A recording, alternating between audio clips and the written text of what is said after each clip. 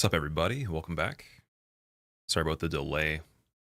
Unfortunately, OBS was not sending the YouTube stream key. So, yeah, never seen that. I had to reset it 4 times. But we're good, though. Don't have to restart the computer. It's a nice one. Hope everybody's having a good day. We're going to get right back into what we're doing. So we got 2 hours, 18 minutes on Rando Randy 5. 5th attempt for Deathless. Fully randomized key items. As many things as we can possibly do in the playthrough is the goal. So not too bad. This one, I think we're right before doing the, it would be sends. So we did both bells. I'm going to make a prediction right now too, actually. We're going to do I get Lord Vessel? And we'll go from there. I'm going to do my absolute best to get it. How's everybody's day going? Make a 2-minute submission for that one. There we go. And yeah, hopefully nothing breaks. There's a lot of stuff I had to do with the computer today to fix some things on top of the regular stuff. So hopefully nothing's broken. Let's see. Being censored by AutoMod, new news. Oh yeah, the Ligma thing. I think Ligma's auto-censored because it was overused way back in the day by so many people. The site just recognizes it as something that's kind of useless. Like, that's not even my auto mod, that's literally just the site. I don't care if you say Ligma, it's fine. All right, what do we got here? So I'm trying to piece together what we did. We didn't go check the depths, but I do have the key to it. We did Capra. Capra was Artorias, I believe, on this one. And then we didn't check Asylum, didn't do any item trades. I did do all of Upper and Lower Berg, and then didn't have a key to rescue Griggs. I believe that we did Ceaseless. Ceaseless was Smo on this one. Or no, Ceaseless was Priscilla on this one. And then also we did, obviously, Quailag, we did the bells. Sif we didn't check yet. And we also didn't do the Hydra yet, from what I remember, which was also the Painting World Bridge Dragon. So something to try to do that right away. And actually, Lightning would be really good on that. So let's go do Hydra, check the forest a little bit before we even go to Sens. See what's going on over there. To be able to get there quickly, I think we're going to have to go Andre. Got the new durag skin, yeah. Oh, we got all these guys here too now, so it's possible to loot some more stuff. Just gonna make sure Petrus doesn't sell anything else that's worthwhile. He does have the mushrooms for 10,000. They are really good. It's a little bit expensive though for a heal that's that strong. So I'd say come again. I'll stick with the regular Estus. Of the teachings. Phil, thank you for the 9 months, man, and for the Prime sub. I appreciate it. How's your day going? New news, yeah, you too, dude. You too, for sure. Vanessa, it's going good. We're continuing this run. Probably got about, I would say, 20 to 25% of everything done on this one for all content, so not too bad. Very tempted to kill these guys. I think we're going to start off with doing that, because why not? And I'm just trying to think of if there's anything to consider here, because we don't really have as much flexibility with this build. Let's see, without the bow, can I do the light roll or medium? Okay, snow bow's needed there. Do the shield. Who are we starting with? I think Petrus might be a good idea. By the lords. Who shot him? No. Easy. Double hit. Curses! What the devil's wrong with you? I cannot overlook a threat to I didn't want to roll back towards him. I'll grind you into dust. Insane. By the gods. All right, that was ridiculous. Don't let Rhea get me either. Lady.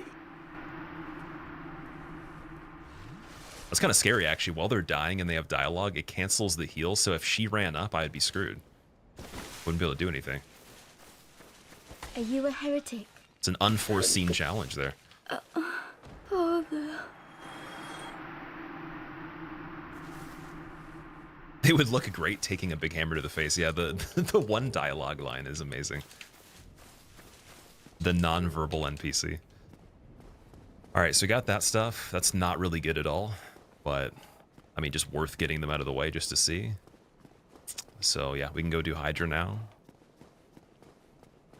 And then, oh man. See, even though we don't want to necessarily go and do Stray Demon, whatever replaces Stray Demon, I might want to do some item checks before sends, because we got an inventory of, like, we got rubbish. That normally does trade for stuff. I think the coins do. Humanity definitely does. Transient Curse, I think does.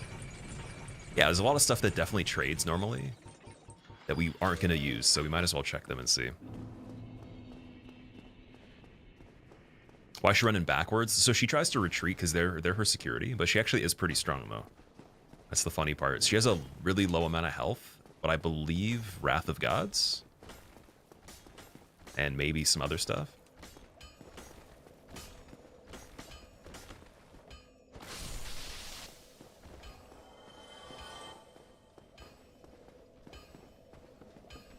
May this be the run, Magoo? Yeah, I'm going to be very careful on this one. I'm trying to think, did we hit this bonfire?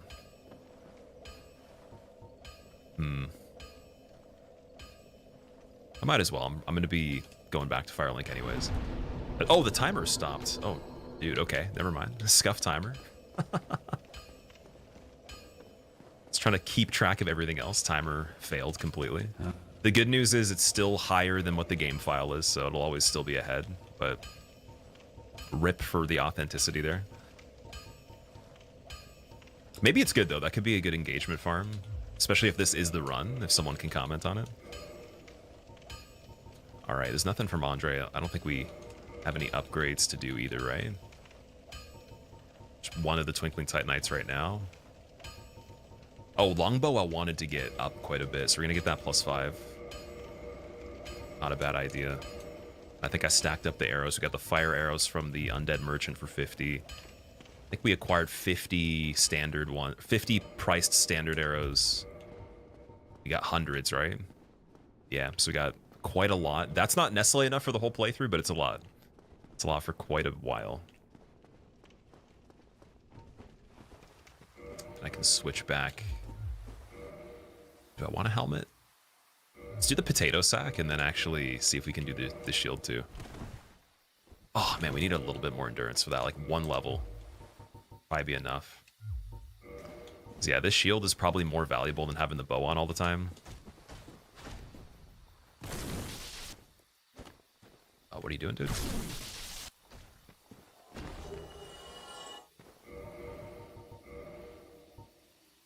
Those are 1.7. That's actually really good.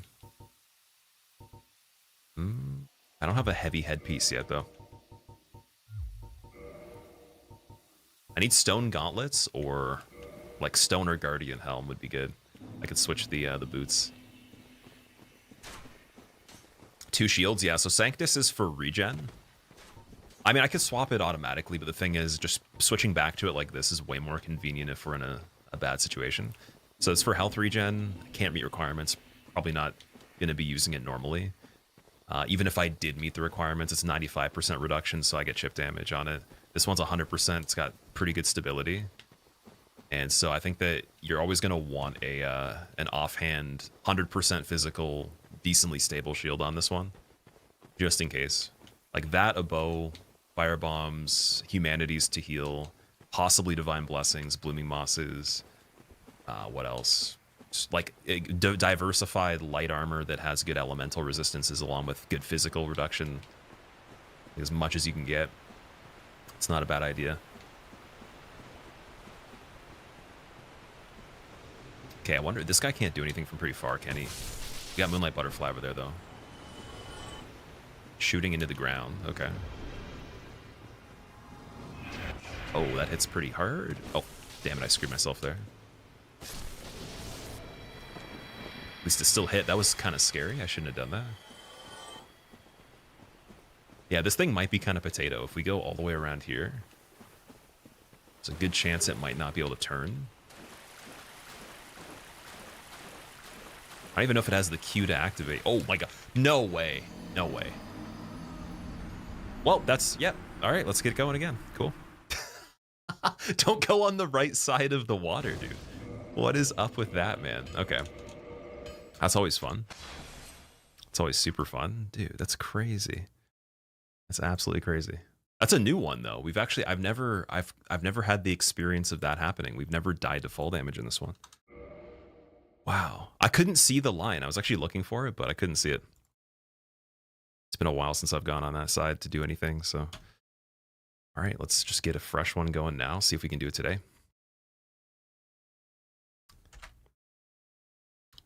Gotta go to 0 here. And then let me share the stuff with you for the seed really quick. So let me open those two. Let me get the game location again. It'd be cool if there was like a hotkey for auto randomizing without actually having to do the launching of the software itself. That'd be cool. Because I don't know if I pin it on a taskbar outside of the actual directory if it works, because it has to be in the directory when you're setting it up. The item one, but not the enemy one. The enemy one is pinned. I'm going to try it and see, actually. Let me pin it right now while it's open. Might save a little bit of time.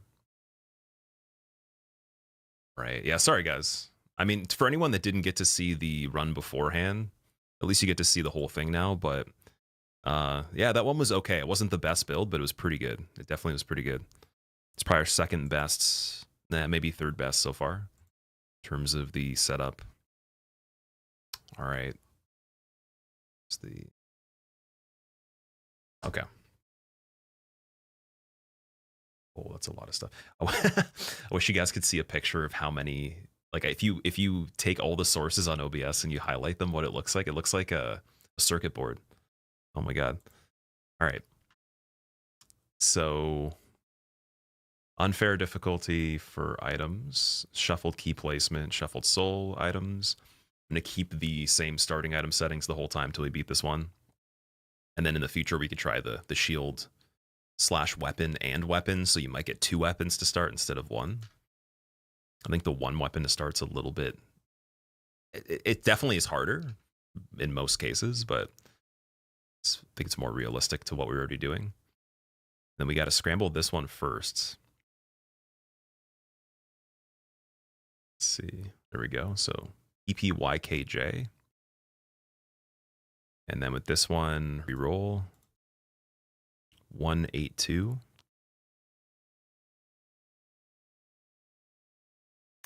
Cool. And then we launch. But it's already open though. Let's close that. I really hope that having it open wasn't a problem. Otherwise, we got to do that again. Got to close Steam.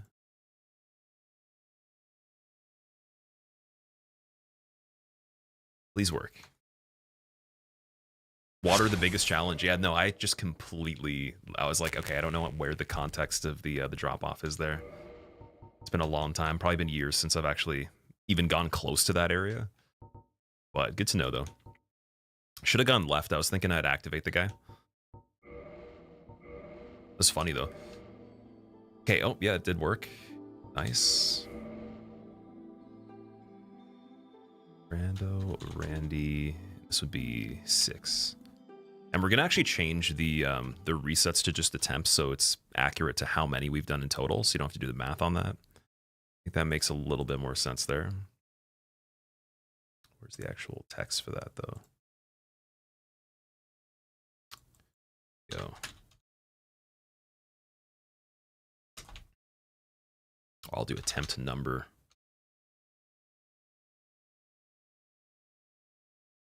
There we go. It's a little bit better. You just missed it? Ah, it's all good. All good. That was thank God that was early still, and I still played that one very slow. But it worked though. It was a good idea. Other than don't walk in the water there. All right, so we got the... What is that? Can't remember what the name of that halberd. It's not the greatest though, from what I understand. Then Gwendolyn's helmet. War pick with Artorias and the iron chest. Dagger. That shield's really good. It's the shield from Painted World behind the enemy we were literally just gonna go kill. Ooh, Xanthus boots with the hatchet. Okay. Almost full Silver Knight with the reinforced club. Regular halberd. Or pick again. Better shield, though. War pick, pickaxe, and war pick. So we're going to have to go with probably the Xanthus Boots one, or something that has good starting stats would be good. Endurance 14 on that one. Yeah, maybe Bandit. Bandit's a pretty solid class. Let's try that. We'll do, wait. Do Eerie Great Swamp with, do Wave. Dark Purple Wave, there we go. What happened, Spectro? Fell into water. There's like a drop-off line in the basin with the Hydra. I just haven't gone to that part for a while on the right side. I'm pretty familiar with like the reference from the left side, but wasn't paying attention to the line there. Couldn't really see it. All right, dungeon key, sweet. So we have to find a good weapon on this one. Let's make sure the enemies are good. I think that's different. I don't believe we got the squid in the other one. Has a good starting hat? Yes, definitely.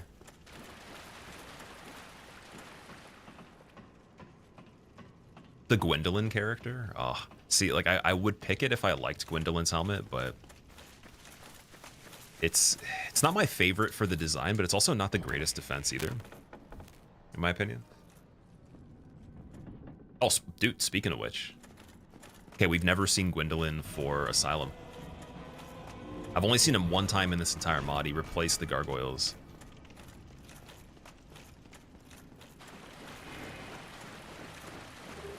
Got gargoyle shield too, actually. It's not bad.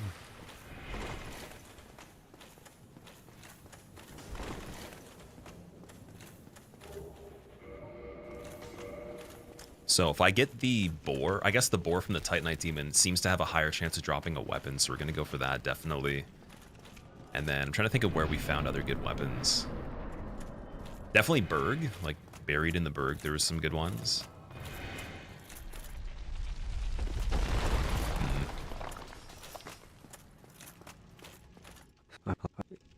Regrettably, I would hate to harm. Gargoyle fight was Ornstein and Manus. Zenja, really? Did you download the newest version of Randomizer, or did you download the old one? Like, is the icon a pink flask? Or something else? Because in the old one, the logic would allow that. In the new one, that can't happen. Like, it would just be one fight replacing them, and then they would replace a single fight with both of them.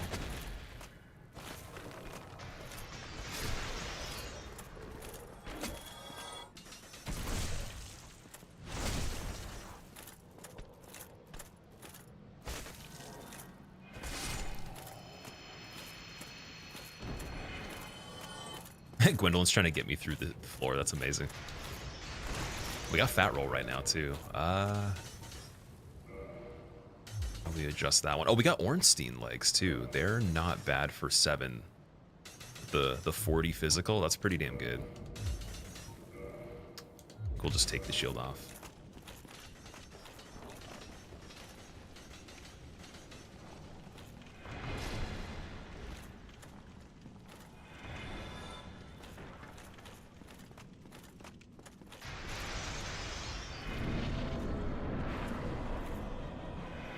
Okay, so he's all the way over there. Can he get me up here? Oh, dude, he can. Wait, I'm gonna die. I'm dead.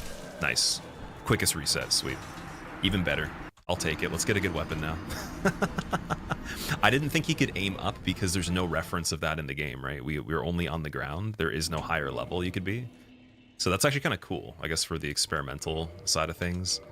A lot of enemies that shoot projectiles, they have a limit to how they can aim. And yeah, you'd never be able to actually see that otherwise, so it's pretty interesting. All right, it was a quick one. Trying to think of if we had time to drop down or not. Let's do that again.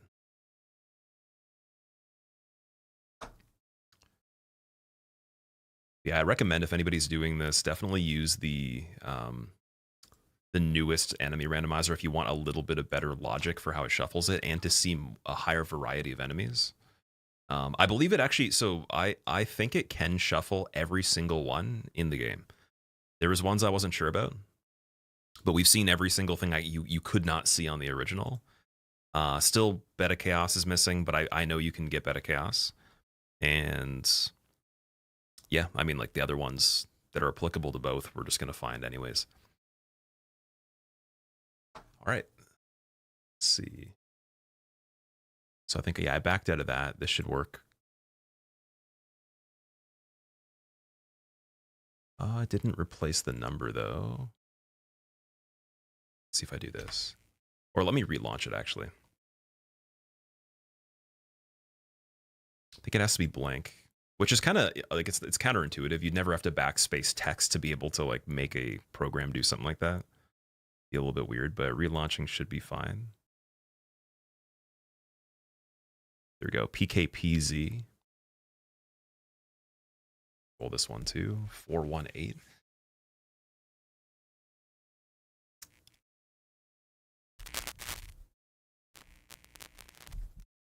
And this brand new cable for this this mic is really not feeling the XLR input. It's like, nope.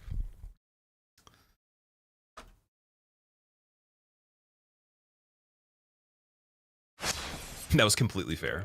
That one was fine. Yeah, that was straight up. Wasn't too bad. But I mean, like, you have to think of it this way. He shoots a crazy amount of projectiles. If you get hit by any of them at any point, it's not great. You do want to avoid the arrows in general. So nothing new there. Just didn't know he could aim. All right, what do we got here? So Randy for 7. All right, we got the Bandit Axe. Guardian Helm's pretty good. The Thorn Shield. Ooh, Crystal Ring Shield. That's already looking like a better choice. This would be the Uchi. Chandler Mask. Anything from Chandler set's amazing. Unarmed? It's kind of weird that they give you that. Another Crystal Ring Shield. Morningstar and Xanthus Boots. Nice. Sunlight Sword, not the greatest. Castus with the Smo armor and the Giant Dad Mask. Priscilla's Dagger, I believe. Blacksmith Hammer and Mace. So I think we're going to have to do Crystal Ring Shield Battle Axe.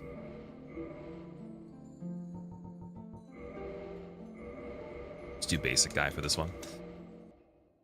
Again, yeah, I feel like I walked in and it was Gwendolyn for Asylum, and then he blasted me with all the arrows from the one combo bow shot thing he does. And I was like, okay, I gotta heal. I didn't know he could aim up, and then by the time I even was able to recover from that, he got me with another one. I think he would have been fine if I made it down there. It's just, he starts at the other side of the arena, or he can move. He can, essentially he teleports, but because he can't go backwards, he has to just go to the other side. That's what happened in Gargoyles too. It's usually not a thing that normally occurs because he has like is it like an infinite arena or something, or it kind of extends it when you're playing it normally. He just keeps warping back. So when there's not enough room, he'll just go to the other side.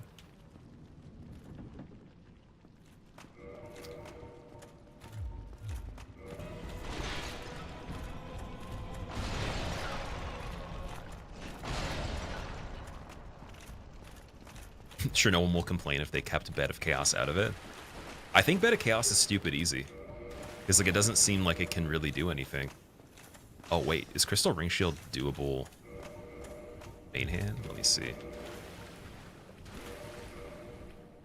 says it does 20 damage? Or no, sorry, 100?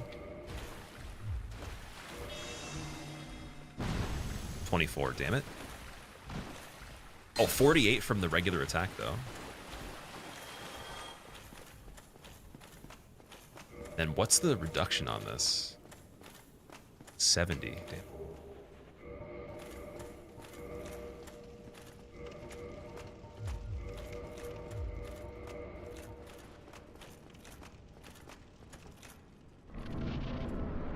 Is it easy to set this up small? It's pretty simple, yeah. Especially if you've never used any mods before at all, your file is just completely stock. I think that be pretty simple. You just got to follow the instructions on the README. And then one thing that's important is you have to do the order when you shuffle everything. Item randomizer first, then enemy. We got a centipede blocking the way already. What?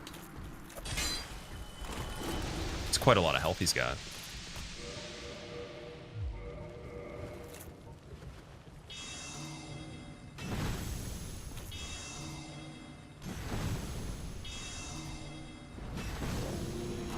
Okay, how quickly does this break?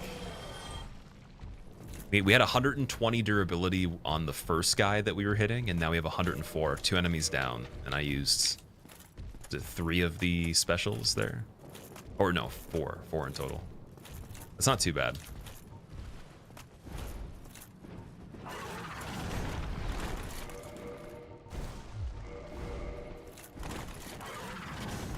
How's the gargoyle actually going into the ceiling here? Oh.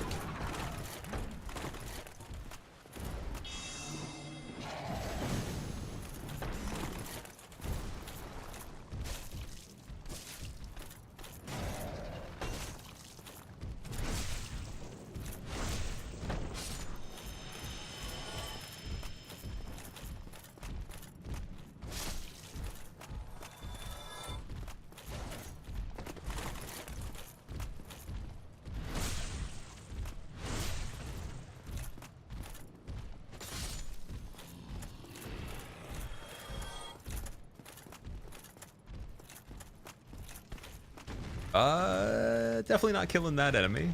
If we come back to check the item over there too, gonna have to remember that one.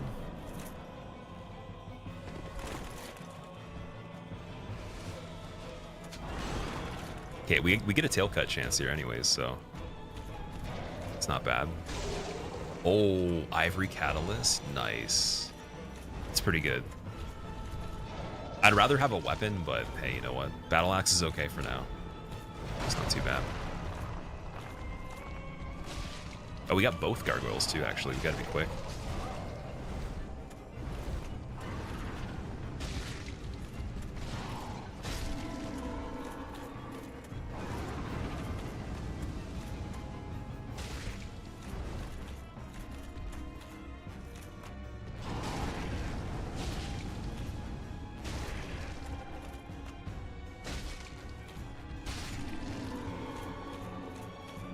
That's a pretty fun start, because I feel like we had 1 gargoyle before, didn't we? I swear it wasn't 2 on the other one. But this is an example of when I was saying before on the old randomizer, gargoyles gets replaced by 2 enemies. Whereas now, they replace 1 enemy with 2. So it's just the opposite of how it used to be. It's not like it's actually easier or harder. It's just depends on where you actually get to them. I guess, well, technically having combinations of double fights, yeah, it can be. Some of the combinations can be harder. I shouldn't say that. But it definitely is a different experience there. Let me try trading Straight Sword Hill really quick. I want to see if it works. I think we might have done that already, but I just want to make sure. No. Okay, that one doesn't. What else we got? I think the shield's probably not worth dropping. You know what? I'll leave. What's my PB on this one? I couldn't tell you the amount of bosses. It was quite a lot. I'm trying to not really count too much, just going through and doing as much as I can. I think it was more than half the game. It was like, I want to say 60% of everything for all bosses. We just had the DLC, and then we had Lord Fights and Gwen, so everything else was done in total. DLC is 4 fights. Lord Fights is 4 as well. That's 8. 26 total. I guess... Sorry, 9, so 26 minus 9 would have been what we had. Or, no, it's 26 minus 10, so 16 out of 26 would have been it. Because Nito, I died on, and he was the 17th fight. Oh, we got Washing Pole, and then I think this one increases health, right? The Tiny Beings. Just a little bit. Can't meet requirements for Washing Pole, though. Are bosses replaced by bosses? Yes, so enemies replaced by enemies, bosses by bosses. Do you have to kill everything? No. But the thing is, my key items are shuffled, so because I'm going to have to already spend quite a lot of time looking for the keys, kind of helps to be able to have good equipment in doing that. Come again. Also here, I think the method was originally we get the vitality set up before we go Valley of Drakes. Initial items influence the build. I haven't got a magic setup right away, but definitely, yeah, the starting items help. Depends also on the seed too, because if your enemy seed is really bad, then it might be negligible versus having a really bad enemy seed for certain places and then like an okay setup. So it depends on the synergy of those things.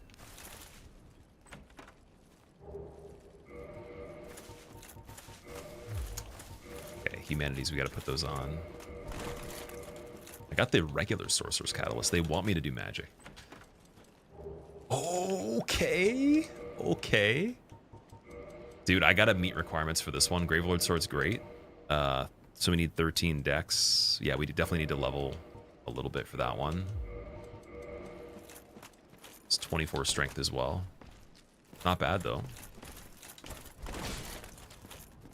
Do you have Master Key? I do.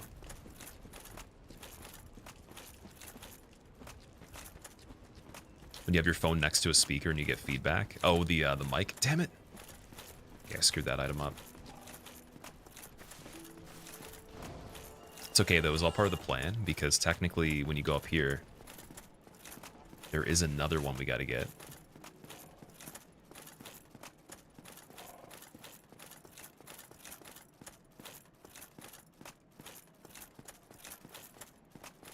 How do I even get up there again? Is it only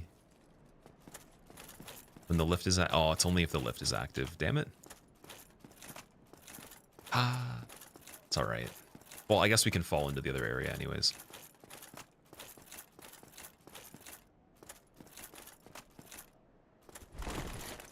Or do that.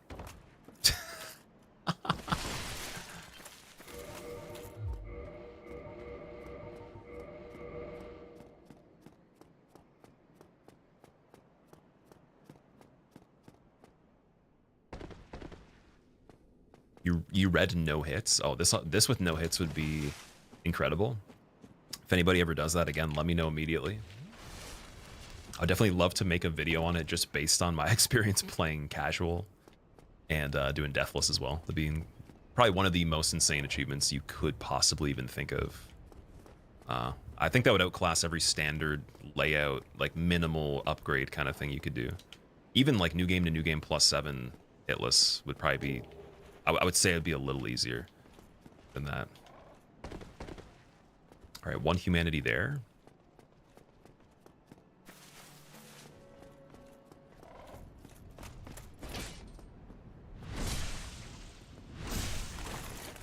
He's a little bit tanky.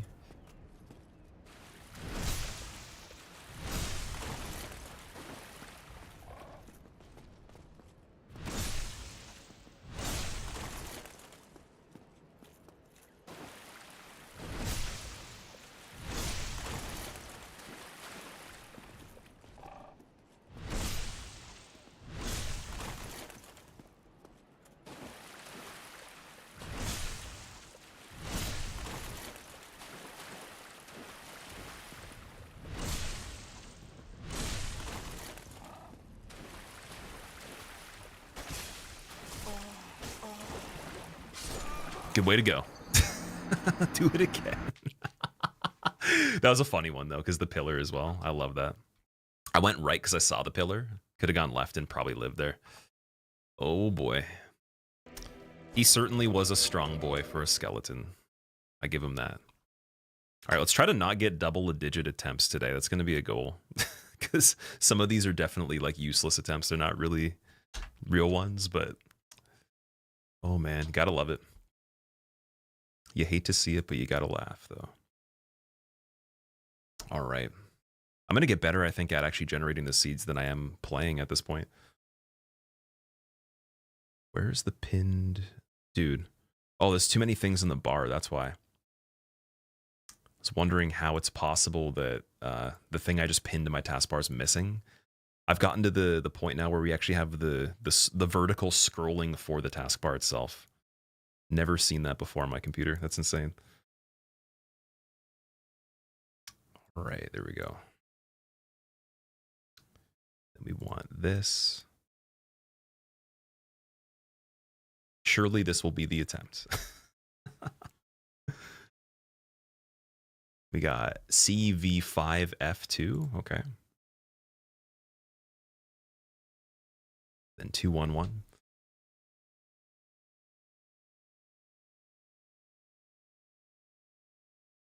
Just for good measure, I will close the game as well.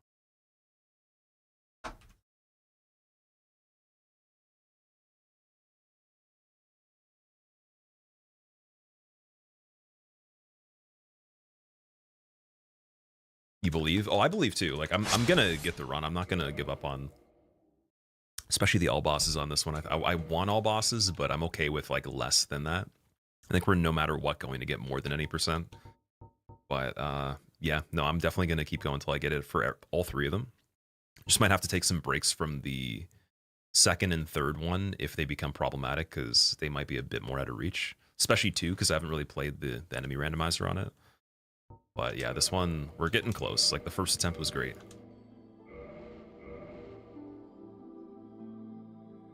Rando Randy number 8, man. What do we got? Got the hatchet, we got... I don't know if that's a regular spear or lightning spear. Scimitar? Oh, alright. Okay, we already know our choice. So far. Castus. Claymore.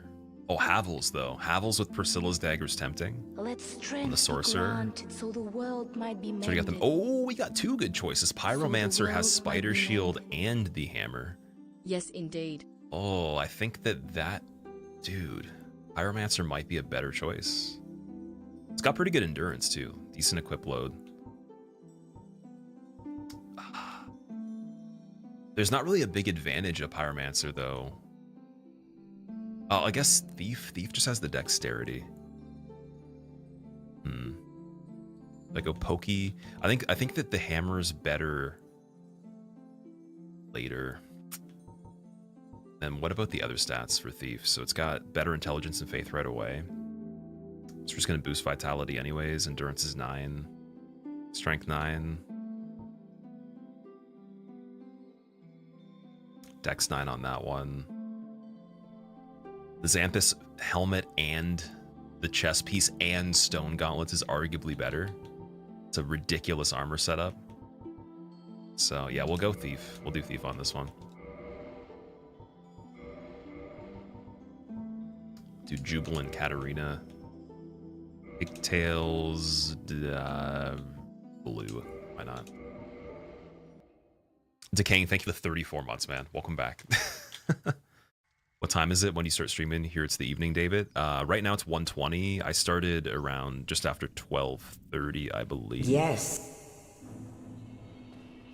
But yeah, it's not a set time. It's whenever I'm done, whatever I have to work on before the stream. So it could be really early if I've already caught up on stuff, like I'm ahead by days. It could be very late if I'm not even home.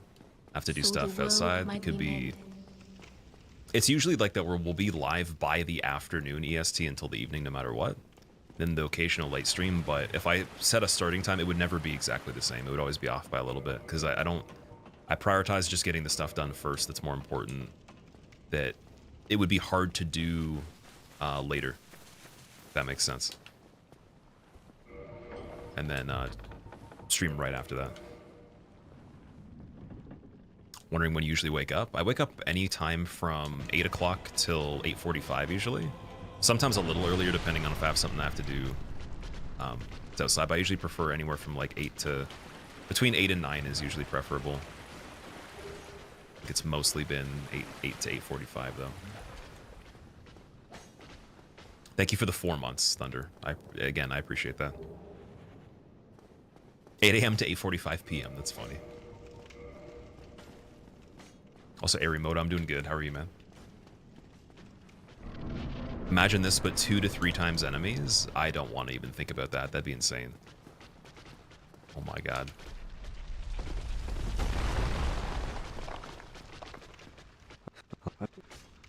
Regrettably.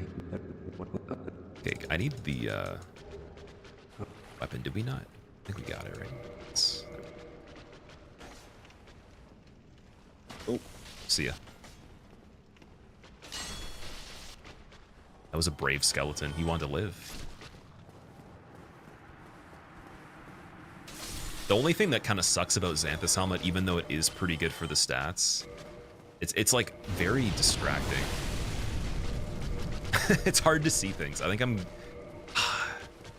You know, no, we got to keep it on for now. We got to... Wait, can I go light roll?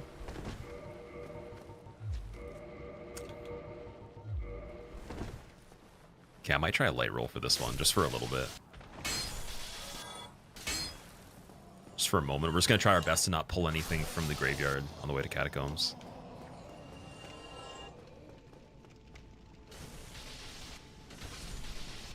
Thing with this starting class, Thief has very low health, so could be a bad decision. I wonder if I just go Stone Leggings. Is it still fast? All right, what's in here? Let's see. Oh, that's kind of weird. We've never seen Quail Egg on the randomizer. Okay. Very doable, but just, yeah, that's very interesting. I like the lighting, though.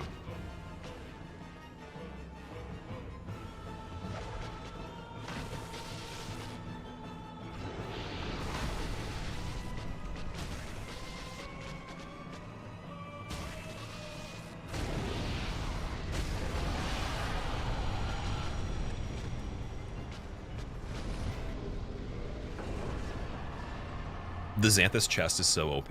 It is, yeah. It's really good resistance, but like 3.9 for the weight. Wake up at 5 a.m., David. Oh yeah, I've done that. I've done every schedule there is. I've done like overnight. I've done like I think that, well, the earliest I think I've woken up is like 4 a.m. And then I've done like, you know, you wake up in the afternoon, wake up in the evening, wake up slightly late morning, regular late morning, or regular morning. Even with the stream, I've even tried a lot of the different schedules, pretty much every major slot you can do. And I think for me, I have to have a regular circadian rhythm, so overnight's always obviously going to be terrible for health, but also too early too is kind of weird because it doesn't help me. It would have to be that I'd have to be doing something. It would be something it only can happen at that time, and then it'd be fine. But in terms of getting stuff done, it hurts the stream. That's the only issue, because our peak time's actually later than I even start normally. So going later lately has actually helped me a lot more. I think it's better to do like 3 p.m. to even like 11 is amazing. But I just prefer ending a little bit earlier. JC, how's it going, dude?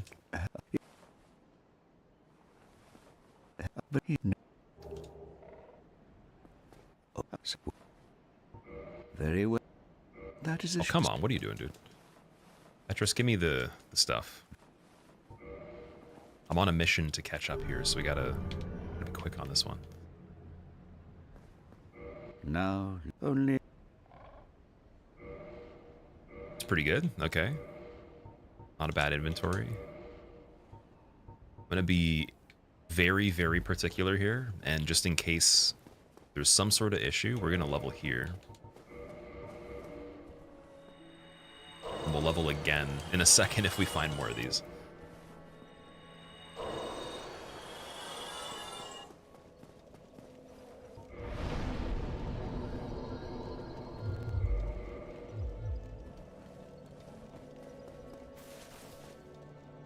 Yeah, the path to Berg seems okay over there as well.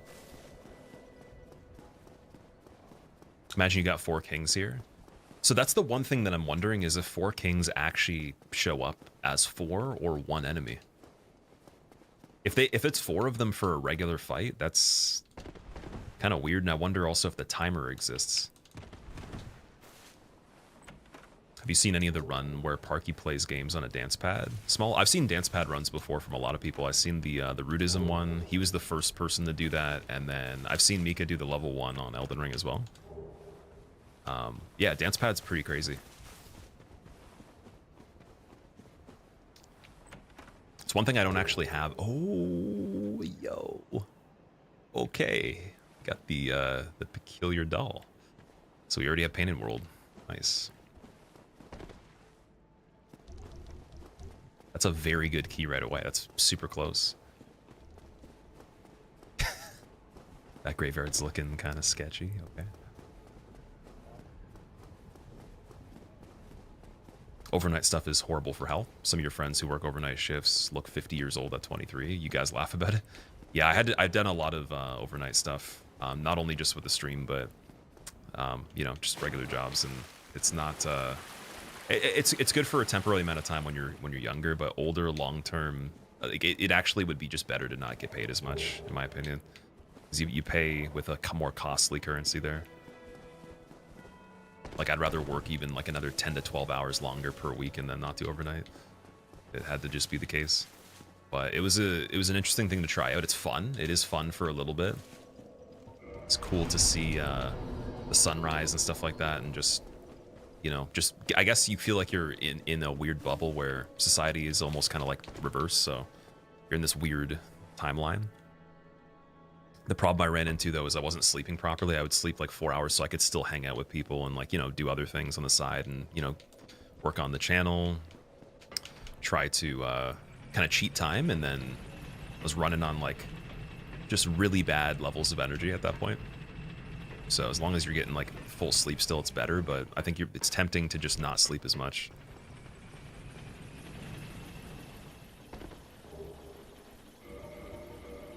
All right, priest hat. It's only... Oh, we got shadow mask though. Yeah, shadow mask is still quick roll.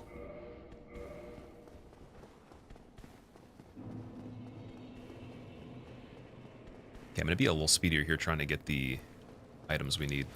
We were killing everybody here before to check for their drops, but they didn't drop much at all. So it's probably not a good area, not only just for that, but they don't drop a lot of souls because they're replacing the static hollows that are over here. Server, okay.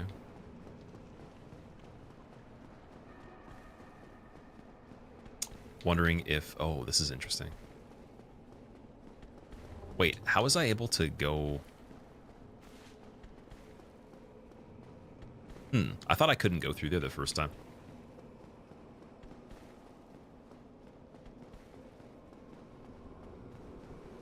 You have the maggot in the graveyard. Got a lot of stuff. Got the dino. Bow of Silence, okay. That's it's a debuff. Oh, is the timer not active on this one too? God damn it. Let's see here. I'll catch it up to what the playtime is on the file. 9:20.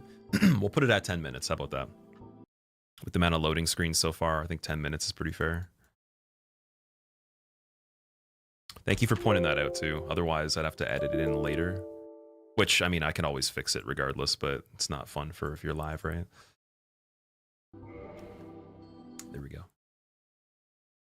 Run, timer, run. What's... What? The hotkey's not working for it.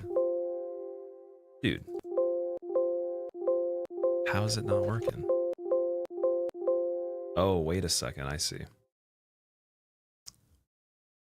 That box was not Let strength be visible. granted so the world might be mended.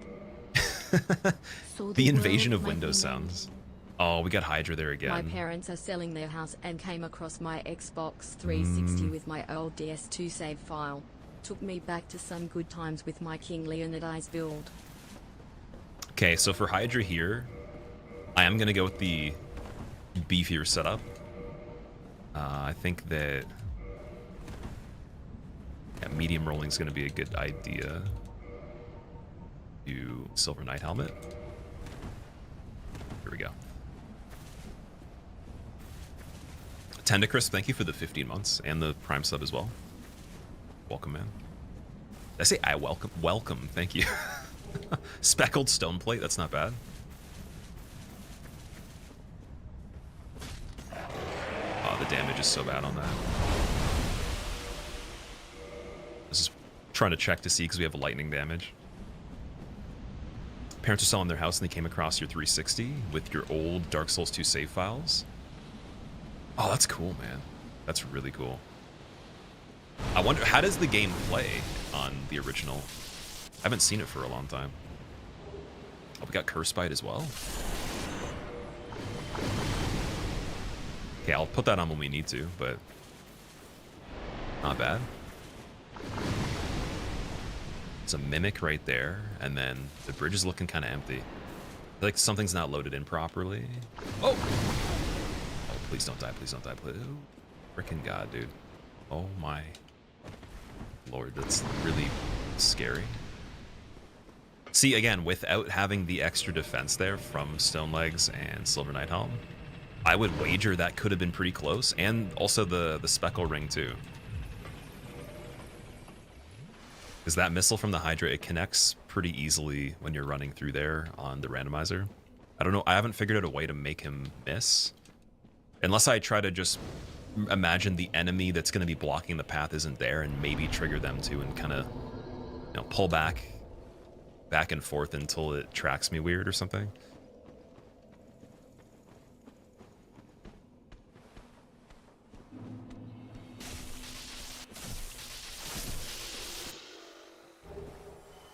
What kind of arrows were those? Nice. Dingy Hood and Thorlin Talisman.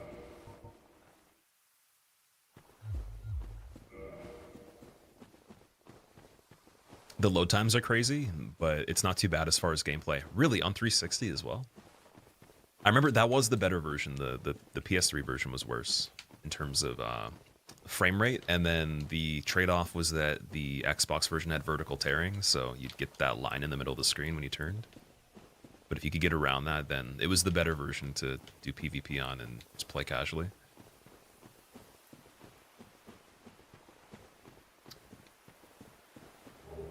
Alright, Brave Warrior Soul there. And then it... Oh my god, dude, I was talking about this. We got Hellkite as the boss. Oh, that's actually not a great Hydra. Oh my god, man. That's crazy. Oh, that's actually crazy. I guess we're in there, man. That's one of the environments where he's on flat ground and he can do everything he normally would, but he's not confined to the bridge, so it's probably worse than his base location. We got the Sorcerer here too. That's not great.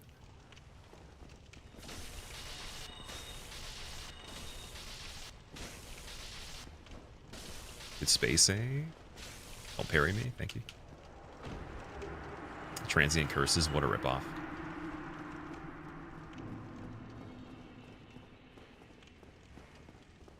Sunrise is a great animal, definitely. Can't bring yourself to go to sleep early enough to wake up that early, and not sleeping is not advised. That's fair. Yeah, I think that it's definitely worth it, like to experience it from a decent height as well. Like if you can go on a mountain or something like that, and then see it in nature with a really good viewpoint. There's nothing that beats that. On a plane counts too. I guess if you guys are on a flight and you get to see it out the window with good visibility, it's not too bad. It's pretty cool.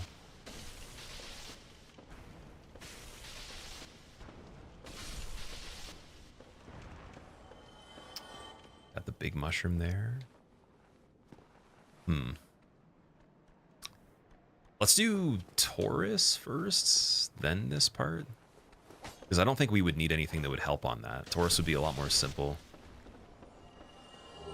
Oh, Giant's Halberd from a regular skeleton. What?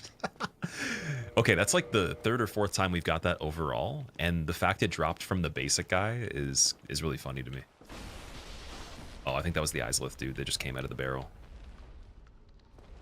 Not good. I don't know where it put him. Oh, okay, going back now might be kind of problematic. That's annoying. They have a lot of health. Got big Ornstein there too. Okay, wait, this isn't good too because of lightning. And then what's up here? Oh, that's a... Dude, this is a bad bad. Bad. Gotta get kind of lucky here. Vagrant, man, Vagrant. Can I phase through the ladder? Let's see. Twinkling's really good. Okay, we can phase through on the ladder, nice. I wonder if they changed how that works in the randomizer particularly. It's a skull outside there too that I didn't see. What the hell's going on with that? Demon Titanite, okay. Yeah, Big Ornstein on here is not great with this weapon. Oh, we got Seath on the bridge too. Yeah, this is a bad seed for enemies for sure. Already. Not ideal, because I can't get Seath to approach. It's not going to be as easy.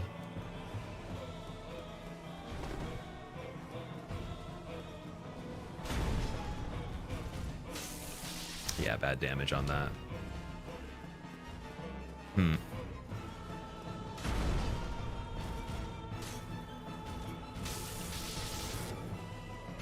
Don't want the grab either.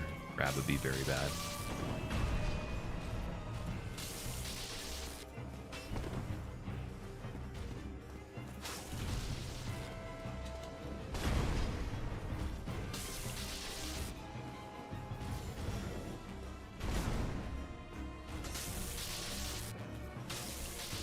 Oh. Jumpy.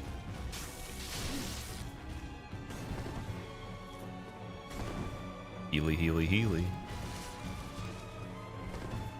Oh, yes, Ornstein, go off. Go off the bridge. Yes! Just turn around, that's all you gotta do. Oh, maybe not. Heal it up. Big lightning. Still safe.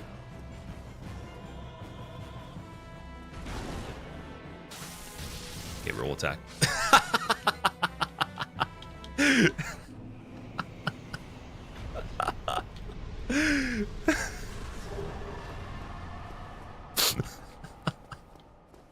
Okay. Oh man. I was like, okay, I'm giving up on the dream of him falling off. But he still did. Falstein. Oh my god. I don't know why that's actually oh, sorry, it was ban evasion. I see. Okay, never mind. It wasn't automod on that one. So I thought that was withheld from chat. Never mind. That's really funny. It's so good. And we got the orange charred ring. So we're good for later. That's is that a key thing on the table? It is actually. If a stubborn beast you be, I have no choice. A warrior of the sun will not just sit and take it. Hurrah!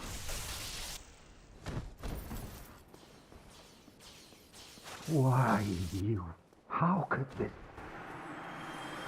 Target shield, white sign. So this is the first time I think I've seen him have an item. Other than soapstone. Soapstone's just like the basic thing, and I think they keep that so you could still do co-op with this, maybe. In the case that Seamless is not invented yet. I don't know. I mean, it is technically going to be coming to this game. I think it's going to be released. Or might already be. That's really funny, though. I can't believe he fell off. If this was in water, Ornstein would have cosplayed you 30 minutes ago. That's true, but I would be like way slower moving around. The only bonus would be I think I do more damage because lightning and water is good, right? Boy. Okay, well that's really cool. We've never seen Big Ornstein on this one. I don't even play him in the regular game. I probably beat him a handful of times in history, so it's a cool fight. Definitely a challenging one to get on this with lightning as well, but the bridge assisted.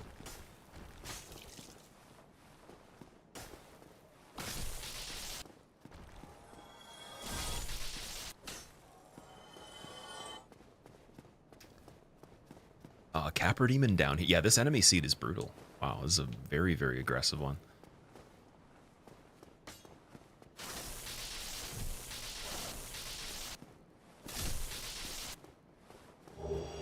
Short sword, 2 Demon Titanite. That's really good. Cage key. Wow. Okay. That basically saves our mid game. If I want to go back from Anor Londo, we actually have the option to. Just depends on how bad the bridge is for Sens, but it's looking nice. That's a really, really good key. That's even better than the doll for painted. I didn't find that in any of them yet.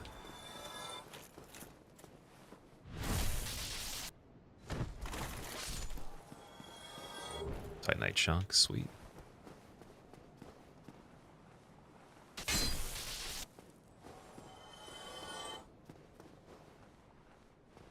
Wasn't the lack of bridge that assisted? I guess you could say that, yeah. The missing wall that they didn't fix there. Unsubbed and reported for such an action. What?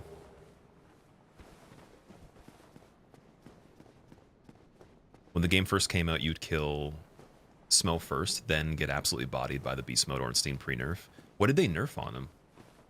I didn't know that they changed the fight at all. I know they nerfed the magic in the game quite a bit. It used to be better. But yeah, I'm not really aware of the rebalancing for enemies or anything.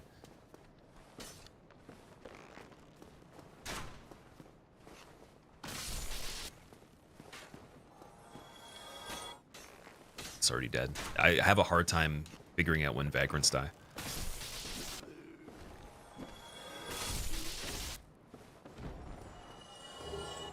Tattered cloth. So that's the pyromancer starting gear, the chest piece. Looks like Berg is pretty chill actually. So, definitely undead merchant shack. Gotta go there. And I don't think I have a crazy amount of poppables on this one yet, so it might be a smart idea to do that before we actually level even more. And have something good.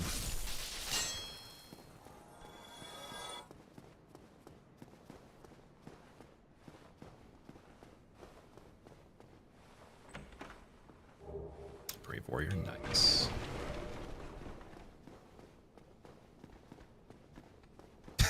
I forgot about this part. Oh my god.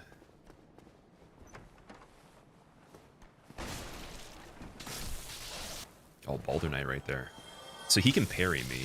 If he had the guard up already, I wonder if the parry would connect, because this weapon, it hits from such a crazy range that he might try and then he couldn't actually get the critical on me. Like my character might be too far away for him to confirm it. That's something that I've always wondered with this weapon, and I've seen the skeleton go for the parry and miss. But on the Balder though, I wonder if it would... Oh, also Lautrec went for it too. I had this weapon as well.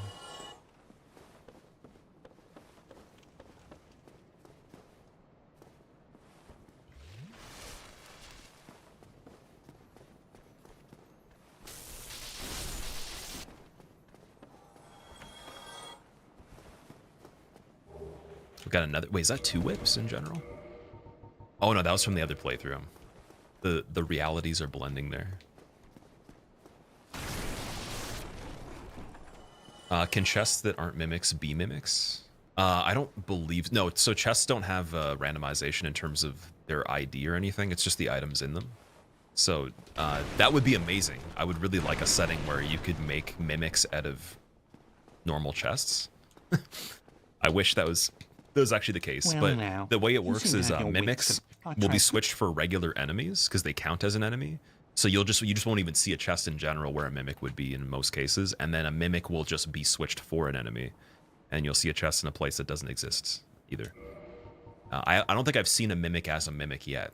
It's always been they're just switched for something else, and it might be programmed where they can't be switched for alternate mimics that have separate IDs throughout the different areas.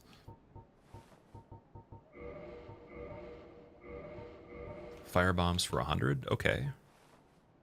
Can remember that for later. Purging stone definitely doesn't have use because it would already be too late. I don't know why I actually was getting excited about those originally when we found them. Way back. Back in the day. Sola Manus for 10,000. I think that's actually a pretty good investment there. Let's get that one. Thank you, Can't remember how much it gives. I would imagine over 20,000. 18, okay. It's not too bad. And then we got regular large titanite, greens and red. Oh my god, dude. Yes. Okay, this is the second time we've ever found black bow. Dude, I really got to get it on this one. Large arrows are still pretty expensive. Feathers are 100. Okay, for now.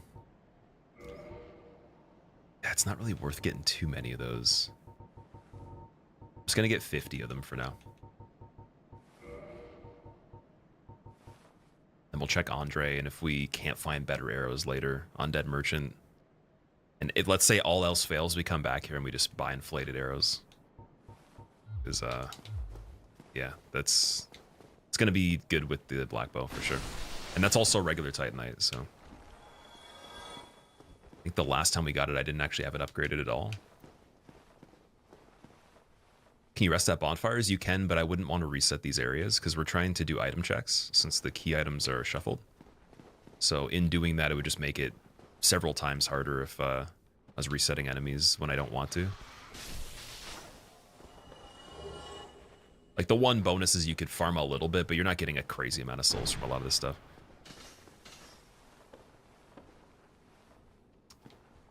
Don't want to be annoying, but how do you kill the ghosts in the start without proper items, weapons to do so? The mod for it actually makes it so you can, it's called tangible ghosts, where you're able to hit them without transient curse.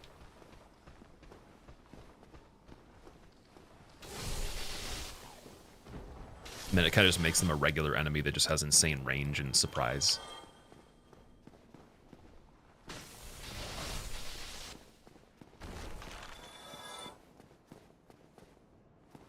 Also, PSP, thank you for the good luck, man.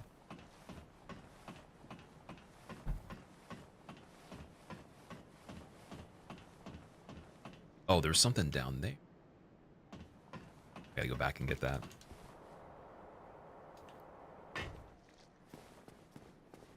I'm trying to think of the routing for this one, if I wanted to do it exactly the same as we did before. Or I guess technically it's permitting in the sense that whatever's actually, you know, doable, we're gonna go for. Can't just do it exactly the same, but similar idea. Or if we want to be a little speedier. The armor of Artorias and iron legs. Xanthus is still gonna be pretty key on this one. Need better gloves though.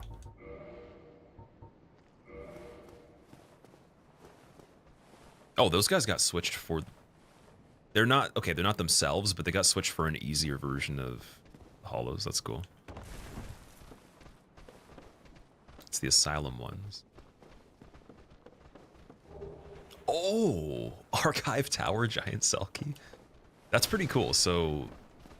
I don't know if Logan pops up in Archives if you don't free him.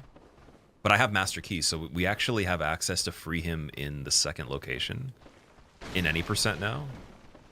I mean, just I guess you just get a bigger inventory or something like that. Just another opportunity to kill him if you wanted to. It's pretty cool, though.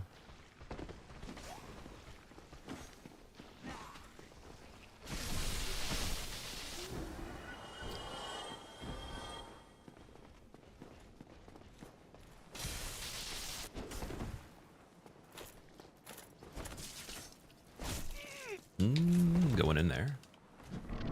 Definitely going in there. Definitely going up the stairs here. Definitely healing. Thought that would be like a really cool door shot. Apparently not. It's funny, the Black Knight, dude, the little horns on the helmet are just tall enough. Can't get in here. Unless he ducks down somehow during an attack, maybe. I feel bad, actually. I was gonna just fight him normally. Poor guy.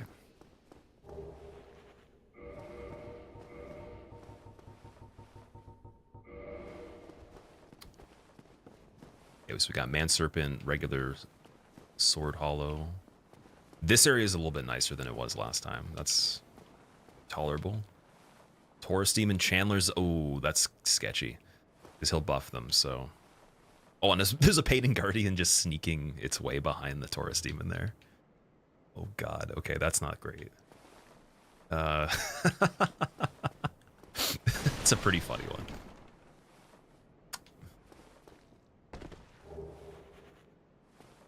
This is definitely a funny one.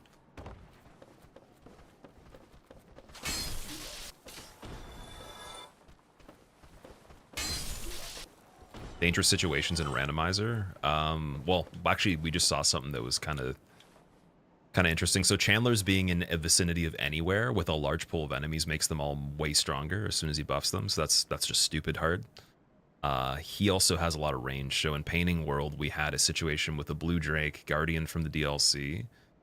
There was one of the basic guys that are like the Phalanx dudes with the spear and shield. And then there was, what else?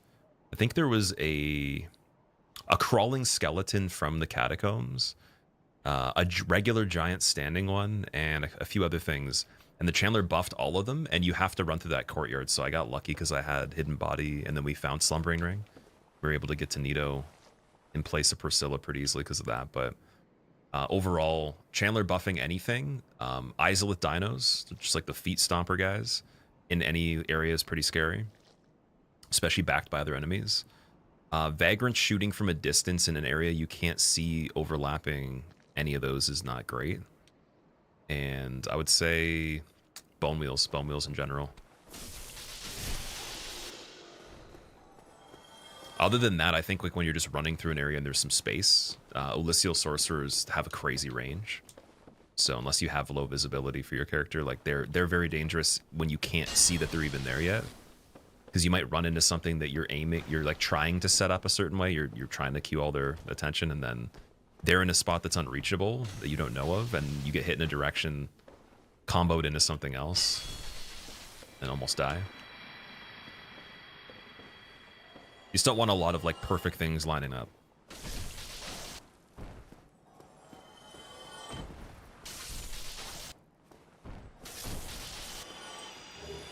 Yeah, that wasn't too bad because they can't trigger yet. He can't do the early buff on them because he would have to be triggered by running past that line.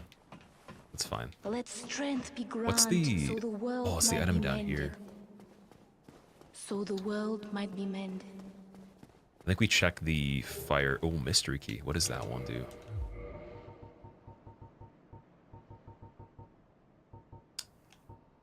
I don't know what that is. Viva, thank you for the 7 months. And for the Prime sub as well. Welcome back. Advice on how to get a date with one of the snake people. So what you could do is learn the language Harry Potter speaks to do the Chamber of Secrets first. It's the most recommended thing. And then second of all, just drink a lot of green juice. Do a lot of juice cleanses until your skin turns green pigmented. I wouldn't go with fake scales. I would definitely just like do regular smooth skin. And then get yellow contacts as a nice touch.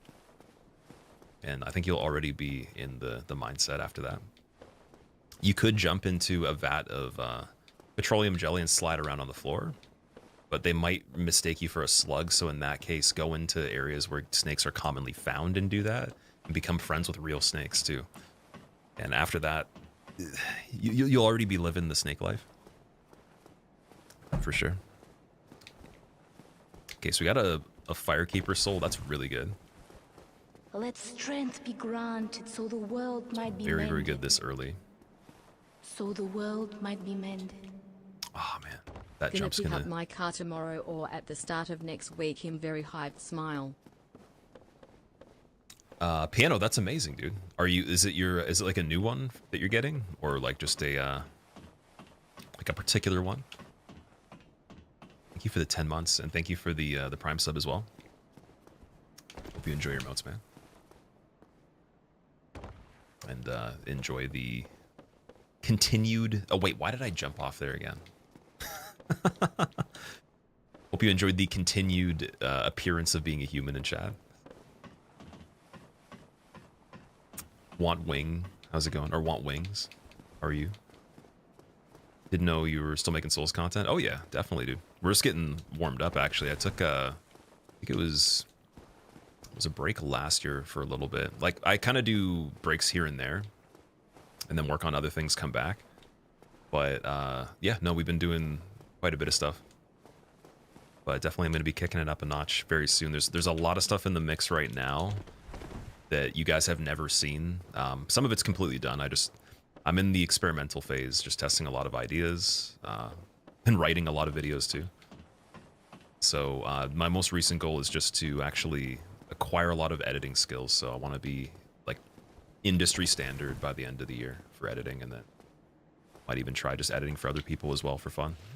But that's been the most recent like focus outside of this, and just, you know, other goals.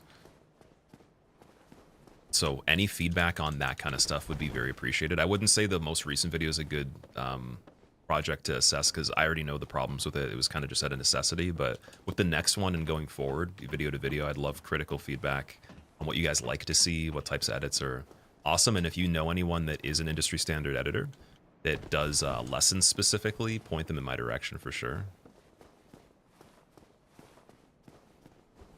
Oh my god. Almost there. 1 foot was on the brick there.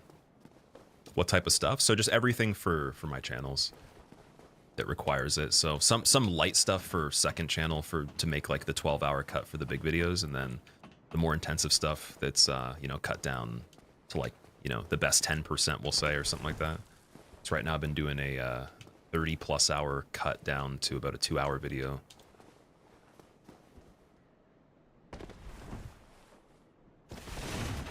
And then I have made some short videos too that you guys haven't seen. There's a folder I have of quite a few of them, but I don't really like the ideas for them that much. So I'll probably do some like intentional ones in the future when I have some time outside of the big stuff, when I get a little bit quicker at it. But I think getting good at long form is the main goal by the end of the year. Getting like very decent with it. Even outside of like After Effects renders and stuff, then I'm gonna probably learn the After Effects stuff following that, once everything else is dialed in.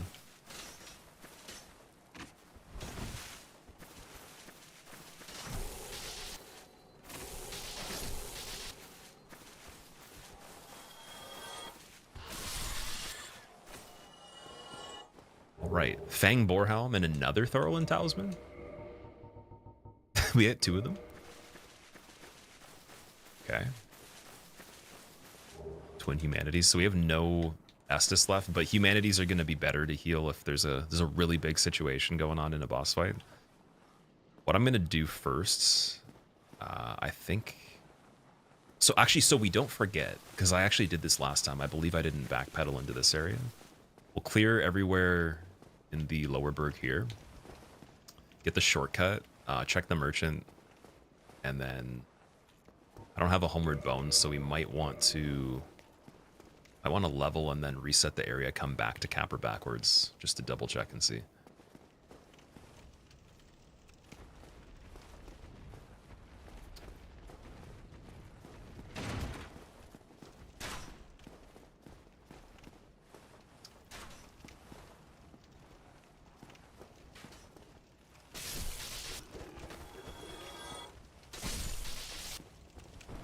That Silver Knight's patrolling, man. I guess is he doing like, is he replacing one of the dogs, and that's why there's the trotting all over the place here?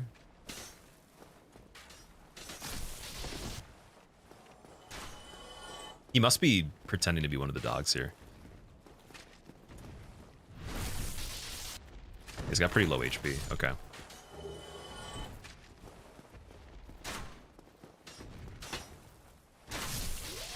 Oh, did I check the item in here previously when we went down to Lower Undeadburg? Oh, Crescent Axe, that's great. Okay, so Nito's sorted out if we have the stats for it. We have a weapon for Nito skeletons. It's great. I think it's Twinkling, so you can find Twinkling infinitely from a merchant for a decent price. Then this is going to be quite a playthrough. Because we've seemed to see Nito almost every time. Like, he's popped up a lot. So unless he replaces something that's extremely weak and I just speedrun it, I think that it's a good thing. This guy's kind of dangerous over here.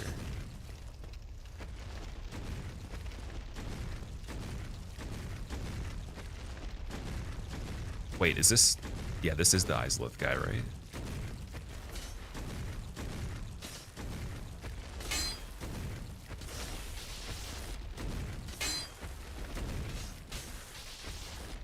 Oh, see, there's the sneaky vagrant. He's doing the corner peek right there. Damn it. Do I have the black bow stats right away?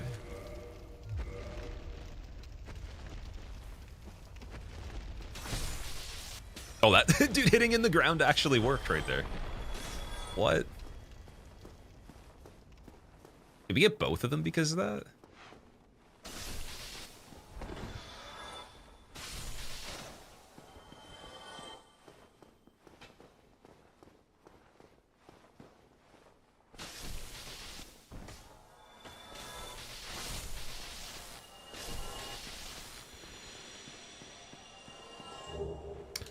Sunlight Talisman and Fire Whip. Okay.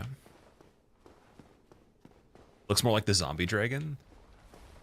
Let strength be granted so the world I don't know if might the zombie be dragon mended. can replace a So the regular world enemy though, might be right? mended. That's my Thanks only for being reservation on awesome, that. B. Because there was the zombie dragon that replaced the Hellkite, but Hellkite is Seath this time, so that couldn't even be him.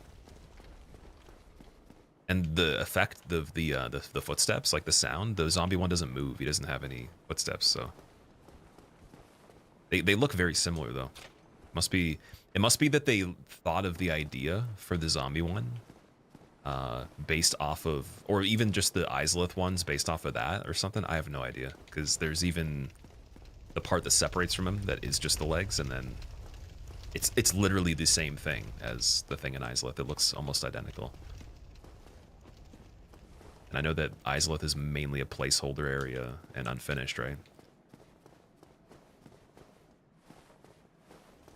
New lore just dropped. Well, so that's probably something people have talked about before, but I never really thought about it until now. That I think it actually just is reused in terms of the asset there. Nobody, honestly, dude, thank you so much for subbing for 6 months. And I'm gonna just counter that by saying no you. This guy's most certainly not awesome though, right here. This is not good. Might have to do the plunge right here. Let's see. Oh, of course he gets stuck there. Maxing out on the bridge here.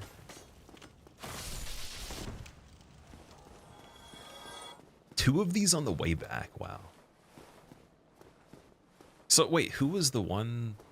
I guess that one was the one that was over here and it just aggroed.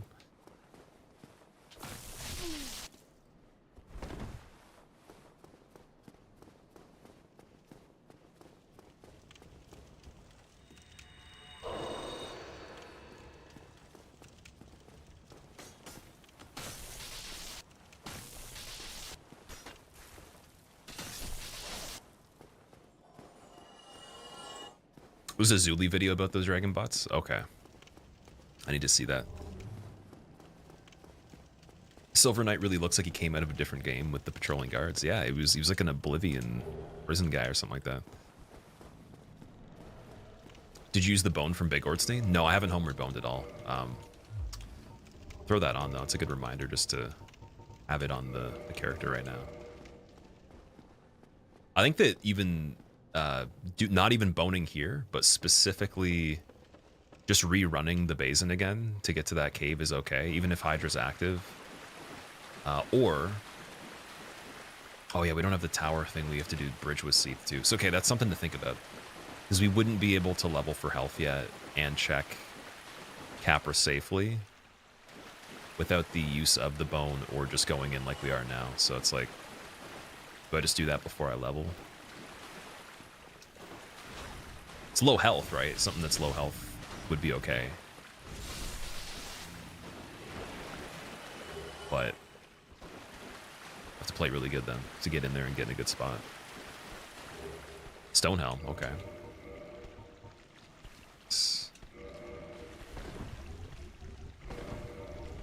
Oh, if we had enough equip load for that, both pieces. Damn, like the defense. Be great. McStunnin', it's going good. How are you?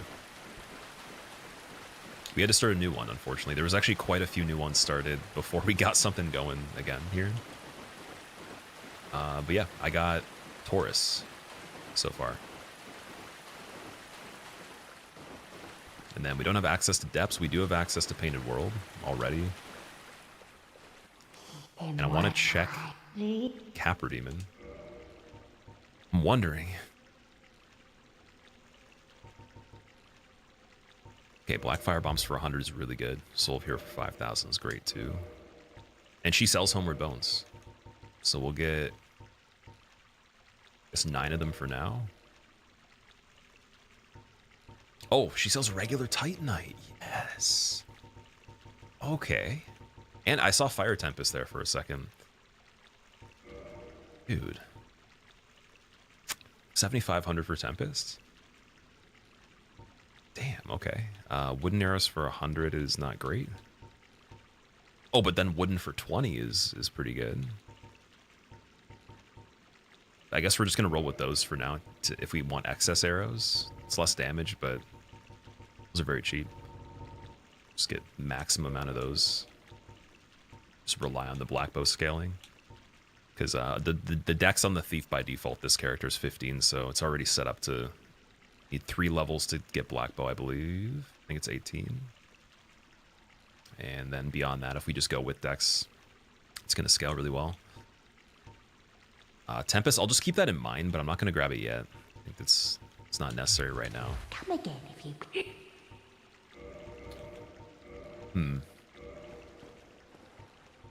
We could see, this is the thing. We can get +1 Estus and other stuff. It's like, do we check?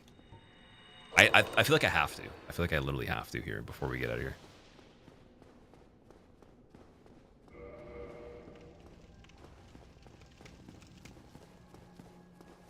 Pyro's busted. It's really good. The only thing that it kind of sucks in this is by the time you find a lot of pyromancy, in my experience, using it and then it being better than the weapon setup you have or something else, it's not as likely unless you have it like right away. And you can't scale the pyromancy flame without spending a lot, so it'd be cool if you could find an ascended one on the ground or something. Because it doesn't scale with anything in this. It's just like you have to pay a lot of souls. Like, I think it's like over 300,000 to get it maxed out. 2 soul spears in 1 hour, your seed. Definitely run in sorcery. That's a good idea. Do you need transient curses for the enemies in New Londo? No, you don't. So if I can offer those to the crow, we're going to be just spamming those in the nest for the crow. Especially if you can offer multiple things. Oh, Gwendolyn again. Okay, where's he gonna appear though? He's on that side. Okay, this is okay. This is fine.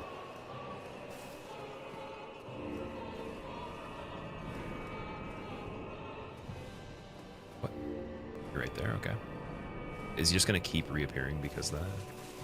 It's such a small arena. He must just kind of bug out here.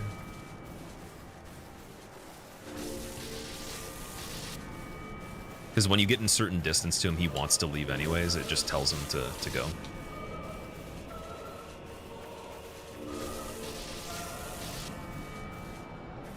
So that's a free Capra.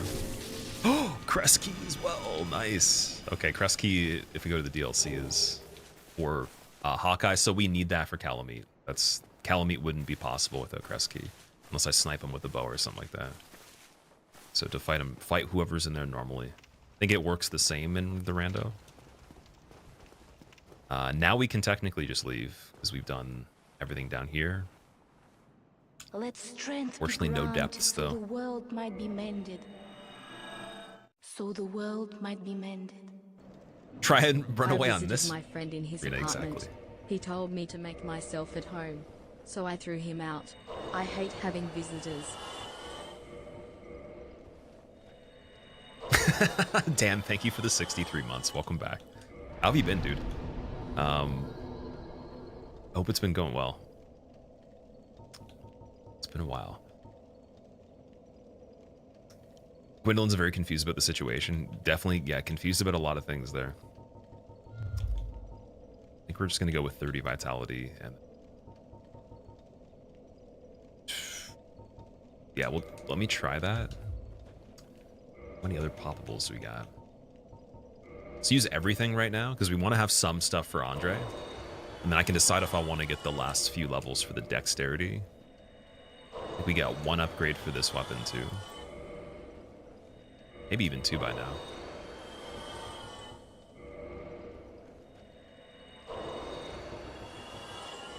I definitely got to get that Firekeeper soul before we go to Gargoyles as well. Yeah, one Twinkling Titanite. So we'll just save this for Andre in case he's got something good.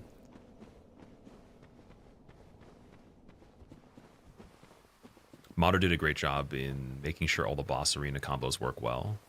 Ombre, I've noticed that so far. Yeah, there hasn't been anything that's unplayable.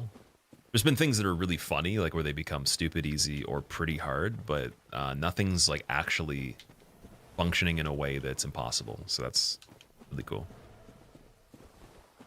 I think with the older enemy randomization on the original mod that I played, it did things that were just, it didn't make as much sense, and there was so much stuff cut out of the list that you couldn't get. It didn't show up. Titanite Demon in place of the Crystal Lizard. Oh my god. It's almost as if the original Titanite Demon decided to just take a stroll down through here. Of course, the health is just nuts. But he can swing over my head, though. Oh, dude, he knew. Oh my god, okay, we're just gonna leave him.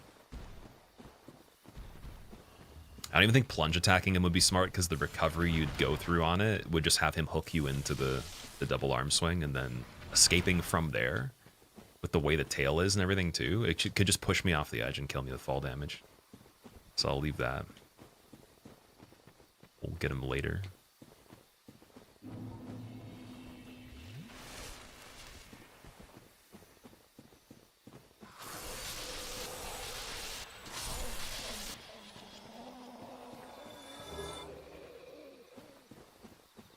Do I recommend the new enemy rando? That's the only one I could get to work. My original one wasn't actually attaching to the EXE of the game, and I troubleshot it with a buddy that's like the best person with anything related to computers, so he couldn't figure it out either, and just went with the newest one.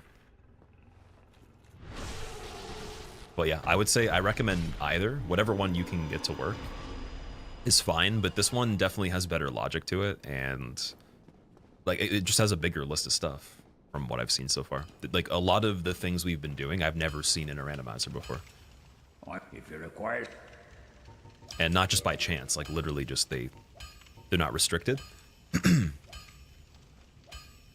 Okay, so Arch Proud Knight Soul would be a decent one.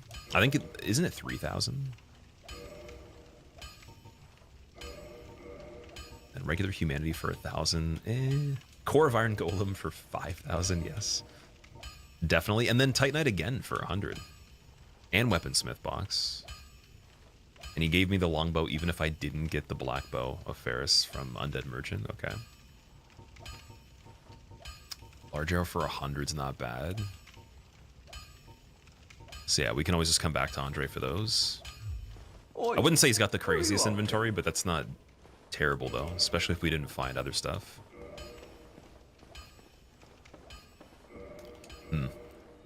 Wonder if we should go check Moonlight Butterfly now.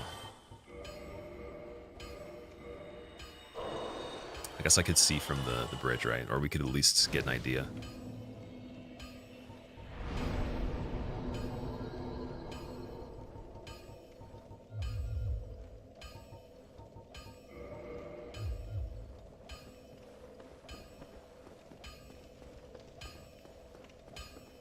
That bull didn't see it coming.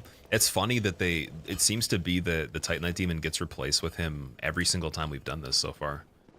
I think at least. I'm pretty sure it's been... Or was it Sanctuary Guardian one time?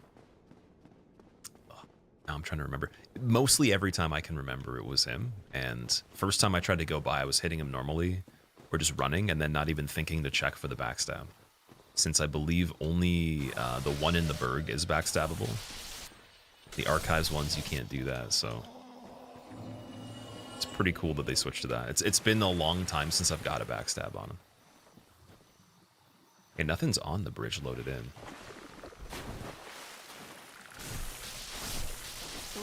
How did he fly? Wait, did he come up from on the ledge? What is going on here? that was weird. Zoom Briggles. Let strength be granted. I want to know so the story behind your world name. might You be got to tell me that mended. if you're around right now, if you're not So AFK. the world might be mended. Thank you for the Prime sub, dude. People arrive. Hope you enjoy your motes, and you have a skeleton badge now. You're gonna have to work your way back to being a human, slowly but surely. or just opt out after month 1 and actually technically do the IRL skip where you just become human again that no one even thinks of. Let's imagine assuming it's mandatory to resub and then just being locked into being a skeleton and then a beef jerky man. It's terrible. Benny, thank you for the 8 months. Thank you for the Prime as well. Appreciate you. Anybody using your Prime sub here, that means a lot. You could choose to use it anywhere. You could choose to use it on this vagrant right here, who has an Amazon Music account that makes beats of crab sounds crawling through sand on the beach, ASMR. Fall asleep to. Okay, I'm gonna just try to fight this guy. I want to check that item too. I think we've gotten pretty decent at killing these guys.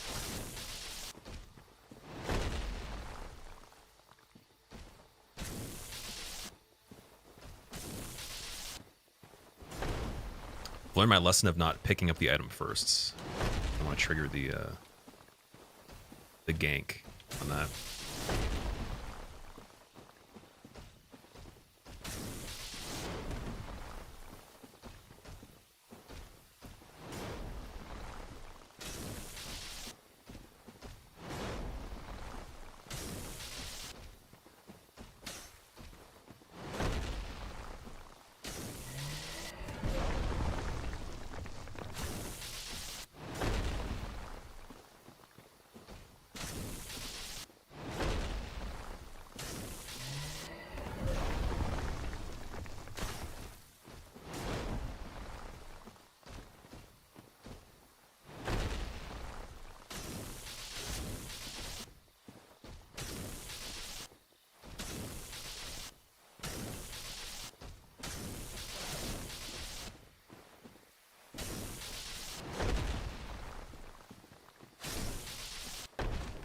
Something good?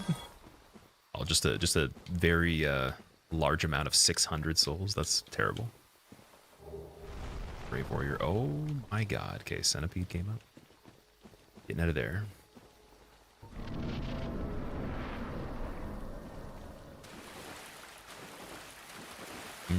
Okay, let's check in and see what Wolf Ring is first. Before we even do the mic, because we know we're going to go over there anyways. That's much easier than whatever might be in the arena for Moonlight. It's an easier task. You've watched maybe 50 randos. The hardest thing seems to be the dragon butts in tight spaces. 100%, yes. That is something I got in the depths when I turned through a hallway at the very bottom. Like I think it was like one of the lowest areas you can get.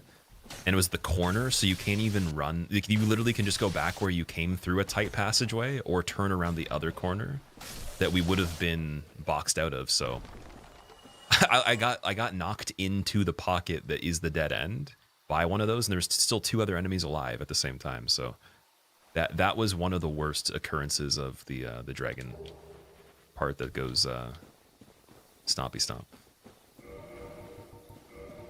I don't even know what's the actual official name for that enemy. Anyone knows? Whenever you watch me lock in, all you can think about is how dry my eyes must be from the lack of blinking. So I'm not someone that tends to blink a lot in general. I've got a lot of comments about that in person, just like hanging out with people. There's been quite a few people that said that like the way like I'll look at them specifically, it's a range of different responses, but they're like I have a very intense stare. So and it's probably because again I'm not blinking or looking away as much. And yeah, that's been a good thing and a bad thing. In some cases, it's actually made people feel a little bit bad, or it actually helps with just making my point, right? I typically don't blink a lot. My eyes don't get as dry. I have very moisturous eyes, we could say. But if it's a dry condition, then it's annoying. It makes me realize what people go through that have dry eyes by default, that take eye drops and all that. It's terrible.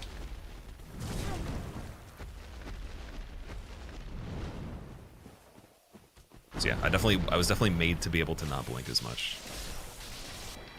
Maybe I make up for it later, I don't know. Staring contest though, is as soon as I have to focus on that, that's where problems happen. Oh my god, wait, give me a second.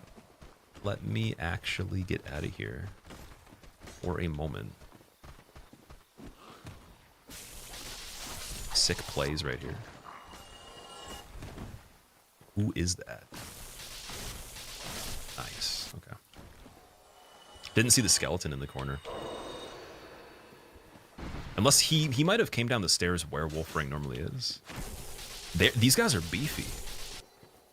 And also, I just realized too, we didn't get the reinforcement for this at Andre either. So might want to back out, go get that from him, and then still run back through here. Use eye drops 4 to 5 times a day, and it's annoying. Arrow. Does it feel really good when you use them though? Like, is it almost kind of like diving into a pool or something like that? Like, I'm just thinking of the Nestea commercial every time. Ring of Evil Eye and Flamberge, okay. Evil Eye's okay. That's not bad because we're getting HP as we're going through here, so yeah, that might be one of the best rings we could find in this. On a regular playthrough or a challenge, it doesn't matter too much. I'd say with this, though, that's pretty good. I don't think I've actually ever used that. Like, I've always picked it up randomly, even in DS2 and all that, but I've never used it intentionally before.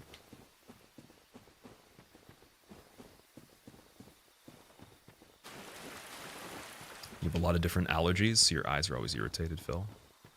That's fair. I think I have some allergies, but it's not insane though. It's not like where I can't function as much. So even that too, I definitely think that, you know, Godspeed for whoever actually gets malfunctions from the what's it called, the allergies.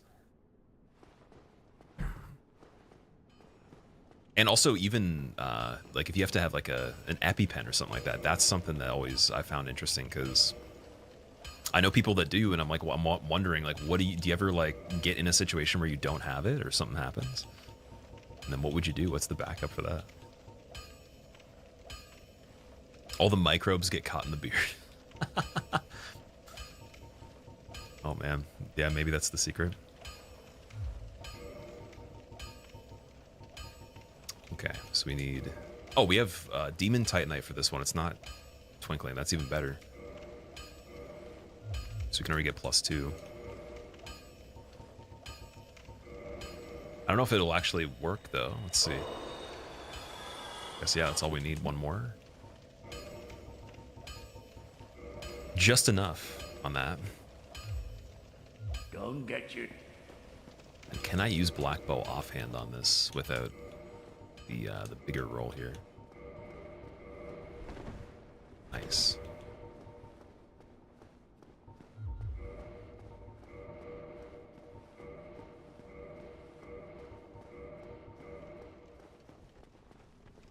Your wife has an EpiPen? There is no backup. She has 1 minute to get that jab or it's over. Not even kidding. So is there things that she doesn't do because of that then? Like, does it change the life balance in terms of activities or different things because it's like too much of a risk if something were to happen? Or is it just like she doesn't think about it that way? I think that'd be my biggest issue. I would go and get into situations where like not only would it be a risk of like, oh, like what if I can't reach it, or like what if I like get injured, but also there'd be no one with me, so no one could even witness me doing that. And then it would be even a further level of, oh, like if I can't get to it, you know, someone else could. Like that's, I've always wondered about that.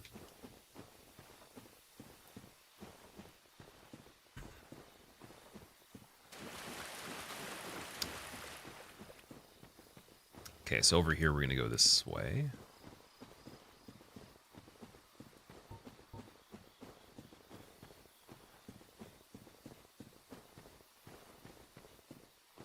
Oh man, we got the...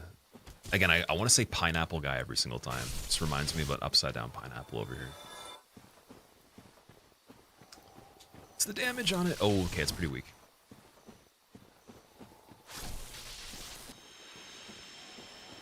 I hate those enemies. I don't actually know how to fight them properly. I think I've just literally killed them by chance on this every time because they have low health. Oh no, dude, it's Artorias. That's not really accessible on this because you can't move sideways. Yeah, we're not doing him yet. There's no chance. Let's go back. At least we know what this area looks like, but yeah, that'll be for later. No chance of doing that early. I'll have to basically tank everything he does, and then, like for the flip, we can roll backwards from it.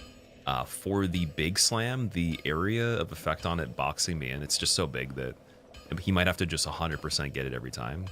Because the, I think the way you iframe it, you have to be outside the perimeter of it. You can't actually still be inside where he lands. And then there's his buff too. His buff in the corner every single time will get me. Yeah, so like linear Artorias is insane. That's gonna have to be just go in there with something that has high defense, maybe. Yo, Killer Grin, thank you for gifting a sub to Board Game Villa. I appreciate that, man. You're going down a slippery slope. This is where they open up the floodgates just partially to give you a peek into the world of gifting subs, and it's just like you can see your inner. We'll say it's like it triggers the inner gambling addict. It's like, I wonder who's gonna get the next gifted sub. It's like me playing this, right? Wonder which run's gonna be the one. And then there's 50 subs later, and then you feel like you know, you want to go back, but you can't. But then you also see even more deeper into the potential, and you're like, oh, there's badges, there's things, and people in chat are happy. And you end up going on this this crazy bender of robbing banks in real life, but you just have like a BB gun that's not real. And it's also has a sound effect on it built in, like an MP3 file. The sound effect says you died on it. And then Taurus Demon shows up randomly and pulls you out of the dream. Only to realize that you're at the keyboard with your face on it, drooling all over the desk. And you've gifted too many subs. And I warned you. And Prime can't save you either, and Jeff Bezos in his jet while he's flying as our bits fund every single fraction of the fuel that he needs for his next trip. He's just laughing, being like, you shouldn't have done the paid sub, you should have done Prime. Ha ha ha. But then he's like, I'm not gonna remind you next time though.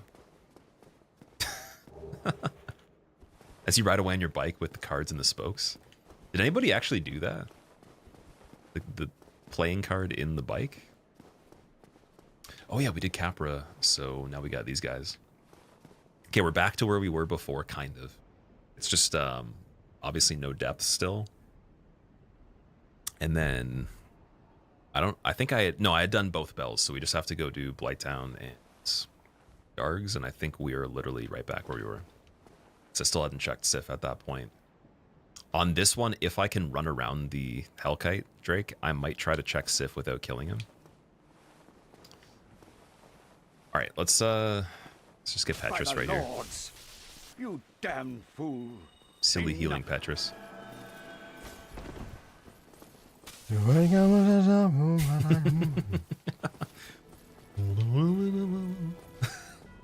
Best NPC.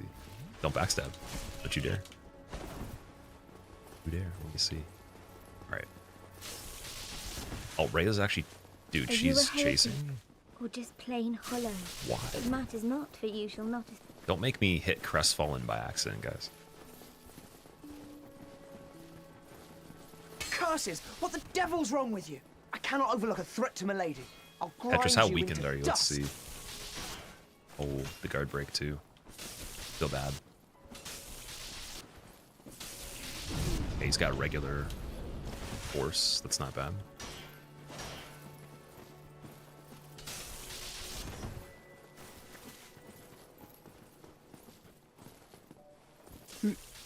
Petrus down. Oh, by the gods. This can't be. I think that's... Is that Vince? Or is that... Yeah, I think it's Vince. Nico's the... I think that's him. Oh, they're going back. You should have done it. Don't you heal. Don't you heal.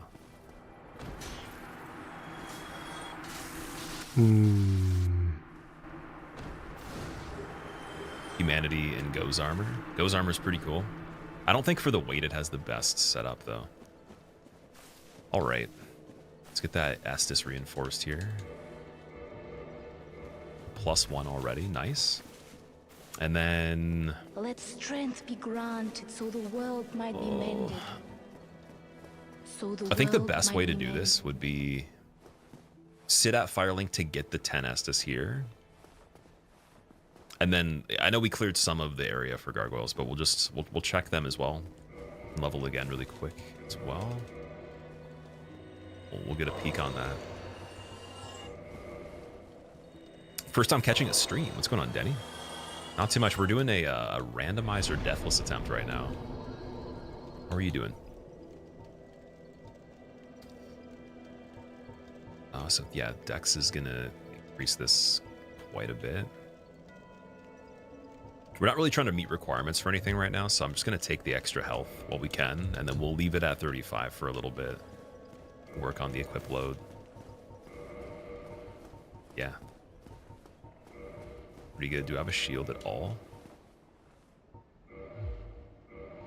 Target 78 reduction. That's pretty bad. So we need it. We still need 100% reduction shield. I don't think I saw one in any inventory for the NPCs yet. Sounds 12 years old. It's a funny ensemble of characters there. What is this weapon? This is the demon spear that you get from just the basic demons that are in Anor Londo if you kill them. It's really good in the early game, in my opinion. It's very fast. It has a crazy range, but then the damage falls off about halfway through. So I don't think we're going to use it the whole time, but it's good to have for like the range right now. And anything that is kind of weak to lightning, it's also a huge bonus there.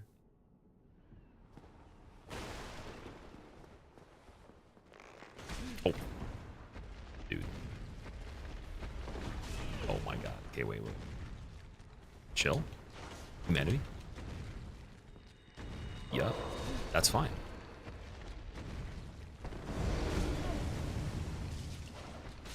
I can't see. Actually dead. Toxic. I'm dead. It was good. Oh, yo. Dude, what is happening right now? Oh my. Okay, Miyazaki wanted me to continue this one. Miyazaki wanted it, dude. That's incredible. The humanity on, like, dude, it was on the tick right there. That was insane. Yeah, if you guys notice, the toxicity is actually ticking pretty slow. It's not ticking like super rapidly. It almost kind of looks like regular poison. So I don't know if that's like a change thing for that effect right there, but we've never gotten toxic from, I guess, whoever did that. I think it was what would it have been? Oh, must have been an enemy that wasn't there. Yeah, dude, it's ticking like poison. I thought it was gonna tick like 3 or 4 times faster. I was freaking out there. That was the best decision though, to do the humanity. Oh my god. Okay, so I don't know where those enemies came from. They must have triggered from a point where they don't normally show up, because the ones that are out here, I understand. Stone guy, though, where was he? Where was he originally?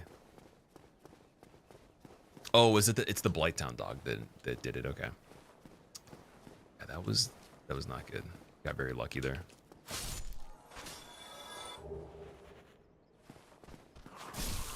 Again, 100% physical reduction shield. I just said that, and then it turned up to a whole different level. Like, yeah, that'd be cool to have that.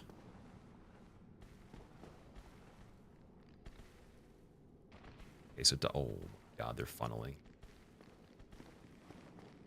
Oh, we didn't check basement key location yet or anything. So after Gargs, that would be the next best thing to do.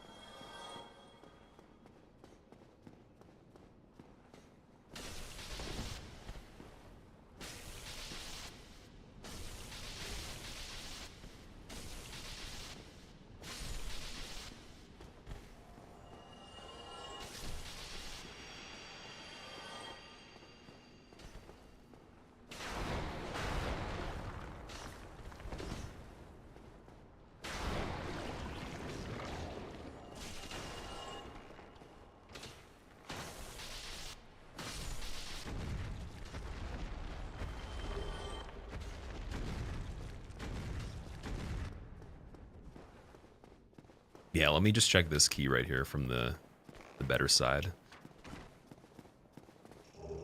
Soul of Lost Undead, not great. And then we can wrap up the other items. Oh, there's the halberd location too. Did I remember that one before? Ornstein's gauntlets. Ooh. I think I was looking for better gauntlets for a while, right? So those are 4. And then we can finally switch this helmet. I think his gauntlets are decent for the weight, at least for physical defense.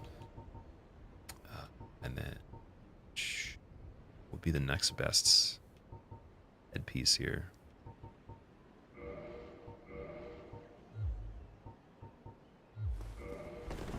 I guess we could try that. Because if I was having, what was it, like no gauntlets before? Yeah, it's still better. 29 versus the 21 here. It also kind of looks cool. It's not too bad. Briglio, how are you doing? Welcome back. Cheating by being unkillable in 4K. What's on the right side of the screen? This is the key item.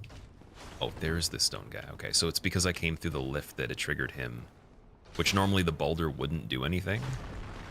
Oh, he didn't destroy the pillars. Oh, fuck. Don't do... Dude, he's doing Tranquil Walk Piece. Yep, spacing. Okay, thank God. I gotta... Oh, it disappears when he dies, I see. Yeah, it's weird that the boulder got triggered from going over here, because he couldn't see me, so he somehow... He just wanted to run. Yeah, the key items that are on this side of the screen right here, they're the ones that are in the entire game that you would need to progress for certain things. And instead of just showing the ones for any percent, I'm showing all of them because we're going to do extra content anyways as we're going through this. And it'd be awesome to do all bosses if it's possible to find all the stuff. That was my original aim for the first one. But overall, that is what's going on there.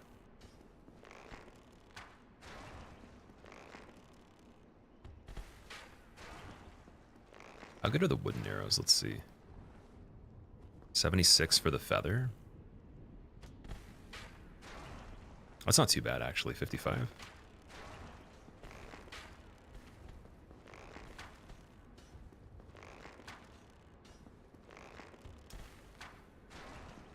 Yeah, I remember we had this dude that was replacing one of the hollows for Gargoyle Church before.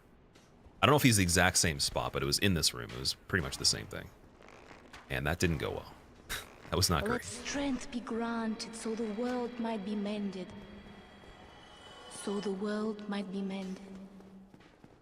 Hey there, Squill, hi Squill. Wait, who's that? That's okay. He must have been replacing the ones over here and that he did a retreat even though I wasn't close enough. So that's weird. Also, second Xanthus overcoat. Nice. Oh, man. Oh, I wonder if you can actually trade Xanthus overcoat. We might want to check that too at Asylum. Getting to the point where we could actually go there and just check for items.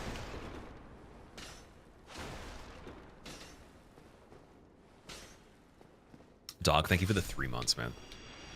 Hope you enjoy your brand new badge. You are now a beef jerky hollow guy. How do you feel about that versus being a skeleton? Which badge do you prefer out of the two? How randomized are the items? Only key locations, all in. It's unfair item randomization. So there's 3 settings. It's in the middle. Think of it as like medium.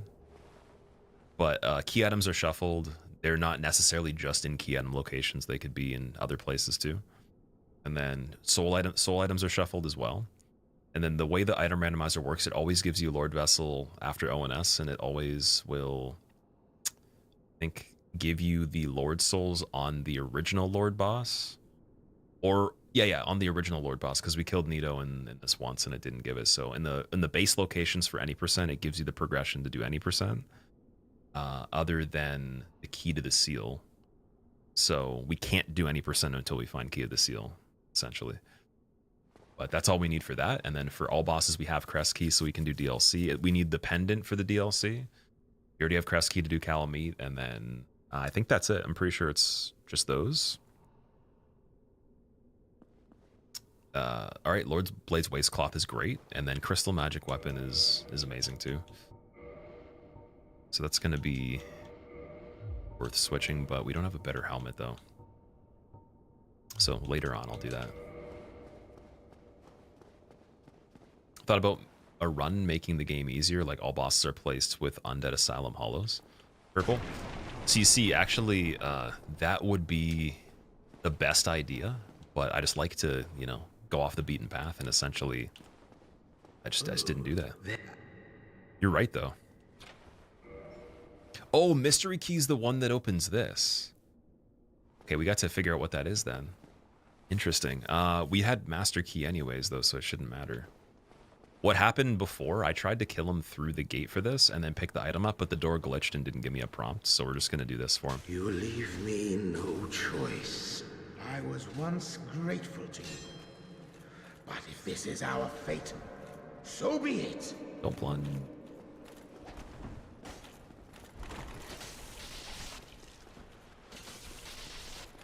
Just got Red Tear Stone activated. You despicable. Imagine a Red Tear Stone parry. Divine Blessing and Black Tide's nice. That's actually really nice because Divine Blessings are useful in this as an alternative to the Toxic Moss and just a good heal. Very quick heal to use. I think it's a little quicker than Humanity. Speaking of which, let me put on the double ones too. And that. Those are really good for magic defense and fire. 2.8, nice. Purple, how's your day been, man? Also, I think I made it a mandatory thing. I have to ask you every time. How are the calf muscles? How are they feeling? Is there another enemy chasing? What is happening? Hidden mushroom? And he can climb? Wait, oh, okay, I thought I heard him climbing. Let me see. Did he try to for a second? If I see that mushroom climb, it's going to completely change my perspective of everything in this. Because there definitely is enemies that wouldn't even be by a ladder normally, but that's just... It's freaky if we get the mushroom. What's happening here? I see blue.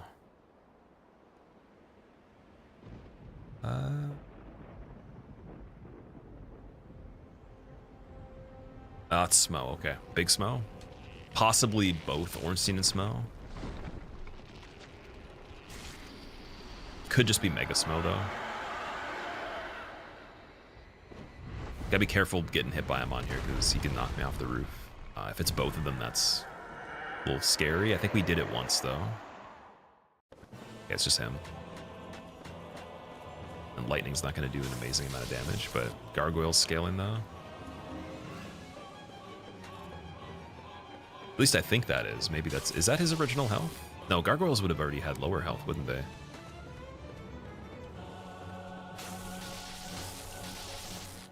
Maybe... Oh, it could be their combined... Like, both their health bars combined for this one. I didn't think about that.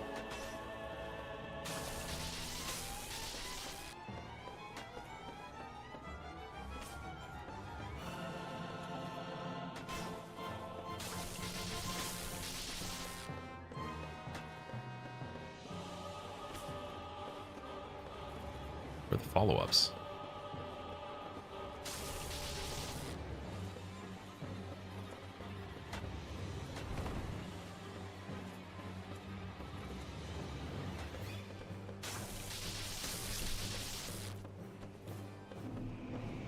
Okay, not bad at all. He's very resistant to lightning. Gargoyle will do his one boss. Right, so does it take both their health bars then? Because I was going to say one gargoyle by itself would be weaker than that.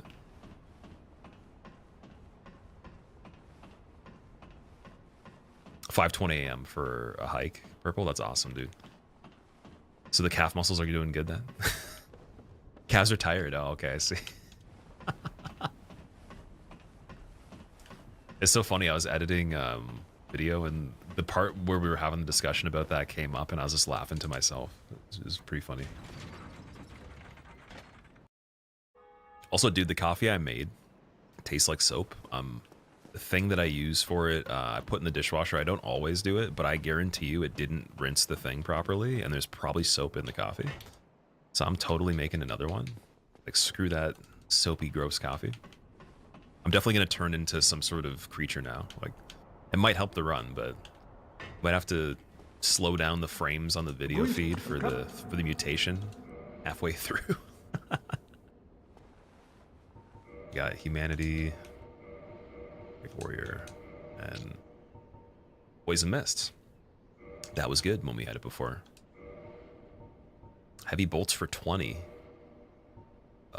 See, like, I want to go for that in case we found a good crossbow.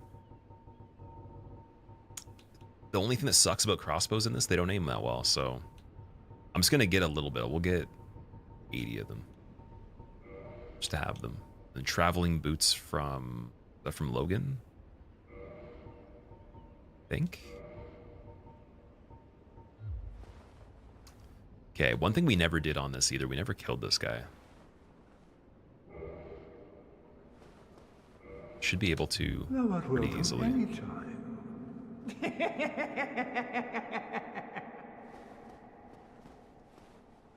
Thou hast made thyself clear, and thou leave. Thou shalt regret this.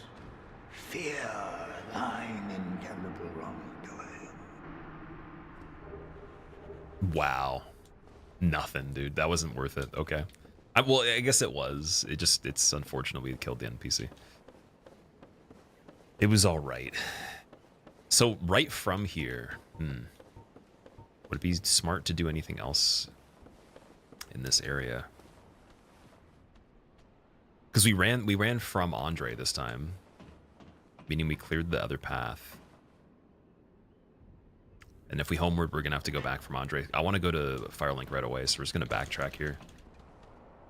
We'll check Blighttown, and then after that, we can check the other area. I can always also just save this area for really late. There's a lot of things we could save even later, assuming that we have a good enough setup right now to at least, you know, go and check Blighttown, sends, all that stuff. Why is he T-posing? He's actually one of the only enemies in the game that T-pose by default. And it makes me wonder, like, if you actually were able to hold your arms at that level for that long, like, how, like, would you be able to ever unbend them? And dude, how strong would your shoulders be? Like, I bet you his lateral raise must be like 100 pounds per arm or something, with perfect form all the way, full range of motion, even straight arm too. Like, I couldn't imagine, because he literally has like a cardboard cutout form, 24/7. Now you want coffee, hombre? It's 8 p.m. Why don't you make half of a coffee and then sip on it and like very slowly until it gets cold, and then throw out half of that? You get a quarter of a coffee. That's what I do a lot. I actually I consume it so slow that it's always cold by the time I even get like halfway. Not even, maybe like 70% is left, and then sometimes I won't even finish it. You always assumed he's doing the gesture he gives you. Oh, he is. He is doing the gesture. I'm just also Rego. What's up, man? Welcome, dude. Yeah, he's doing the well. What is it? But it's just like, imagine how stiff you would be if you could even manage to keep your arms in that. It's insane. Thank you for the good luck, dude. I really appreciate that. There's someone talking about you in chat recently, and they were saying that you were doing, I think it was this, but use what you see. So every time you pick up an item, you actually use it. That's insane, if that's the case. That's really cool. Yeah, if you guys don't follow Regal, I'm gonna give him a shout out actually. But he's really into the speedruns on this game. I've watched quite a few of his things for, I believe it was GDQ way back. And just his stream is great. Definitely follow him if you want to see some super high level DS1. Beyond that, I think we're going to go with endurance here. What a terrible suggestion, Ombre, to just make the full coffee and then not have all of it. I'm trying to think of strategies that can help you. I wasn't promising I'd give you the solution. I was just thinking of something, right? That's not a bad start. We could go from there. We could be like, okay, let's make the coffee and then smell the aroma of it, but not actually drink it. And then to be able to mask the whole illusion here, We take warm water and then you drink it with your nose plugged after inhaling the aroma of coffee right beside it. And repeat that with some breath work in between to put yourself in a trance where you think you're drinking the coffee. Or you could just have tea or something like that. I don't know. Depends what you want. Do you want the caffeine or the flavor? So I've tried decaf and it does. There's something with the flavor that's different. I don't know what it is. It could just be placebo, but I know that your body does react to coffee before you even start to consume it a little bit. It gets prepared. Driving home yesterday, he got stuck behind some guy going 15 under the speed limit on his phone. He has window down, so he yelled out your window to get off the phone and drive, and he did. Oh my god, that's amazing. That reminds me of the story with when I was driving the one car I had, well, I still have it, but the one that's in the shop that's a little bit louder, and the dude rolled his window down. Usually everybody that's rolling their window down to say anything is just like giving the thumbs up or like asking questions about it, saying something good usually, or just being curious. And I'm on the right side of the vehicle because it's imported, so it's right-hand drive. And dude's on his left side that's right beside me in the right lane, and he puts his window down and he's saying something, but I honestly couldn't hear perfectly what he said right away. And for a second, because I was so used to just people saying something good, my brain kind of like filled in the gaps and automated the response where I was just like, oh, thank you, man. But what he actually said was that he's like, my wife can't hear her meeting, she's on the phone. And I thought it was really funny because I'm like, why would you take the time to even say that? Like, if you're going to be pulling away in 10 seconds anyways. I was like, it was interesting in retrospect that he even stopped to say something about that.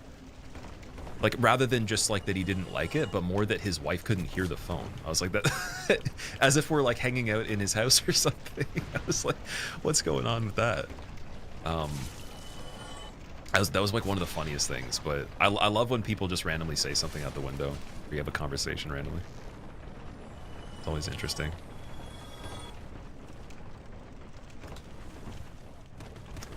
All right, so it looks like this is okay. Oh, we got Blow Dart guy right there though, he fell. And then Blighttown dog at the bottom in its natural habitat. Just gonna leave the Blow Dart guy. Doesn't look like we have the dino in the distance there either, so we might be able to get both items safely. Regular hollow Vagrant, okay. Oh, Black Knight with the Ultra Great Sword. So yeah, I can go this way. Crystal Golem with the regular item. And then a giant over there.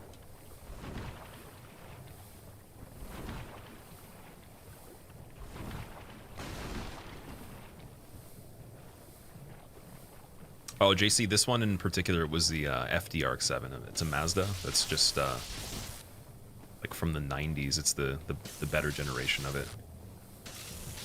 But it was because it has a very interesting setup for the exhaust. So it's not straight piped, but the what's it called, the 13B, like the rotary engines, they're very loud by default, and so they sound really funny. And the idle on it, it was a little bit higher. The air idle control and just the tune is set to have it idling a little higher, and so it's almost as if I already am actually taking off when it's just sitting there. And combined with just I guess the guy just was like, yeah, like, I guess his wife told him to say something, but it was just interesting because it wasn't even like he actually was swearing or yelling. But like to mention that just seemed very unnecessary at that point, because what are you gonna do? In 10 seconds we're already gonna be gone. It was like if I said to somebody randomly, the way you're chewing your food bothered me, and then like getting up from the table after I already finished a meal at a public restaurant and then leaving. Like that would have been super strange, especially if like they only sat down for like a second and started chewing. That's the way I would assess it there.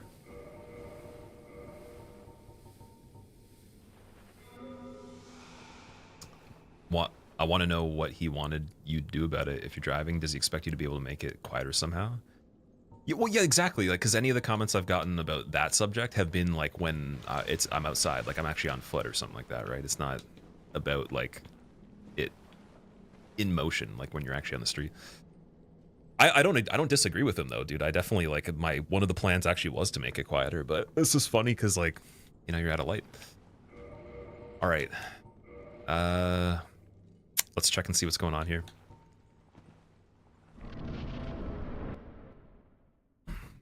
FDRX7 is in your top 5, JC? Yeah. Yeah, definitely. Like now they're inflated. The prices are crazy, but it's definitely, it's really cool. It's very, very cool. Very interesting chassis. Definitely would never be able to be made ever again like that with the form factor. It doesn't pass safety standards at all by far. But it's very, very cool for sure. All right. I think we got Gaping Dragon. Oh no! Oh no, guys. We got Calamity here. Shit. I gotta be very careful on this one. We got lightning at least, but still.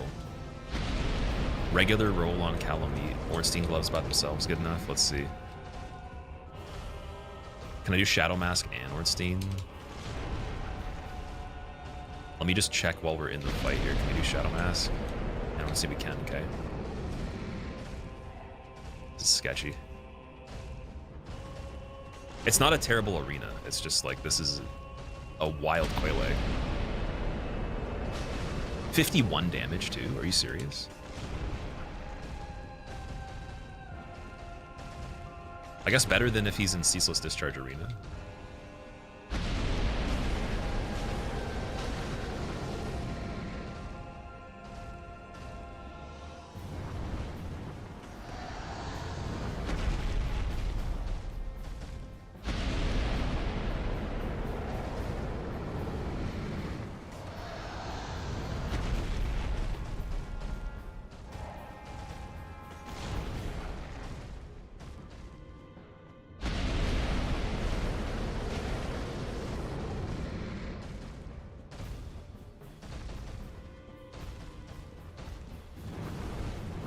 Nice.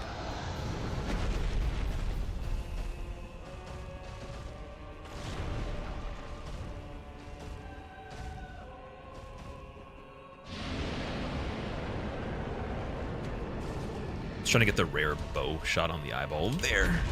Okay. You can actually stagger him if you hit his eyeball. It's really cool. Since we already had the bow, I was like, why not? Gotta watch out for that. Okay.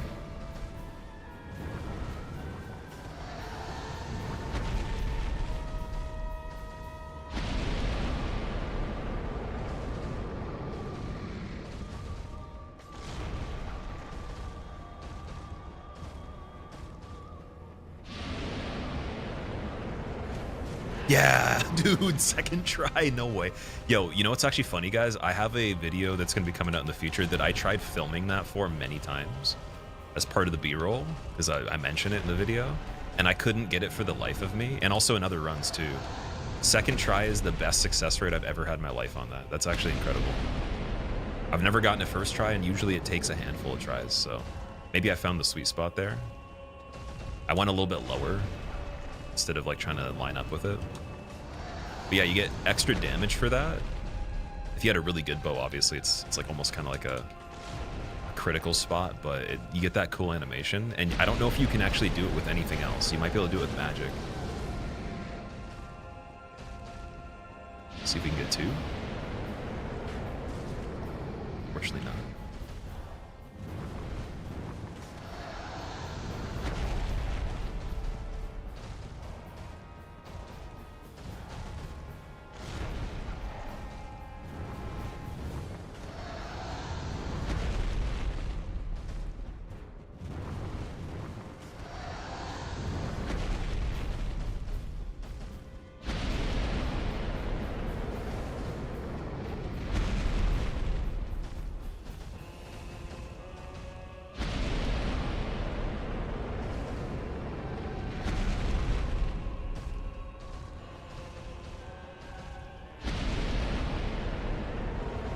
Okay, pretty bad RNG. Oh, until I said that, and then it wasn't.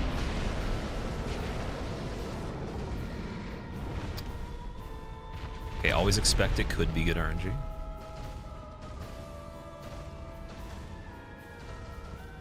What if we have a weapon that's better at this point? We had the Gravelord's sword on one of them. I don't think it was this one, though. Giant's Halberd probably don't meet requirements for either.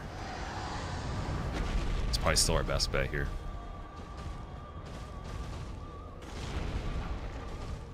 Does anybody know if you could poison Calamity with anything in general?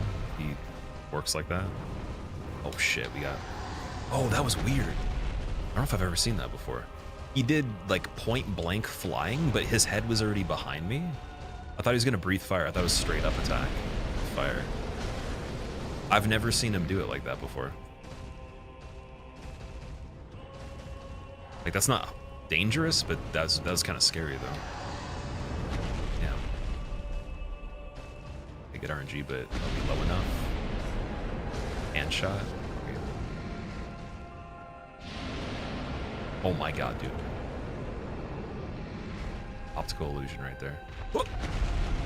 Elevation. I guess that doesn't have a hitbox on the lower side.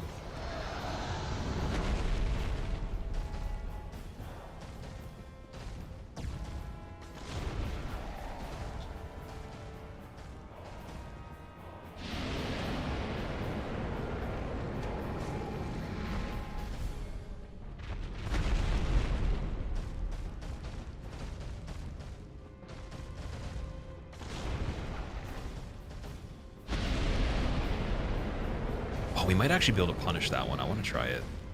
It's got to be outside the range there. So yeah, him being high up really sucks for when we get good RNG. I just realized that. We might be safe under all the flames. I don't want to like prove that theory myself. I'd rather be an accident, but we might actually be safe on the underside of all the hitboxes as a bonus. So I could hit his hand or something and then get out, but this is not ideal though.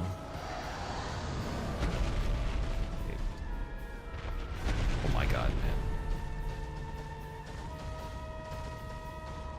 Yeah, the height's making it easier to evade, but it's making it harder to even have a chance of hitting him.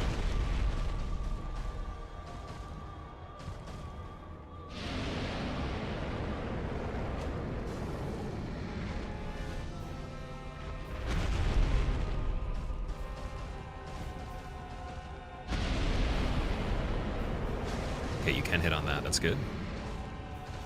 But if he goes into flying right after, my stamina's got to be good on that. Just realized.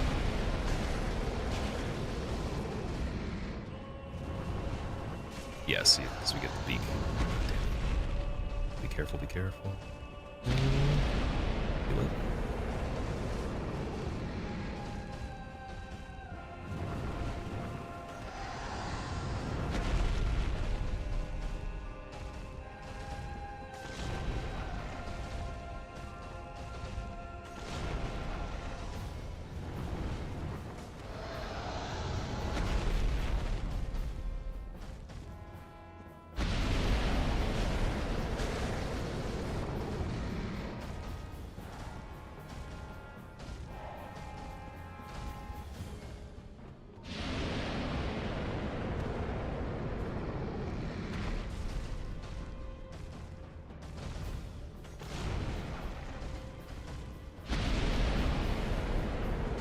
Oh, you can do a standing poke on that one.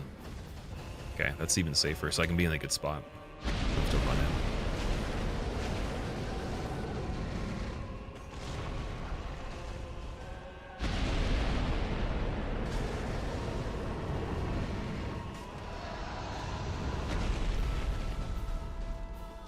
Yeah, keep walking, keep walking. Thank you.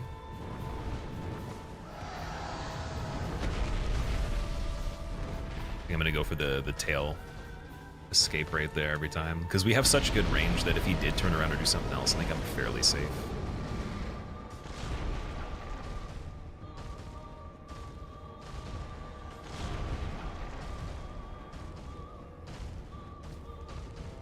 Sometimes he doesn't do that tail swipe. We didn't actually see him do it once on the ONS Arena Calamity that we got on the first attempt of this.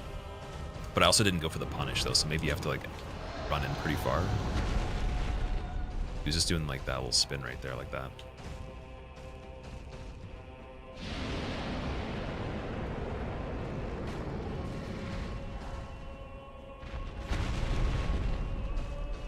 Oh, also, am I wasting the feather arrows every time? I don't think I'm using the regular slot, but in this game it switched. Yeah, okay, I switched them to wooden. Thank God. It's actually funny to think with the +5 bow, just meeting requirements for it, for the Ferris bow, the eyeball shot with a wooden arrow, like if you think of it as a regular arrow, it would have literally done the same as my attack. With this weapon, that's insane. Oh, see, this sucks.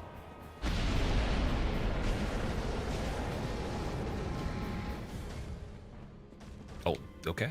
I have to do that again.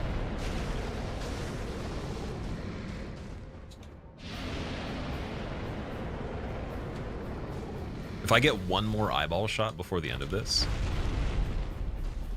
I'm gonna be very happy. I should have made it like a bet on if we find Calamity, do we get one eyeball shot in the whole fight? Like as soon as I acquire a bow in the run, that would be a good bet.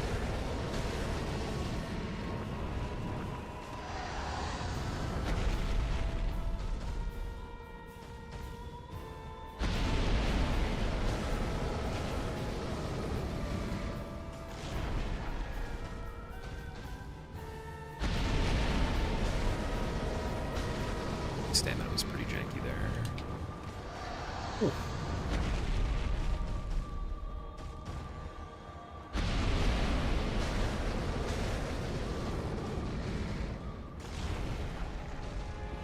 Oh, such good RNG. Okay, here we go.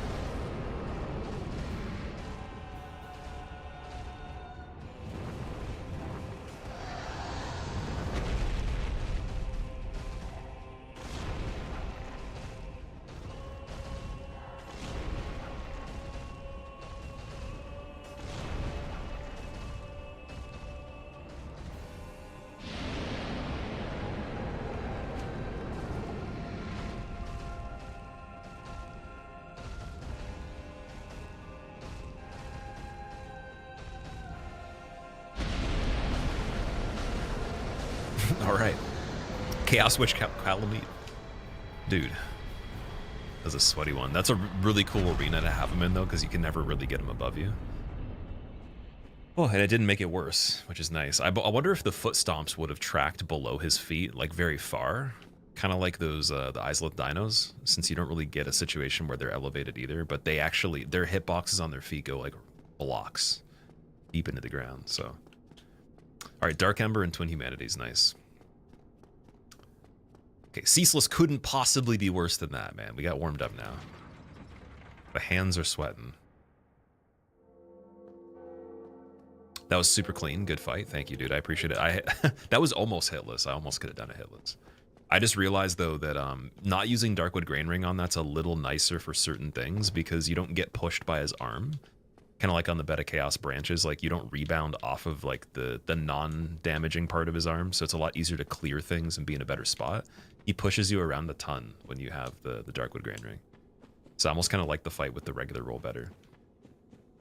Even though it's like it's slightly less frames, but you know, it's cool though. That weapon, that was a little bit of a rough weapon, other than just having the range on the fire attack that you dodge to the side on. Oh, lighting that. Okay, that doesn't mean I'm gonna homeward bone there, does it? Oh god, did I lock myself in Blighttown, guys?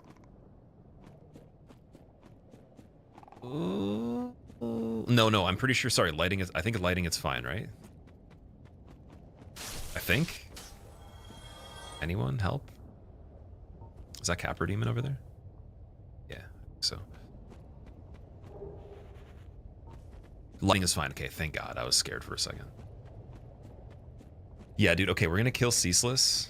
And then we got both bells wrong, so now we can go and do Sens and everything. I'm definitely going to try my absolute best to get through. I want to say we do Sens next. I think that would make a lot of sense. I just wanted some more items though before Anor Londo. Because the Anor Londo fight will be one of the hardest things, since you get 2 bosses.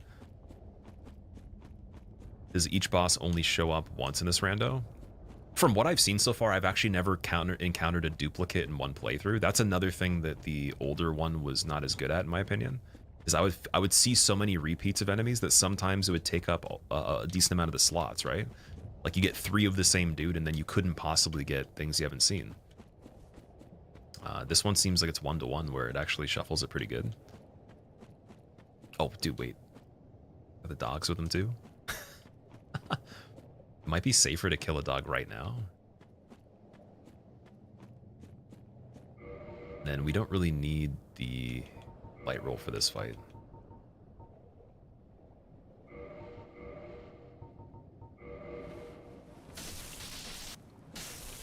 Oh, is it infinite? Oh, you gotta trigger them. That sucks. Okay.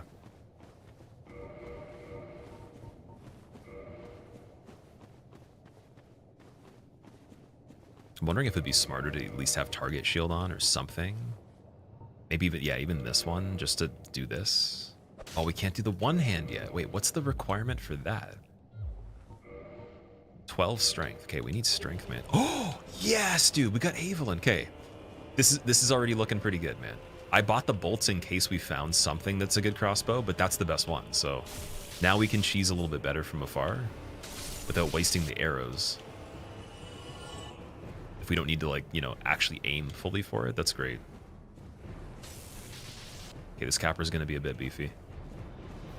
I don't know if the other dog's gonna make it though, so let's try to go over here where we have more space.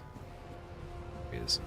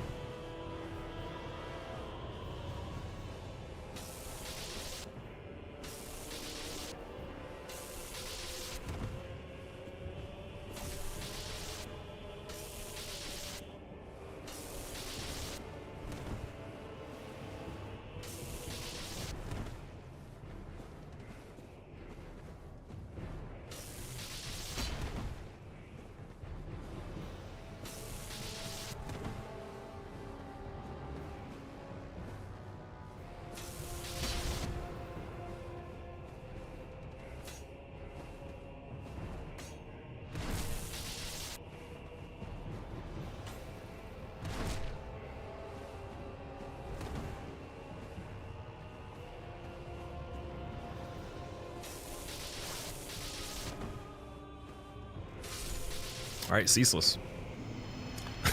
I don't even want to know how much that double hand attack would have done with the scaling for that, man. Oh my god. That attack normally on Capra hits hard, so... That missed jump attack, dude. There's 2 of them, actually. Alright, we got that done. Another Homeward Bone, another 20k. And... just want to check the rings. I don't have any other better rings, right? Alright, we're going back. The no endurance gaming. Yeah, the endurance in this game, as much as it might seem like a big deal, on this run on my first attempt, I didn't really like focus on it too much, and I made it through the farthest out of any of them so far. So, like for me, endurance doesn't matter until we get to a point where we have, maybe again, ONS would be smart to have more for. I'm just gonna get a bit of that strength. We'll do some endurance too, we'll do that. But having a crazy amount of it early for survivability doesn't help too much. If you want to go mid-roll, at least. Mid-roll's completely fine. You can do the whole thing mid-roll, just you have to be a bit more intentional than on how you approach certain fights and what weapon you're using and all that. Would I do a Sekiro randomizer? I've done item randomizer for Sekiro, but not enemy. So I would like to do the same kind of run on Sekiro, yeah. It'd be cool. With items and enemies. Or no, sorry, no, wait, we did enemy on him. Yeah, no, we did a Sekiro randomizer, my bad. So... the item part of it, I don't know if it even... Was it both combined? You'd have to go back and check. If you go to the modded playlist on my YouTube channel, type in ! Playlists with an S, and then go to the modded one when you click the link, and you'll be able to see if it was both. I think it was enemy randomizer though. I think I did do that. Is the bot open? Why is that not working? It is open. What? Maybe it disconnected. Yeah, it disconnected, okay. Generate token. It randomly does this, I'd say once a month or so. I think we were overdue for our disconnect on the bot. Yeah, now it should be fine.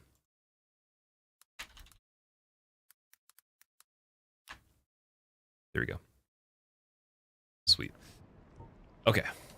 Oh, now there's a window on the OBS. What's going on? Yeah, the Sekiro randomizer I did was casual. I think doing it deathless would also be really cool. But right now we're just worrying about the trilogy, so starting with this one and then going into Dark Souls 2 and 3. I'll probably attempt 3 deathless at the same time as just casually getting through the DS2 permadeath, or DS2 randomizer, because I've never played the enemy part of it. I've never completed one, so I want to do all bosses on that casually, and then go to the point of doing it deathless after I at least get one. So, oh yeah, from here, I gotta be quick running back on this one. Very, very quick. Because we still don't have warp, and there's no better way to get back here other than this right now.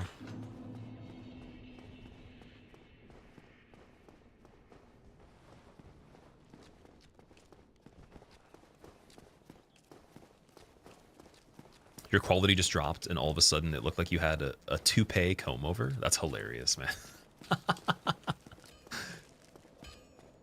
That'd be a pretty funny look. I technically, I don't know if I could do a comb over, but once my once the locks that I have under here are like a little bit more matured and everything, I probably could do I could do something that kind of looks like that. Like the Tosin Abasi, where he does it like all to the one side, because I have a bit more of like I have more sections, or I have more hair on my head, specifically around the sides and the back, than he does, but he does like a high top swept over kind of thing when he plays live and all that. I've seen him do it a lot, which is kind of funny. I wonder why he doesn't just tie it. I would literally not want to have it moving around. That'd be crazy. But yeah. No offense, but an earring and a parrot over your shoulder, you could be a pirate. Dude, pirates are amazing. I'll take that. Don't have to worry about the offense there. That's fine. Okay, so we had Artorias for this part. We're not going to do him yet. I don't think, at least. That doesn't make any sense. What was I looking for here? I think we were going to check... Before Sens, I think we're gonna go do Sif, maybe? Is that a smart idea? Does it make any sense, or do we do... Nah. Something's telling me to go to Sens. Let's go to Sens. Let's check it out. And then for now, even though the shield sucks, I'm gonna just use this, and we can do the pokey method here. At least have something. Because we have the cage key for Sens, I might as well just go and check out and see what it's like. We also got a more equip load now, too.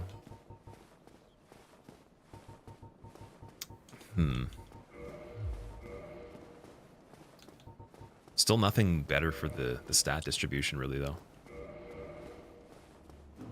Need a better item for the chest piece to switch off this one. Another one of these guys? Get out of here.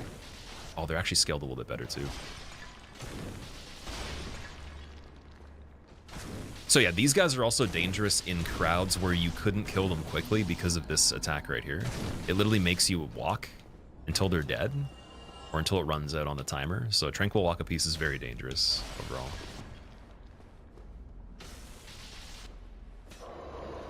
That was a really annoying thing to have happen to you in PvP. I remember just doing Darkroot Forest Covenant PvP where you just invade people. Oh, yo, we got the other piece of stone armor. 17.6, so I'm going to take these ones and switch it for this one. It's a little heavy still.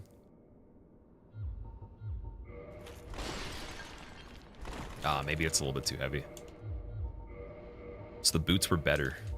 That's really interesting. I could have a whole set if I wanted to, just because the boots. Tranquil and Dark Bead, yeah, it's the way to play to get the most hate mail, I could say that much.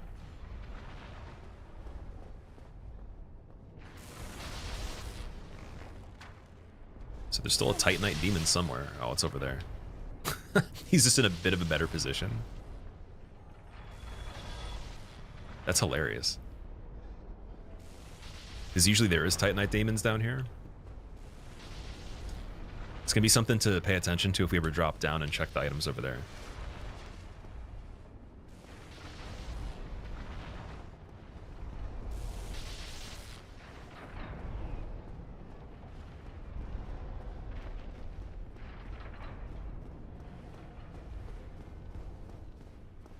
Oh no, people are playing a single player game wrong. Well, okay, single player is different, but if you're playing PvP though, with Tranquil Walk a Piece, I will have to not salute you. I can't salute you, unfortunately. I could be like, sure, yeah, it's fine. Well, I play Berserker piano. I'm waiting on a code for it right now, so as soon as that comes through, I'm sure we'll try it out.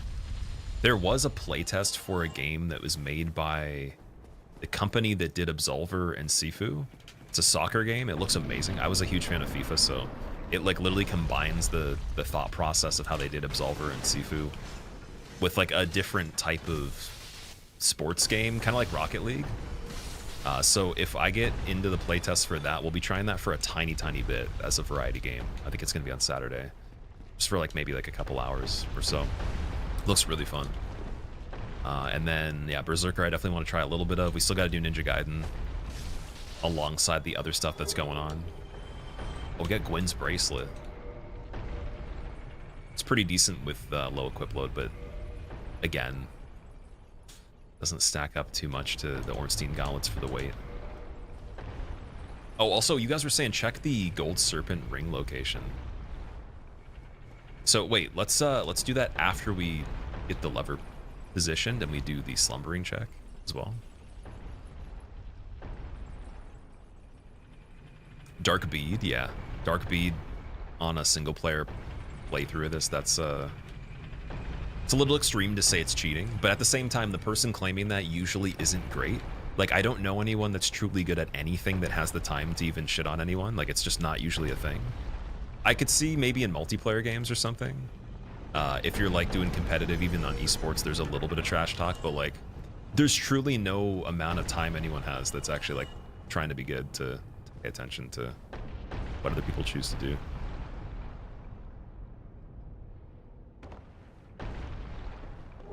Sorcery Hush. Okay, Hush is good.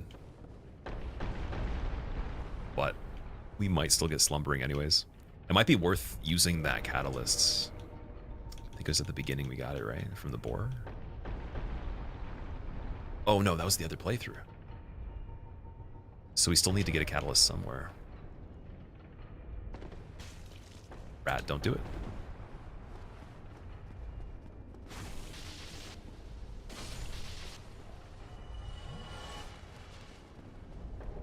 Ghostblade, okay.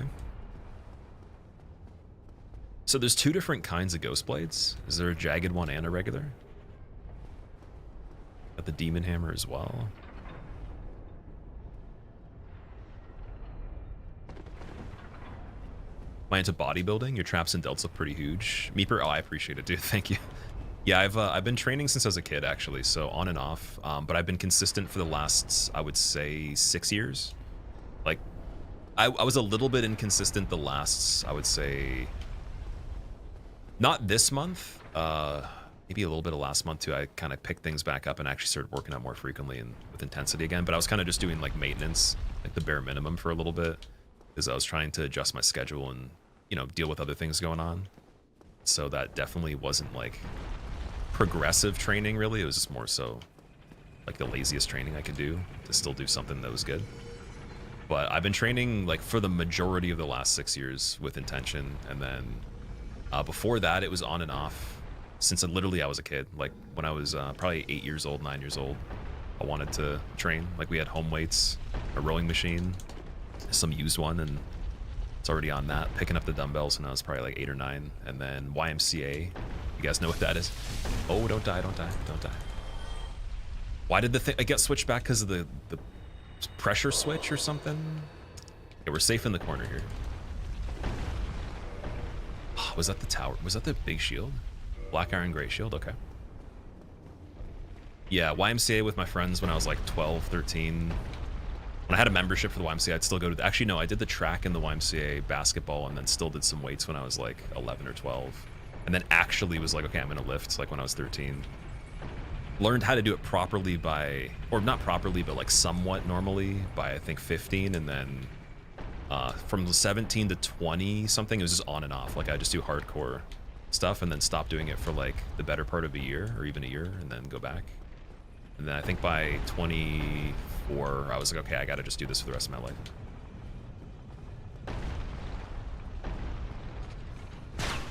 Anything to train flexibility? Yeah, I do Tibetan rites yoga actually. So it's combining some moves that are already actually resistance training related. They give you a stretch in the body, and then actually traditional yoga as well with breathing. So I do that almost every day. And then I do dynamic stretches to warm up, or like minor versions of the movements that I'm already doing with no load, and then with progressive amounts of load up to the working set every time. I do some stretches for my tendons in my hands for RSI, so like wipers, like the queen wave, the wipers, and like the pull back and the pull forward pretty frequently, even just like passively while I'm doing stuff throughout the day. And then I also, like sometimes I'll do a little bit of like static stuff or foam rolling, but I've been sleeping on the floor for a while, and actually I noticed that made my muscles recover a lot quicker because it pushes into them.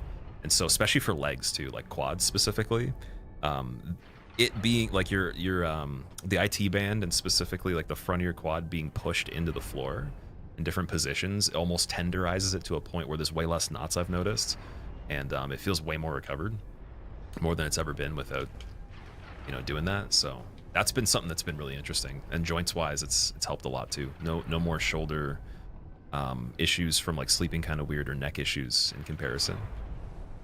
So that's been probably one of the bigger changes.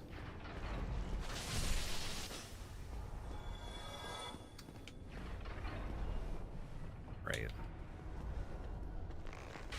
You snipe him. Perpetrator looks like a humanity going down aisle 15. Oh my god. Yo. Backstab. Oh my god, that was scary. I didn't think that would aggro him. Did though. All right, this is a Chill Sense Fortress, but I actually just goofed up on that one a little bit. I was getting too pulled into trying to actually shoot the humanity thing that doesn't even matter. You sleep on your back? No, I don't sleep on my back. I sleep on my side for the most part, or like kind of, well, I guess it depends. Sometimes I'll wake up on my back, but I don't go to sleep on my back particularly. It's usually like on an angle on the side, or I use like my knee as like a way to offset the pressure. And like when you sleep on the floor, you end up like doing things to relieve center of gravity and pressure and stuff. So where it would be normally uncomfortable, you would be able to actually like geometrically position yourself to distribute the weight in different ways. So you don't, and then your body subconsciously, apparently from what a lot of people have said, you just learn how to do that, and then in your sleep when you move, it'll know how to do that to relieve the most pressure. And it wants to anyways for blood flow, just on a natural basis when you're sleeping anyways. So that's something that is a bit different, because I wouldn't necessarily position myself the same way in a bed. It wouldn't matter. But it's still kind of like on the side sleeping for the most part. Trying to figure out how to sleep on the floor with stomach of the side. You can do anything. You can sleep on your stomach too. But the thing is, again, for your bone structure, for your spine, it's going to be a bit different. For your neck, it's going to be different, especially if you have a pretty flat pillow or, not a fluffy pillow. And then your shoulder and your neck joint specifically, as well as your lower back, will feel different. And I think the muscles, again, they'll be very tenderized if you don't have a topper on the ground or anything that's like a crazy comfy layer in between, if it's actually pretty hard. What? You think so? Yeah, there's the guy that originally did those like ads on YouTube. Forget what his name is. His name's Mike Chang, I think it was. He made a video talking about how it made him like more durable or something like that, and that he could just do like a lot of things like rolling around, and just his body felt like way better doing it. I randomly got recommended it one day, and then I thought back to a time where I was sleeping on the floor for 1 week straight at my buddy's, because he didn't have like an actual futon or anything to sleep on. It was almost like a sleeping bag kind of thing, right? And I was like, dude, like that was the best sleep I've ever gotten in my life, in my adult life, for a straight week, and it was just amazing. And I got used to it very quick, so I was like, let's just do that again and see.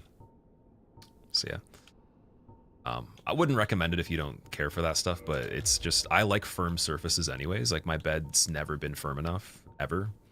I'd literally probably need like a prison bed or something, or some sort of like I was actually making like the statement that I was telling people, I'm gonna get wood and put it under the surface and then get a topper, so like it could still be elevated. And like if there's ever like a situation where maybe I have to go somewhere, I could like take a board with me and sleep on like an extended fold out like wooden board or something like that. Like if the floor wasn't adequate or whatever, I don't know. Okay, we got Moonlight Butterfly. I think that's roughly 10,000 for that. Firekeeper Soul for 5,000 is insane. More Homeward Bones. I think they're cheaper at the Undead Merchant though. I think they were 200. Oh, Darkbead. Silly. Go along, try and make split. Absolutely silly, man. We're getting Darkbead. We were just talking about that. Could be a bodybuilding pirate.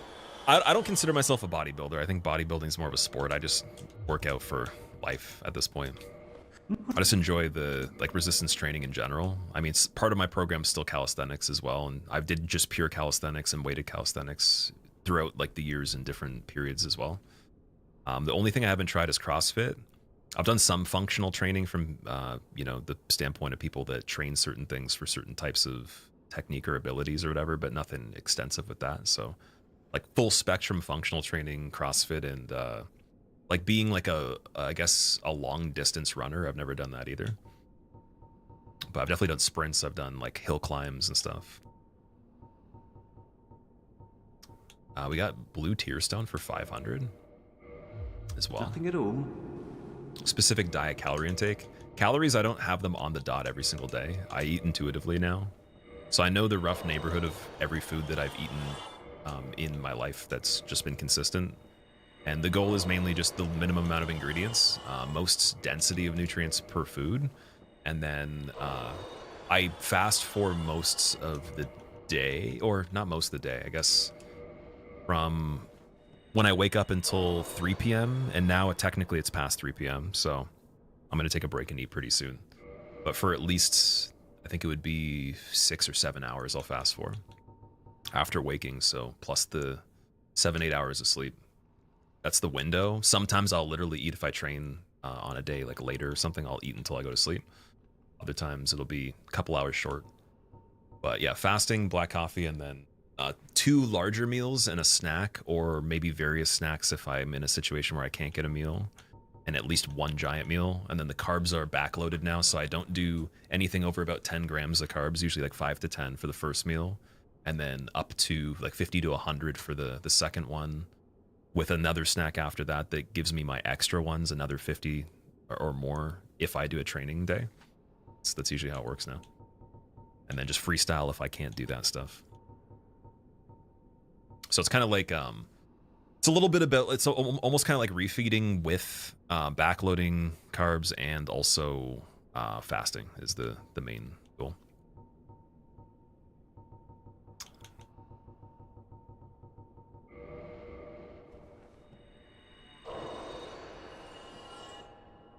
Making costume bed just to sleep on the floor.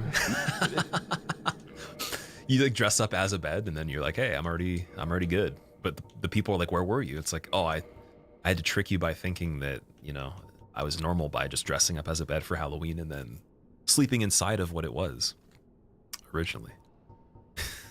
Okay,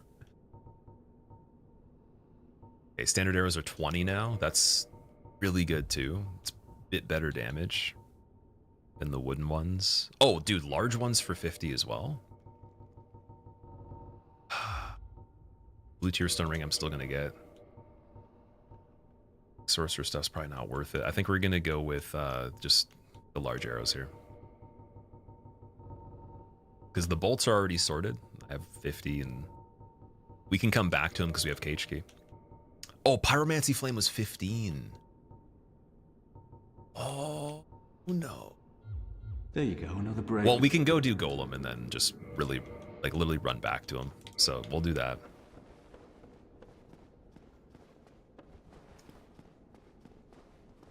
Always slept on a firm mattress, so sleeping on a soft mattress is an odd experience now. Yeah, when it's like too soft of a bed, like a hotel bed or something like that, it's not that I can't fall asleep as easily, but I'll wake up not feeling as good. I'll definitely feel it in the neck a little bit more, or, you know, just maybe my shoulders a little bit more rough on the one side that I was on more often. Kind of depends. It's always been like that for me for pillows too. I've always wanted a very flat pillow, like just enough where like you're slightly elevated, but like minimal head elevation. And then I put it in a way where it's like, it's not as elevated as it could be. It kind of almost is a platform for part of my body too, so I can keep myself more level if I start to tilt more than perfectly being on the side or whatever. And it's very specific, but yeah, it's always been the case for me for that too. Great fireball for pyromancy, which isn't great, but I think the mask is pretty good. So it's 2.5, and then I don't know, maybe that'll be a better setup at some point. Been training running for the past 2 years, doing your first 50-kilometer race this weekend. Mentos, dude, I wish you the most of luck with that. That sounds awesome. Have you ever done short distance running and have a comparison between the two, or do you prefer mostly long distance? Intuitive eating doesn't work for you though, especially if you're trying to lean bulk meeper. Fair enough. Yeah, I guess it depends on how granular you want to be. Like, I know people, for example, when I make them plans, like they need the calorie count, and then there's other people that like the idea that I could make them something that doesn't actually concern their awareness of the calories at all. They just do the things and it works, right? More so for like satiety and stuff, right? So it depends, I guess, on how specific you want to be, and if you want that extra, like those little percentages extra of optimization, with you know, respective of your lifestyle and all that. But I definitely would say you'd have to have tracked at some point to actually know, or be paying attention actively to the nutrition value of stuff. I still check things even that I think I know sometimes, or if it's a different variation of it, or especially if I'm going to a place, or like I'm thinking, okay, what are they making this with? Try to make ballparks if I can't get the information. And then I guess the without the, I guess, what would it be called? The surefire way of also not being terrible is, you know, let's say you have very bad food the whole day. being under the calorie count's a bit better, just in case, because your digestion is going to be mostly slowed and you might not absorb all the nutrients from the food anyways. So if it passes through you, whatever, and just hit protein goal slightly. But it doesn't even have to be that crazy. Like, again, I'm not doing any of this for an activity that I'm applying it to. It's just for function for everything. So see, okay, Centipede on this is not amazing for the amount of HP. It's one thing. We got the cage. I'm thinking that if he... Oh, wait a second. This might work. Let me try this and see if the randomizer lets me do it. Because I'm pretty sure you can do Golem like this, can't you? Or maybe it's on like a different update. I'm not going to be able to tell if it's actually going down.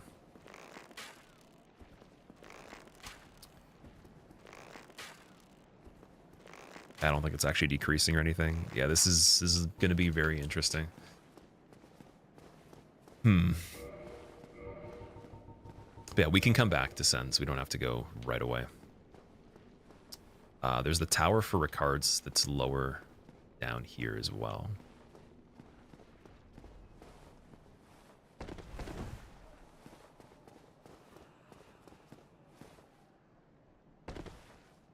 Tried getting tatami mat. Brother-in-law does it since it's still firm, but has enough to feel more comfortable than the floor. Tricky. So the thing is, I'm at the point now where I've actually started removing layers. Like, I'm just literally doing, like, I have a thing just that's not the carpet, because the carpet's texture is not the greatest. It's like like a sheet you'd put on a bed normally. But I'm at the point where, like, I could go hardwood most likely. I think it'd be completely fine. You just have to position, like, for me, my one elbow, I've injured my arm enough where the side of my elbow sticks out a little bit more on one arm, and that bone hitting the ground is a little bit of a problem. It doesn't actually apply to the other arm at all. That's the only thing that's really a problematic thing at this point for me, even just against like a legit wood surface. So I just need something that's a texture that's decent. But I would have done that in the beginning. I think I skipped the step of the transition of that though a little bit, and then it was only the first 2 days that were a little bit rough. Like, mentally you don't get as much rest, but then physically your body feels good right away no matter what. And then you catch up with the mental rests. I think most people say within like a week or something like that.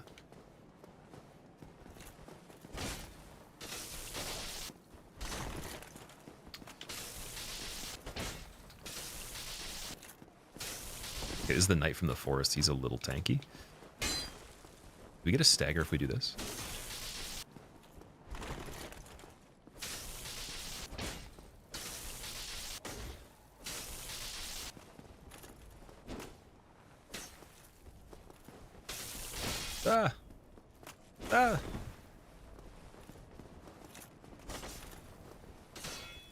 Oh, see, I wish you could just do the crit like in Elden Ring, man. Or even DS3 has the crit when they get guard broken. Oh, his damage is huge, man. We can't afford that. Let's get up the ladder immediately.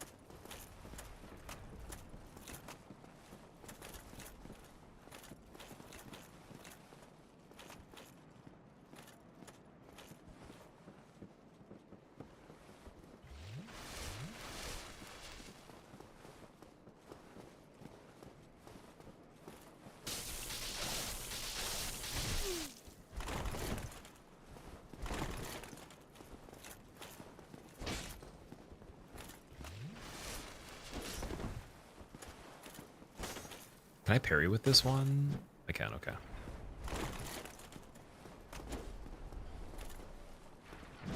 It's the R2. Damn it. Goes for the one that I don't want to be parrying.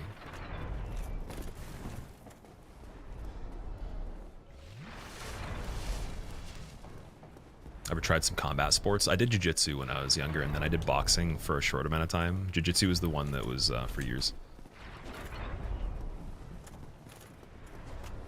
And I'd definitely get back into it. I just don't have the time right now. That's the thing. I don't want to make the time with all the things I have goals for. But there will be a time to make time for it for sure. Like when I can automate some more things, or at least like maybe I've seen the extent of certain things that I want to be working on. They require less time.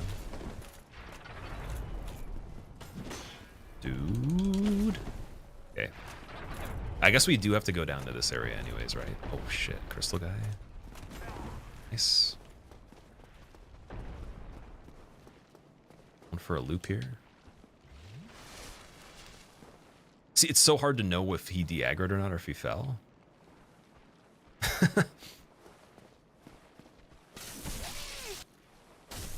I just wanted to see what was in the Ricard's area.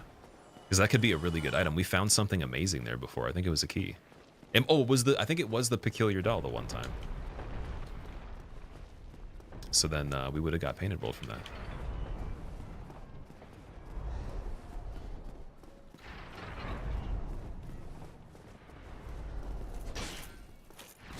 Dude, are you serious? Fair enough. Fair enough. I looked away for a second. Perfect timing anyways, because we can take a break and then get another one going.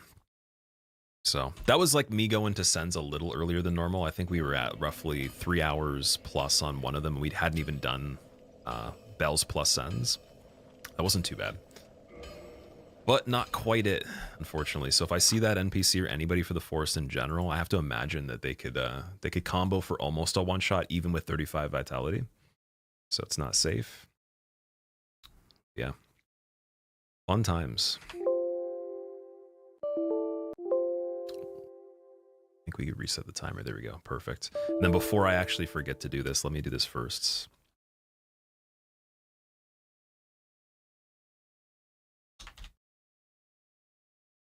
Sweet. Yeah, fuck, exactly, man. That's basically the way this one is like you could be good, but like the difficulty of it's not actually like obvious sometimes. Like you could literally handle anything really well, but like the silliest thing could go wrong. That's not even silly either. That's pretty straight up, but they hit hard though. Like he hits more than the value of your total character's health for most of the scaling of health you could have. Since the hard cap's 40, we're 5 away from like where it's just starts slowing down, right? You can't really gain health as aggressively after that point. And so he's a basic enemy he's an enemy that respawns in an earlier area and can do that. It's pretty wild. Ricard himself is also early. He's even earlier than him in terms of the mandatory progression. So the fact that's possible is something to be aware of there. Bokes, thank you for gifting Dear Tail a sub. I appreciate it. Welcome. Find taking any supplements worthwhile for fitness? Yeah, so you don't have to take any supplements at all. You can get all your micronutrition from food. The one that's difficult to get from food at a quantity that's sufficient is creatine. And then protein, you don't need any protein powder at all. It's just convenient. Tastes good sometimes. Vitamins, you can get all of them from food. Just hard to get diversified minerals specifically. And the micros in the form of like, you know, sufficient vitamin D if you can't get the sun vitamin D as easily and all that different stuff. I think zinc, vitamin D, magnesium, and the creatine are the ones that are like they're harder to get in a sufficient amount, but you totally can. And then also, you know, some people take supplementation for pre and probiotics and fiber and stuff like that as well, just based on how diverse the diet is.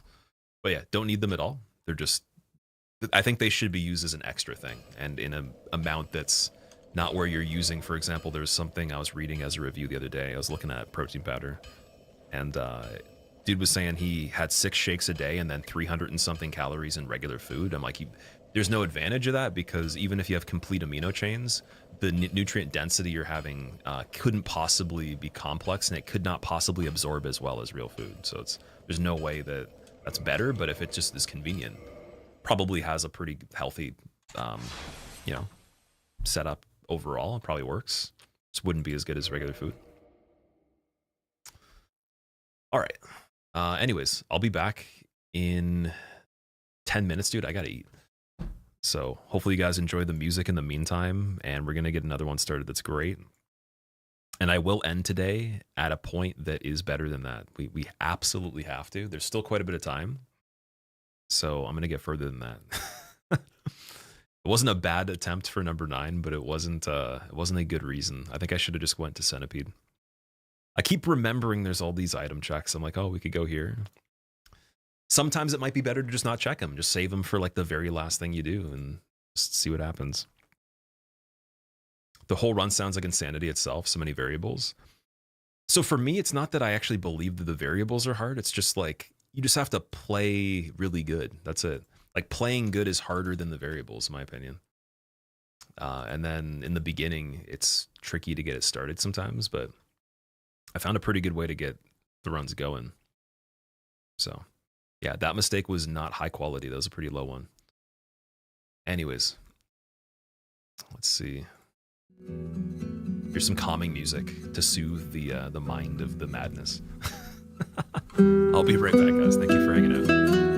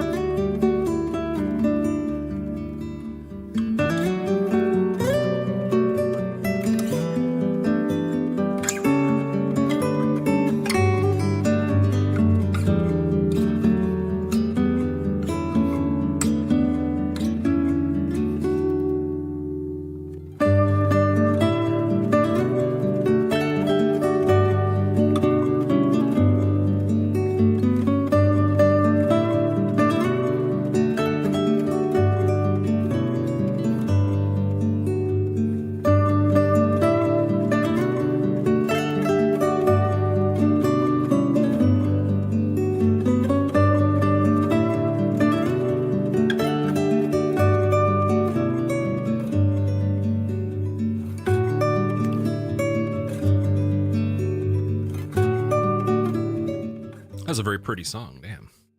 For What Awaits by Daniel Cade. Thank you, Daniel. Damn, Daniel. Back at it again with the royalty-free tunes, Daniel. Damn. All right. Just got to go quickly set up another randomizer here on the screen over here. Oh my God, it's chat. Say hi to the camera.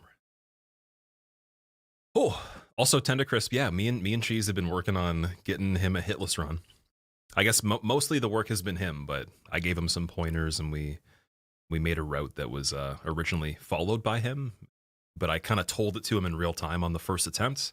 He got 42 mistakes and then got it down to 1 within like, I don't even know, a handful of streams. It was pretty cool.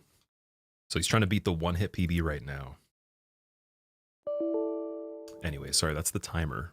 Timer's at 0. Attempt 9 is already activated. Oh, why does it say 10 minutes? Timer thing wasn't set up properly. Okay, first let's do the items.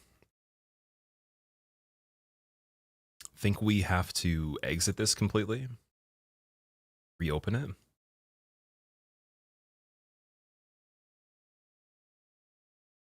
Close the game.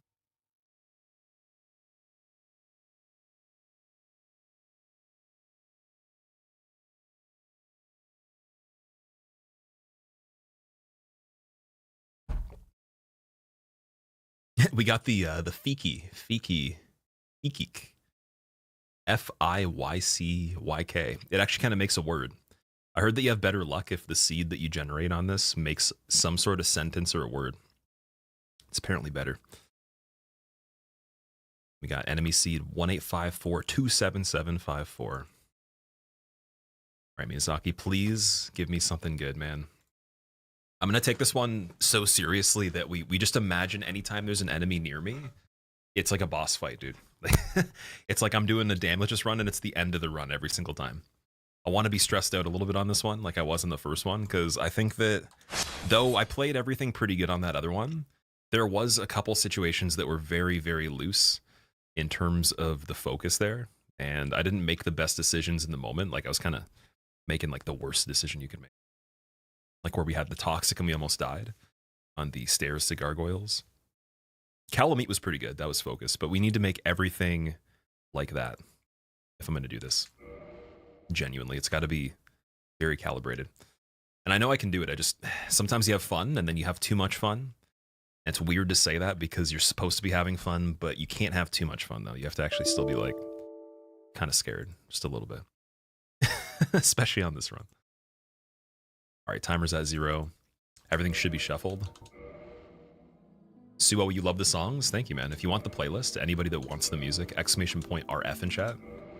And that's the royalty-free playlist. So we're on Rando Randy 9 already? Oh, dude, I said no double digits today. All right, what do we got? Jagged Ghostblade.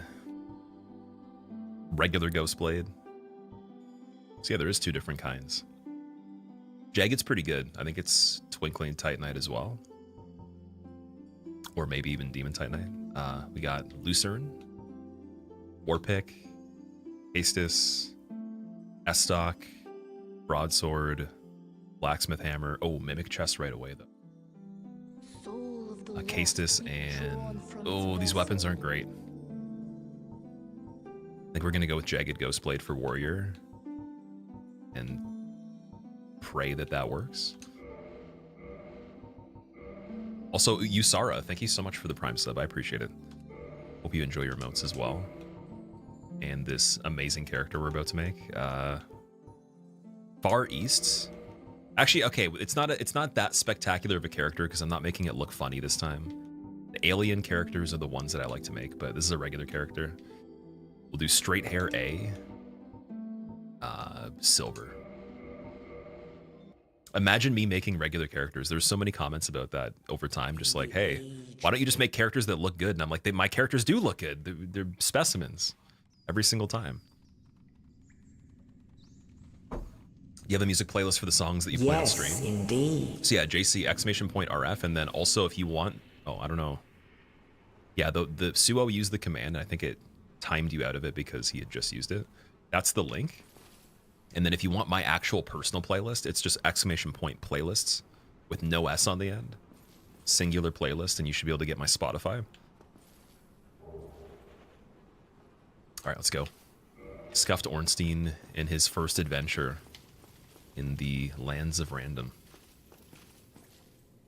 It makes me so uncomfortable that you can't see the boss that's over here anymore. I think what they did with the mod is they did that on purpose so you can't spoil it for yourself early. It has to be. It has to be the reason. I've never seen the boss under there one time. Must have had it rough. You can't wait to watch the parts that you missed. Hope your day's going well. Oh, thank you, Sarah. Am I saying your name right? Love watching modded DS1. This is the most fun challenge I've ever played on the game. It does not require taking no damage or speedruns. So damageless, hitless speedruns, that's completely different. This is the most fun straight up challenge for sure. Like, I'm straight up addicted to it. We got Sif, dude. Sif's not an easy boss. What? Dude, I have the settings on enemies for Simple Asylum and we got Sif. Sif is like a late game. What is happening there? I could do it, but like, what? With the Jagged Ghost Blade as well, such a tiny amount of range. Wait till you play with Foggate randomized additionally. Doing Deathless with Foggate is not something I'm interested in, but I have done it before. I have done the triple randomizer on this one. And I think we did it on Dark Souls 3 as well. It's very cursed.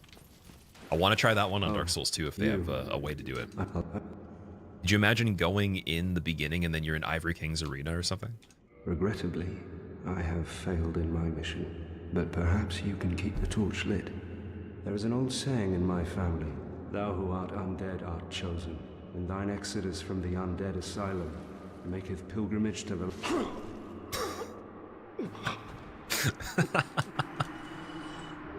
Was he saying something? Sorry, I wasn't sure. Had to take a little bit of frustration from that last attempt on Oscar before we start. Oh boy, have I played much Lords of the Fallen since they patched it? I played a little bit, and I made a video on just some of the changes they did, but other than that though, most of my playthrough was on the first time through. And I didn't actually beat the game. I kind of gave up on it because the way the enemies were distributed. There's just a lot of enemies, unfortunately. Like, where it felt like it was balanced more for being a multiplayer game where you co-op with people.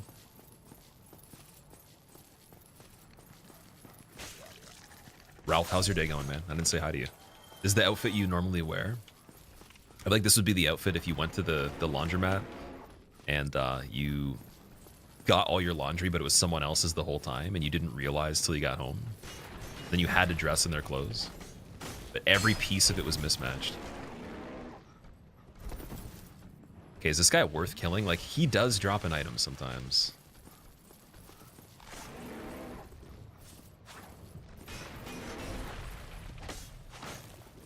He's gonna die pretty soon. I was hoping to get like a really nice early game item there. All right, Sif with Jagged Ghost Blade, medium roll. Rough. Get it? It's rough, but then like dogs make that sound too. Isn't that funny? Ha ha ha, streamer, that's so hilarious.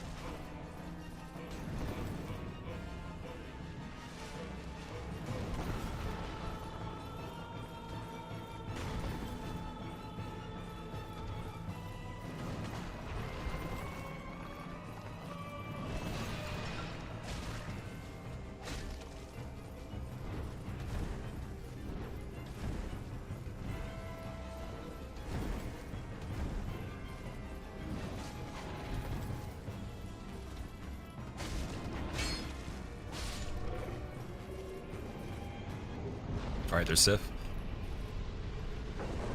Oh, also for the items to re-initiate, I have to actually relaunch the item tracker really quick. Here, let me get the cutscene first.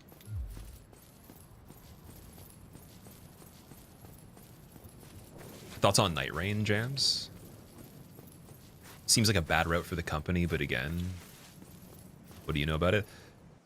Night Rain looks really cool. I played it, and like it seems like it's going to be something that, especially with the extra character classes they're going to have in the final version, could be a better way to play co-op with people. And then also for people that don't have access to PCs that can randomize the game and do seamless co-op, it's a definite good alternative to that too. So I think it's great. But the way I see it also is that it's not actually a game that is taking place of anything that they're doing with this kind of stuff at all. I'm pretty sure it's like a standalone thing. And in the plan that they made for content and like their shareholder agreement, all that stuff, they did announce that they were going to be upping the production and making a lot more games constantly. So I believe that's just part of the plan with that, because they have Duskbloods that they announced as well. And they also have stuff that they haven't announced yet that I'm sure they're working on.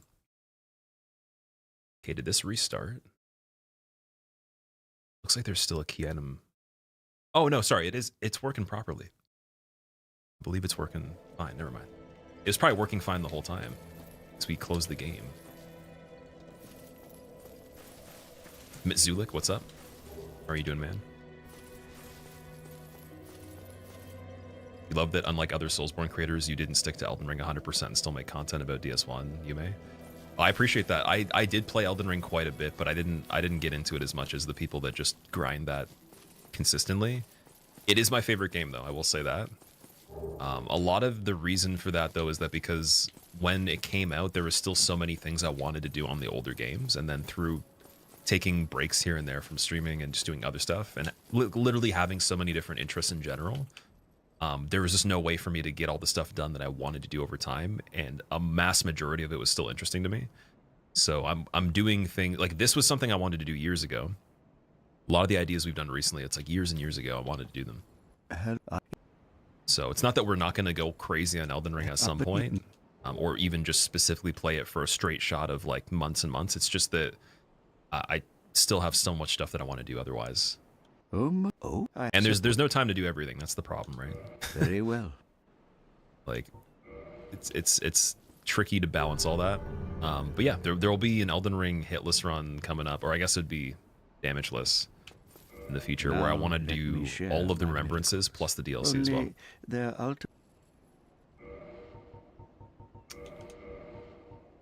It's 2 humanities for 750, not bad. Brave Warrior for 10,000, that's a ripoff. No, thank you. Come again. All right, Petrus doesn't have anything that's that good. Old Witch's Ring, I could talk to Quayleg's sister. That's pretty much the only benefit of that. Gauntlets of the Vanquisher. Wait a second. What set is that from? Oh, it's from Donal, the guy on the bridge. Okay. Guillermo, how are you doing, man? Welcome back. Ever heard the game Gothic? I have heard the name before. Yeah, it sounds familiar. Is it older? Purging Stones, okay. Don't need them, but I could have possibly traded them to the Crow. Ooh, Stone Greatsword. That's really heavy, man. 40 as well. Same with the Dragon Tooth. So the only thing we have going for us is that the Ghostblade, it has okay attack rating, but it has bleed. So I can bleed anything, that's great. That looks like a pretty doable area right there. Silver Knight, we got the Golem as well. This doesn't look too bad.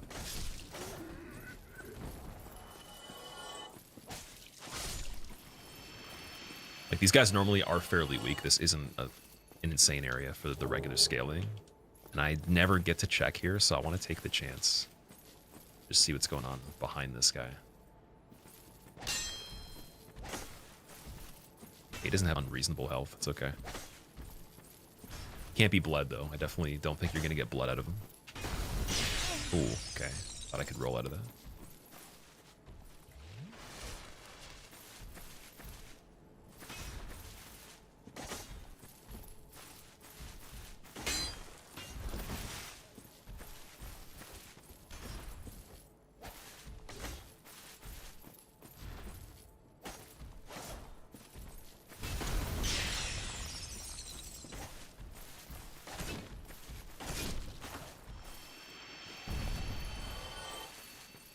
Please be something worthwhile.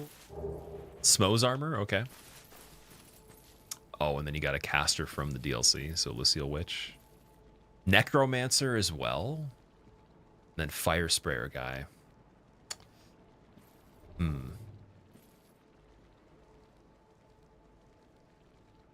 on the ground? Oh, Blighttown Bug as well. Get it! Alright, nice. We got it. Not bad. That was a lot of Rings of Sacrifice, and then what else did we get there? I couldn't even actually check in time. I was trying to just get rid of the prompt. I should have ran and not worried about hitting the A button. Alright. Either way. It's from 2001. Great game. You should try it. What is it about? Like, what's the idea from it? This one sounds fun. It's been so fun. I'm straight up addicted to the Randomizer Deathless. I can't wait to play the other games like that too. But I have a feeling that, like, I'll probably be even more trapped by Dark Souls 2 because I've been really enjoying playing that game in general. And I finally kind of understand it better, so I think that one's going to be even more fun than this. Though I heard it's really hard though, so we'll have to see about that. And then Dark Souls 3, I have no idea what that even is going to look like. But we're going to try it though. The thing with this one, I could have probably already gotten any percent if we just went for mandatory stuff, because I realized after, I think it was following the first few attempts, that you get Lord Vessel guaranteed. And then on top of that as well, you get the Lord Souls guaranteed. So you don't have to worry too much about any percent. You just need the key to the seal, I believe, if key items are shuffled. And if you do no key item shuffle, it's pretty simple to complete it. I probably could have done that already. But I want to get all bosses with randomized keys for my first run on this. Since then, it's like the best you could do. There's nothing that would make it even better other than just extra settings. And the build would be so much cooler too. You get so many items. Recently started Liza P. Oh, it's so good. There was a comment I saw, and it's valid. There's nothing wrong with it at all. But they were kind of criticizing Liza P based on its functionality and all that. And I was like, it's the first time I've ever heard someone say Liza P didn't, like, not that it didn't do it for them, but that it actually wasn't well made. And I was like, it's pretty shocking, because for me, I'm not critical in the sense that I won't try something if it's poorly made, but I do analyze that stuff, and I felt it was made amazing for the fact that it was their first Souls-like game. I felt it played better than Mortal Shell, Code Vein, all those games, even though I really like those two. So again, Sorcerer's Catalyst, 500,000 ripoff, and he doesn't have any other items. Okay, we're not looking good for items on this already. That's yikes. No, thank you.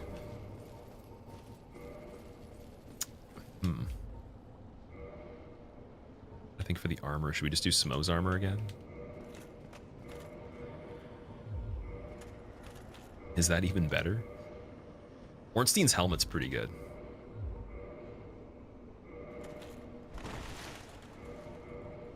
And is this shield 100%? It's 88. It's not too bad to start off with. I just don't like the sound of the armor. That's the only thing. Oh, it's 106 physical though. 106 versus, let's say we did either of these, so 16. And then you could do Golem Gauntlets. I don't think you can do both of these though. Yeah, so let's say we had to do Vanquisher. It's 27. I think Smo's armor is just going to be stacked. Like, we have to do it.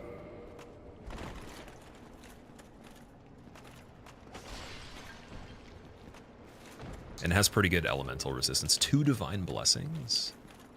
What? Okay.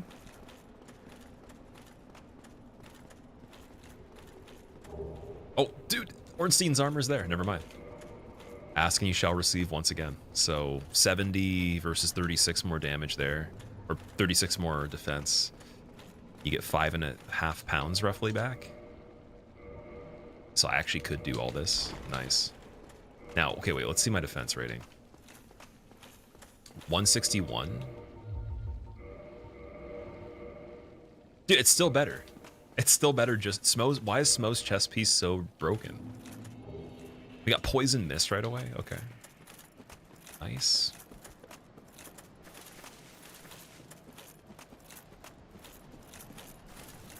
Okay, on this one, I'm gonna rush any percent as quick as I can.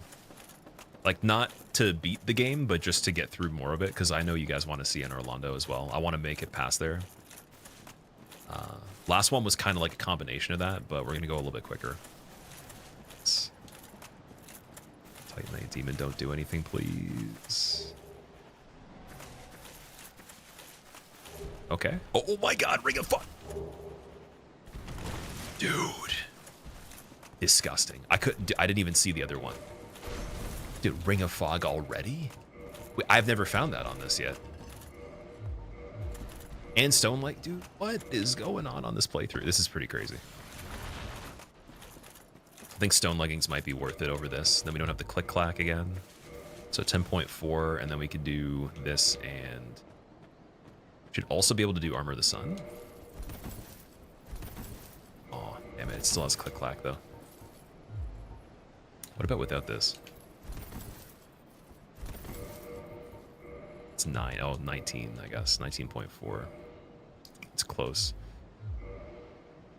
What if we did no chest piece and golem gauntlets? No, can't do that either. So we'd have to change Ornstein's head. Alright, still better to do this. Does that work on Nido skulls in randomizer? I don't know. That's a good question. Oh, sorry. Does the fog ring work? Yes, it does. It actually does. Not particularly the ring that it was that I tested. It was the hidden body. I had the casting and I had the slumbering ring, and it did the same thing. It definitely worked. Yeah, I want this dude to go off the edge, but I think we're good still.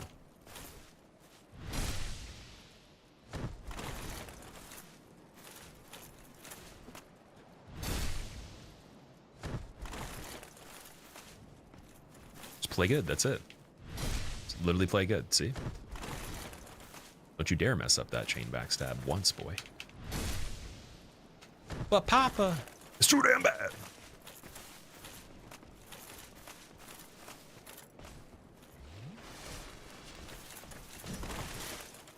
Get back in there, there we go. 1630, that's not too bad. Eastwood Grain Ring and the pendant. Is that the DLC pendant? Does it show up on my thing? What is the DLC pendant? Has red in it, doesn't it? That's the one that's useless, I think. It says it does nothing, right? No effect. Yeah, I was wondering if I had actually picked up the DLC pendant in a previous attempt and not realized, but it would show up on the list. Long story short is it's an RPG open medieval fantasy in which humans have war with orcs. Oh, dude, I think I have Gothic on Steam, and there was a game that was a follow-up from that. I don't know if it was the same developer or it was something else. I'm pretty sure someone was referencing that a game that I did for a sponsor was actually a continuation of it or something. I think I have it on Steam, though. Risen? Yes, I think it was Risen. Okay, so I'm a little bit familiar with that then. Skipped leg day? Yeah, this is a pretty bad one. Skipped leg day and then did the 10,000 calorie challenge a few too many times, maybe. And is a fan of Ornstein.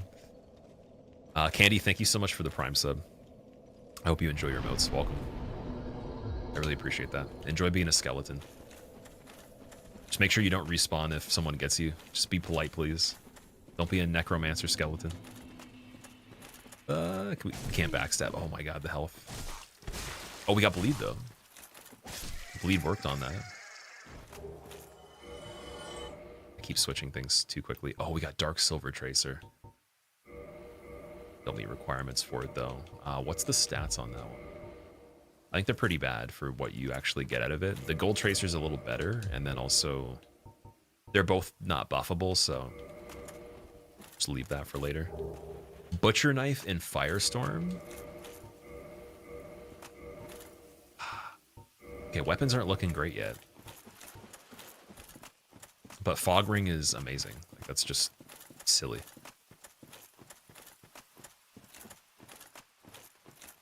The DLC one is called Broken Pendant. Okay.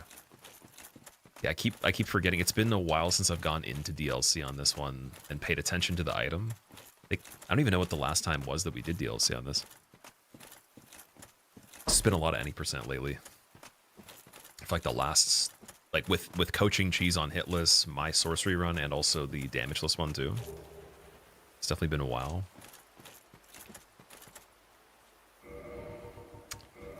All right, do I want to go back to the cave and level again? Because Jagged Ghostblade's pretty rough already. We might want to... Okay, let's check and see what Andre has and what the boar has as well before we even go over here.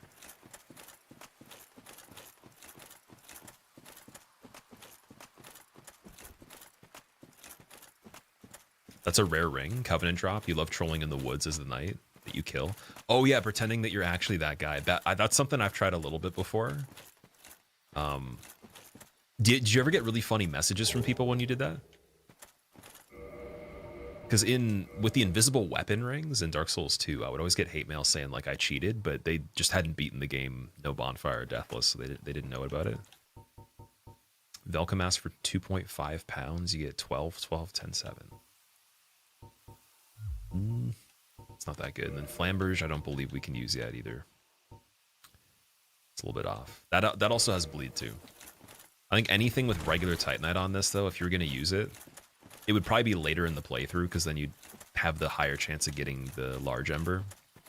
Or you'd have to descend something that's already lightning or enchanted.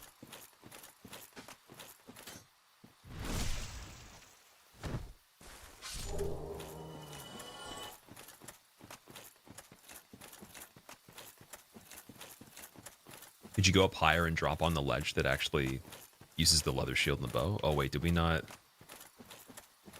grab that? I thought I just got it. Oh, sorry, yeah, I did it. You're making me think that I didn't.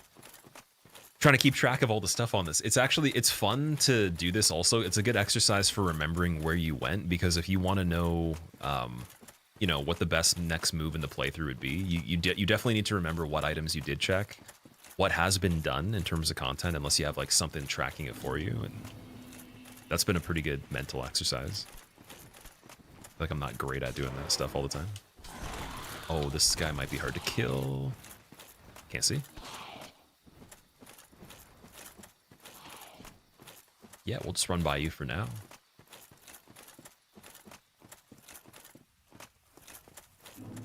Gargoyle in here is not too bad.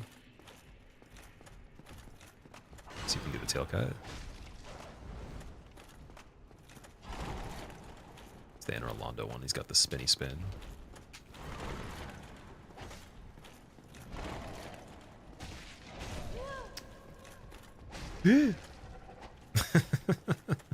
I love that character sound.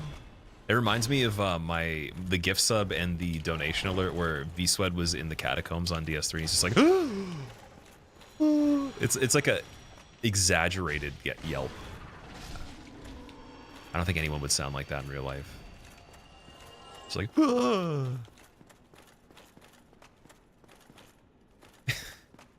Transplanter, what's up? Welcome back. Okay, well, we got a soul from that. What does Andre have, man?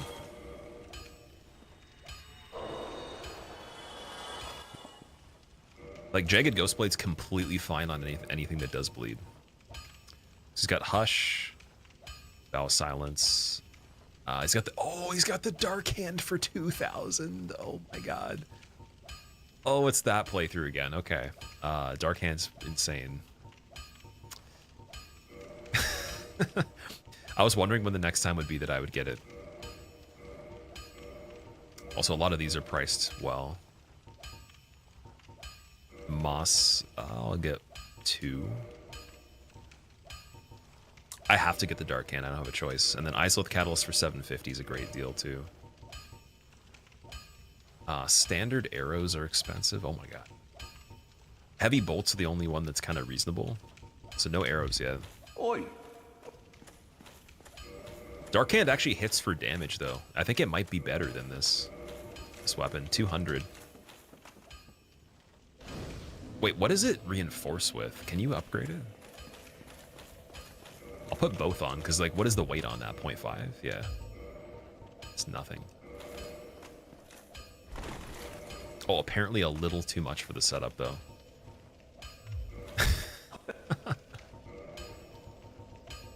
Oh, maybe you can't reinforce it. Oi, what does this fit? This is I call it the Smosteen.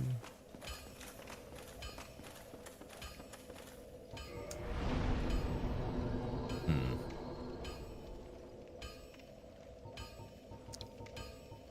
$25 vitality. I'm gonna do the endurance this time. Just a little bit. And then can we put on Jagged Ghostblade too? Nice. Okay, if I play Incredible, we could technically go and challenge something right now. Or there's a lot of items we could check for as well.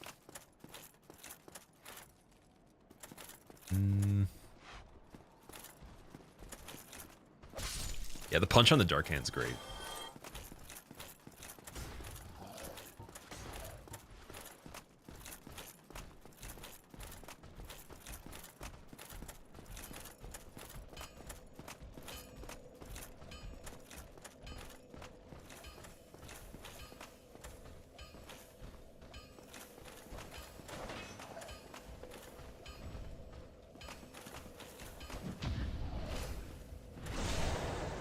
Almost did send skip right here by accident.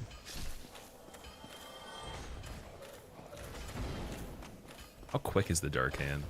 Oh, it's so fast, man. That might be good enough. If we got a boss where we don't have to be kind of far away all the time. Oh, that might be good enough, man. And we got parries too. I wish you could see gargoyles ahead of time. The one thing I keep making a mistake on too, I don't check Moonlight Butterfly when I'm supposed to. You literally could see it in most cases, especially if it's a big enemy. Wait, is that a regular? Oh, it's a butcher. Butcher back there, bloated head, ghosts, and crawly boy so far.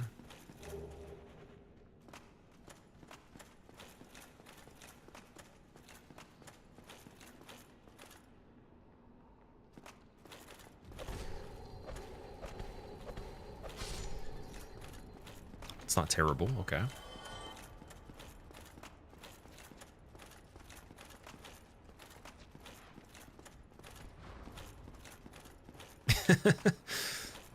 This might be a problem. What are we doing with the butcher here? I don't even want to do a damage check yet, because I need the other guy behind him to go in front right here.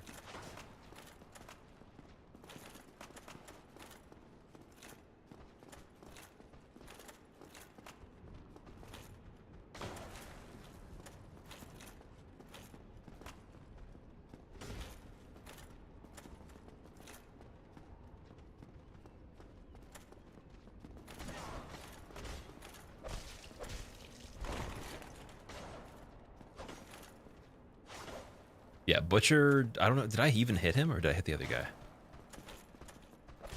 Other guy's almost dead, that's easy. Butcher is really fun to fight just one-on-one, so I want to get the other dude side here.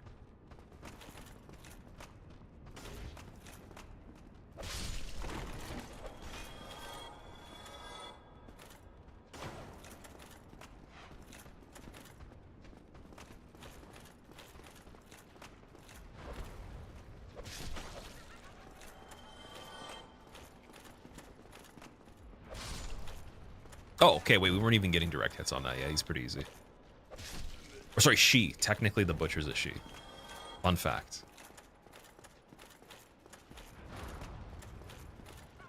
Okay. Still quite a few. And there's a caster in the background. Ooh. So I'm not worried about any single one of these enemies. I just wanted to get them one-on-one here.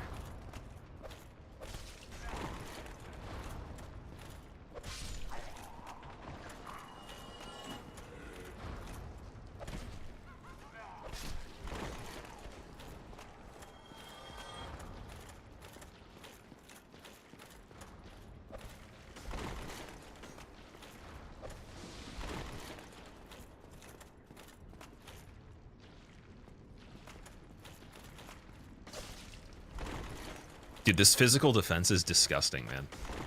They're barely doing damage to me. Like, that should have hit way harder, especially the DLC guy. Like, that's just nuts. This is so good. Like, this chess piece is so incredible that when I had it before, I should have used it the whole time.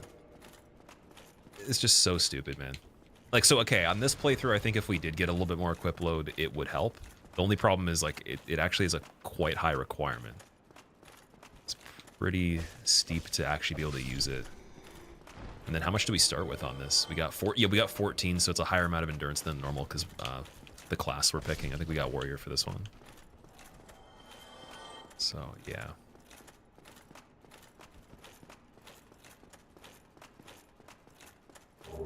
Magic weapon, brave warrior, nice. Both butchers are? Is there more than one butcher in this one? I literally thought there was only one.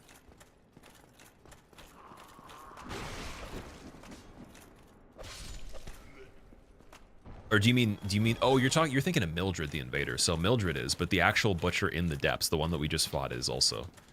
Which is like a really funny twist. I can't remember how they confirmed that specifically, but it does confirm it somewhere. We also just got Large Ember. That's insane. And 3 Divine Blessings already. Wow. Large Ember is great. Then we can actually use large shards on this one. This mod loves Vagrants. It does, yeah. Lautrec doesn't need to be considered yet, I don't think. Especially if we do fire gargoyles first, we don't have to worry about him. He'll just go to Firelink and we can get an easy kill on him. So I'll leave him. Let strength be granted so the world might be mended. So the world might be mended.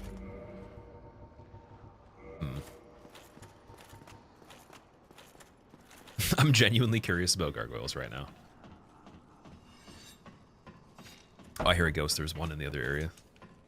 If you release him, he gives you an item first, though. But it's usually a sunlight medal. Oh, I didn't know about that one. I think I opened the thing and then didn't talk to him last time. Just killed him. Shogun, thank you so much for the 3 months. Enjoy your new badge. You're now beef jerky. Also, how's it going? How's the injury recovery going for you? Remember you were saying you wanted to start your flag football again, right? Oh my god, it's Seath. I think it's Seath. But his health won't be super high. So it's not terrible, but just... it's terrible. Oh, he's invincible until we get the thing that's over there. No spaghetti leg attack, please. Okay, dude, this is the only problem. Dude, we're gonna make the... what's that song? I don't even know. Yeah, we don't want the tail cut on him. We want him to turn around. Please and thank you. This is fine. This is a really interesting situation here. I kind of like it, but also it's terrifying at the same time. So I want to get far enough away. So turning him around is going to have to be a little bit more intelligent here than normal. Deal damage fairly fast from the Dark Hand. I don't know if he bleeds, though. I'd imagine he doesn't. But he is scaleless, man. Like, regular dragons shouldn't bleed, but he should.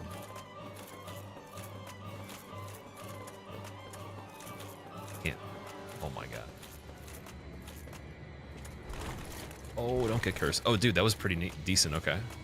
Not bad. He dodged the beam, too. Sweet. Okay, I need you to turn. Keep turning, keep turning, keep turning, keep turning. Turnips. Thank you. So let me check the damage, man. Please. We're gonna have to do it one way or another. Let me see the damage. Not bad. One more for the road. Big attack. Oh, we gotta run and jump.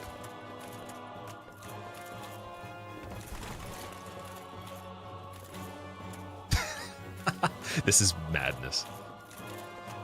What a time. And then we have like those pockets on this side. This is the better side of the arena because there's 2 little cutouts on either side of the building we can push back on further if we wanted to. If he gives us big attack, which he just did right there, so we could go there. Probably don't even have to yet, but just in case. Oh, it doesn't go there. There's a safe spot. That's really cool. Okay, so these are the kind of things where I'd say if you haven't played this kind of mod, it's worth it just because there's little nuances, especially if you know quite a bit about the game, dude, that are just really cool. Like that is something I would never guess is possible. I've fought Seath on this, and we haven't been in an environment where you could see that. You wouldn't be able to just guess that was going to happen. So you're literally safe here and there. Could have just pulled him back this way the whole time, and then I bet you even point blank you'd be safe there, because the crystals will be below the floor. All right, gargoyle's already done. Nice. If I can get the health, I think I'm just going to run Dark Hand until we find another weapon, but we'll do checks for all that stuff once we get a bit stronger. Why no tail cut on Seath? I didn't want to go for it. If he flails around the tails, I think he can knock me off the roof. And I don't actually really know how to deal with the moveset from behind at all. I haven't done that since the first playthrough. It's kind of like if I were to try to get the Calamity tail cut, I'd be at a loss. Like I could randomly try to do it, but it wouldn't be calculated or anything. And like even that one's really hard to do. Seath might be a bit more simple. So if we had way more damage and maybe I was like had a lot of poise and a lot of defense, maybe even some reach. Greetings. What'd you miss since attempt 5, Blake? Oh, there's been funny things that have happened. It's been really fun though. This playthrough is cool because we have Fog Ring right off the bat, and Smo's chest piece is carrying me right now. For defense, it's just silly. Grant a Mailbreaker? Oh, that sucks. Thou art welcome. Tempted to kill him, but with our health we have right here, I don't really know how to fight him straight up that easily either. I usually kill him before he can do anything, or kick him off the roof. And kicking him off the roof wouldn't help us too much. So we're gonna run back, and I think we're gonna go. If I go to Firelink to level now, it's not gonna be that great. So check the Moonlight Butterfly area.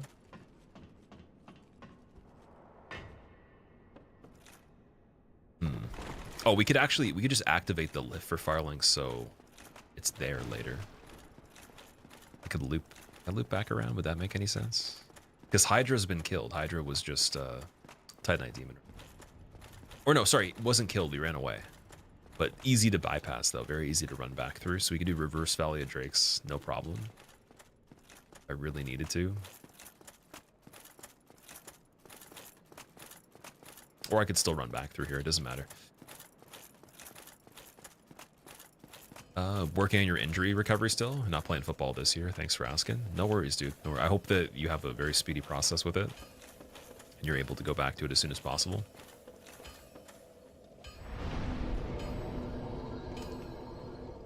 One thing, I don't know if it actually affects anything that happened to you, but I've heard from some people collagen peptides specifically have been helpful for joint-related stuff. I don't know if it would be relevant for tendon recovery at all or anything like that. Or even like other tissues, like connective tissues and all that. Jammer, what's going on, man? Is this the deathless version? Yeah, we're doing deathless randomizer. I'm trying to do all bosses on this, but we'll see how it goes. So I get 29 vitality right now. I think our endurance is okay right second.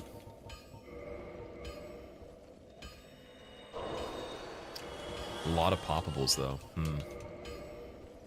We're bound to find more.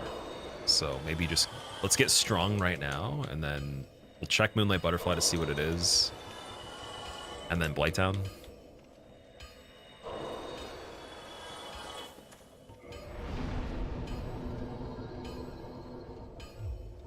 It's the most endurance I put in early. Oh my god. Our other stats are pretty good though. 13 strength, 13 dex is good. We kind of got lucky in the sense that this class in general, to start off with, it has some of the more preferable stats and like just that you would want to use, other than the magic related stuff. So it's looking good for that. Oi! All right. Where are you off to? Back over here. You definitely have collagen in your diet. Okay. Yeah, there's a supplement like the powder you can get that apparently has helped somebody that I know with their shoulder, as well as like I think it was it bovine? I think it was bovine collagen peptides. I'll just take the marine one, the marine collagen, but again, I've never had an injury that was so serious I was trying to like recover from for any particular reason.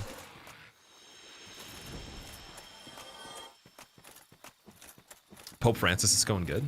How are you doing? Oh, I see it is... Is that Stray Demon? I think it's just Stray Demon. That's not too bad. We tried Stray Demon before, and he was floating on the handrails of the bridge. he couldn't... like, I could walk underneath him, so that was a huge advantage there.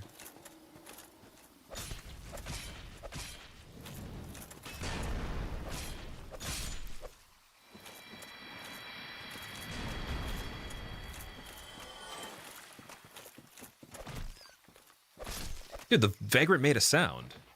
You guys hear that? It was squeaking. Does the Vagrant normally make a sound when we kill it? Like the good one, particularly? That's weird. Do I take collagen regularly? I take 1 capsule of the marine one per day right now. I've had tons of gaps where I don't. Like, a lot of the supplements that I have, other than just some vitamins, I've gone without for months and, you know, then had again in my diet. But I eat a lot of collagen in terms of, like, cartilage and skin from meat. Throughout the week. I definitely get a sufficient amount, but I take 1 extra capsule just because, and it can help with skin, it can help with other things. And the amount of capsules that you can get for pretty cheap, it's like 200 and, I think mine's 230. It's pretty cheap, so I was like, okay, if it's gonna last like almost a year, I might as well just take 1 a day on top of it for the days I don't get as much collagen.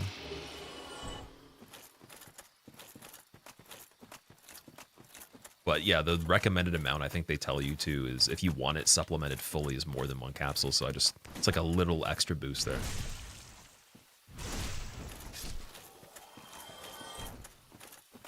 You're not crazy, you heard it? Okay, so it made the sound, but does it normally do that though? We've killed good Vagrants in this, but there's been so many other things going on. I didn't notice that it has a voice.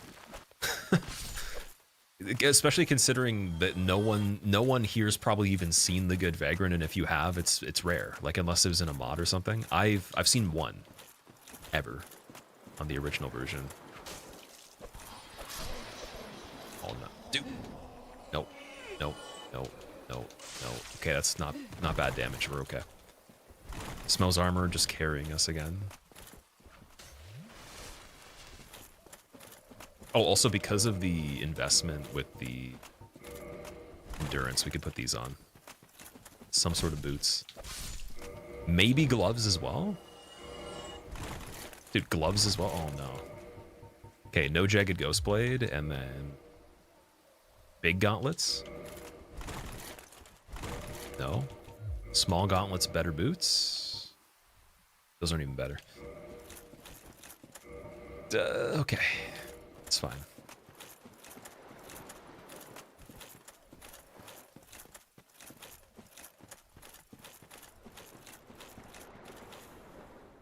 Would it be possible to make a randomizer on Dark Souls 3, but with bosses from other FromSoft games? That's something that would be amazing. It's kind of like Night Rain. Night Rain's taking stuff from the other games. It's going to be putting it into the field bosses and the final fights, I think. So they reused Watchdogs and made like a Cerberus boss for the final fight of the demo. And then there was Godskin from Elden Ring, for example. But there was also Centipede Demon from this game. And I think they showed Nameless King from Dark Souls 3 in the trailer. As well as Freya was spotted. What else do they have? They're probably going to do stuff from all the games. So that would be the place to see all that. But in terms of seamless co-op or anything crossing over, randomizers, whatever mod, I want to see them make it so you could seamless co-op, like all the worlds of everything seamlessly combined together. That's specifically like, what's the mod? Archthrones. Archthrones kind of does that, but something that actually just takes it as is, seamlessly blends everything together without repurposing it. Like it just is as is. And then like you could shuffle the enemies within that map, and then it's just every environment connected with all the enemies.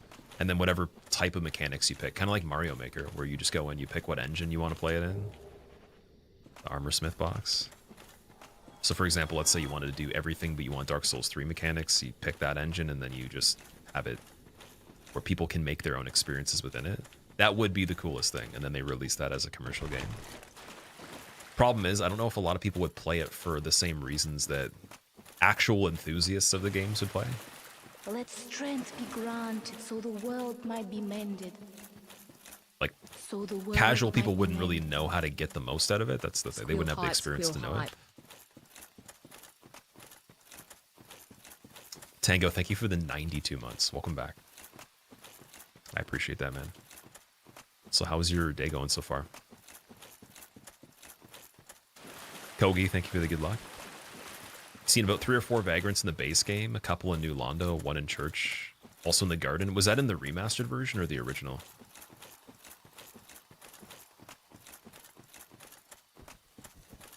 Bonk. A collagen in your morning shake with protein and greens. It's not the best tasting. The powder does not taste good, in my opinion. I don't like the taste of it. And that's why the capsules are so nice. It's like the cheat code for anything, just have a capsule instead of the actual powder itself. I wonder, they might have greens capsules that I've never seen before, but I wonder if that's a thing too. Oh, see ya.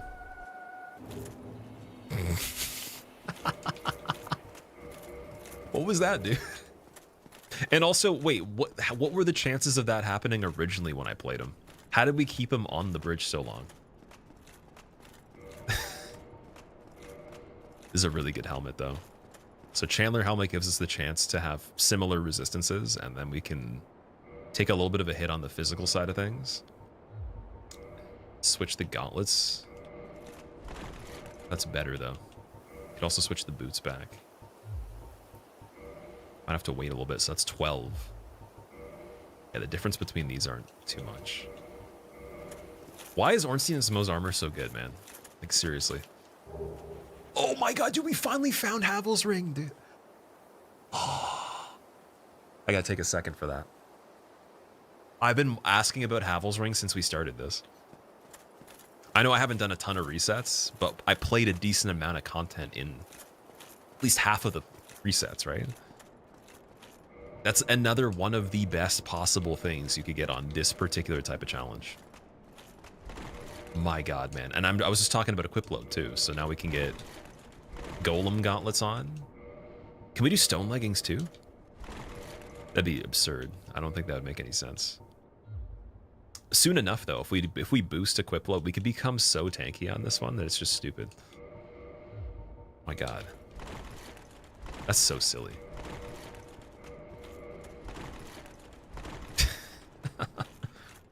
Blessed run, super blessed run for sure. We get 1 homered bone as well. No, you don't get a homered bone for that one.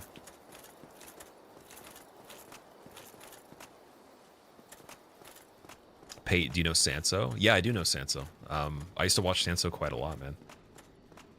He was speedrunning this particular game for quite a bit. Did he come back for Dark Souls 2? Was that what it was? Because I saw Takahashi streaming it. I saw him on my list, and then also there's someone else that came back and started streaming in general because of DS2 PermaDeath, the randomizer. Like that's just like been like the absolute, I don't even know what you'd even call it. Just again, an addiction of some sort.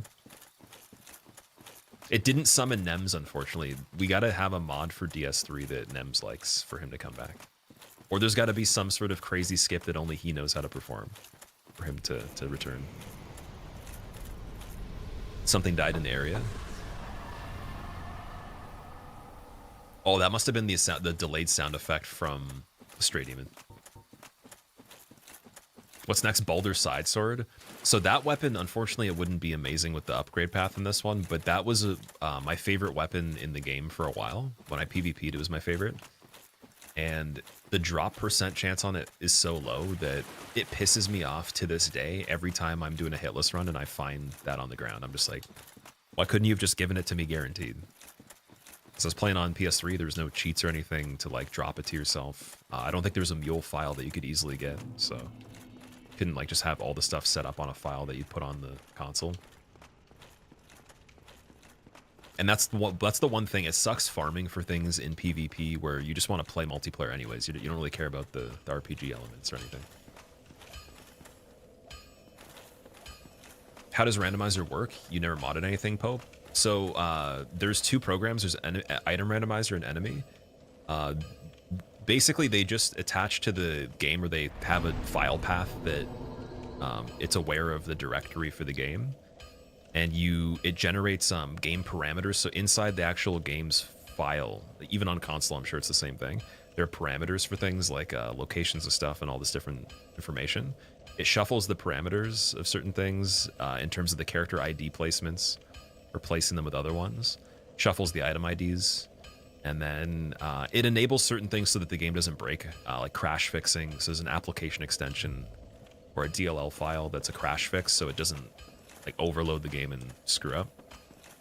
Simple stuff like that, and then you just push some buttons and it'll generate a code that's called a seed, and that's the layout. That's essentially like the ID of that randomization. And you could take that, for example, let's say you were to download the applications yourself to do it. If you copied the ones that I just generated for this one, you could plug it in without even generating one randomly and just copy and paste it from chat, and you could play exactly the same layout that I'm doing right now. And it goes even further. There's like a thing called, I think it's Archipelago or whatever, where there's game. Some people went like complete mad scientists, and they made it so different games can be connected to each other with Randomizer, so that if I wanted to do a challenge where someone's playing like Ocarina of Time, for example, they could get key items that I need to complete this game while we're trying to work together to help each other solve the completion of a completely different game that has nothing to do with this. So that's the next step. There was some stuff planned for me doing a DS1 crossover with Ocarina of Time with another streamer and then do Archipelago on it, but until we can, confirm a date for that or whatever, that's something that's in the future that I'd want to try. And that spans quite a lot of different things too. And for someone wanting to return to something just for the nostalgia or play something different that has a main niche, it could be really fun to just, it makes you obviously go back to it, but then there's like a twist to it. You have to actually get pretty decent at it again, right? Like test the knowledge you have on it. So that's pretty cool. We got Vitality. I think I'm just going to go 20 Endurance, 2 more Vitality, and we should be good to go to Blighttown with this setup.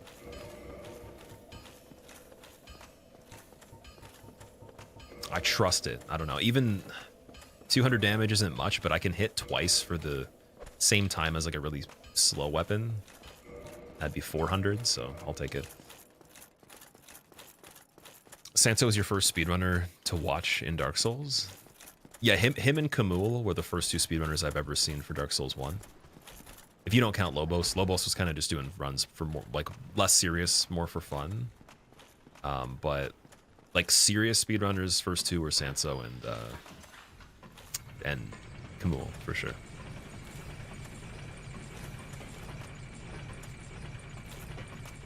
Does it support Dark Souls 1 now? You saw one with Dark Souls 3 and Oop, but that's pretty cool. It might not. It was just an idea that someone suggested to me that plays Ocarina, and I was like, okay, that's like a really cool idea. I didn't understand what it was at first still, even from the explanation, and then I finally saw the website, and I was like, oh, okay. I get what's going on. Come again. Oh, Petrus, by the way, can I borrow a humanity?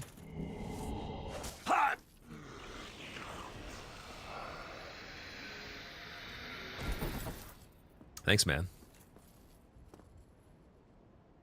I'm kind of thirsty, actually. I want another one. Oh.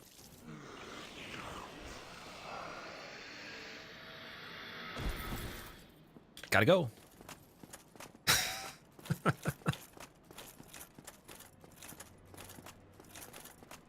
Crestfallen's not worth it. He doesn't give a humanity.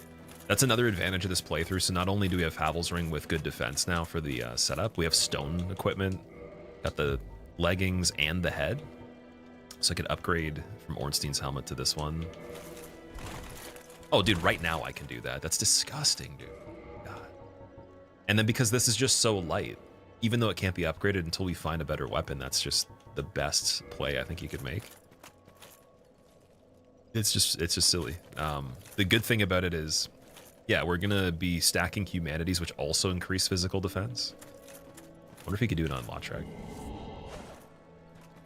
have to aim low. Maybe I have to kick him first. Well, what have we here? It worked. That's cool. How many does he have?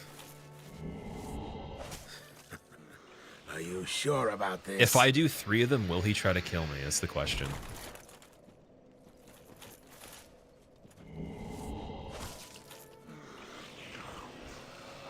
Because they give you dialogue no matter what, but I don't think it actually does damage to them. He's not moving yet either. He's going to just keep getting pushed around. Oh, he walks back. That's true. Vix, what's up, man? Finally coming over to Twitch to watch. I appreciate that, dude. It's just a lot easier for me to read the one chat. So for anyone that's watching on the YouTube, it's nothing that like is against YouTube at all. I like both platforms quite a lot. I probably use YouTube even more. It's just that when I merged the chats together before, the thing that would merge it didn't give me a very clear way to read it. It looked really weird, and it was like really hard to keep up with certain things and differentiate. I think it was kind of confusing for people that were on one platform versus the other, but I do plan to figure out something to be able to be better with encompassing that in the future. Just, I know a lot of people that do stream this kind of stuff and other games, they just read one chat. That's their easier way to do it. Unless they don't have like a lot of stuff to read in general.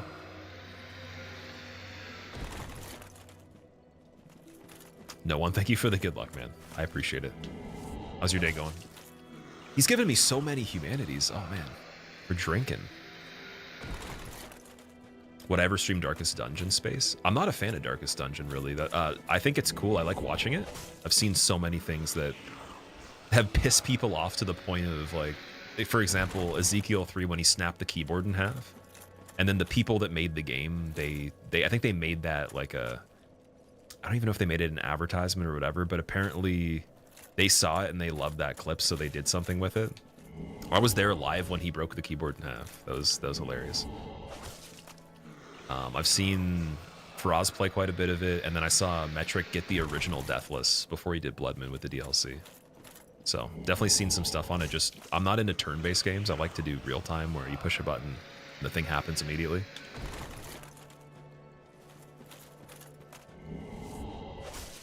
If I was into turn-based stuff, that would be like one of the first games I'd get into.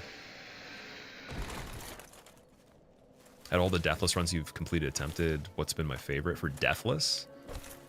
This one right now is my favorite for sure. I haven't done anything Deathless that's that impressive compared to this. You leave me no choice. In all honesty. Oh but boy. If this is our fate, he's gonna go for it. So be it. Oh, but I got the backstab.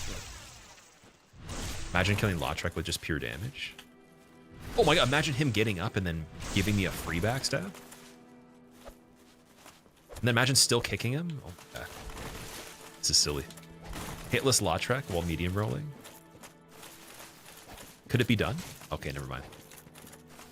It is worth trying to do until then. Oh, shit. Oh, he didn't get the... What? That's silly. He didn't get the crit. Why didn't he get the crit? Why'd he miss?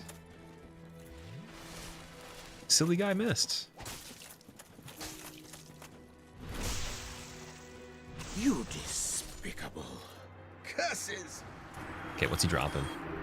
5 silver coins. Okay. That sucks.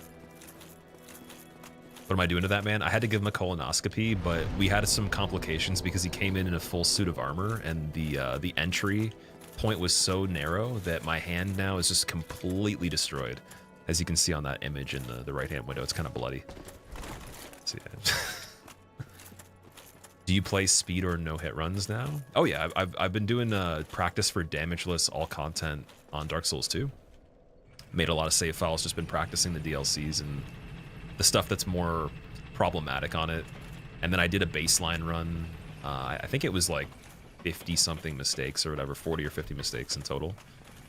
But That'll be a run that we'll keep going after for sure. I just recently did the sorcery hitless the first time on this game, and then used that as like a basis to teach my buddy how to get a hitless run that has only done deathless, which we've been streaming quite a bit too, and he's very close now. He's got 1 as a PB, and he got 1 from fall damage and 1 from stagger. He's got 2 1 PBs. We did damageless on this game base level, second technically in the world by 2 weeks, and I didn't see the original VOD, so I thought I was the first originally, but apparently second in the world for that. I was 2 weeks late for it. And then there's going to be Elden Ring All Remembrances plus DLC damageless that I want to attempt. I planned out some of it, but I haven't actually got the files for it yet ready, so we're doing that. Bloodborne damageless, all content with some chalice dungeons, if not everything, depending on how that goes. After the DS2 run's done. And then Sekiro All NG Memories damageless. After that one. As well as anything else in the meantime that's new that comes out that maybe I want to also do certain things on like that. But those are the major things. There's some smaller ones like no upgrades or infusions, all content on this hitless. And then Demon Souls SL1 I've never completed, so I want to do damageless SL1 for the first time on that. We have the 5-game marathon that I have to technically start doing pretty soon because I did a subathon and you guys unlocked that as a incentive, so I will be passively attempting the 5-game back-to-back damageless marathon. It's going to be in the next couple weeks at least that we start that, so I have to practice the sorcery route for Demon Souls for that, and then D-Rust's Bloodborne a little bit for damageless, and DS3, and I think we'll be good for that. What else? There's so many things. Too many things. That's just the stuff that's like already been spoken about before, or that you probably already know. There's like I have like multiple notepads, and then new ideas all the time. Did I die on Calamity, Purple? No, I actually killed Calamity on the last one. I died from the guy that replaced Ricard in Sense Fortress. It was the knight from the forest that has the fog ring. He chipped me on my shield and guard broke, and then followed up for a counter hit with the heavy attack. And he took about, I would say, like a good 75% of the health or something like that.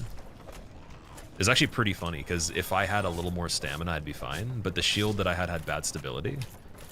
And I'd just been talking about having a better shield right before that. I was like, oh, we need a good one.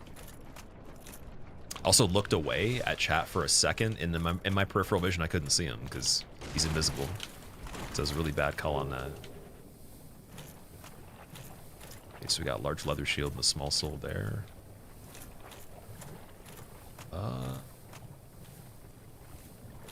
I could actually justify going for this one. I think it's fine.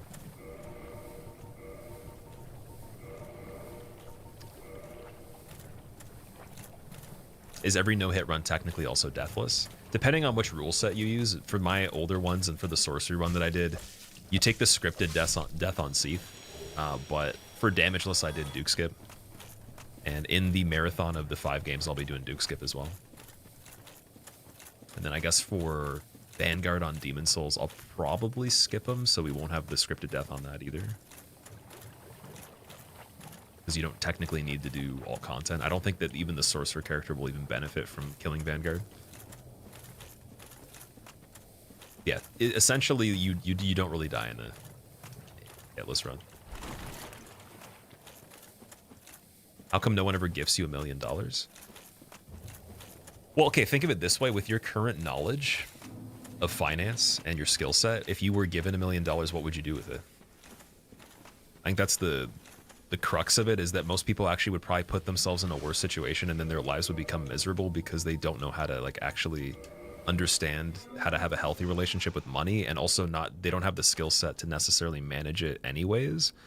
And so the responsibility you'd have to take on and the extra problems you'd gain in trade for solving problems that are more immediate that you might be able to already solve in some way by gaining more of the skills and maybe doing different things and taking more risks, trying to push through barriers. It's like usually like a lot of people I think put themselves in a worse situation. It's like the lottery syndrome that you get.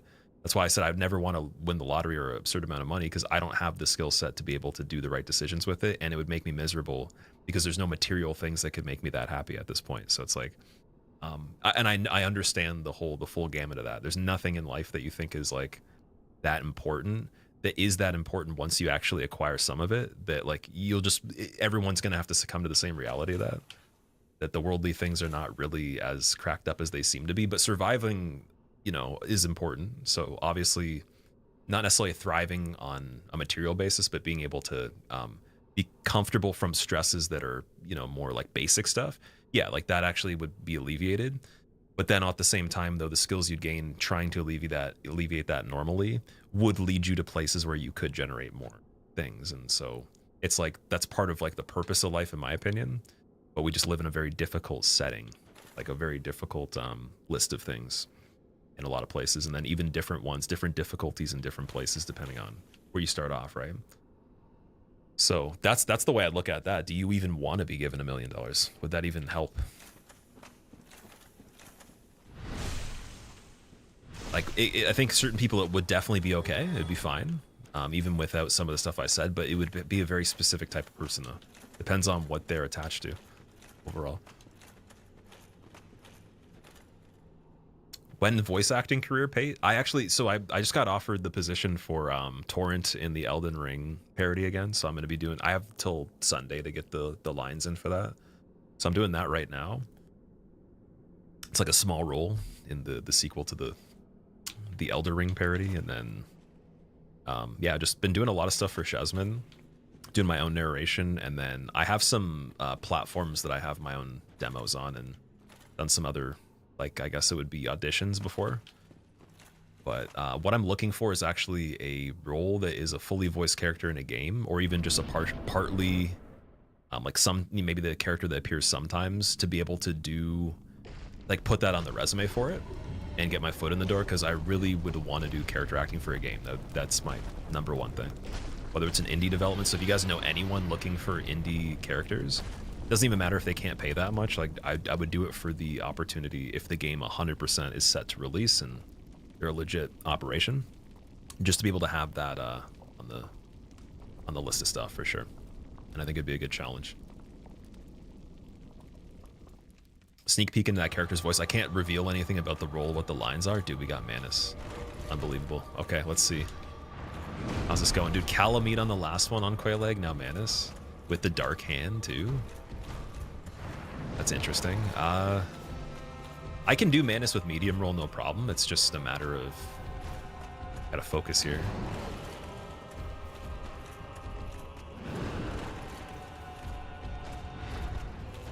I thought it was Asylum Demon at first.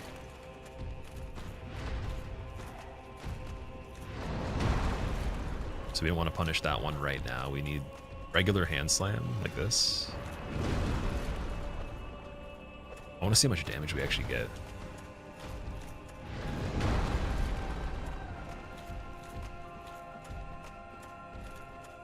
Because I think he has less health than Calamity. Let me see. What is this?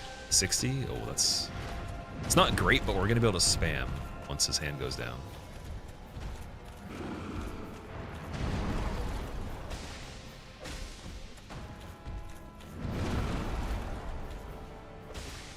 This would have been a good one to find the pendant on. Is there any other rings we have? No, we don't have rings that can make it better. Okay, so yeah, I'm probably going to have to punish that one. Just got to be careful. We got 120 each engagement there. I can't get the backhand out of his slam.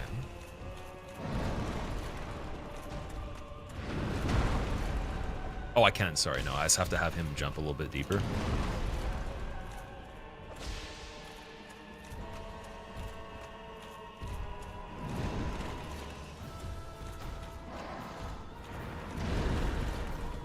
So the backup plan on this is if I get even just a little bit of a rough situation on the shotgun magic, I'm going to have to quickly switch off some armor. Otherwise, I think we're doing okay.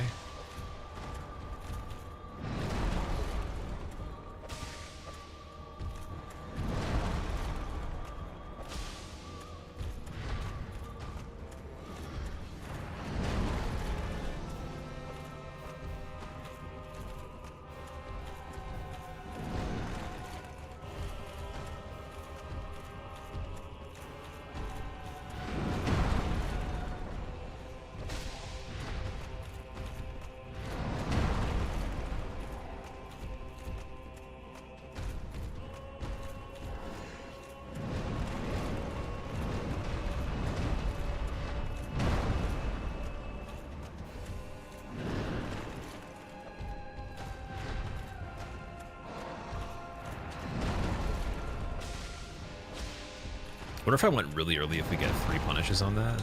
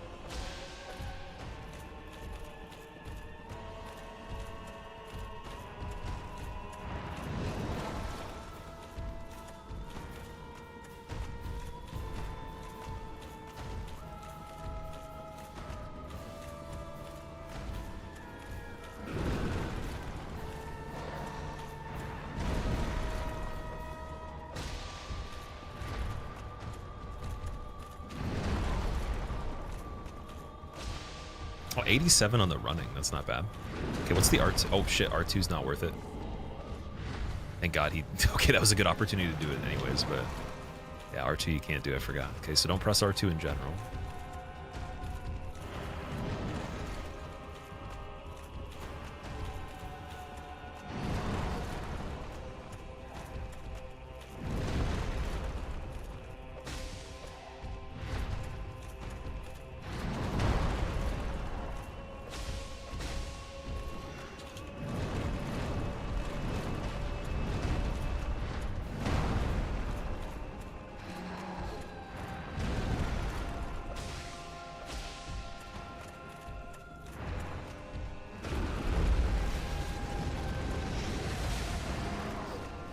%, magic? Interesting, okay.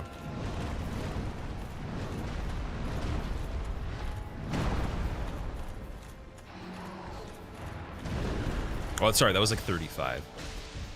35 to 40-ish. It's earlier than I remember it, though.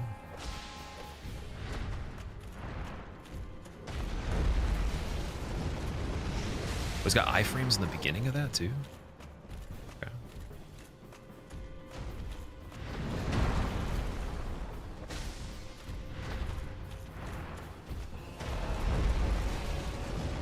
Oh, he doesn't. Sorry, I think I just aimed bad.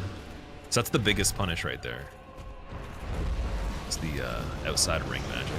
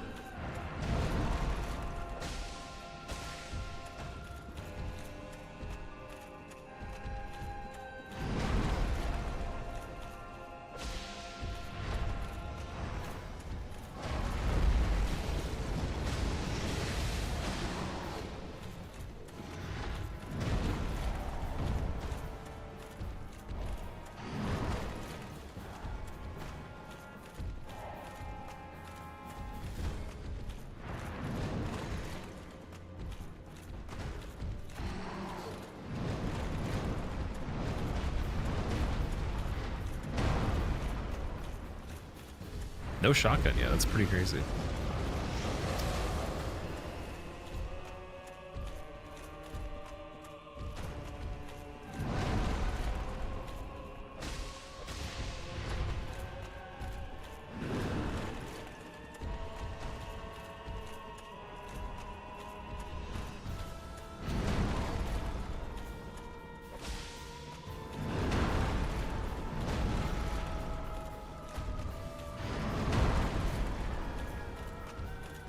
Camera correction, please.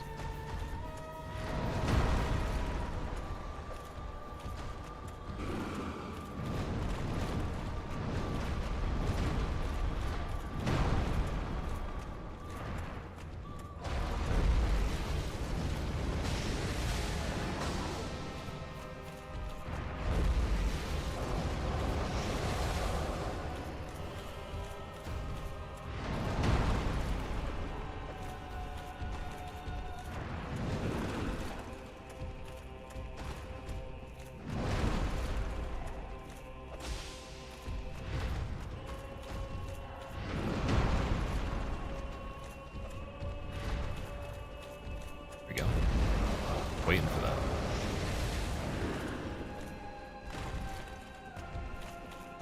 So I think I'm gonna punish shotgun recovery unless we're like super close or something like that. Seems a little dangerous.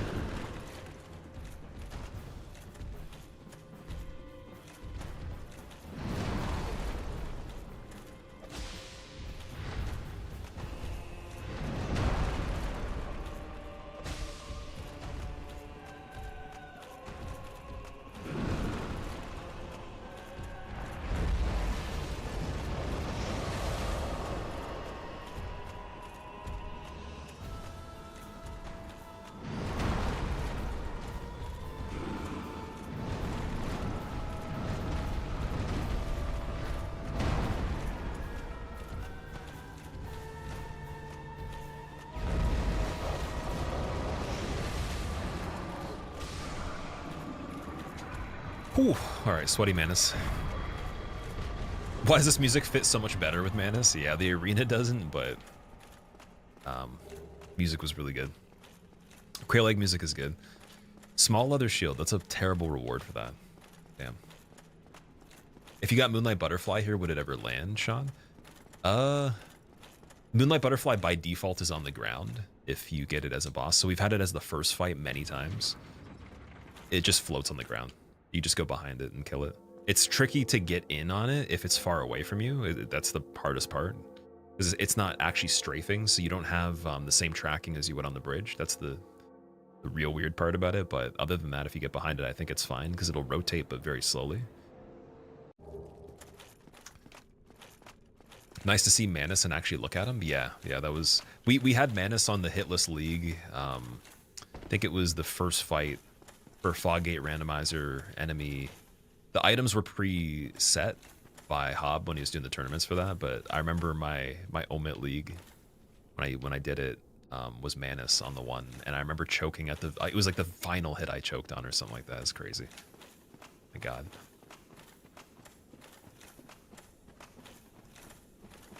All right. Going to Ceaseless. Let's see what's over there. Again, if it's not Calamity, Sanctuary Guardian would be pretty bad actually. That would be terrible. I don't think I'd play Sanctuary Guardian over there right now with this damage. With the Ceaseless HP, but if it was anything but that, even Artorias might be okay. Oh, fuck! Get out of there, get out of there, we're going in, we're getting out of there. Oh, yo, stop it. Get out of... Dude, I'm dead. It was good. I'm not dead. Humanity pop. Okay. Just chill, dude. Run away from the dino. Just run away from the dino, dude. He's fine. He's actually okay. He's good, dude. He's good. Oh my lord, dude. I can't even want to turn around. I don't even want... What?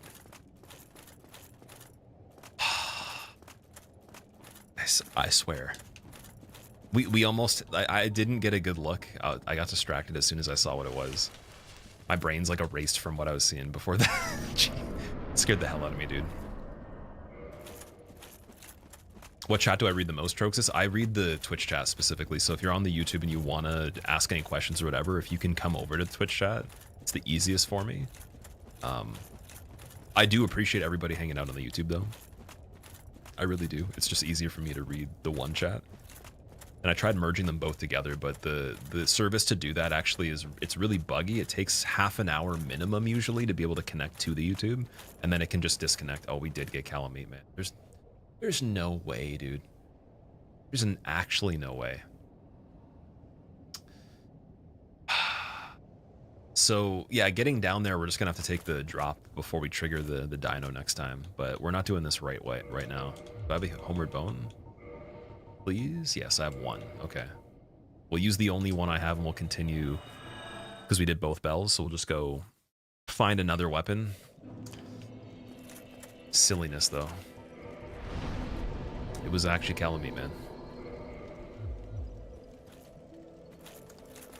Okay, what could we do? Oh, we could do Capra and all that stuff right now. Just check for weapons in the bird. Be a good idea. Let's go this way.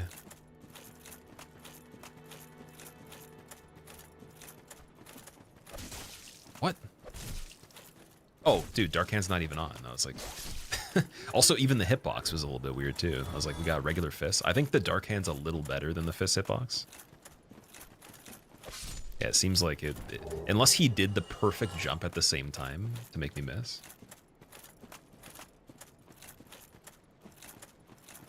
Don't die. What is the best Elden Ring boss rush mod? I've never played boss rush on Elden Ring before. I don't think I've played boss rush on anything, to be fair. I'm not really into that as much as into just like I could practice normally by using save states, so I could kind of make my own boss rush. But I've watched Deck get the world record for speedrunning boss rush mod on PS3. That was pretty cool. And then I think we re-challenged some of the fights on Convergence using the Pantheon thing that it has.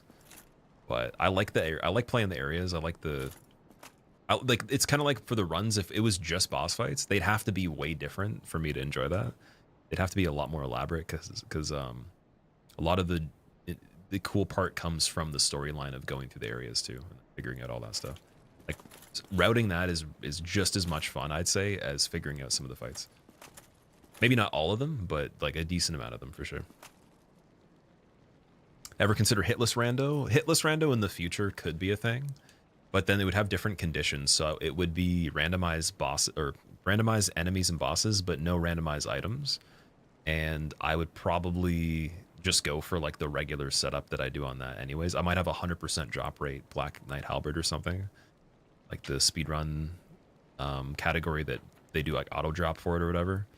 With those conditions, I think I would go for it, but not with randomized items though as well, unless we wanted to just at the end of a stream once in a while just reset a million times till I get a good start, and then make the logic of it way more simple than this, because it'd be crazy, man. I'm done on it. It would be like a nightmare to even get lucky enough to do some of the areas. I think the fights would be okay for the single fights if the arena wasn't terrible. Oh, spider shield. We also got the skull lantern, which is amazing. And then Xanthus waistcloth for 10,000. Helmet for 5. Havel's gauntlets for 7,500. Oh, too expensive, dude. Guardian leggings for 2,000 though, and then I think that's a little better than stone. Blooming moss, definitely gonna get those. Fire bombs for 50 is silly. That's just ridiculous. I need to get a bunch of those. So we'll do regular Proud Knight for that. Ever randomized a boss at Moonlight Butterfly? Yeah, we already had killed Moonlight Butterfly on this one. It was Stray Demon, and he fell off the bridge. So anybody that's too big will just float on the side parts of it, and then if they turn or like sidestep or whatever, they'll die. If it's someone that can actually stand on the ground, the lower part of the bridge, it's a pretty sketchy situation for a lot of the fights. So we've had Nito there. I did kill Nito there before. We had Asylum Demon. Artorias was on the last one, but I didn't get to try him. We didn't have a chance to attempt it. Kind of saved him for later.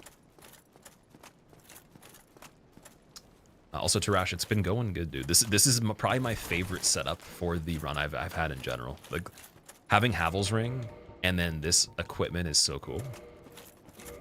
Speaking of which, so it's okay. This is about the same as stone leggings, but you just get more magic defense, less fire, equal lightning. So it's literally just, do you want more magic or more fire? That's a... And we still need gauntlets that are better than this one. I think this helmet is probably one of the best choices. Ornstein's at 5.5 though. Oh man. Save a little bit, but we don't have gauntlets that are just a little bit heavier than this. So I still got to do the stone helmet. I think it was, yeah, spider shield is probably worth it. So we're definitely going to be using that. That's great. It's 100% reduction.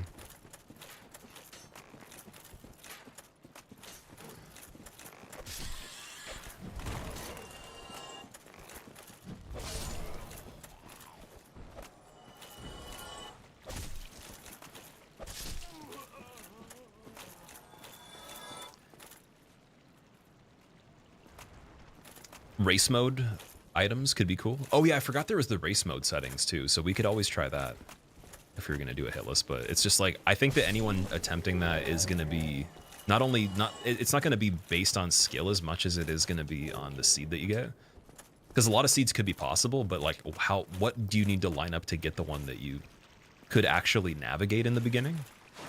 And then once it's like you have a lot of stuff set up, what else does it take, right? Ever worked a job you hate but can't quit because financial reasons? You don't have the energy? Sorry, energy, you mean? No, actually, so the way that I've looked at any single job I've worked in general, the only job I've quit in my entire life was, sorry, no, I quit 2, but the story with that one, I could explain it very quickly. So the one that I actually left, it wasn't challenging me enough, and the guy that was the manager that was like he was like a little bit of a younger dude. He became the department manager for me, and then he told me, he's like, I know you can do way better things than this. He's like, I'm not surprised you're quitting, and I actually encourage you to go and do better things in life. It just wasn't stimulating enough unless I was working like 7 a.m. to 3 where it was busy on a weekend. Every other thing, I was like, dude, they've hired way too many people here. There's no need for that. And there's way too many people in management that are conflicting with each other that's unnecessary. And so the operations and logistics of it were just really frustrating. And most people knew that, but the people that didn't really want to like actually get anything out of the job probably were okay with it. And it was almost like soul sucking in a way that's hard to describe. It was almost like I could get paid to look at wall paint drying and it would actually probably be more stimulating. Because a lot of the things I felt that I was doing were not actually doing anything for the business. It was like completely unnecessary. My customer service during it and helping people have a good time in the location and get what they need was the only satisfying part, and I didn't have a lot of opportunities to exercise that to the level I wanted to. So, like, even being management or higher position there would have been even worse, in my opinion, than being the lowest level. And then being the owner of the franchise would be even worse than that. Like, I saw the hierarchy of it, and I'm like, nothing in this entire space would be worth it unless... Well, I guess if you owned the franchise and didn't show up, but like if you were the general management of the regular management, that would still be even worse. And then owning the actual building would be okay. That was the only thing in the whole chain. So I left that job and then went and found something else. And then there was another job I actually didn't mind. And I got, basically I got the opportunity to become the boss there. It wasn't the head one, but it was the one of all the people on the shifts. And then I left before that because we were doing a lot of stuff with this, and I also didn't want to get too comfortable there. I was like, if I do this for too long, I'm just going to want to keep working here. Every other job I've had, I enjoyed. Other than just like those situations became, you know, there's the need for change. For me, I can do pretty much anything. It doesn't matter. Like if there's a way to do it, I'll do it. But I understand the importance of stacking money to be able to buy time specifically so that you can experiment with things. I understand that.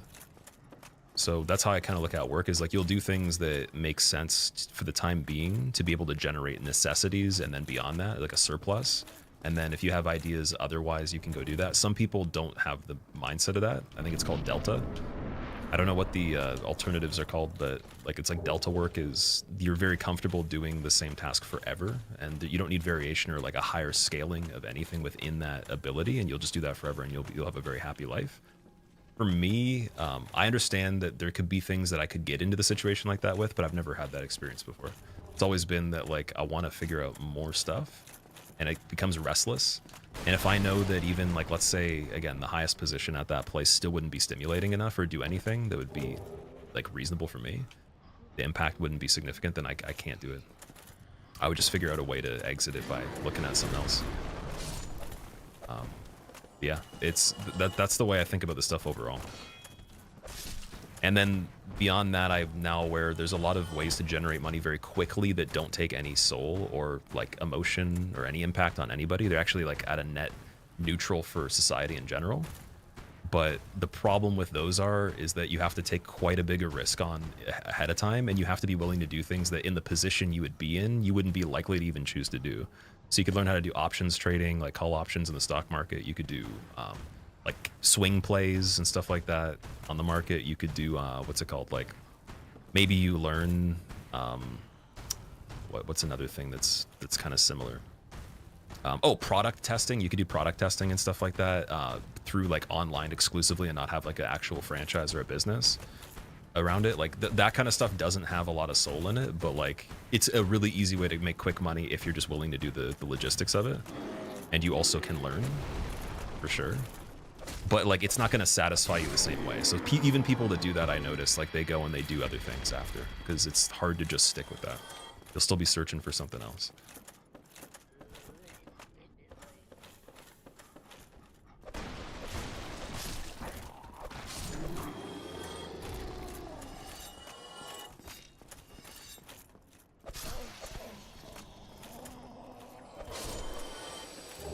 Giant's Halberd again, okay. Finally catching a stream and it's the best one. Fear, awesome. I'm glad you like this one the most. Although, okay, out of curiosity, what would be your reason for liking this more than 2 and 3? And also, Trozes, I'm sorry, I didn't answer your question the best I could, but maybe it's because that's my perspective on it. So, yeah, I think my problem right now is more so that there's so many things I want to pursue at a level that it's impossible to do. Like one person couldn't do it. So, and there's no way to automate most of the things I want to do. So that's the issue, is like just actually being kind of conclusive on, okay, what is going to be the biggest time investment for this time? And then from there, if I wanted to do something else, how would I approach that from the beginning? What's the overall structure for it for the best time efficiency? And it's tricky because time efficiency is not like a way to live all the time. You don't want to necessarily do that, but You got to find some percentage of that too, and then also realize what's the extent you want it to get to. And what skills are you taking away from it too? What can be a carryover in the future?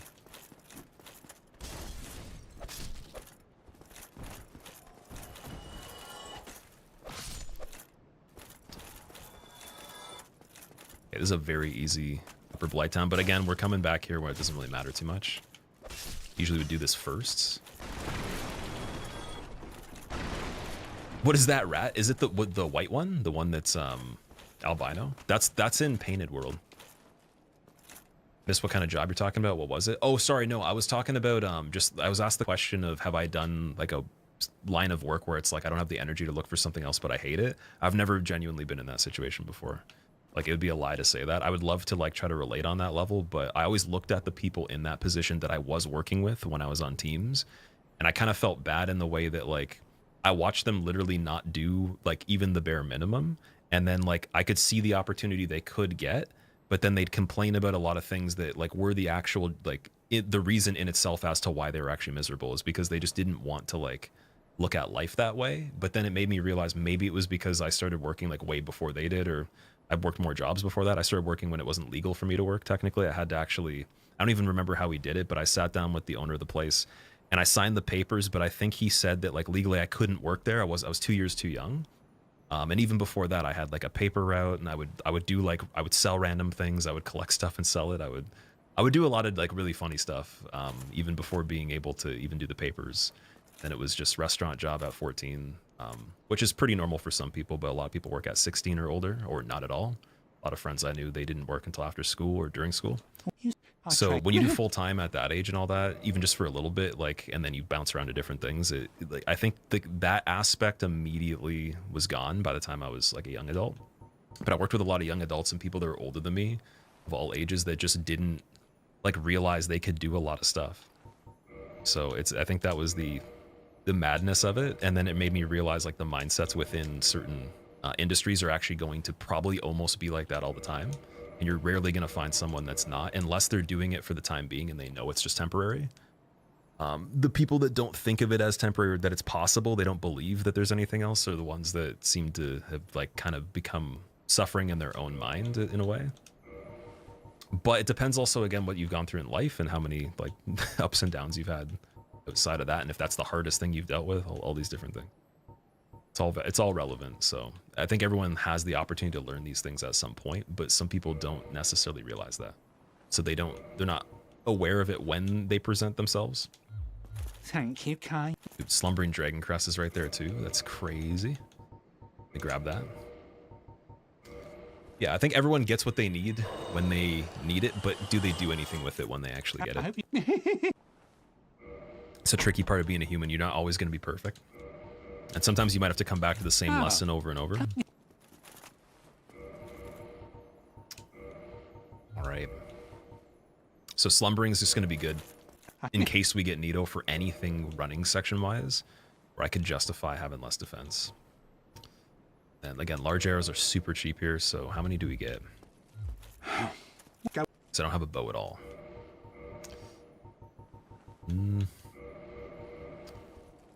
I think we're gonna get 200 to 200. 150 is all we can get right now. Oh, wait, what? No, sorry. What am I talking about, dude? That's the wrong denomination. It's the wrong heading there, damn it. Yeah, 200 of those should be pretty good.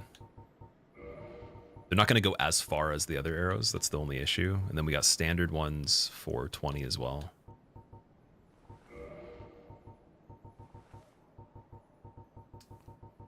Switch to waves, Vadim. It's kind of funny that everyone thinks that there's waves if you do rigs. No, I have locks, dude.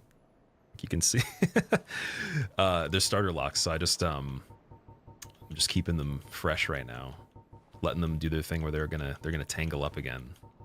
Hoping it happens within a month or so, but they're already starting to loosen. Like some of them have budded a bit already, where they're like pretty thick, but the ends are a little tiny because my actual ends of my hair weren't even. I didn't cut them perfectly when I went to go get it done. So I'll probably trim the ends again.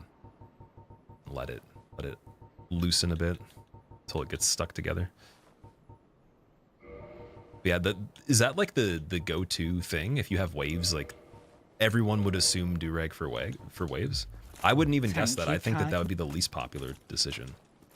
Between like if you had cornrows, locks, or like even what else? I guess braids specifically. Even like those would be the three I'd think of first. Ow. Even just like regular hair too. Even just a regular cut.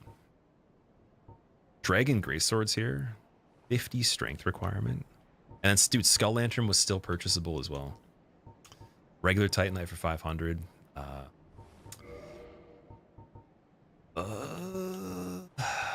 I think it's worth it, but yo, Demon Titanite for 1,000 as well. Okay, we're gonna keep this merchant in mind. I am gonna grab the regular Titanite for now. Get the 12, but we're gonna keep them on the back burner just because we can come back and get some really good stuff later if I need to. Has to be nostalgia. DS2 is a close second. Okay. I see.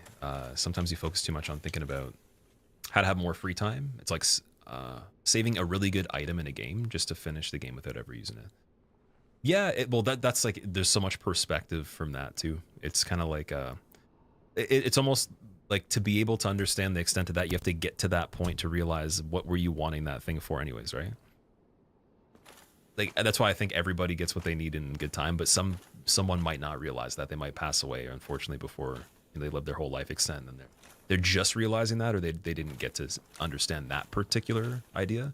So their identification can't be flexible, and they can't understand like how much they attach themselves to like narratives or ego or something like that. That variation of ego, that template, even though ego's very good, it helps us. Like, it's just depending on how you associate with it is going to get you those different things, right?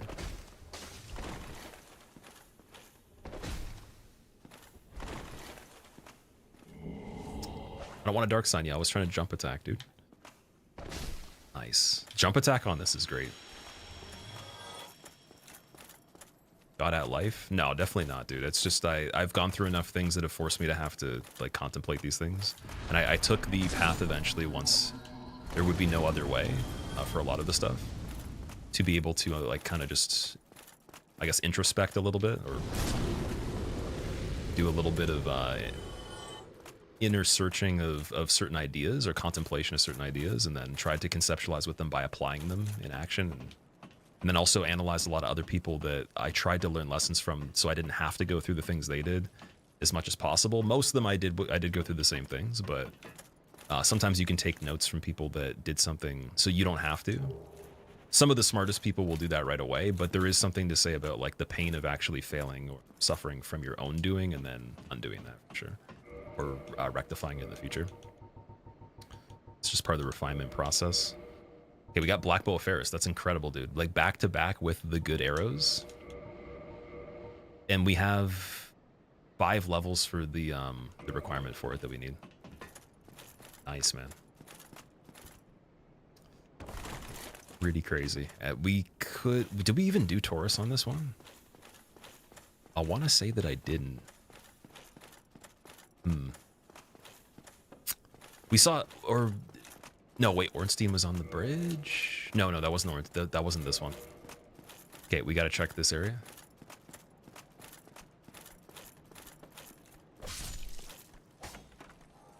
Yours getting pretty long too. Any goal in mind or seeing what happens? So it was actually longer than this many times. I have cut it down probably about a ½ inch at the longest points.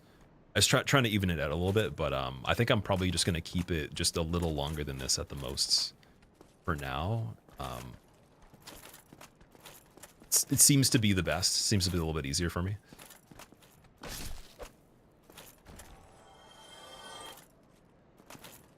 Mindset's a big part of enjoying what you do for work. If mindset can't fix it, you got to get into something more stimulating or find something you enjoy more. Yeah, like you're going to be, I guess that's what I'm saying. You have the freedom to basically craft a lot of different things or realities, but it's like, it depends on how much you believe that that's possible too. Because every single decision or opportunity door that's bypassed, or not bypassed, passed by or activated is truly just within perception. That's it. And also preparation meeting it in terms of how much you've, thought about these ideas and prepared in certain cases. It could be just natural though. It could be like the exposure to certain things will give you the insight to be able to actually perceive those things, even being there too. And that's just the laws of nature in that way. In my personal opinion, at least. I think that whatever way you kind of package it, it's just going to be the same kind of information, but it's the way I see it.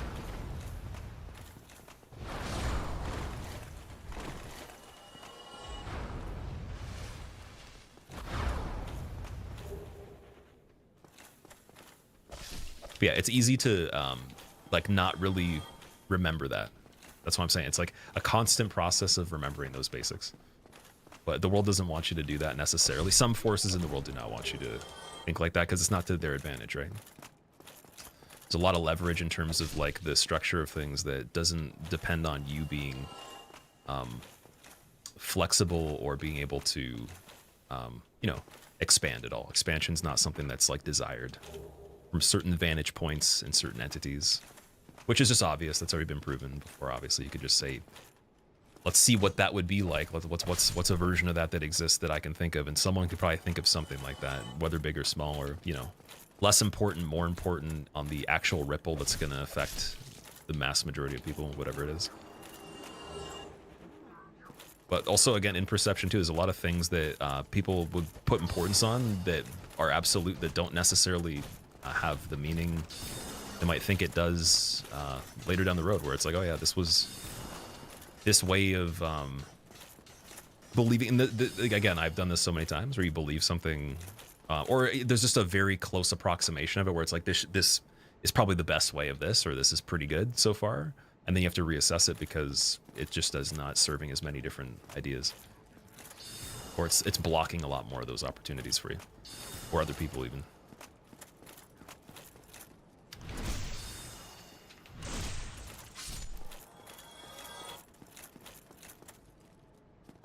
The loudest armor with Ring of Fog is kind of goofy. It is, but I have Slumbering, though. I do have Slumbering just in case. I'm 1375, so you're assuming I've been through a lot. That's a lot of years, yeah. I was actually 1472 last time we checked in, and now it should be... No, sorry, 1476. Now it should be 1451, I believe.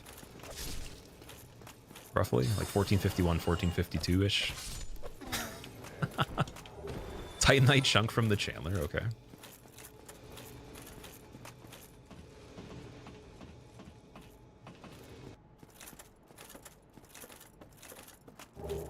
Homeward Bone up there. Murphy's Law, where anything bad that can happen will happen, so to you means being able to enjoy something while you have instead of worrying about losing it. There's also like if you think of it this way, if you believe in waveforms in general and like the actual vibrational quality of things, like for example, let's say that there's movement, there's motion consistently, there's a continuum of motion for everything on even the most microscopic level, there's a resonance to everything, then essentially you would be aligning with different resonances of stuff to a degree, but then depending on how you look at it, it's like why pull things that are not resonating well with like ultimately what would be ideal in your mind. It's very tricky to understand that sometimes, but that's kind of how I'd look at it too, is just if you said, hey, let's say there's like, again, 3 doors in front of you, but you don't have like there's a torch in the distance and you can only see 1 door, and you could just go pick the torch up and see the other 2, but you're like, I'm not even gonna pick up the torch, or I'm just gonna go and accept there's only 1 door and not think like, could there actually be another one? Then there's not even the vehicle for like, you know, progression there to even assess the situation really. And so the situation would have just been kind of automated by reaction, and then you go through that door, but then you wouldn't have known way back there could have also been like more wiggle room to figure out the situation by just kind of contemplating it a bit. So like critical thinking, reflective thought, introspection, all these different like basic qualities are probably more paramount than actual events happening that are being caused, because you could kind of like trace causality to some of those things to some degree, right? It's just a big interplay of a lot of stuff.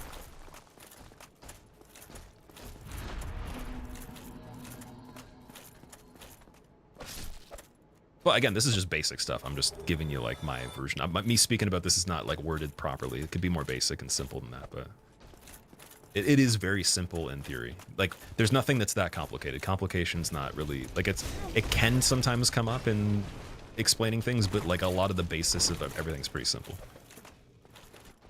From what I understand, it's just we make it very complicated.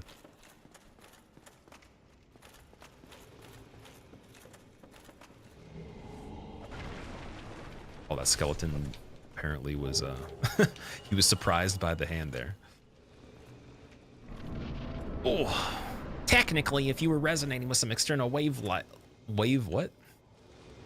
With some wavelength, you would overheat and die. That's basically how microwave ovens look.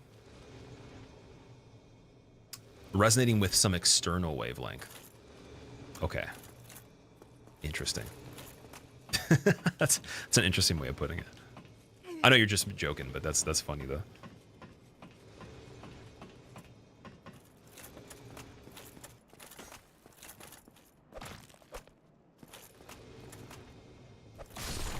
Oh, the doubled. Okay, so this is an example of butterfly where she's on a bridge. So, what's going on here? Let's see. I did get quite a bit of fire bombs. We got Taurus damage, so let's try. Let's see if the magic can go upwards over here.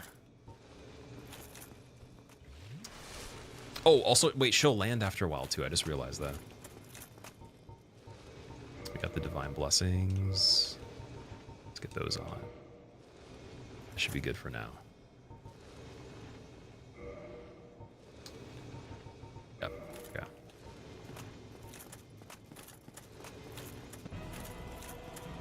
This is actually a really good location, this one. Because I wonder if it will land. We were talking about this before, but every time we've seen moonlight, it's just in the ground.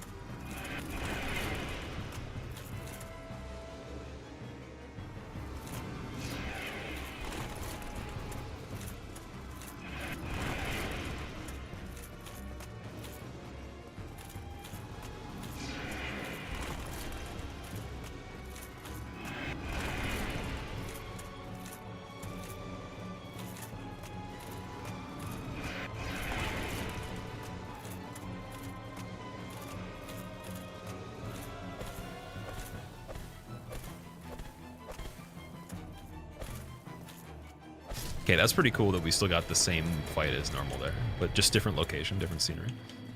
I'd say a little bit more room too, which could be good or bad depending on how you think of it, because the wall might not block anything. But that's cool. And then what was the bridge? Oh my god, dude, no! Sanctuary Guardian and that guy? Okay, wait, we can pull Sanctuary Guardian, no problem. I'm gonna have to firebomb the dragon, I think. Because I still want to get through that part too, and then the underground part, if we just do a check on that to go back to Andre, is not bad, even better. Got Mask the Child, that's a really good one for the stamina there. So I could switch the gauntlets now. We could do Golem, and then like I might have enough equip load. Let's see. Without the bow? Oh, sweet. Okay, that's really good. We don't have the key for that. Can you shoot her while she's de-aggroed? Yeah, you can still hit with other things. I just didn't want to throw anything in the meantime. I wanted to see if she would land. If a stubborn beast you be, I have no choice. A warrior of the sun will not just sit and take it. Hurrah! Why, you? How could this? The setup's so tanky, man. Oh, gold hem skirt as well. Nice. Watching your videos makes you want to play this with mods, but you'll spend way too much time playing Fear. There's some that you can just kind of try out and see. Like, I would say for the randomizer, it's trickier to keep track of what's going on if you don't, you know, play through it somewhat fluidly. But I would try something like, if you can get it for maybe Dark Souls 3, Convergence is a great one. That's like just a preset reimagining of everything. But new story, completely redone stuff, cut content, just a different playthrough completely. This one, the ones that are the best like that, they're only available on the original version. You have to have the one for PC that's the OG one. That'd be Scorched Contract and Daughters of Ash. And then Hollow Overhaul is really good for PS3 as well. You definitely don't have to play that quickly. You could do like an hour at a time or half an hour. Randomizers might be a little bit trickier though to not put a little bit more time into. Unless you just want to kind of like, yeah, you could do it. Just maybe items, key items not shuffled would be a good idea, because it'll be harder to keep track of what you're doing.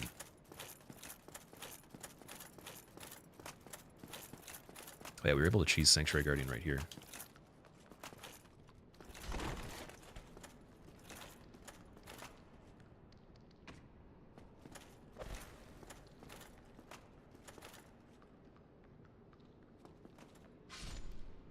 Did it just jump off? No way. Okay, so maybe just go to this spot every time it's Guardian and then wait? That's ridiculous. Okay. Sure.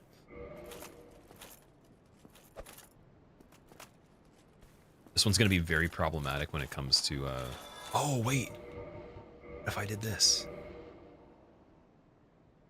Dude, we might be able to cheese on the bridge. Let's see. Wow. Okay. Wow. Silly. So silly. So it's kind of like the Nito method if you didn't have magic and you wanted to not do melee. Those aren't even connecting anymore. Okay, wait, give me a second.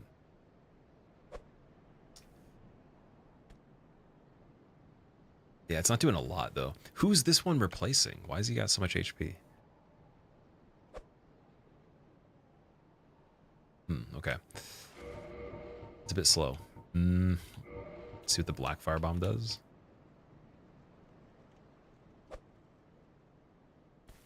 $48.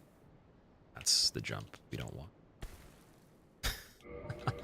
That did some damage, too, even though it didn't poise break me at all.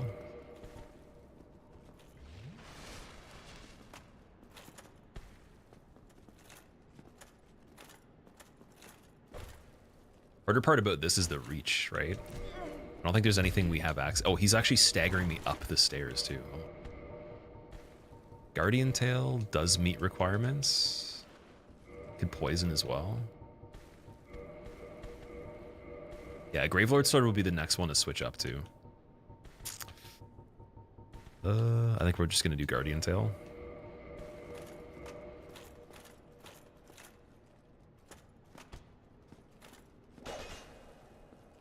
Doesn't even hit upwards though. Oh, there we go. Wait. It does.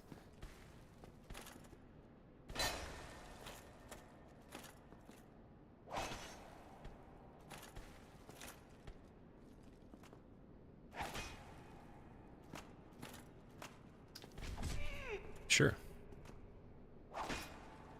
Yeah, I don't know if we can actually go through objects on this one. All right, so we're just gonna leave that.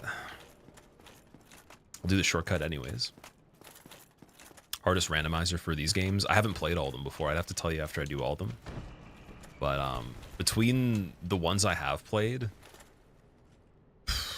I think Dark Souls 3 was harder than this one by a little bit. Although the thing is, I played it so long ago, I wasn't as good at the games at that point. So I want to go back to it and see how it would be now. Like the last time I played it seamless co-op, it was fine. Wasn't too bad. But I would imagine DS3 would be harder than this one for sure.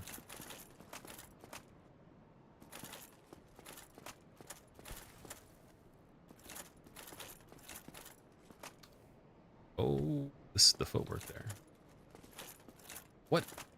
Oh, that thing can... Okay, does it spawn skulls themselves, or does it just do that effect?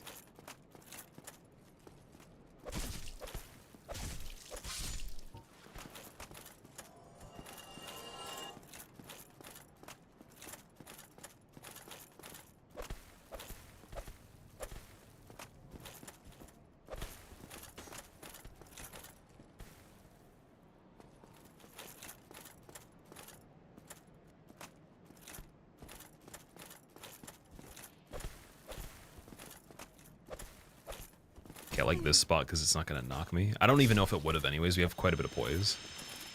But I didn't want to get corner exploded on right there. Is this what use what you see tracker? No, no, this is just deathless. Deathless key item shuffled, like full randomizer. Trying to go for all bosses if I can on it. Okay, grabbed.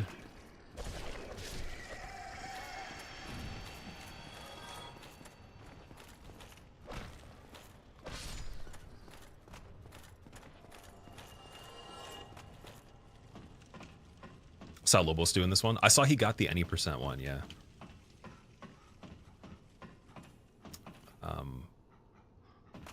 Yeah, I haven't been able to catch much. I remember watching, he did a lot of speedruns of the randomizer. Like, I think he was doing one every few days or so. Like 60 plus of them. Those are very, very cool. I think that'd be fun to try too. Isan, how are you? Not sure if you have the OG version of DS3 you got a couple years ago. I'm gonna try out that mod later. Okay, cool. Like this one particularly, the randomization, or one of the overhauls. Got Big Rat and Rat Jr. Bloaty, two is that, yeah, two Bloaties, Butcher, Harley Boy. Is he stuck? He's not stuck. My damage on this stuff's not going to be different than the beginning because we can't scale the Dark Hand really, but just got to get those stats for Gravelord Sword, and I think that would be a good start first. So what is the requirement on 24? Oh yeah, it's just a bit more strength. That's not too bad.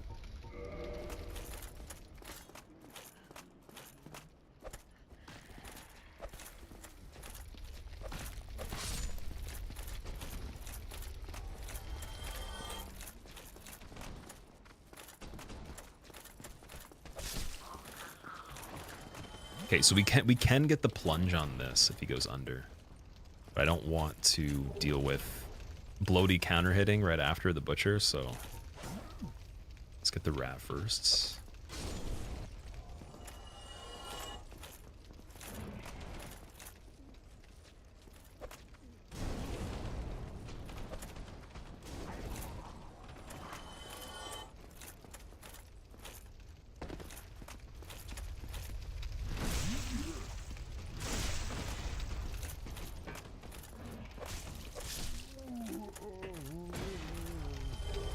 Okay, rat didn't even care. Nice. Longbow as well. Ooh, thank you.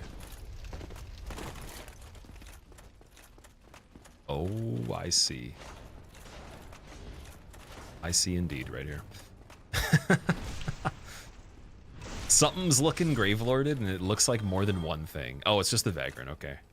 You got Gravelorded regular tree guy. Oh, no, never mind. I was wrong. No, that's bad. That's really bad. That's unfortunate. Damage check on that. Yeah, that's brutal, dude. Okay. I don't think we're gonna go in there yet.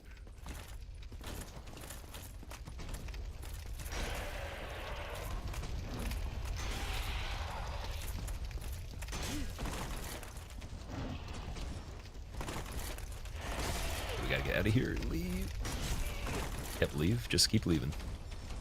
Keep on leaving here. Go back to the top. We pulled them out, so we actually, the good news is if the area's not bad surrounding just this guy being taken out of the equation, that's great news. And then I could fight him over here normally as well.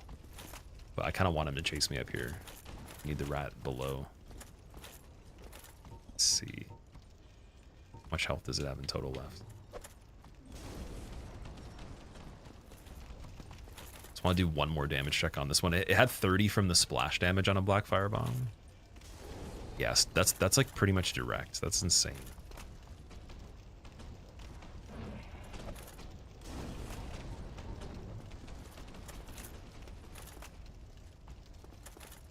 Wonder if he would just go into the fire while he's trying to get me over here. Oh, rat died to the fire. Okay. Sure.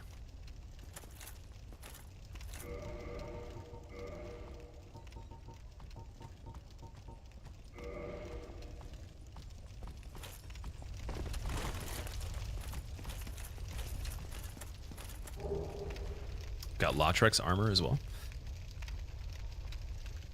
Wonder who completes it first. He's doing all bosses. Yeah, I saw he moved on to it, but I was talking about the run that he got, though. The one that he actually did.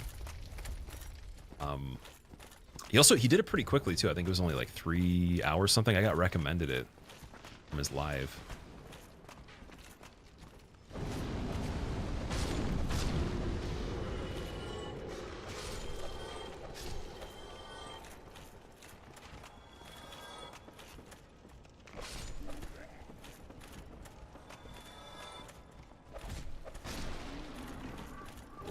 Divine Blessing, another one? No way. Get out of here.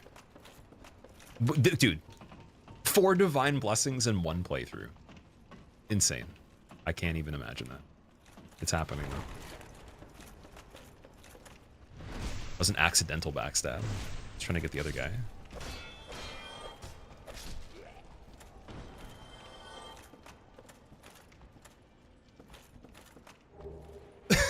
Another slumbering. We didn't even have to buy it. We have 2 of them now. Okay, wait, I'm gonna discard one just so when we're switching rings, we don't have to worry about that. Let's drop it right here. Dark Hand packs a hell of a punch. It's 200 damage, just in total. Doesn't have any scaling. I don't think you can reinforce it or anything, but because you can suck the humanity from the NPCs, you actually get a lot more than you normally would. And then you can kill them and still get their items, as far as I know. But in this, unfortunately, it's randomized, so it's the only downside. It does hit pretty hard, though. Like 200 at the speed of fists isn't bad. It's still not as good as some of the weapons we've been using, but it's good enough for sure. It's like just behind those. Why do you stream in 720, Carrion? So I stream in 1080. You might have to double check the settings there. 1080 60 should be the highest option. If you go to automatic, it might put it to 720 based on the connection.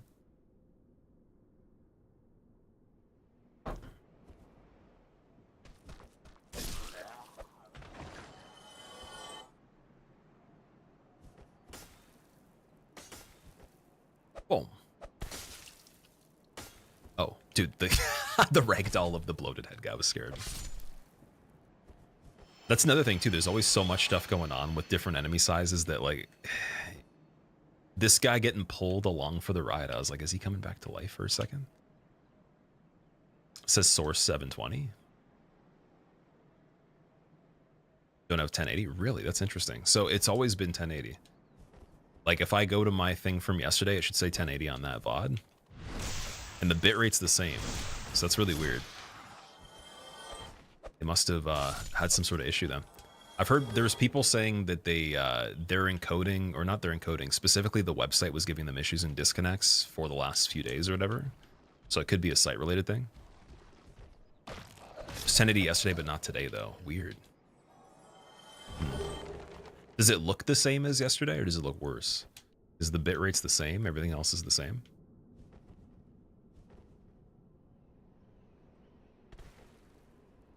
I can't say I've ever had that happen before. I used to stream in 720 when I couldn't do 1080. Wait a sec, dude. Oh yeah, it gravelords the enemies in an area randomly every 10 minutes. I was like, why is the slug red now? So that's done. I think we're gonna have to go to Sens and then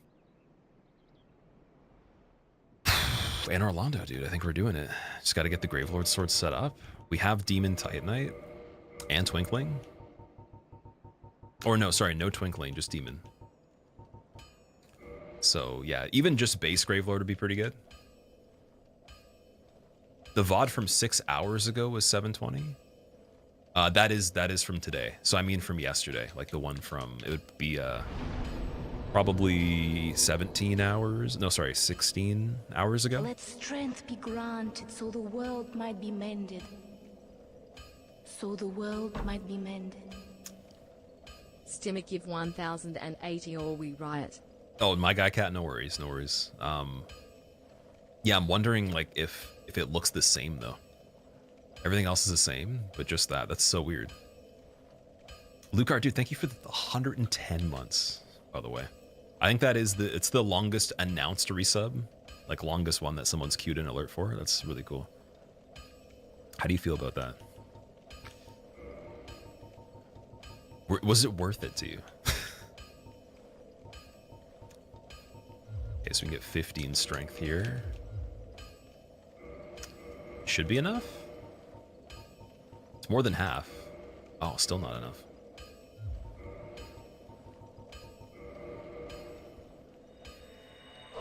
Feel pretty tight wowed about it. How badly have you wanted to go snowboarding the last couple seasons, man? Because I remember you said, I think it was 2 seasons ago, you weren't able to go either. How much are you dying to go? I'm curious. Very badly. We got to make it happen again at some point.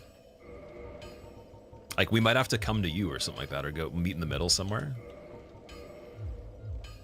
All right, cool. So that's 287. It's a little better.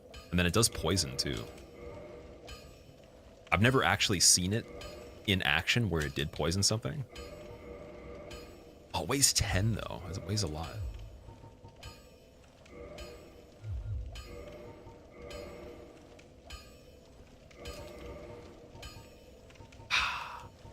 Still want the shield. I gotta just take this off, I guess. Not the mask the child too, man. What? The game's making me sacrifice. Oh, we don't have Havels on. That's why. Took that off completely. Never mind. It's all good. I think we can do it. We probably had more wiggle room than I thought. So yeah, just this off. Maybe dingy gloves.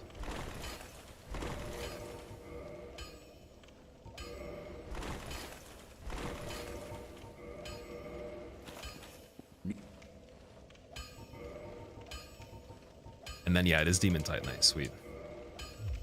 Don't get your...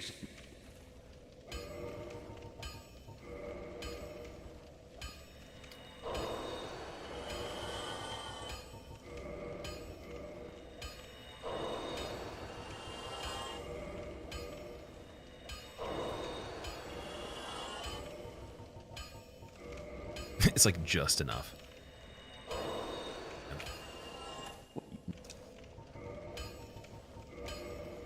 Oi, where are you off to? So what does that go to? Let's see. 344. Okay, I'll take that. Let's see what Sens is like this time.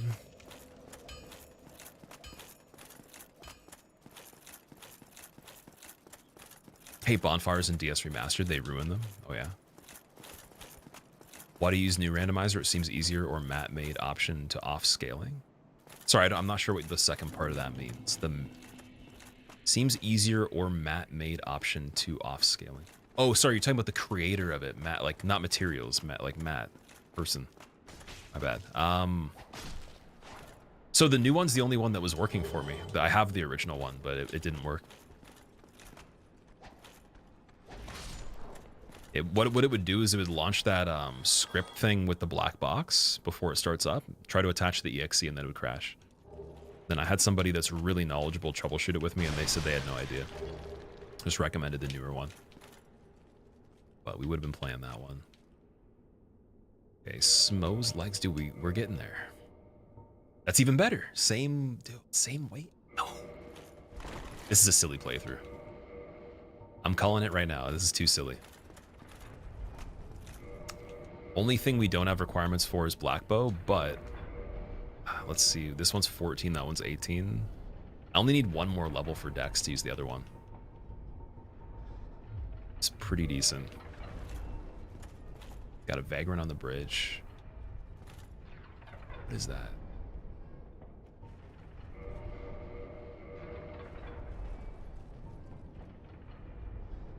Oh, okay, that's not ideal. Although, it doesn't mean we can't use the arrows still.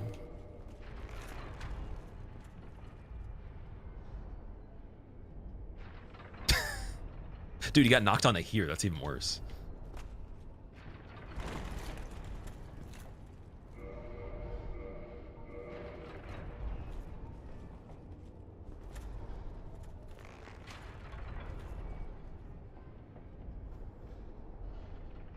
He's getting hit. Oh my god, the other pendulum got him too.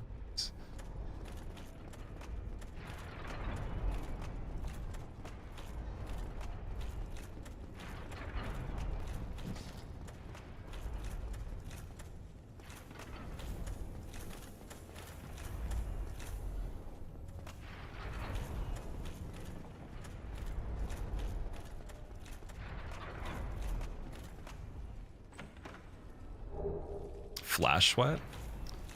It's a good one. And then did we get Poison Mist right away on this one? Or was that the other one? Yeah, we did. Okay. Pretty good for Pyromancy now. And then, so Undead Merchant had Pyromancy Flame for 15,000. So we do have to go back to there.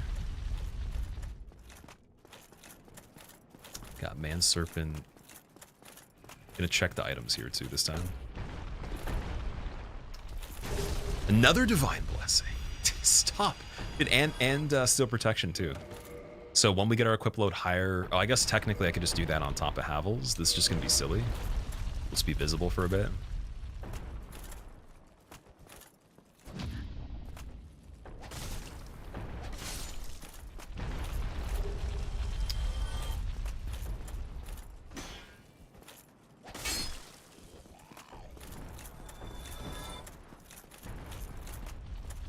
Sad news, Carrion. Yeah. Well, hopefully you're still enjoying this one. This one's been, in my opinion, the logic of it's better.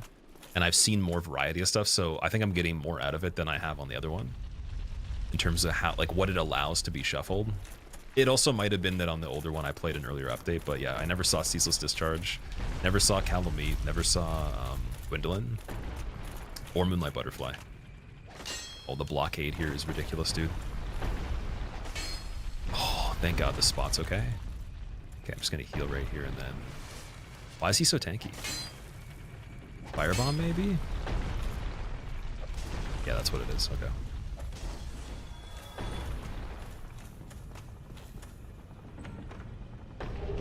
Force? Force isn't that great. Although I guess technically I could have been setting up a little bit of faith so we could knock some NPCs off of bridges and stuff. We also, did we not we didn't check Havel, did we? I didn't go down from Taurus Demon Bridge because we went straight for gargoyles on this one.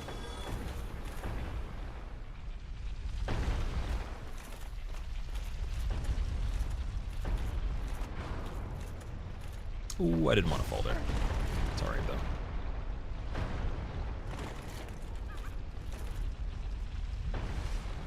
Oh, fuck. Get out of here, Ornstein.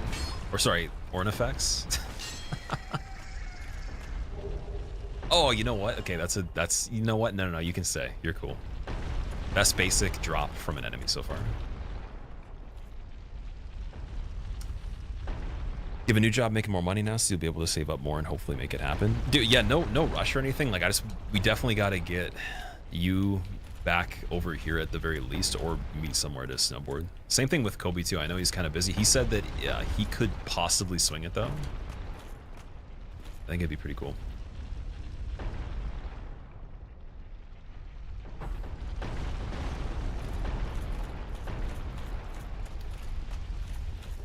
Round of Dusk? Oh my god.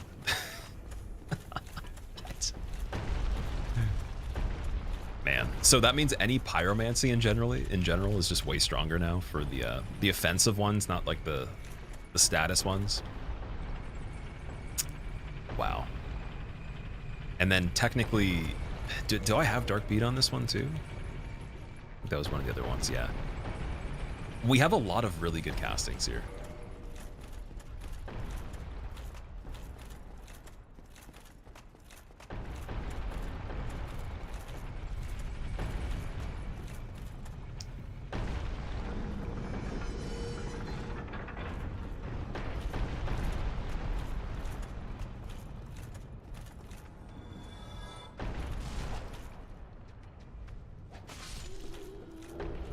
Stone armor, second one?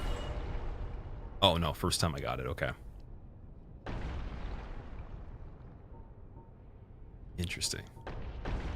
Oh, golem armor, okay, so same as stone, but a little bit lighter. Terrible against lightning though, interesting. They put the lightning spear in this area. I wonder if that was on purpose.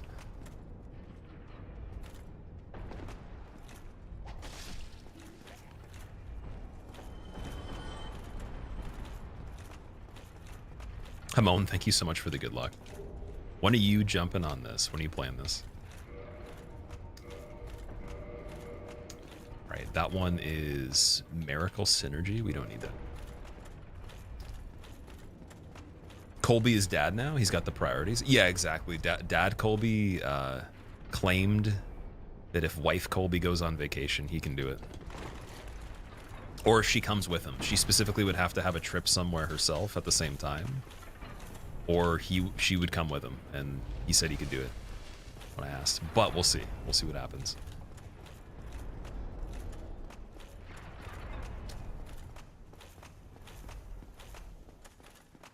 Okay, Logan's unlocked now. Gotta just switch that around again.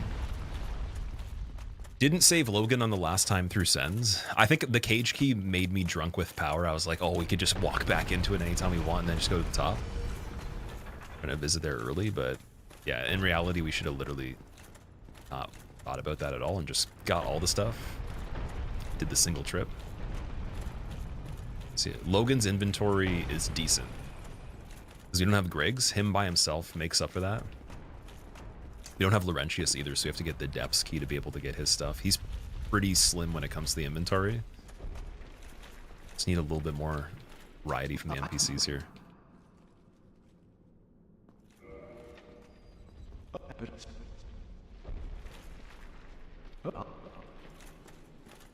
Pebble, this one's going pretty decent. I did reset today. How many times did we reset? We reset the one that was continued. I fell into the lake where the Hydra was. That was hilarious. We got weaponsmith box. That's really cool. So we can kill Andre now. Once we get to the point where we don't really need anything from the inventory. Yeah, so we had that one. I had some early resets that were pretty basic, and then this one's pretty decent. This one's not bad. I think I like the build for this one the most, though, because I got both Slumbering and Foggering and Havels as well. Never have I gotten Havels in this until now, and then I haven't had the Foggering either. So it's cool to have both. And then not only that, we got a lot of Smo's armor, too. Just need the headpiece.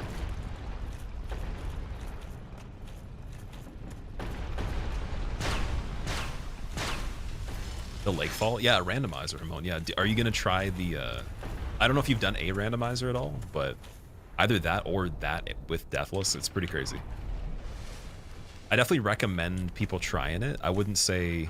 I mean, unless you're not into that kind of stuff, but it's a worthwhile experience. It's been the most fun I've had. Other than just, again, hitless and damageless speedruns, stuff like that. Okay, so Roly Boy's gonna come up here. What do we got on the bridge?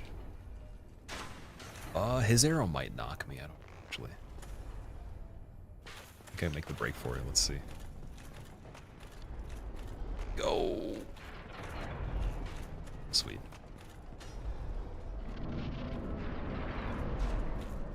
So we gotta check the flame stone plate location. When I get here as well. I keep forgetting that. And then there's the crossbow location. Which I don't even think I went back for on the first run that was good.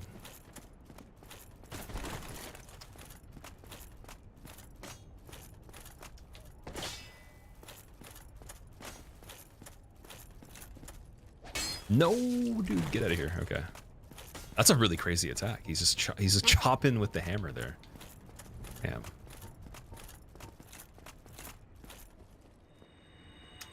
Wish we could actually get a view of what was on top of here so we could decide if we do the bonfire or not. Because I'm okay with locking in Fran Orlando now, using the golem souls for the dex to do the bow. Then we have everything else.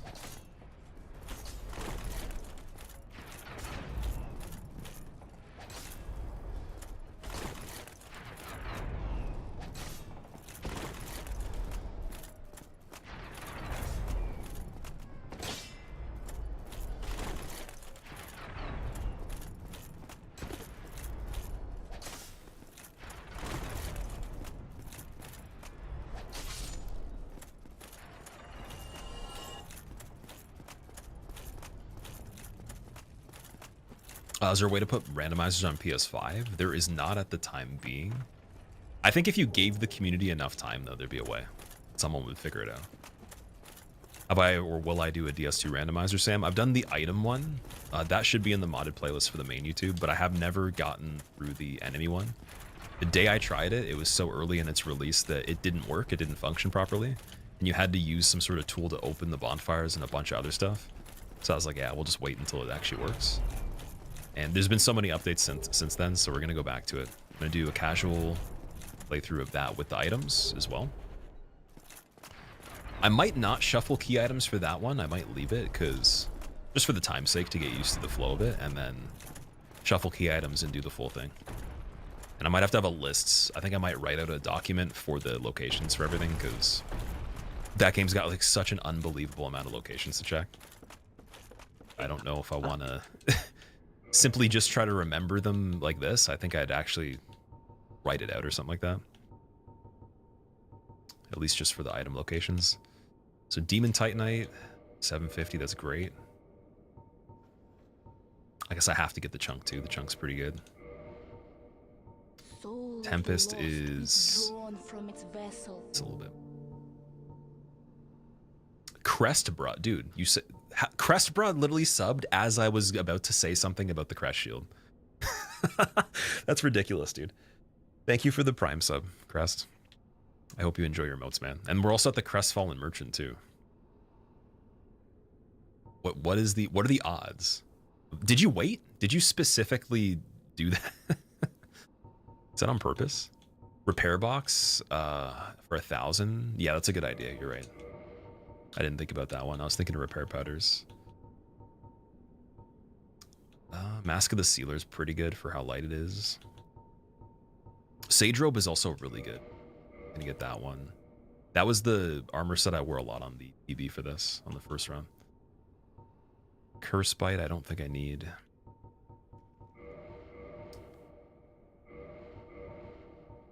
Moonlight Butterfly one's not worth it. Fire Bombs, we got a lot. I think we're good. Go along, try and make... The longest attempt you've had on a run so far? Like, how far did I make it in terms of content? It was probably about 60% through for all bosses. At least I think. We were at 16 out of 26 fights. And I was on the 17th one and I died. So, that was that. I think that would have been roughly 60% or so.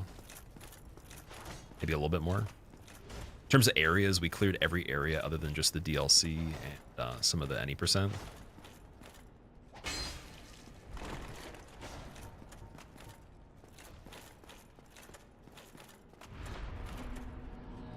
How are you in attempt 9? The last remember stream was 4. Oh yeah, we've reset quite a few times. Like you can get resets within 30 seconds to a minute or something. Or we'll say minutes because in Asylum you can die. So yeah, if you die like right away. I died on Asylum on Gwendolyn from the arrows across the map. Died on Sigurd pretty early trying to kill him to see what item he got, but he did most of my health in 1R2 from this Zweihander, even with 30 plus vigor. Or something close to that, I think. Stuff like that. And then just silly decisions sometimes.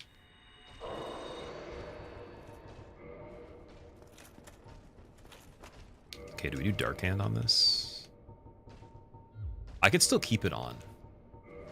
And we could do Bow on the left hand. See if there's enough.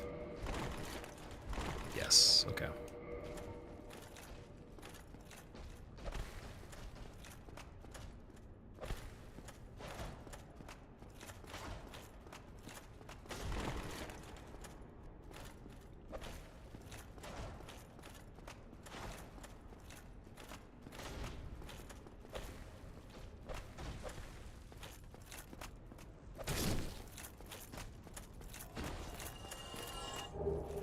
Velkas. Dude, I need a catalyst though. Oh yeah, we have the Islith catalyst, my bad. What's the sorcery looking like? 9 for faith and intelligence, damn. Where am I in this run? So I've rang both bells. We're in Sens right now. We've done Moonlight Butterfly, Taurus Demon, and did I do Capra? I didn't check Capra yet. I don't think I did, at least. So I need Capra for Lower Undead Burg on this. And we need Sif as well still. Oh, also Asylum. Asylum, going back there.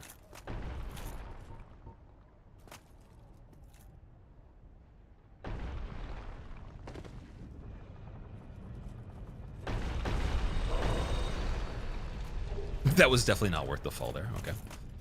Smel's armor is so ugly. It's kind of funny. I like characters that look insane, so I mean, even just their appearance when it comes to, you know, funny colors, funny faces, whatever. The specimens, but when it comes to the armor, if you can make the character have an armor set that's wacky, but it doesn't actually look like it's clashing too much, like this one's obviously part of the same set. I like it. I just don't like when it's like like when you start off with a character class in this one, a lot of it's mismatched in a way that's not color matching, or like the designs don't look like they go together. That's the only downside I think there would be. But I'm perfectly cool with Havels, or combinations of Havels and Smo, Smelter Demon Armor, and DS2. Anything that's like clunky and stupid, if it just goes well with something else. Are you not over the weight limit? No, I have a Havels ring right now. And then I think we were rocking 20. Oh my god. That wouldn't have killed me, but like if I got knocked the other way. God, I didn't see him. Jesus. Yeah, if we had we have 20 endurance. Perfect. That was scary, man. I'm glad that he did that. Scary, man. Got pinwheel for Golem. That's easy. And then there's the NPC for a card, so I don't know which one we're gonna get this time. I feel like I'm obligated to check it because like you can get keys in the tower over there. There's multiple chests, so we'll go back after this fight.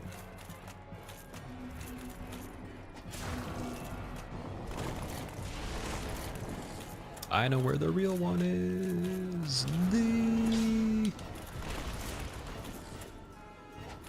If I can hit you. That golem health pinwheel. Fun times.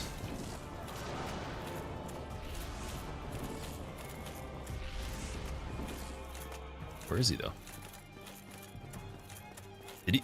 Oh. I thought he appeared in the wall. I was like, what? Alright, first time actually getting pinwheel as a fight too. Archive Tower Giant Cell Key, that's Logan's key for later. Really cool.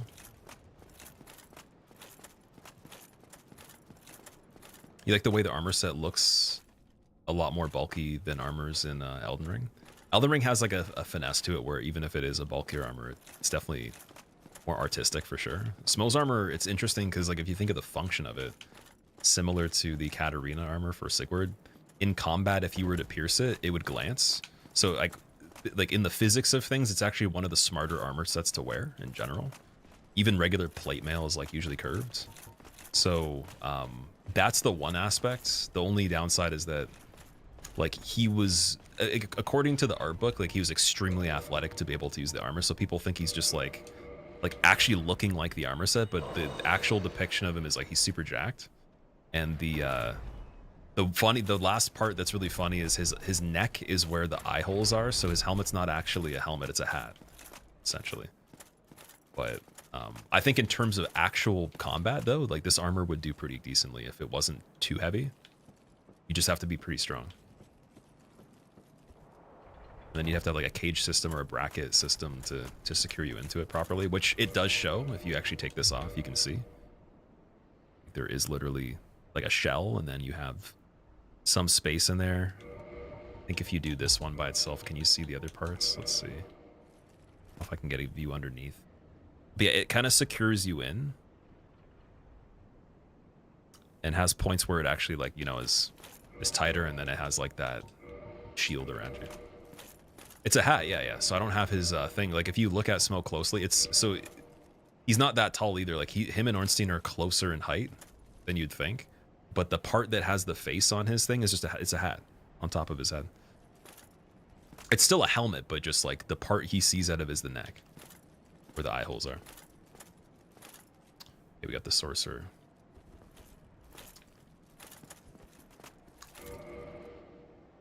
How we want to do this one. Let me think about that. We have 5 divine blessings. I might even justify using one on this part. Gravelord Sword would be really good on this guy. It's just hitting in this area. Okay, let me pull him down here, actually. Oh, wait, that's just the cleric. My bad. That's not too bad. He's not great. What do you even try to heal, dude?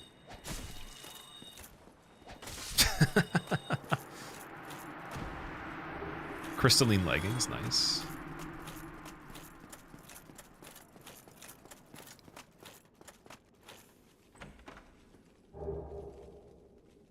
So we got a Mitt Force, Leroy helmet. Yeah, those aren't really that good. Can use Dark Hand on him. So you can't use the Dark Hand on the Forest Covenant. I tried it. It doesn't do anything. I use like I made them friendly when we got into the forests on the only other run we had it, and it didn't work. Which kind of makes sense, because if you think about it, if they all dropped humanity, there's so many of them that you would get a crazy bonus. And because also they'd be hostile by default, I think they count as enemies anyways, and not they just become friendly because of the covenant status.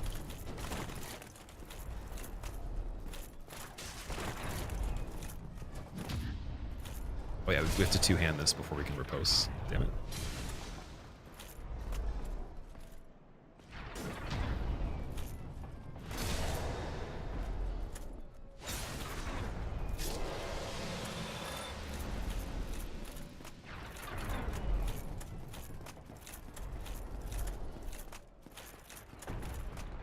It's weird to see you play Big Bonk build. Oh, we got this guy. We could backstab him. Actually, wait a second. This is going to be hilarious. I just want a full heal before we do this, in case. Or actually, is it even worth it? No, it's not. You can't fall down at the very end where he is. So it would be worth it if it was like a little bit further back. I wanted to do the sneak backstab. I don't think it would kill him though.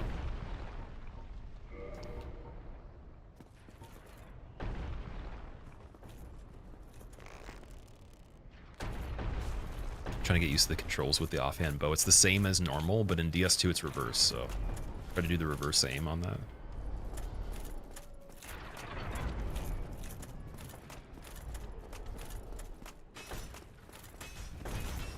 Don't forget Pinwheel's drop. Did he drop something on the ground too? Yeah, trading with enemies is very liberating on this. Like, there's way more depth to the strategy because I can actually take damage. I get to have a little bit of fun. It's not just purely like, okay, we got to be amazing. You get to see me be bad, like, a lot more often. Although, technically, I guess I am sometimes anyways. You get to see me be bad and get away with it. That's the better part. Oh yeah, he drops the mask normally, you're right. And I already have the 2 other ones, so imagine it was the 3rd one. Ooh, a Soul of a Hero, nice. All right, going to Anor Londo.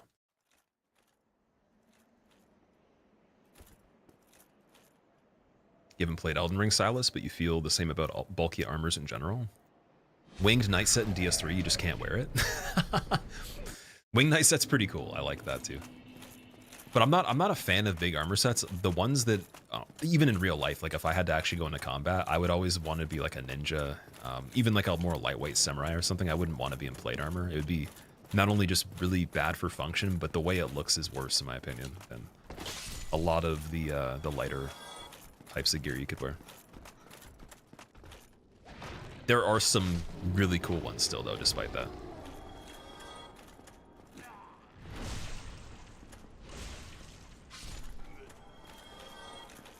What is, dude?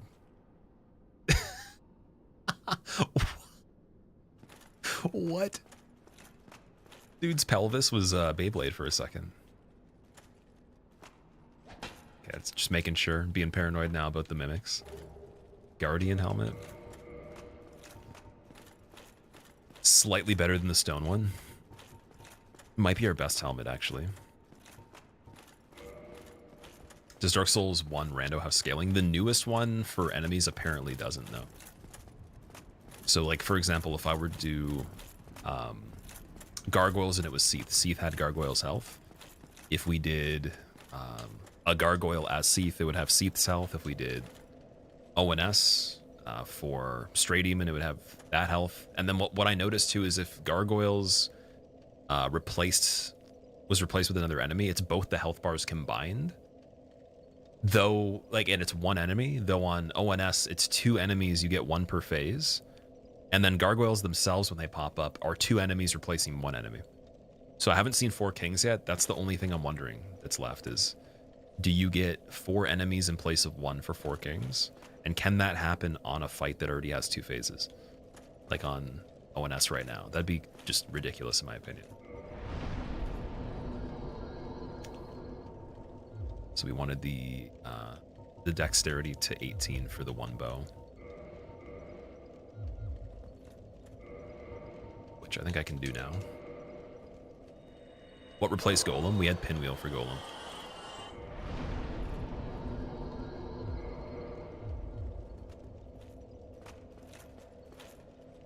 You know what? Actually, wait. Do we have more to pop? Let's just see if we can get 1 more level.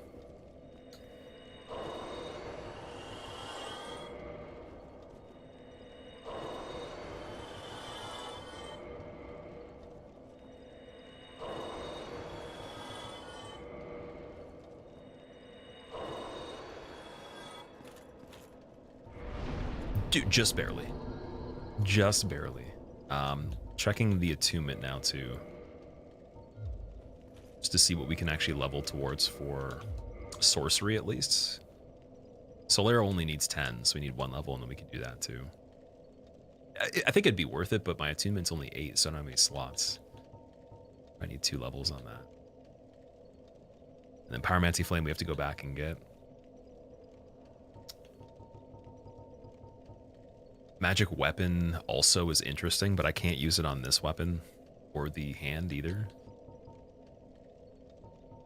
Okay, so we're gonna leave that for now. Here, I'll just spec attunement in general. We'll just get 1 for attunement. So the next one gets us a slot. Very well. So be it. Expunging fools like you is part Shouldn't of my have buffed your charge. weapon in the middle of combat or had a This conversation. woman Now you are is a dead. threat. Chain armor? That's a ripoff. Oh, that bonfire can't be used now. Ooh, doesn't matter, I guess, but we can warp there. We just can't sit back at it right this second. So that's totally fine. Just can't replenish myself. I want to go check the mimic over. Still gonna do it anyways.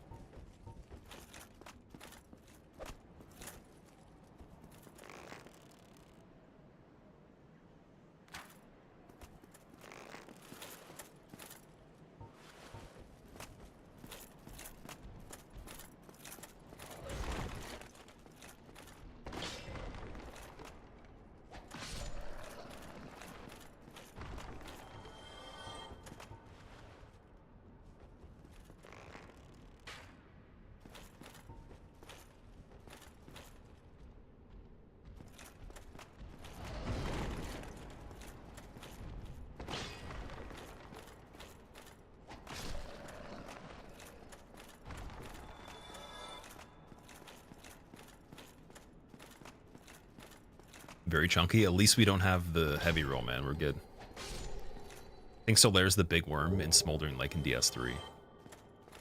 I don't think he is, but the only thing that's even beyond that that I'll usually say that's just, it shatters everybody's expectations and beliefs is that the game's not even real. So even if he was, he's not a real character, and there never was a Solaire. And you just imagined it. Everybody's life's over, you know?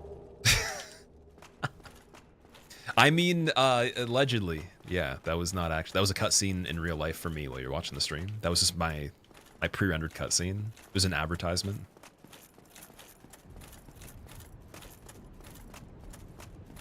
All NPCs are real. Someone literally has like a Solaire cardboard cutout they were hanging out with. It's like, yo, he's here the other day. Where is he now? This randomizer has a lot of vagrants, yeah. The only setting I have checked off that has to do with them is you can turn vagrants when they spawn in the game into a regular enemy. So it actually kind of takes away vagrants in some cases. They have a chance to be a regular enemy, but we're seeing a lot of regular enemies as them. Oh, it's the DLC guy down there, okay. Did I have a Firekeeper soul on this? No. So the run with 2 Firekeeper souls that we died on that had Calamity on Quayleg, that was the best for the Estus so far.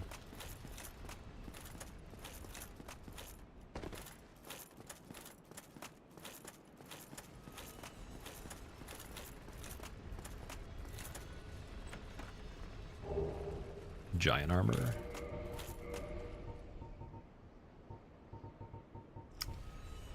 That's pretty good too. Mostly for fire though. So if we did Sage Robe, if we did the 41 and then I made the heavier gauntlets, we wouldn't have clunky armor anymore. I'd probably have less poise too. 41 plus, what is it, like 30 something? Sorry, 54. It's still not really worth it. 17.6, 4 plus 8.3. We get a 5 for the helmet. Another 20, that would be over 100. Ooh, you know what? I think we might have to do this. It'll look a little better, but also I think I have better physical defense. So we have 336 versus, let's see.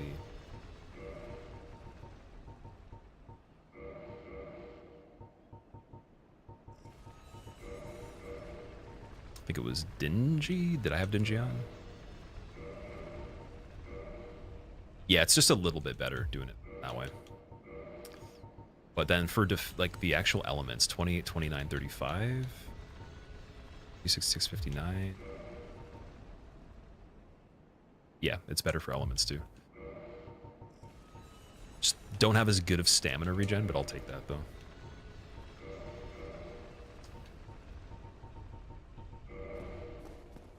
Definitely looks pretty funny. Oh, dude, Seath is down there as the gargoyle. Oh my god. Wow, okay. It's gonna be an interesting time getting off the lift here. Are quit outs allowed on this? So I'm not quitting out to save myself from a dangerous situation, but I am quitting out to trade items with the crow. Or to spawn items if I'm in a safe area. Like when I kick Lautrec off the edge normally, in a run then Homeward Bone. We didn't actually kill, we killed him on the surface level, but I would have quit out to get his item if I kicked him off. So only when we're 100% safe. Or if I need to literally take a break, but if something's chasing me or I'm in combat, there's a chance for me to die, I'm not going to quit out to save that.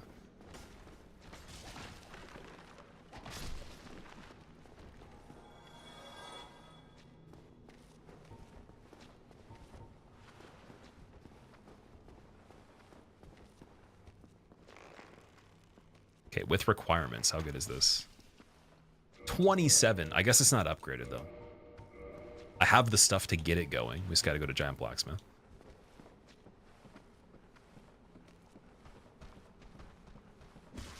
I see something bad over there. Oh, yes. I see something really bad. Yikes. Dude. This is a terrible rafters, man. That's ridiculous. Wait a second. What is going on there? You got a Drake in the bottom where the Painting Guardians would be.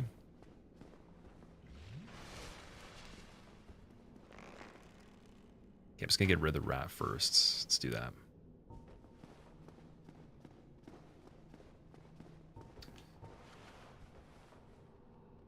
You don't think the Sandworm has anything to do with Solaire? I think it's a cool theory, and I would love to imagine that he is the Sandworm. But if I was like, hey, is there a huge chance? I don't think it makes any sense, because his timeline in terms of the time period of DS1 would have long passed, even though it's the same location. So why would he be alive anymore? He was a human, right? Like, why would he hollow into another form? That's the only thing I would question, is just like the legitimacy of him being alive. Like, there are characters that aren't humanoid or human that might be, but other than that... Oh my god, that scared me, dude. Don't swing with them. Okay, if I see movement from this dude, we're just gonna pull back, but... We could probably dunk him. He might be safe, but look, dude, the tail's blocking the path. That's the thing that sucks. He's technically spawned as the guy that's in the... Not the background, but the one that's over here, I guess. Wait, is he even? He might be spawned as someone else. Jesus, man. Okay, wait.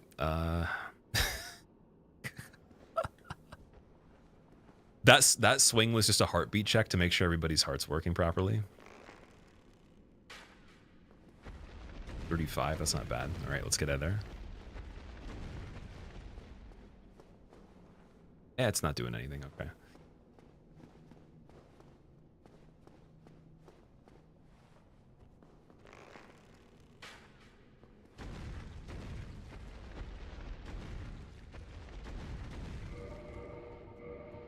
So I could also just do this, ideally.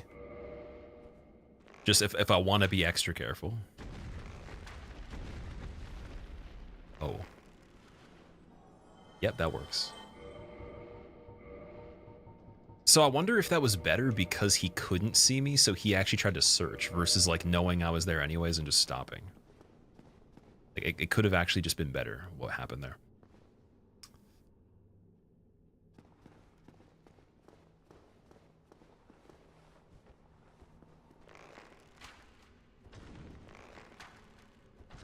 Has DS1 always been this bright? Are we using a shader? No, there's no shaders. Brightness is on 10. I think it was because during something... Oh, you know why? So I play with my monitor turned to 0 brightness and on reading mode. So blue light's completely removed as much as it can be, and then there's no brightness at all. That's part of the reasoning behind that. So it just helps with the contrasts for me. Since it's also in a mode where the game performs the best it can, like for the refresh rate. And that mode particularly ruins the contrast and the color a little bit. So just in the mix of everything, I found that 10 brightness is better. Is it too bright for you guys? I'm just referencing OBS on the other screen that's over here, but every single screen I have is turned down to like almost nothing, so. Looks good? Okay. Yeah, the only other thing that would make it look better is it's in 1440p, so like the canvas resolution itself is 1080, but the actual textures themselves are crispier on my display because of 1440, so you're gonna see a little bit of that. All right, Seath, I know I can kill you from here. Let's see how much health you got. Let's see. 15, is he gonna get me with this? I guess not. It'd probably be on the ground, right?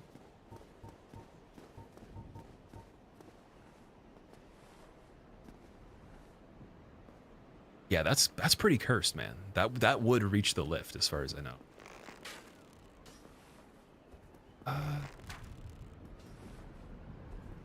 And then he can't have a crystal because he's a basic enemy on this one. He should lose health.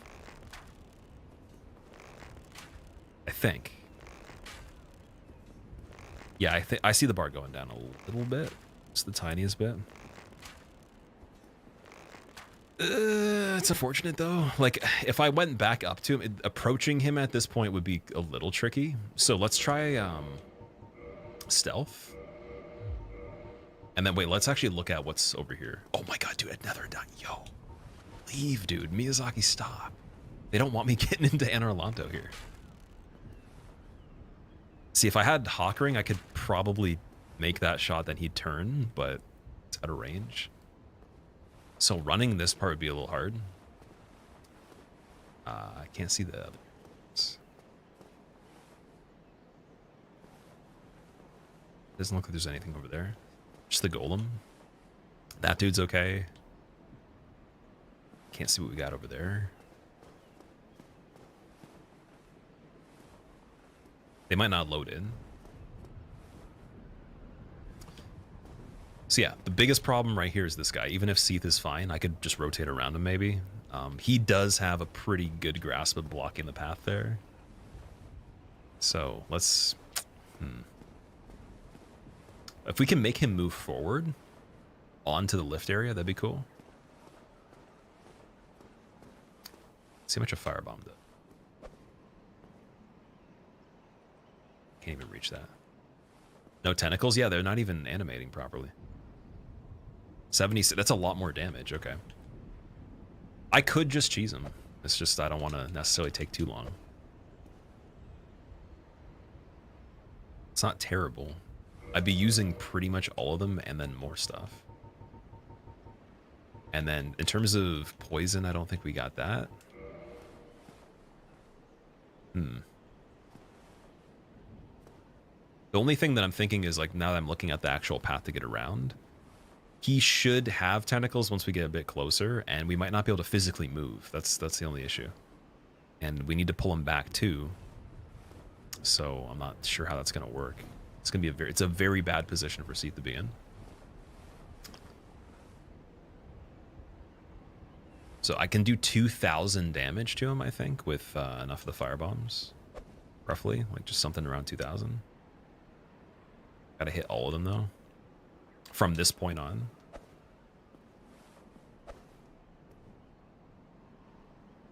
Okay, I gotta just trust the angle if we throw it like this. 76, okay. Let's just trust this. Granted, so the world might be mended. Just sit here and spam all of them. So the world might be mended. See how he does. This is weird. I subbed and can resub in 4 more days, yet it's giving me another chat message. Lol, how's the run going? Jay Steezy, thank you for the 51 months. Welcome back, man. It's going pretty good. Just as you can see, we have some unique scenarios in Anor Londo already. We got Seath blocking the path that's replacing a gargoyle.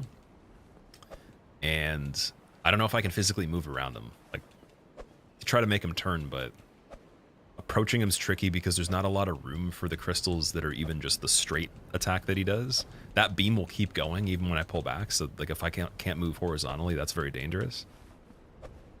And so I don't know.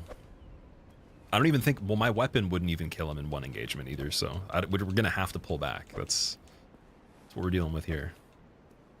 How are you doing? You subbed and can resub in 4 more days. It's giving you another chat message. So it does that to me too sometimes. Like, I'll sub to somebody the day before, or sorry, I'll resub, announce, and then it'll let me announce the exact same date the day after. That's actually pretty good. We did all of them there. And then large arrows are hitting a little harder. I wonder if is regular longbow better AR right now? 3697. Yeah, this is a little better. Shot range is 50 though, so I wonder if the fall off is worse.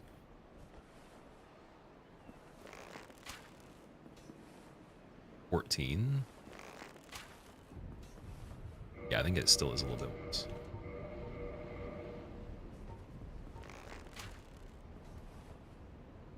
Can't see the number. 20, yeah, it's still better. Okay. We're just gonna chill. We're just gonna chill. If anyone has any questions or whatever, I'm just gonna literally aim here and just keep shooting. If I missed anything earlier, you wanted to ask me anything or just catch up, best time. It happens when your original sub date is offset from your resub date, especially common with Prime since it doesn't auto-renew your sub. Oh, that's weird. It's offset from your sub date, the original one. So you choosing your announcements not lined up with it, and then basically what it'll do is it gives you a prompt in the future as if it's counting 30 days from when you announced it. Does his head take damage? His head's taking about the same damage. It's hitting 20. His body, I think the only reason his body might take less is because it's farther away. So there's drop off for damage over time or distance. So I don't believe I'm getting a special amount just because it's his head. Like even his neck. See 20 on the neck when he went down there. I'll take that though, it's not too bad. It'll just be a small of investment of time, you know, roughly 2 years, give or take. Why is Seath there? Isn't he a boss? Yeah, I don't know how Seath can become a gargoyle. That's It's one thing I haven't figured out yet. You know what it probably is? Is that it takes the invincible Seath as a mini-boss, because maybe it has a separate ID on him or something like that. And then it makes him not invincible for the sake of the randomizer. That's a possibility. Otherwise, maybe the guy that made it thought it'd be cool to make Seath a mini-boss. I have no clue. Because we've only seen Sanctuary Guardian, which technically counts as a mini-boss when you go back and do a dual Sanctuary Guardian fight. There's two of them without a official soundtrack or anything. So that makes sense. The Hydra is definitely making sense. Hellkite Drake, Painting World Dragon. I haven't seen the Undead Dragon in the Valley yet, though. Am I a professional, Sidwell? What does that mean? Also, Sage, how's it going? Double Seath. Yeah, imagine we went into the DLC and we went back for dual Sanctuary Guardian and it was 2 Seaths. Because if his ID counts as mini-boss the same as the Hellkite Drake on the bridge, then it would be any variety of enemies we've seen shuffled for that. But 2 of them at the same time in Sanctuary Guardian's arena. Luckily, that doesn't... You don't need to do that to beat everything. You can just leave it. And you have... I think you have the cave to be able to backpedal into at least. Professional Dark Souls. I'm not sure what that means exactly. You'd have to give me some definition of what that is. Like, I've heard people throw that around, but what does that mean to you? When you do the scripted Seath death, does the Serpent Man drop the key? Yes, the guy that's on the cell. It's somehow sleeping, standing up. Not sure how, but he is. There we go. Nice. 10 years later.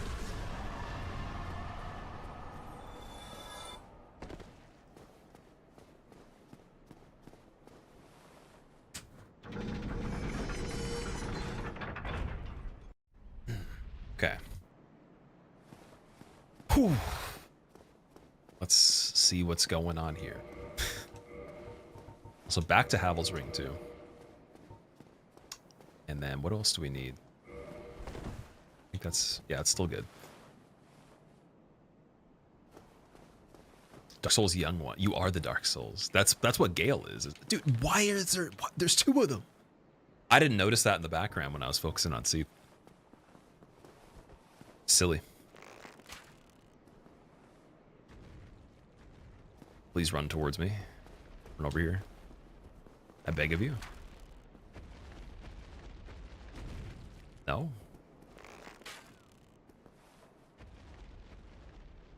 Oh, we did make him fall off over there before, though. A master of discipline, strategy, and suffering. Professional ex-Dark Souls player approaches the game not as mere entertainment, but rigorous test of character.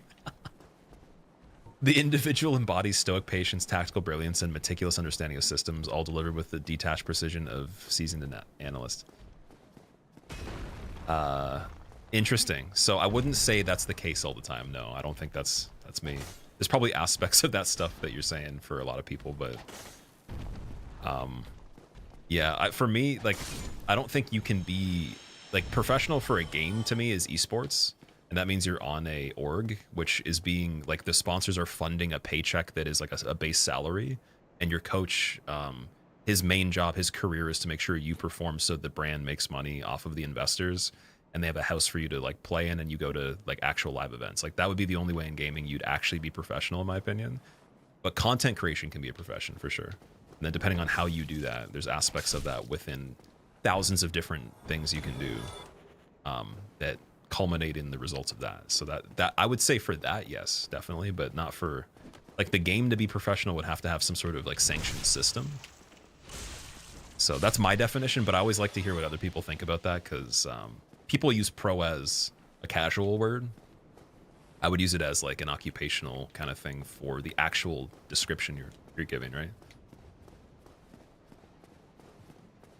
Because it would kind of be like, let's say I made a video in general, and it wasn't for this game, which I have tons of times, and it performed better than something for Souls, which it has. I've done before.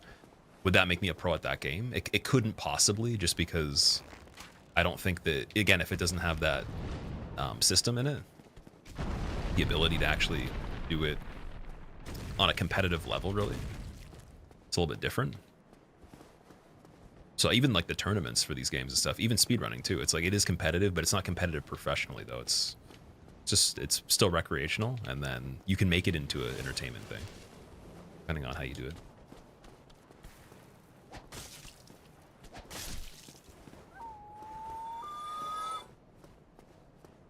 All right, well, we're definitely not getting a Silver Knight on this part. I couldn't imagine that.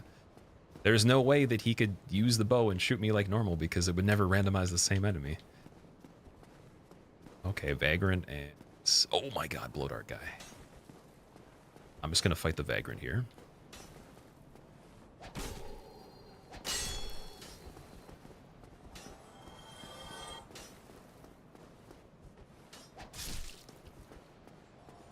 That looked like it hurt him really badly when I hit him. He was just like healing over a little bit.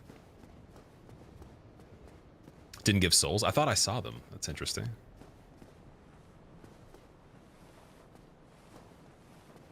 Totally a pro player, but I won't say it, Eager. It depends on your definition of it. Like, so I'm not saying that you're wrong under your own subjective view of things. I'm just saying that, like, from my subjective view of how I would define that word, at least in gaming, it would have to literally be esports. Because there is no actual system that requires zero production of entertainment, specifically of the individual's own institution, to be professional, other than esports. Esports, you don't have to actually have a channel. You don't have to have social media, really. They might make one for you under your name for the team, but like you don't actually have to be a content creator to get paid to play games. But it has to be esports, though. That's it.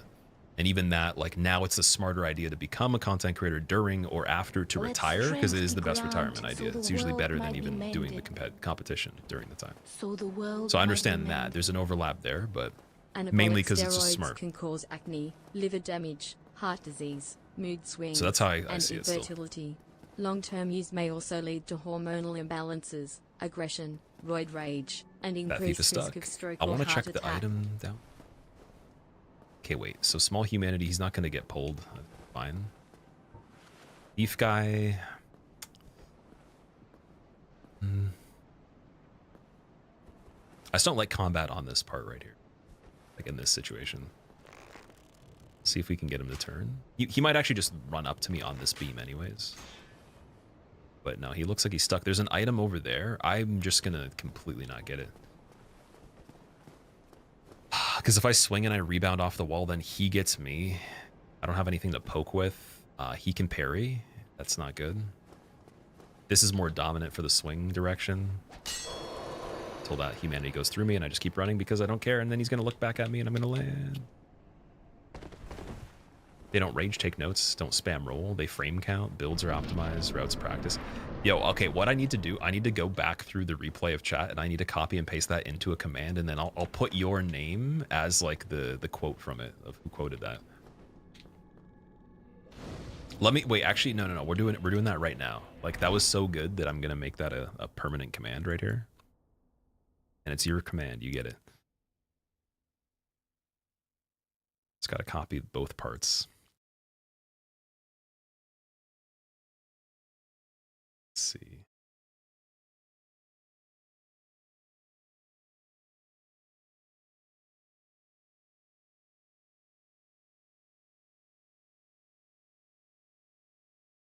All right, part 1, and then oh, there's 3 parts already. Nice. Okay. Yeah, this is so good, dude. You should actually I recommend use this as a script for a video or something like that. Or like for a short video, even that'd be people would literally eat that one up. That's a really well written statement there. Also, I appreciate you giving a really good definition too. Okay, where was it? Don't rage analyst. There we go.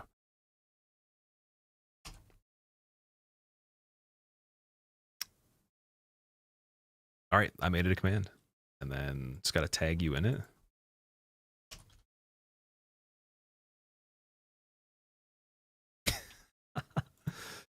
And you guys can now use this if you ever want, if anyone's ever just saying something that's complimentary to gameplay, there you go. Or you can copy it in someone else's chat. We'll make it a thing. Also, Galaxy, I hope you have a good time, by the way.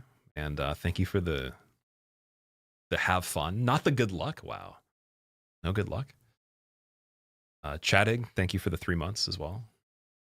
Anabolic steroids can cause acne, liver damage, heart disease, mood swings, and infertility. Long-term use may also lead to hormone imbalances, aggression, and increased risk of stroke or heart attack. So that's why you should take our new product, Humanity, which has everything bottled in one experience that you can have all these benefits but have none of the side effects other than possible death and loss of eyesight if you have a hat covering your eyes. But make sure it's the Big Hat Logan hat and make sure you resub for 3 months.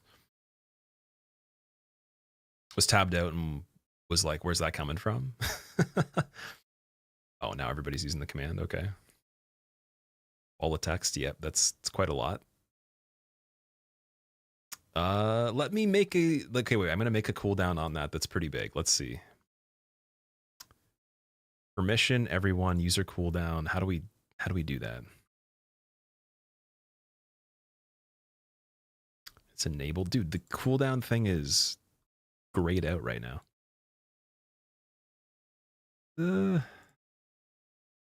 Why?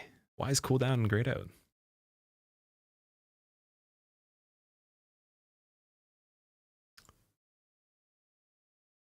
Okay, you know what? Wait, I'm going to disable it for now. It's still in there, and then I'll find a way to get the cooldown to work properly next time. And we can use it once per hour or something like that.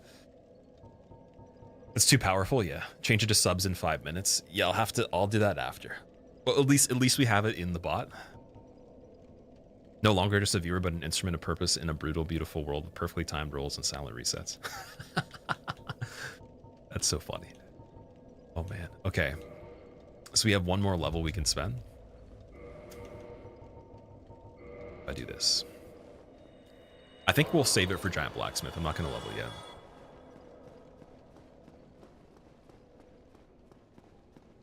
What is this? Oh, it's a clam. Okay. Have we even seen a clam in this one yet?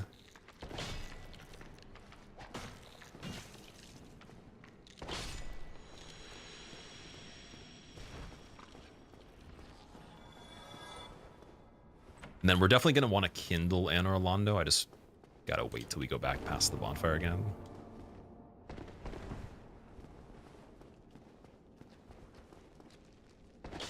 Dude, thank you.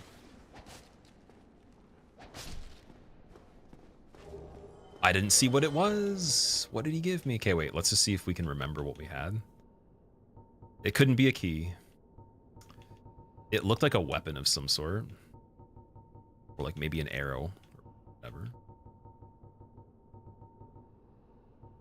Was it the lightning spear that he gave me? Definitely not an arrow. Okay, it might have been lightning spear. Consumables. Yeah, I think it was the lightning spear. So he was the mimic then. Great axe, broadsword, gauntlets of thorns, nice. They're pretty good. Did you see his hands? They don't match the controls. He switched to pre-film cheat engine. Ivory talus and leggings of Artorias.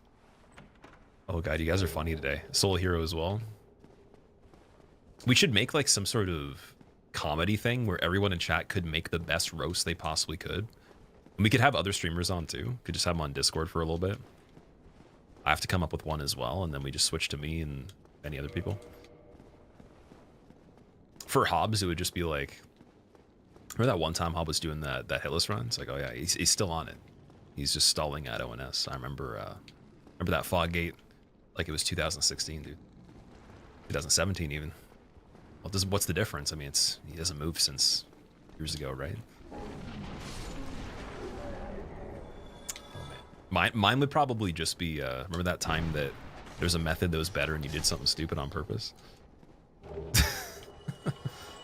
Remember that time thrown for content, but not actually.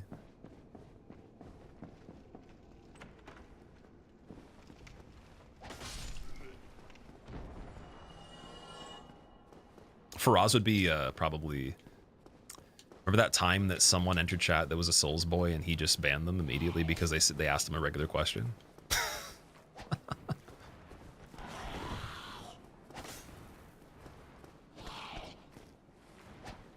Uh-oh.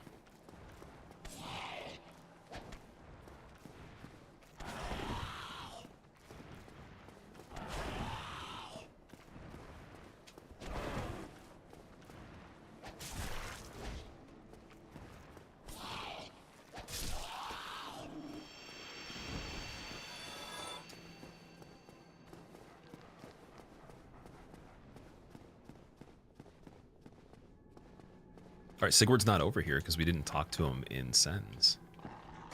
Oh, wait a second. Get out of there.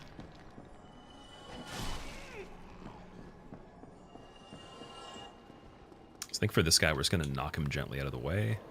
Actually, well, no, we'll wait for him to crawl. I'll be very nice on this one. Giant shield. So if we get more strength, that's really good, but it's heavy, though. So we have Havels. We need quite a bit more strength on this. I couldn't see a reality where we go that far on it, because like we're not min-maxing the total setup at that point, since strength is not gonna benefit other things as much. So we got Silver Knight in this room with the chests, I believe, or is it below? What's the one that goes down? Oh, must be the room before you go to Sigurd's area. Oh, sorry, wait, no. Rooftop, straight ahead. My bad. Steel leggings, Ring of Sacrifice as well. Who's the Titanite demon? A mushroom.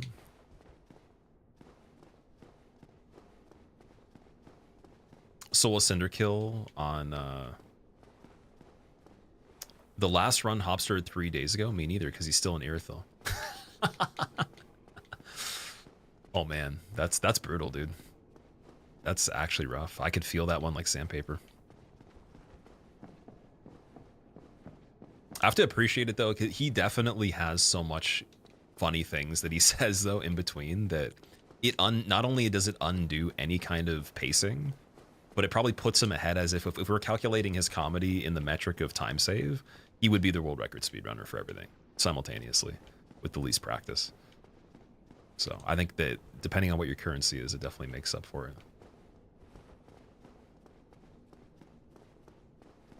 All right, any predictions for what ONS could be? Good or bad?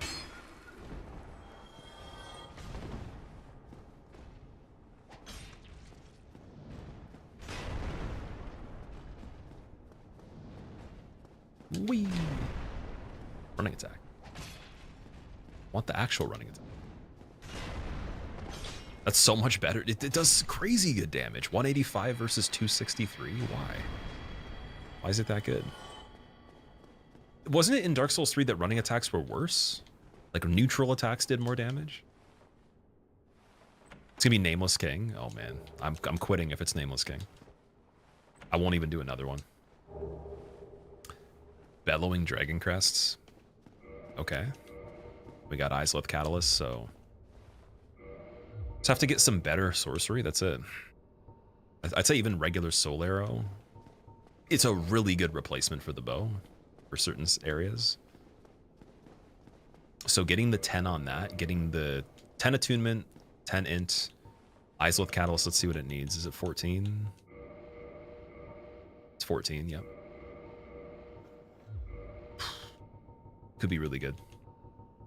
Just by virtue of that ring, and then we have Dust Crown. So that's amazing. The attunement would help for Pyromancy anyways, and Dust Crown still scales Pyromancy. Got the Necromancer over there. I'm gonna go around this way. 8 Kings. Oh. No thank you.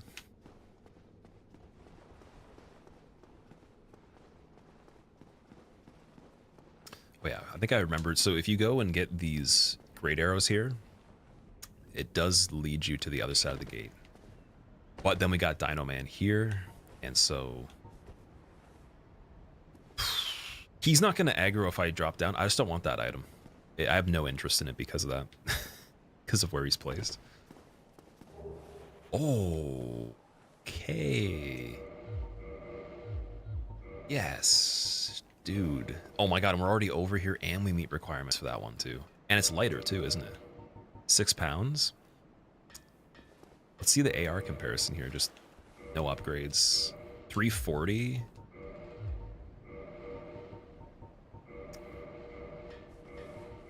$351. Yeah, so Blacksmith Hammer is going to come in as a major thing, I think.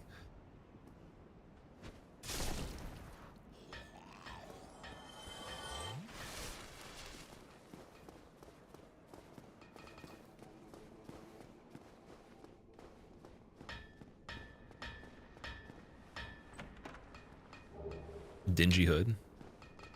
Not good. Leave. Thank you. I really don't want to fight that guy. What do we do? Just gonna do the Twinkling Titanite on this for now. And let's switch to that as well.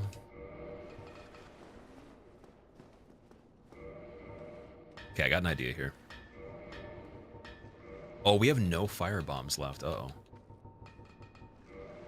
Damn it. Humanity 500. Oh, Firekeeper Soul 17,000. We're bone for 100 as well. Get 15 of those. Regular Titanite 100. 10 of those again. Longbow, it's fine. Standard. Bring a sacrifice. Okay. No. I forgot he could do that. Damn it. I'm going to get the egghead. Wait, egg vermifuge. Do we have it? I think Chester sold it. Someone sold it. It might have been Andre. So I just got to go back to Andre, I think. Still want to fight the worms, man. So yeah, that's going to happen. It's going to pop up soon then. I don't know what the requirement is, if it's like a certain amount of steps or time pass, but it's not ideal. I think we're just going to have to kill these guys. Could have just done that. Didn't want to risk it. Oh, he sells it for 500. Perfect. Yeah, we have the problem solved there. Firekeeper Soul is really probably the most worthwhile here, even if it is 17,000. That's a lot of value, so grabbing that.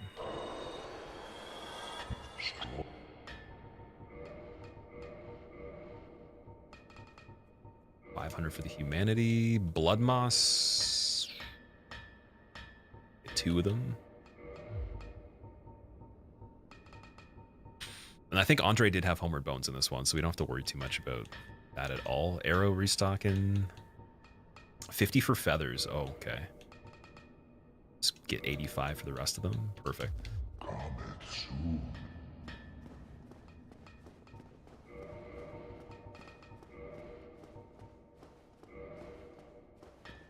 Artorias and Priscilla would be a terrible combination in general, by the way. And then Centipede and Gargoyle. Centipede or Gargoyle. Centipede I'll take for one phase, that's fine. It's not a big deal.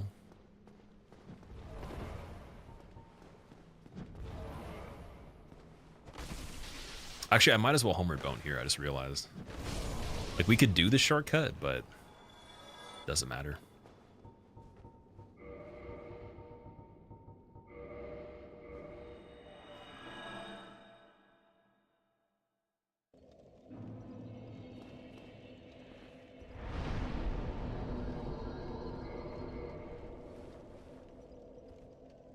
Plans for upcoming runs in the games. A lot of stuff, dude. I've mentioned it many times before, but right now just working on the Dark Souls 2 all bosses plus DLC damage list.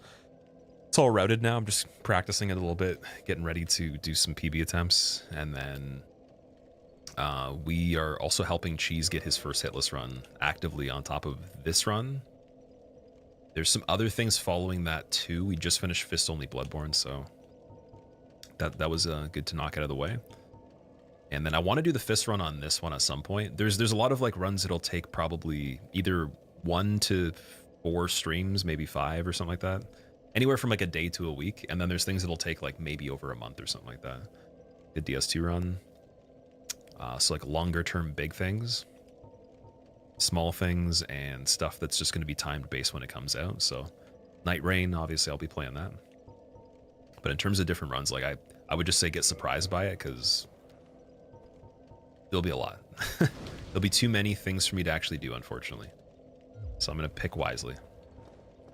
And also just realize too, in terms of like my actual channel for videos and all that, there's a tab that literally is recommended stuff. It tells you, hey, you should make videos on these things because people like this stuff a lot. And a lot of the ideas it was talking about, I was like, dude, this stuff is stupid easy. Like compared to like the stuff that I do, I'm like, not only would it actually be cool just as an experiment to see how it does, how you guys like it, because I've even, some of the things you guys have requested in the live stream match exactly what the recommendations are on that tab, but I've never looked at that before. So I was like, maybe I'll throw in one of those once in a while, maybe like once or twice a month, see how that does.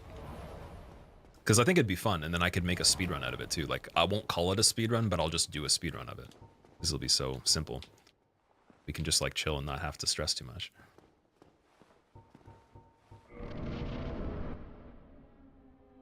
So like I was even going to screw around with that idea. Maybe take some requests from you guys as well.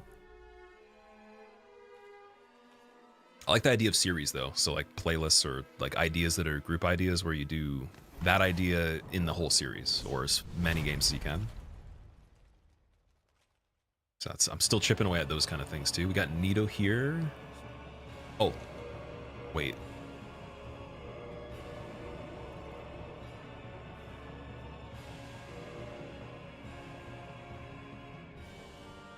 Bat rolling. Switch those to this. Still.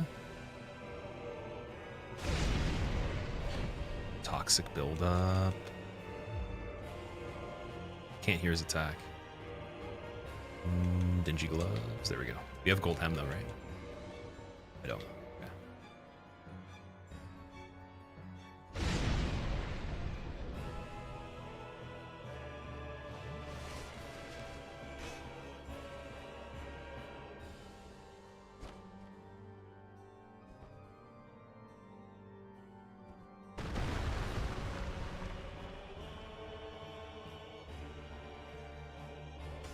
Should mirror match him with his own weapon. Oh, there's dude. The parasite popped up at the worst time. Come on. Okay, it could have been worse than that. I'll be honest. It could have been way worse. Want to get rid of that though.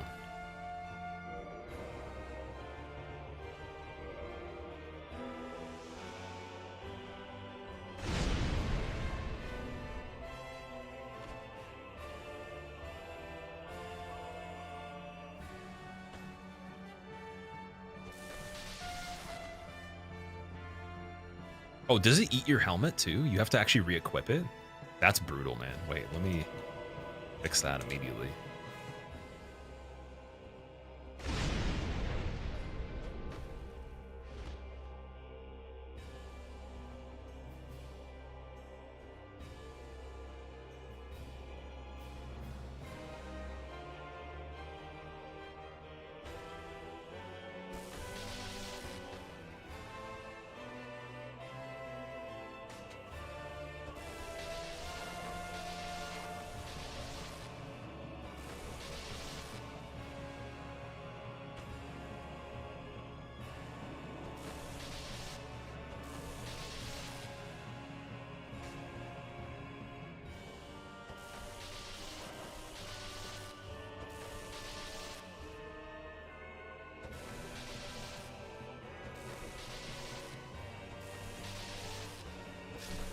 Phase 2, what are we getting?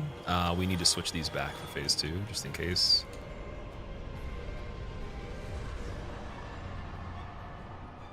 Stone leggings, I got them right in time. What do we got? Oh, it is 4 kings. No way. Oh, dude, he's fucking glitching! No, don't glitchy. Don't glitch. Oh my god, that's fucking terrifying, man. The damage isn't great. Oh my. Okay, we gotta be quick on this just in case it's all 4. Dude, that's ridiculous. That was scaring me. I was like, the whole fight is him just vibrating. That's not great. Rather that not be the case.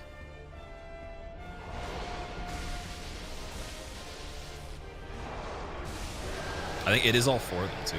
So I mentioned this earlier. I was like saying if we get 4 kings, it's going to be like 5 kings on ONS almost.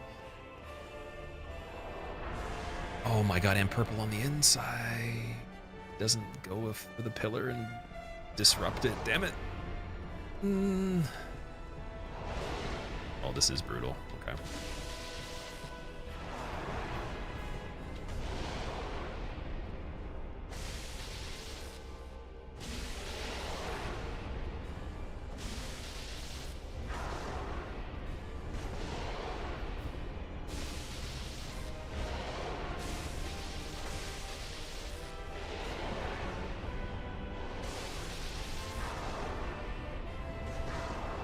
I need Mask the Child again and switch the gauntlets. That's it. We'll do Steel. Should be fine. I think Golem should be fine too. Actually, no, let's not push it. No need. Hilt hit, damn it.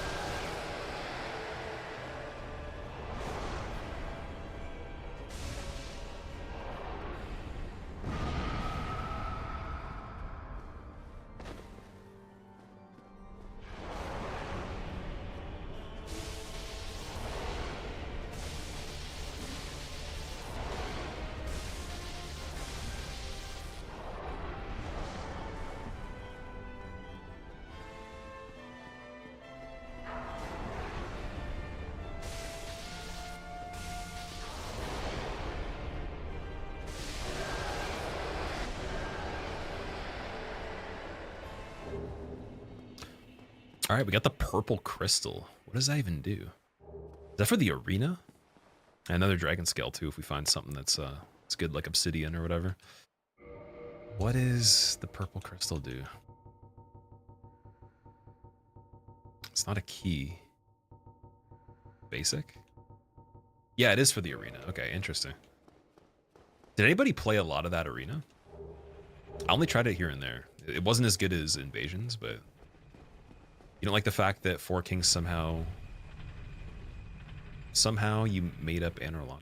Oh, made it up to Anor Londo, yeah. They made it from a very, very low place too. Like they were in the Abyss, man. Lowest part of the map to the almost the highest part. That's pretty insane. That was a climb. Can you get the same boss twice or more? Does the mod prevent that? I've never seen it twice before.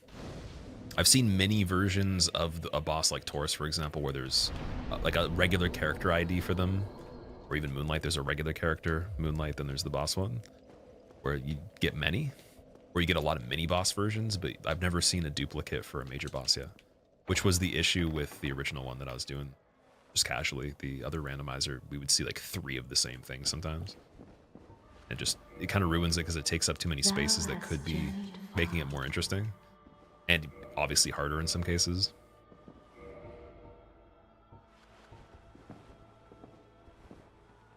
How do I...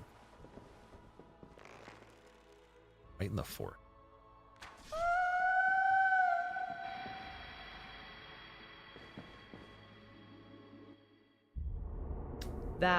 Who's the game calling the coward? Yeah, they did. They're like, I am you used invisibility and stealth on Nito. You shall be cursed with purple crystal. Okay, we got Lord Vessel. It's looking good. What I could do here, again, the option is just, do we go and do some optional stuff that's outside of the mandatory path, or do we actually try to get some any % done? Because Catacombs arguably is going to be the worst, I think. Archives doesn't seem like it would be too bad. Izalith, we already know Calamity is there, so that's just... I've saved Ceaseless because he's chilling. Because we have such good defense, I'm going to boost endurance right now to see if we can get better equip load for a good amount of defense on light roll, and then Calamity might be a bit more doable. Beta Chaos, I don't know if we have the humanity. We have 16 plus. Oh yeah, we do actually. We literally have just enough right now. Is the Firekeeper Soul I'm going to turn in, so that could be the idea. Is Calamity next? 4 kings. We don't have the key to the seal, so that's not going to work too well.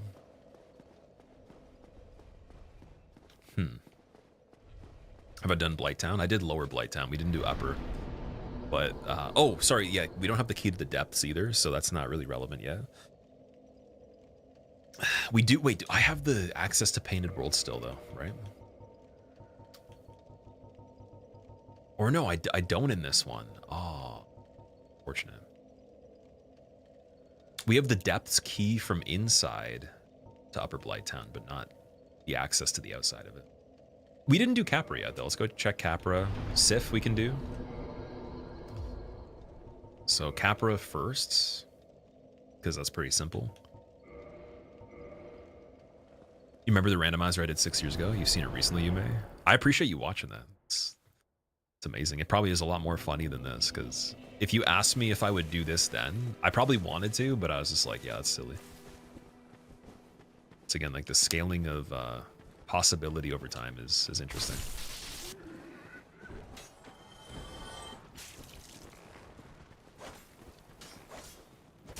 Okay, so Donal's there now. We can check his inventory.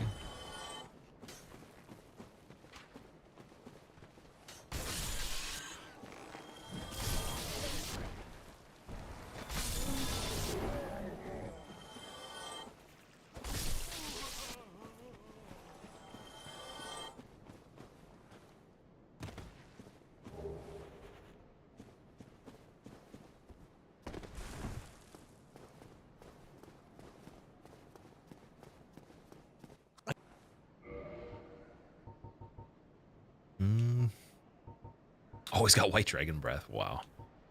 That could be really good if we had the int, but unfortunately we don't. This shield is great. Might be a bit better than Spider. It boosts resistances. Okay, yeah, let's get that.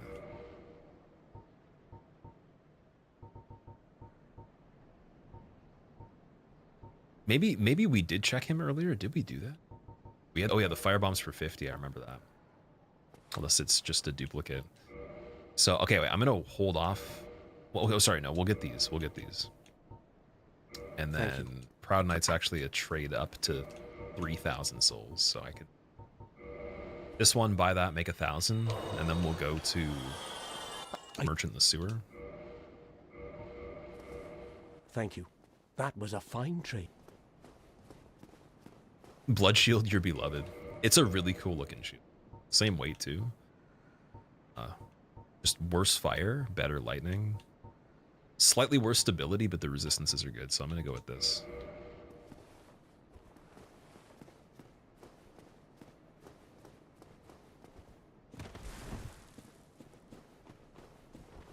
It's a must-have when using Life Hunt Scythe as well. Oh yeah, because Life Hunt builds up your blood meter, doesn't it? How does Priscilla get away with it? Does she have an invisible shield on her? Call cheats on that one. What? Okay, that was scary. Bonked off the wall. Oh, wait a second. Hold on a minute. No, this is what the game wants me to do. See, I didn't go and get the Firekeeper Soul turned in. Classic rookie mistake times 100.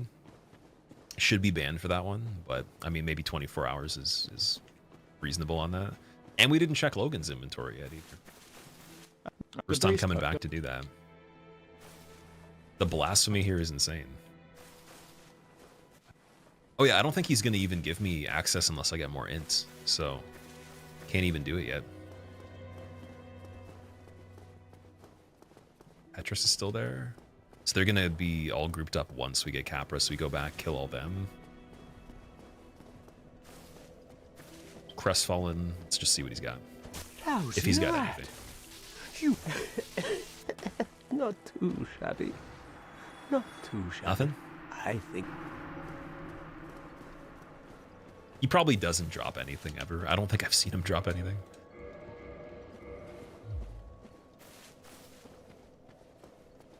Also, Ralph, if your sub's over today, what you could do... Go in... Oh, no, I shouldn't have hit the... it's alright, it's fine.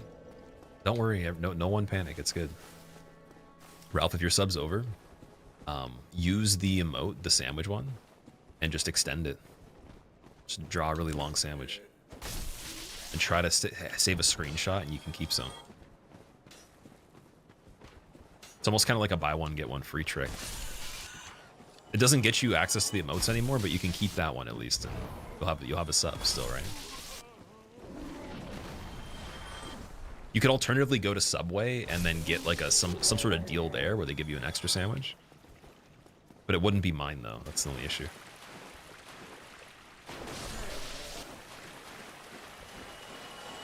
You ever check Rickard? I didn't check Rickard. Oh no, wait. I think we might have checked Rickard in this one. I believe we did. I usually do every time, but just to be sure, once we go back over there, I'll check again. Because I remember seeing he had the Sorcerer's Catalyst for 500,000 again. But I don't think he had anything on the other tab in general. It started with the Sorcerer's Catalyst as the first tab from the left. That could have been the run right before this one, though. So just to be sure, I'll go back and check.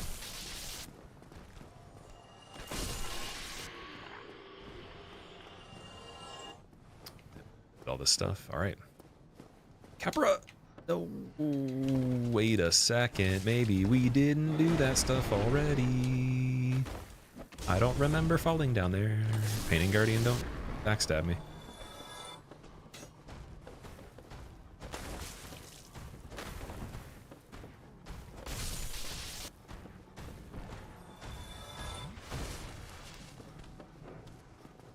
Okay, we'll know for sure. We'll just check for the items in this area. Oh, there is one right here on this guy. The regular spear. I already have the lightning spear, though. I'm good. Oh, there was the item right here. Large arrows. Okay, yeah, so we must have done merchant without going here first. But we did Taurus, though. We definitely did Taurus. Regular Moonlight.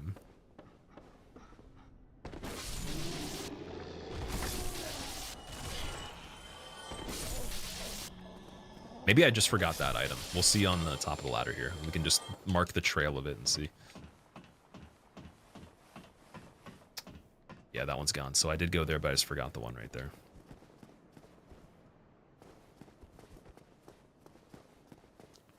And this one, yeah, we got that one too. Okay, perfect jump, please. Wow, I get to actually choose. We could do rooftop. Fall straight down. There's variety here.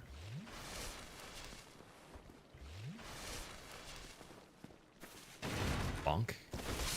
I don't even know what that was, but we'll see after.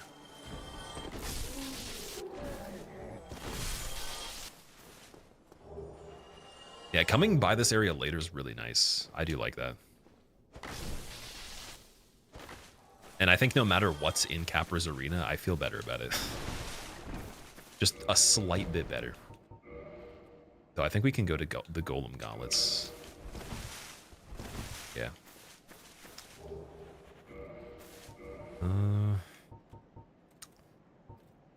We got more endurance too, right? So then, what else can we do here?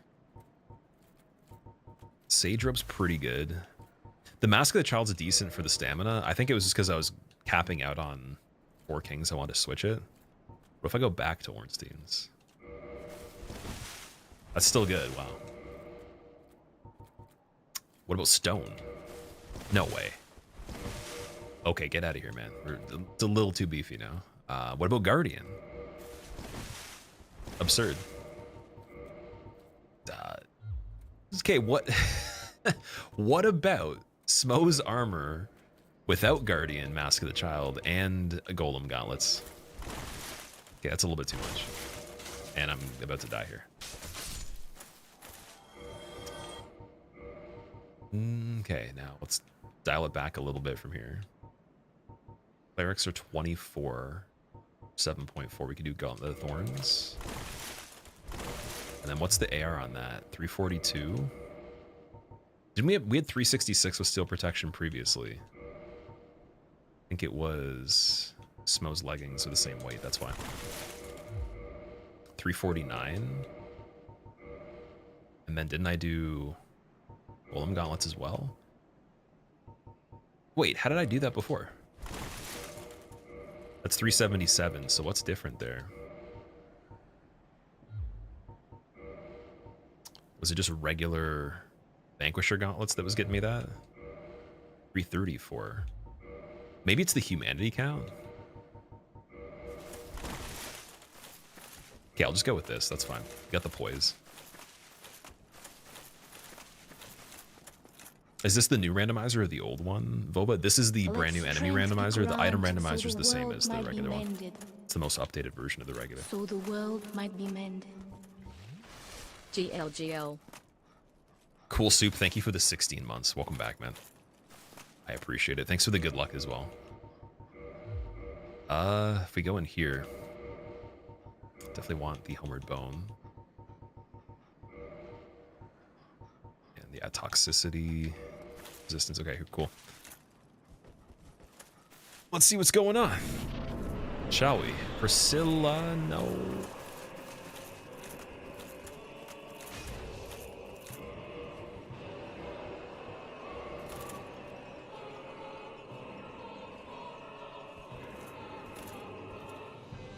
I want to get the plunge on her. I think one hit because of her setup right here will be enough to make her visible again. Like, she's going to have Capra's health, so it'll be pretty easy. Just don't want to fight on here. She actually is getting stuck, though.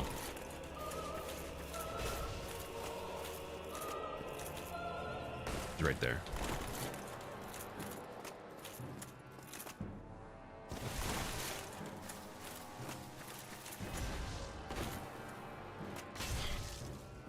Please? Please? Where are you? Where could you be? Hello? Hello? Yes, there we go. Tail cut? No. See, I wanted visible in one hit, and then tail cut. Dust Crown Ring, that's not too bad. Does that mean we didn't go back and check items here, too?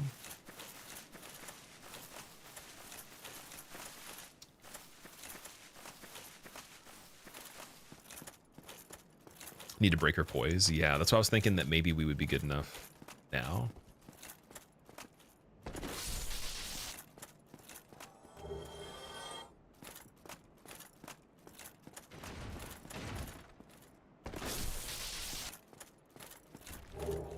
Soul Arrow again and Shadow Garb. Cool. Let strength be granted so the world might be mended. So the world might be mended. Boulder Shield. Not bad. Space Cat, thank you for the 3 months. I hope you enjoy your new badge, dude. How do you feel? Okay, if you're going to be beef jerky, what flavor are you? Because you now are the Pruny Racing Hollow Man. We're just going to call you Beef Jerky Boy. What's the flavor you choose? And why? Somebody, please let me out of here.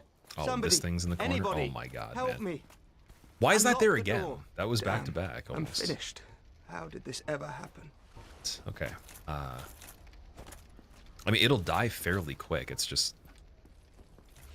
Why, dude? Just to get that item? There's still the other enemies anyways. Well, you know what? I see an opportunity here.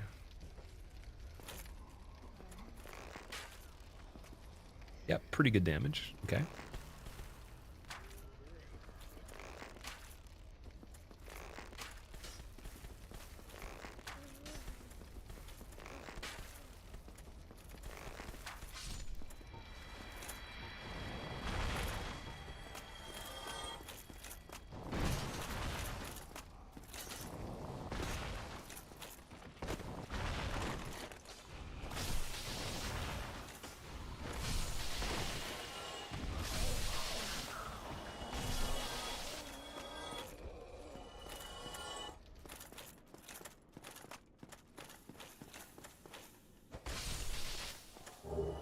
Combustion. Character looks like a stud. Oh, this character is like... it's the worst killer that you could have in a horror movie. with the hammer and then the Smo armor with the child mask. That's pretty freaky, man. I don't know about the shield, but this is definitely a fit for the horror.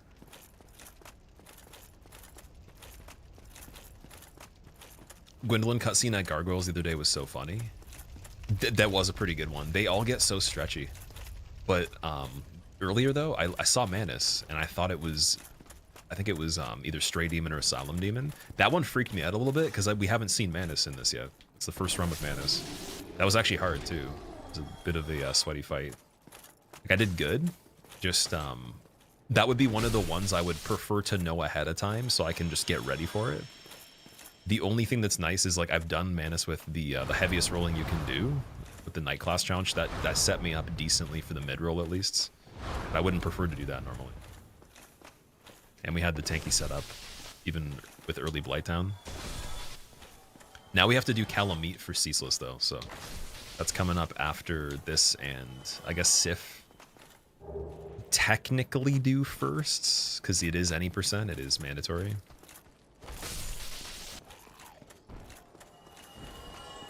Okay, we did loot that one. I wanted to go check Havel as well. And we're going to get ourselves back down to the area we need to anyways. Although we have Warp, though. Yeah. And we have a lot of Homeward Bones. Yeah, let's just go back. Oh, wait a second. No, dude. Merchant has Pyromancy Flame. What am I doing?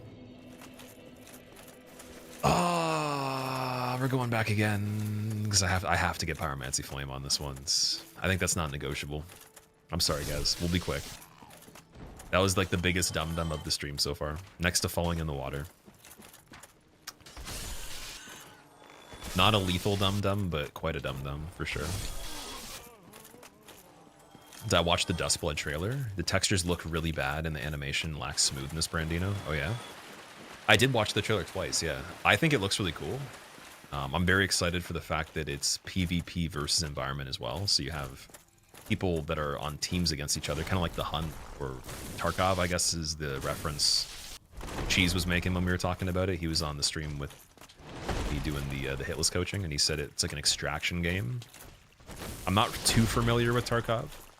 I've tried it one time, so I can't say I have a lot of experience on it, but in terms of you having PvP against other groups of people, that alone is already awesome. Because it could just be like a counterpart to Night Rain with, you know, head-to-head competition. I was wishing that Night Rain would have PvP in it. And the theme of it seems really cool to me. Like, I think that's an amazing combination of different elements or whatever, but it depends on the gameplay, right? So we'll see what it looks like. Graphics to me don't matter too much. It's fine if they're, you know, still past gen, whatever. I think the biggest complaint was the price of the Switch 2 is fairly high, and then also on top of that, the games were the price of like an old console at this point. It's probably, I think the games themselves are more expensive than the Switch would be to get used over here. So that to me is funny. I don't know, understand what that's about.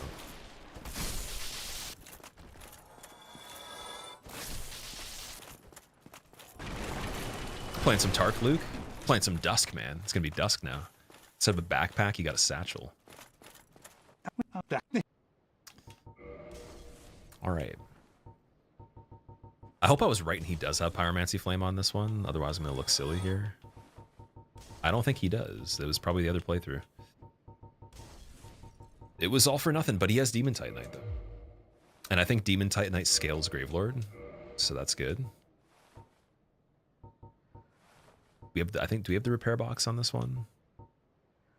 Repair powder just in case when I'm just roaming. That'd be nice. And then Skull Lantern we already have, so we're good for that. We could technically do Tomb of Giants pretty soon. Also, the very cheap arrows. Large arrows for 20. Okay. Another 200 of those again. Yeah, unfortunately he didn't have the Pyromancy Flame. I'm just... The memory scuffed on this one. My apologies. Yeah, I do already have the lantern. It's just nice to know that if I didn't find it, he would have me covered, because the Skull Lantern is really important in this one, in my opinion. I wouldn't want to randomly chance Tomb of Giants not seeing anything. Okay. So another thing that can be done before Sif, we can get these guys, go to Asylum, drop all the items that are tradable to the Crow and see what we get in return. And then we'll already be able to just go back to Sif really quickly. We don't have the crest though, so I'll have to do Hydra, which I think is the... It was the Hellkite Drake in one of the runs. I don't know if it was this one or the one before. I think that might be the...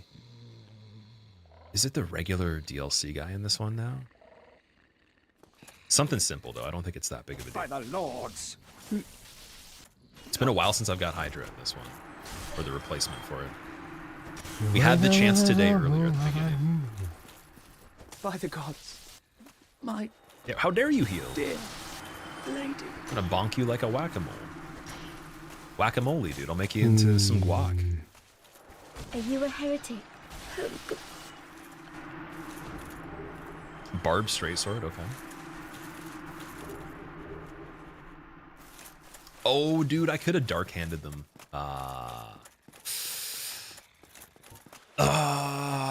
Dude, there's so many things to consider with the build that my mind's lapsing on the basic stuff there. Should have dark-handed all of them. Like, Rhea alone gives so many humanities, man. Ugh. Alright, well, we can say that even if I complete this, the playthrough is, like, just worthless. Should have reset already. Can't even game. Pro was just, like, a completely out-of-pocket statement that someone made, and if anything, this is just, like, even the level before beginner. Almost embarrassing. Jeez.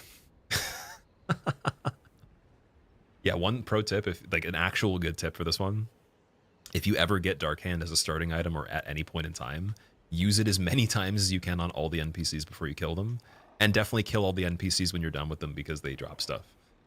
Very, very good process to go through.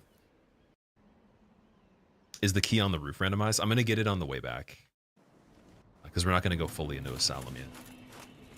And also because of these, do it safely.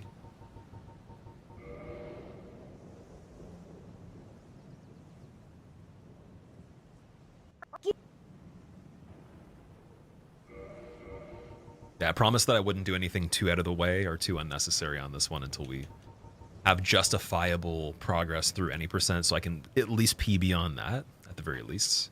Painted World as well will be saved till it needs to be done. And yeah, we had the experience with it at least. So let's see if we can trade Transient Curse. No. Okay, that's a no. Crystal, can't drop that. The Moss, it's equipped. Wait, let me change that. Yeah, okay, we can do that one.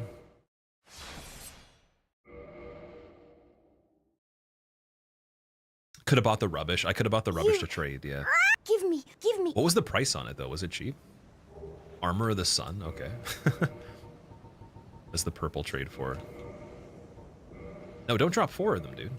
No.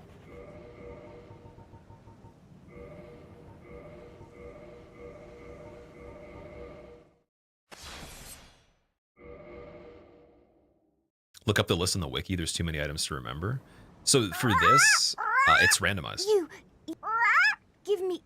The list is cool, but I don't think it would tell you anything for this particular run. I was thinking originally it does give you the base items.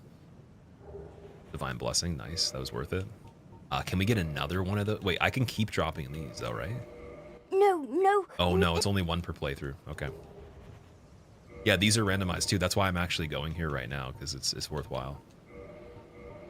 No. And I'm not sure what the full list of tradable things are. That would actually be good for the wiki to check that. No.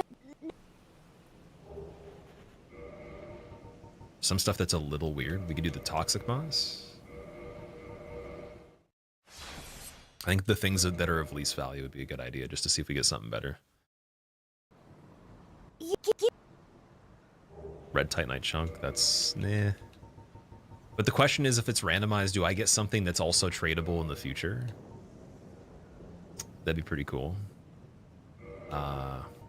Firebomb? No. No, you can do firebombs in DS3. Dung Pie definitely is a normal one.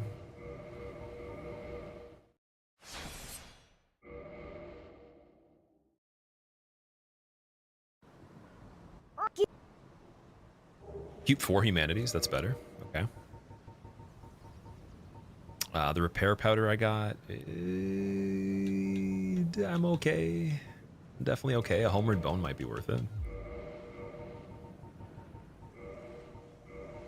No. Okay, they can't do anything. Am I doing all bosses tome? I'm gonna try my best to do as much stuff as possible on this one. And I don't think the pendant works, but oh no, it does. Ooh. What does the pendant usually give you, if anyone remembers? Beatrice's catalysts? Isn't that a really good one? A scaling 10 requirement, so we could use that instead of sorcerers. Use it before Isolith just for the soul arrow. So just need two more levels, one more attunement and one more int, and then we have that set up. Be a bit better. Single humanity might be worth trying. Let's see.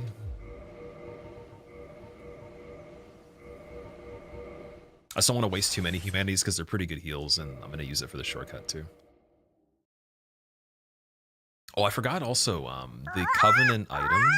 You, give me... Like the reward that you get from Quail-like Sister is going to be randomized. Soul of Ornstein, that was worth it.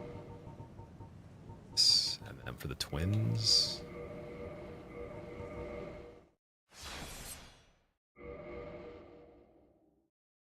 Asks for soft, gives stone, and it still works, yeah. You, give... Tower shield, okay.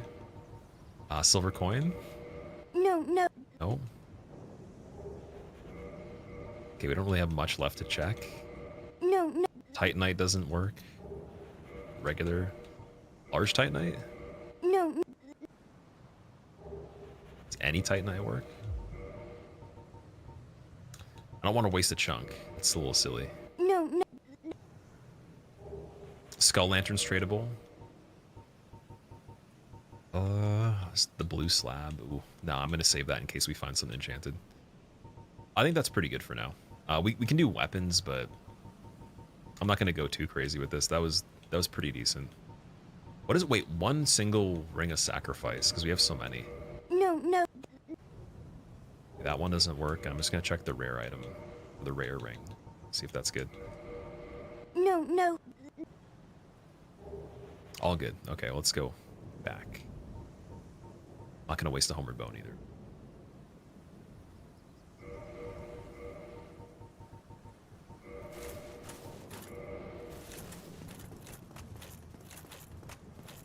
The trades look vanilla, just random rewards. Yeah, the trades themselves are actually vanilla. I don't know the full list of trades because there's never been a time where I've needed to do all of them. Over time, I probably traded quite a few of the things, but I've never had like a list in my mind built of all the possible ones for any particular reason. I like the fact they did shuffle the outcome of it though. Because again, if you're in a really unlucky seed for items, it definitely gives you a bit of a boost. Havel's helmet, 7.5, right? Yeah. I remembered that one. I remember the way to Havel's. That's how you can tell I've done some level of scrubby PvP at some point. And it's just marginally better than stone. Okay. Now,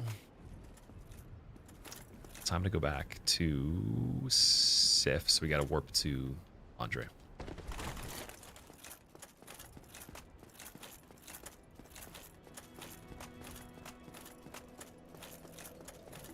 Then we'll get those levels for attunement.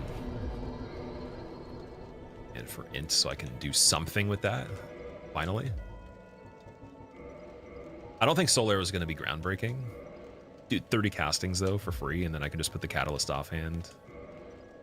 Why not do it? Why not just see? All right, Parish time. What is all randomized? Every item, other than the Lord Vessel and the original placement of the Lord Souls for any % progression. All the enemies, plus the bosses. And then... Vagrants also that randomly can spawn in can be regular enemies. And mimics are switched to regular enemies as well. Or randomized with the pool of regular enemies. So you might see a mimic as a normal dude. seeing what Andre had. He didn't have the Homeward Bones, so it's only that other merchant that does. Ooh, also after Capra, we didn't check on Dead Merchant, I don't believe. We went the other way. I'll be seeing you then. Be careful. That's a little frustrating. Dude, I'm getting another Divine Blessing. We're celebrating. We're getting crazy on this one. Don't get... Yeah, so I still need to note that we didn't check the merchant in the shortcut for Firelink. You can trade upgrade materials, Demon Titanite. I wouldn't want to trade Demon Titanite. You just reminded me, actually. Wait a second. Let's go back. Yeah, Demon Titanite's what we need for the Gravelord Sword. And we have 3, right? We have 4 now. So yeah, getting that upgraded, it's not a bad idea since we already progressed it. It's a pretty good sword. Technically should be doing that one. Do 2 more upgrades, get a +4. Get your...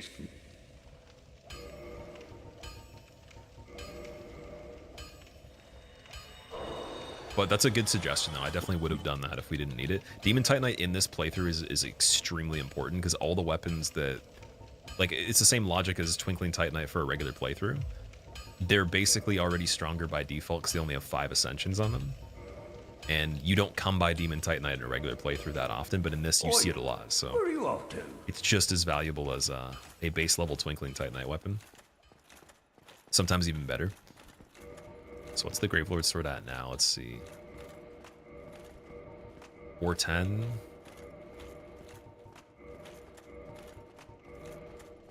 And this one is 408, so it's getting a little ahead of this, but still heavier though. How do you like the new rando so far, Cyber? I really enjoy it, man. This has been super fun.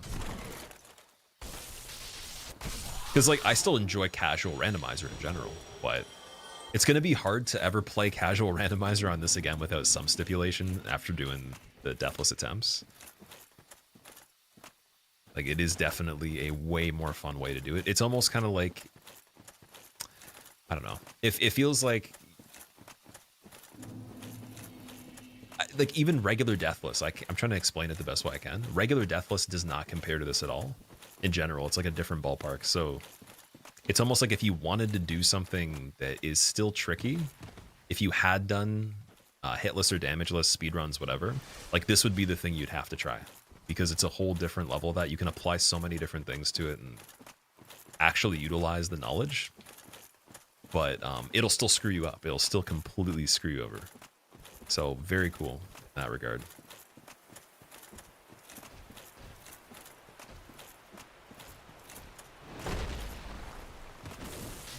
Oh, okay. Doesn't go through the ledge there, maybe?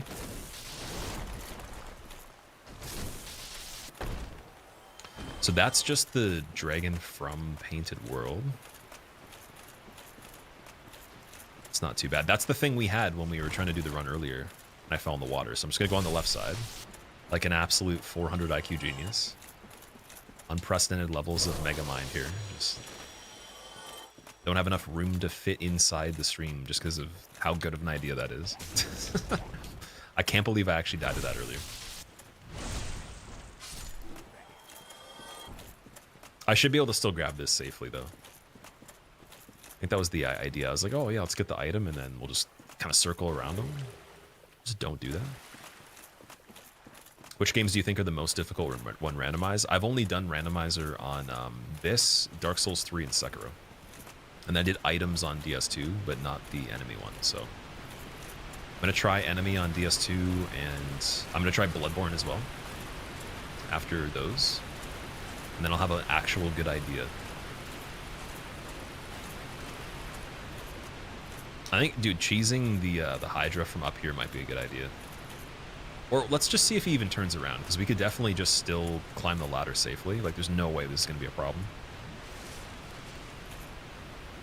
He's so slow anyways. I don't think he can turn. Oh, we also have the soul arrow, too. I can do that after.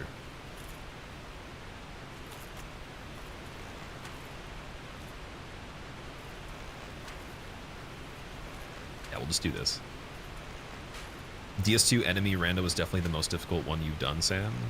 Had to resort to poison arrow cheese for many areas. That sounds like regular DS2 when you do damageless, so I'm looking forward to seeing how it compares to that after practicing that one lately. And I've watched Dis try to get PBs on it here and there, just in the background while I'm working on stuff, and he's really good. He's like one of the best Dark Souls 2 players there is in general. Like if it can kill him as much as it has, then it's definitely really hard. Tried fog gate randomizers? Yeah, I did on this one in Dark Souls 3, we did the triple one with enemies, items, and fog.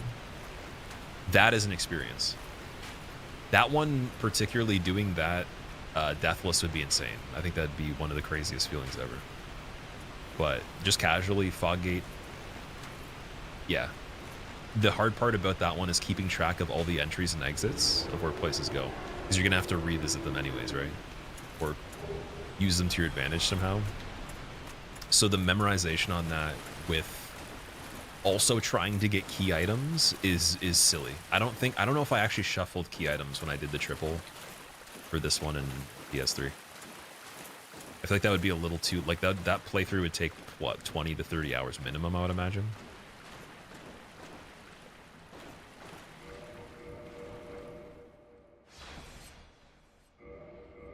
But it's a ton of fun, though.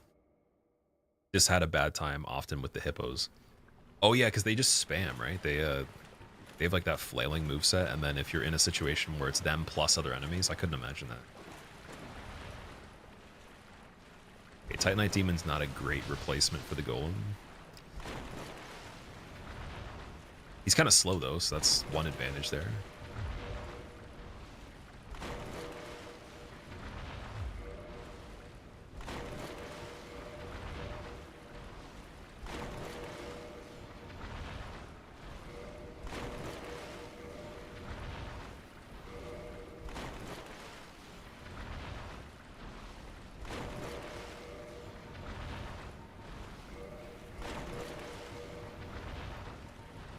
Strafe. Okay, you can strafe it.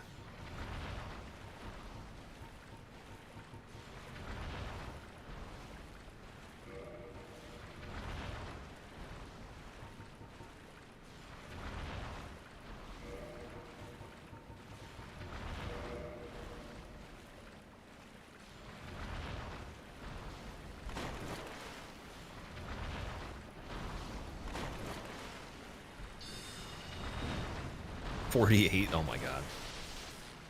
What is that? With Dust Crown as well. I guess, again, our int is not great. Boy. Fun times. I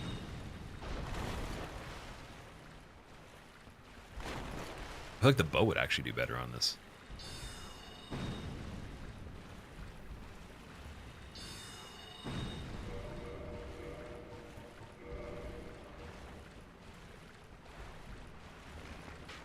It doesn't. Okay, yeah, he's super tanky.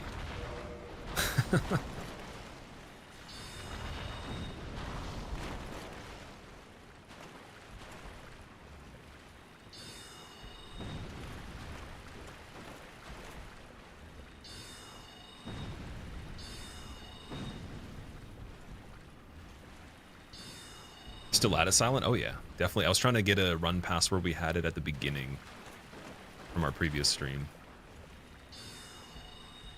I think we're definitely there, because we did ONS. We did both bells, mid-game, got Lord Vessel. I think we did the equivalent amount of optionals other than...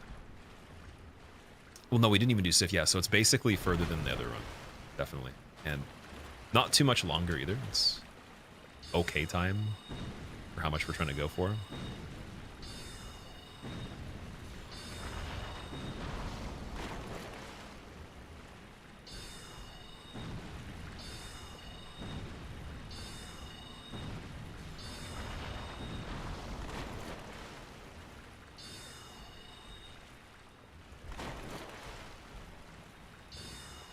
What is this monstrosity of a build? Oh, this build is the, it's the Uber Omega Chad right here. I don't even know what to say about it, because, like, We're just basically doing anything that makes sense for the setup on areas, and then just resistances, physical defense.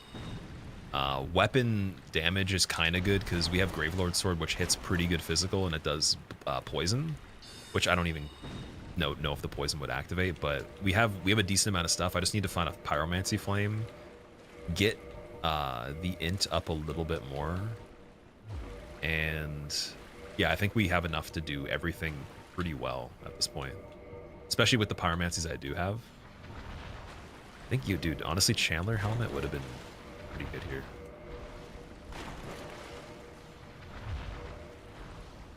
It's still too heavy. Damn it.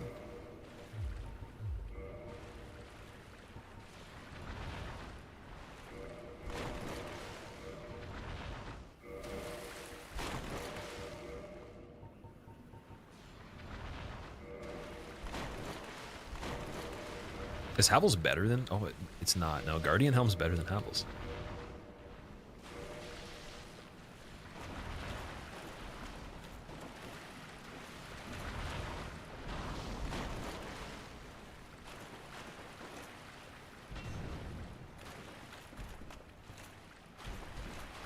I would love if you did the lightning right now. Hey, Titanite Demon, could you please do the attack where you launch the lightning, and I will run along the side of this area. And don't do the follow-up so I can attack. Oh, wonderful hitbox there. Okay. Yay! Could have just done that. I keep forgetting lightning damage is going to do more in the water, but he also is resistant to it to a degree. And Dusk is all the way over there now. I was trying to be careful just so no one's like, hey, you just threw that. But I also probably should have put this back on too, the steel protection. Okay, so with a shield, is it good enough to do this? No, it's not. So we gotta go back to doing this. And this. Yes, there we go. No. Yes, there we go. Hey, I am Dusk. Go come and save me. Thank you. Ba ba ba bee ba ba.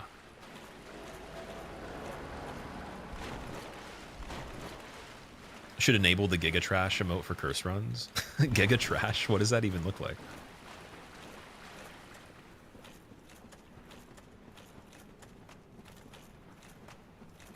He blocks the way in base game and your dislike is strong. Eager, do you talking about the Titanite Demon? Oh, sorry, it does toxic, Dooffish. But only the thrust attack, that's why I wasn't getting it, okay. And that's the R2? So, okay, if you know then, or if anyone else is aware, like, how many things in the base game would be likely to get toxic off of that? Because I think it's my best weapon right now, it's just not as quick as this one. Or it's lighter. This one's lighter, sorry.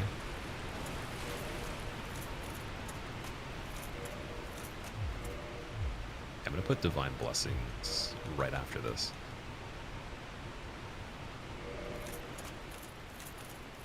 Very few. Ah. It's got a pretty high number for it with the 333.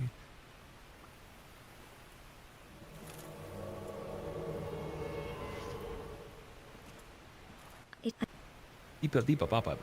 Proud Knight for 500, yes. Brave Warrior for 300. Demon Titanite for 500. Logan's Catalyst for 5,000. With a humble requirement of 24 int. Do I grab it?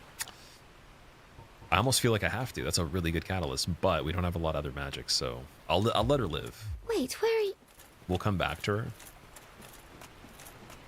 So just to go sweep the memory of what we need from different things, we have the Undead Merchant for arrows. We have her for Logan's Catalyst, and we haven't checked the second Undead Merchant yet. I believe that's pretty much all the inventories. We have also, oh yeah, we have to go back to Logan to get his inventory because we have the requirement for the intelligence, I believe. Or we're getting close to it. What is my end level? It's only 10 right now.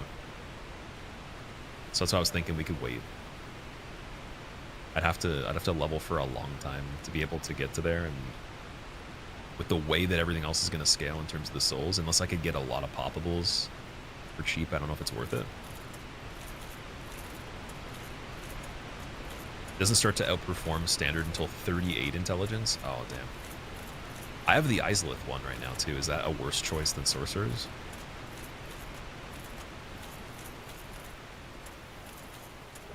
Twinkling Knights. That's good.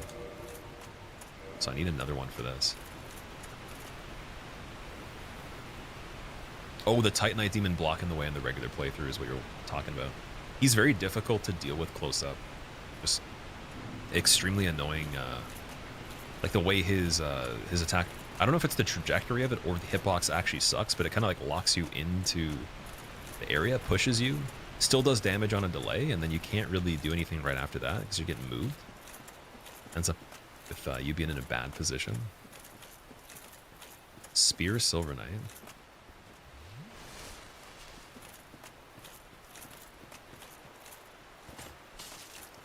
Oh, he tried to do the same thing to me. Could I introduce you in a chain backstab, sir? Would you like another one?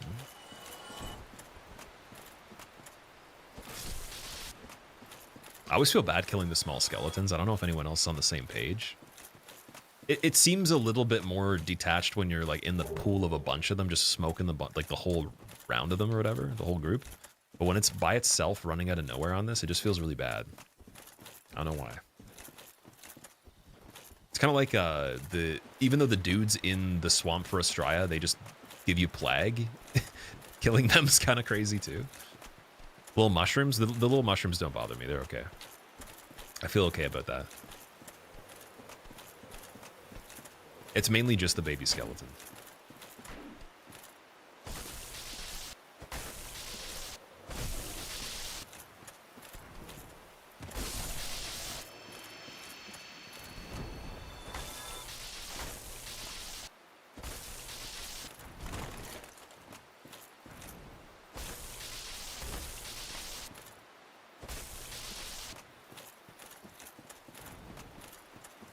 These guys don't have a backstab, unfortunately.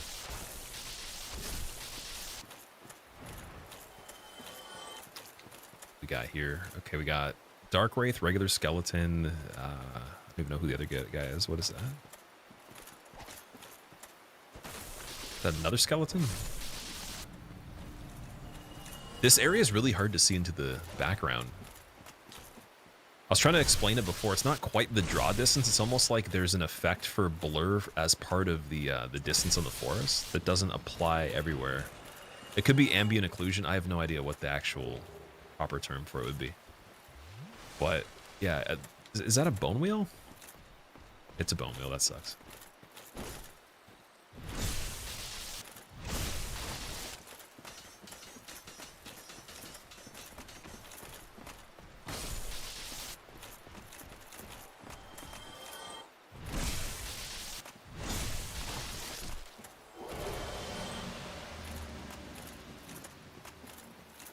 Gives you the same feeling as the turtles in Elden Ring. Right. Yeah, the good old turtles. What about Turtle Pope, though? Is he old enough and wise enough to be killed? Without any kind of hard feelings?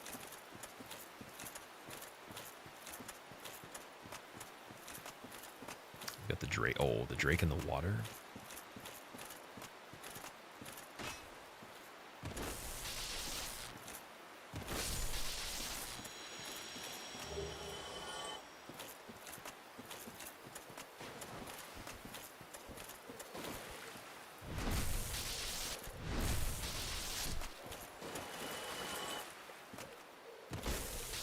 Yeah, his health is pretty beefy here.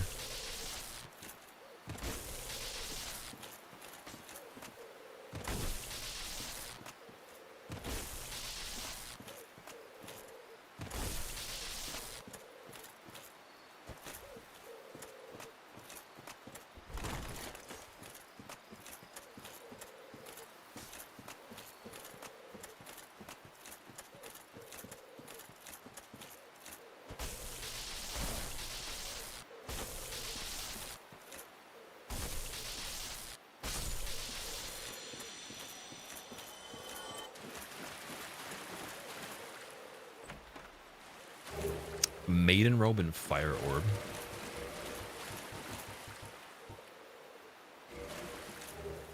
Another chain armor. Stop giving me chain armor, dude. Okay. All right, so let's check the stone armor chests. We can check Alvina's item too, because she's going to give me the Forest Covenant thing, and then it could be just in the Forest Covenant to be safe on this part, so that we can properly check the other areas of this after. Just in case, especially if we found the crests.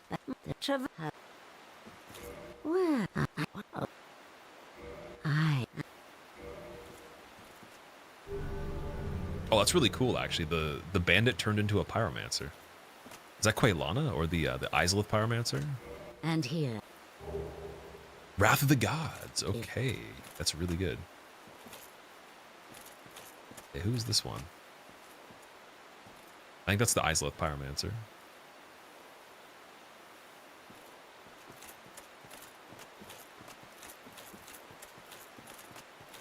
Laggy's trying to go strong still. I was hoping that we at least get Sif, and then I think beyond that, I don't know who to start with because we don't have Key to the Seal, so I can't quite do 4 Kings yet. Could at least get through some of the area in Londo, but it wouldn't matter. Fortunately, I could just check it out. The items. Like Catacombs, we 100% could do with Nito because we got Skull Lantern, so it might be the next best thing. And Archives, I technically could do Archives as well.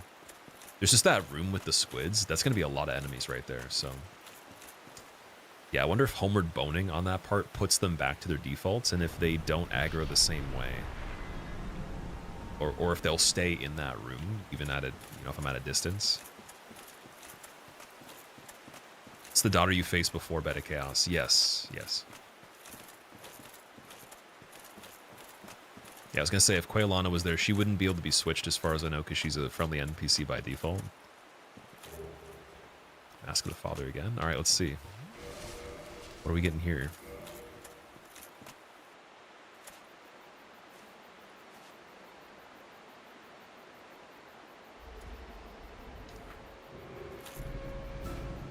Capra Demon? Okay, that's a really freaky Capra Demon. Oh my god.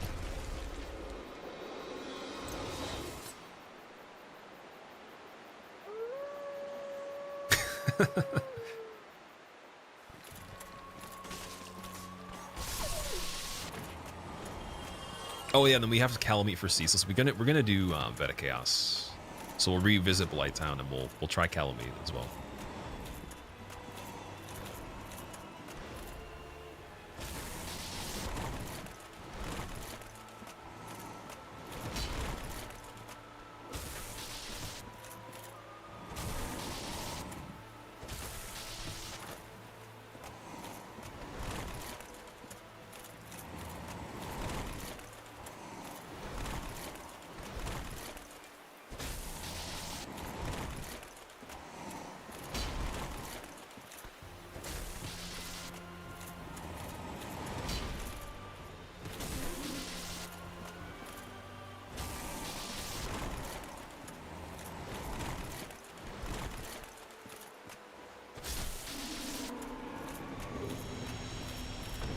Alright.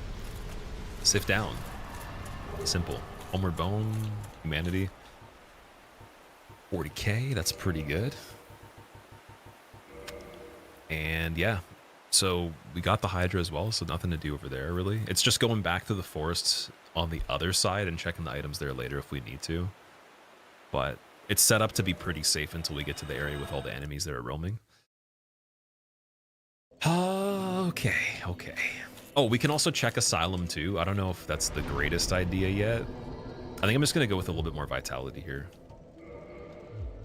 And then, what are the poppables like? We got Ornstein, Brave Warrior, Proud Knight. I'm going to keep up the theme of literally just leveling as much as we can. Because like the thing in my mind, it's telling me to save it, but there's no reason to save them right now. It doesn't matter. Do the opposite of that. Do 25 endurance for equip load as well. And then beyond that, yeah, we can do a check for Asylum. We could just go back and do Calamity.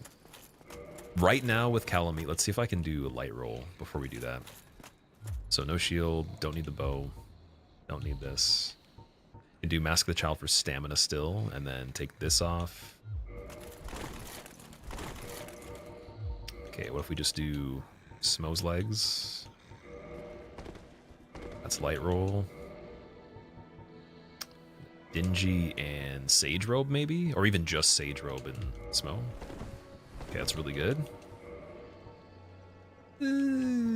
Could we possibly swing Vanquisher as well? Apparently.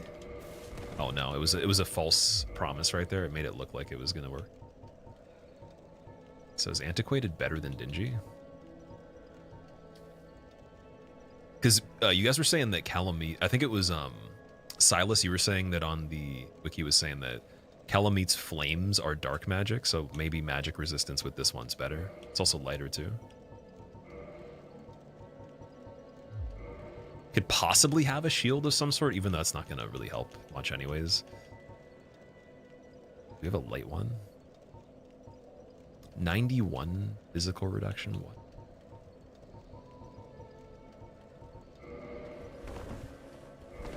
Okay, what if I just take this off altogether? No. Okay, math is not checking out on that. Can't math on that one. I'll just do Dingy, and then we're gonna... Or sorry, Antiquated, sorry, yeah, for the magic. And we're going through there. You didn't get the item behind the grave? Didn't you notice? Oh, I thought that's how I started off the fight. You sure I didn't get it? I usually do. But maybe I missed it this time.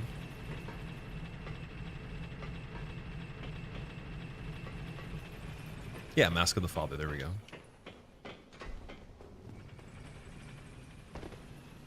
I would be shocked if I missed that one. I feel like the thing that I have a problem with is actually grabbing that when I don't need Hornet Ring. Like on the runs where we're not going to do the crit damage anyways. So yeah, we already went here. And Rickard just had the Catalyst Ring of Sacrifice, which we got, and then Ghost Arrows. So Calamity time.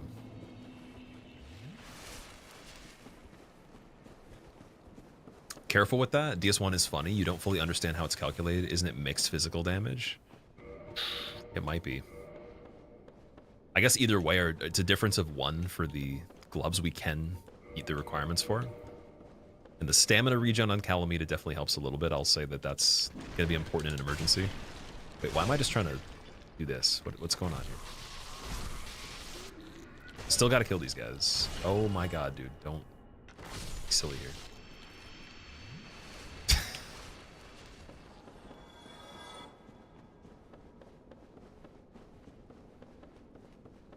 Okay, so one thing I do know, if we pick up the item right away, Calamity's flames go through the rocks, so we have to be careful of that. I have to almost make him shoot it left, then roll right to the edge, probably. Or get in very fast. Lightning quick on it.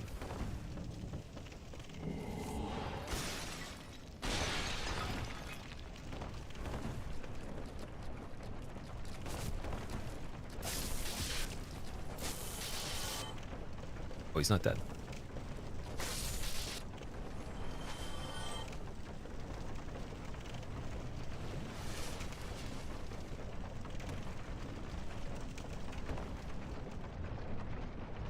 Not the clam. Yeah, no, I'm not dying to a clam.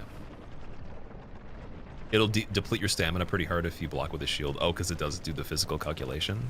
Is that also why it staggers the way it does? Or does that have nothing to do with it?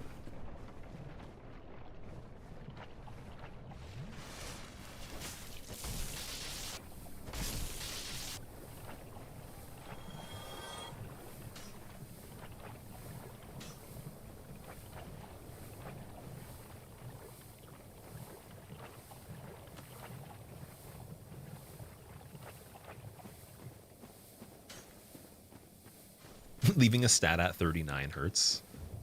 Okay, so is that an actual thing? Do people have a fear of uneven numbers as a legitimate condition or phobia that you could explain? I've always had it where like some numbers just objectively look better than others in terms of like the actual characters beside each other.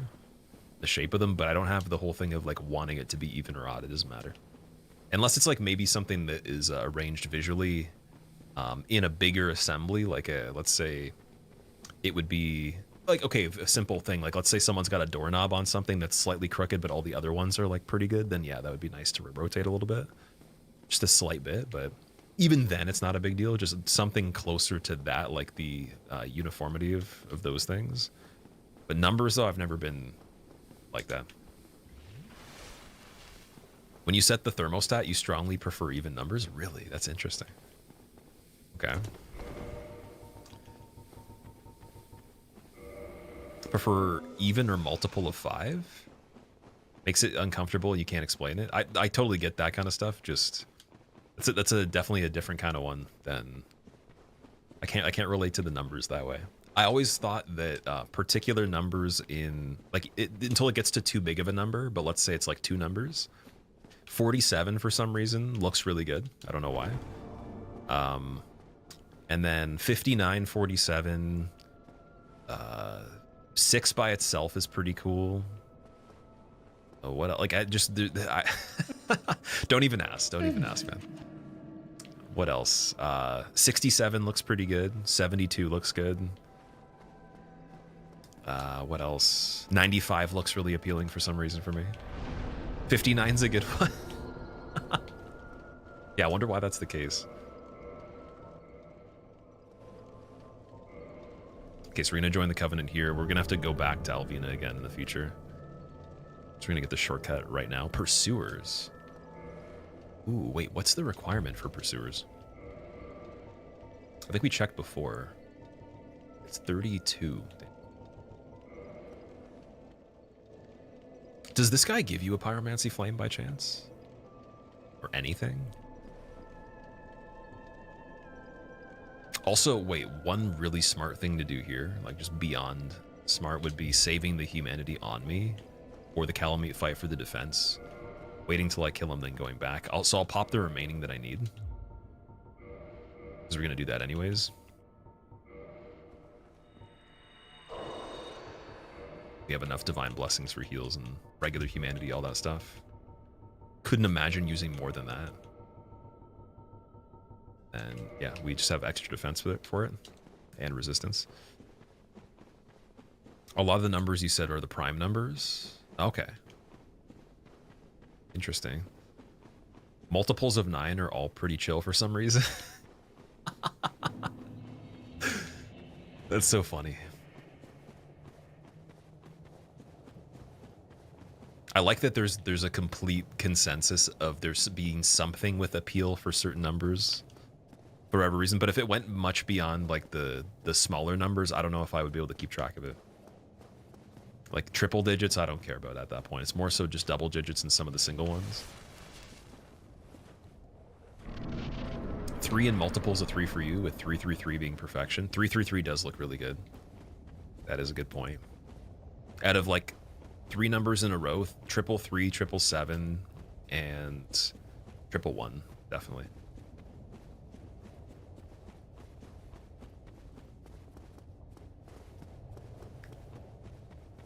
He gives you a flame, but you have to get the infected egg first. Oh. Should have gone there right after ONS then. Damn it. Because we had it and then we cured it. There's so many of them in the randomizer though that maybe we could just get another one to pop up. So yeah, this is the tricky part, is just entering here, and then if I was going to roll to the right, we don't have a lot of space, especially with light roll. I almost have to make it to this part, go over here, maybe get nicked on the flame a little bit.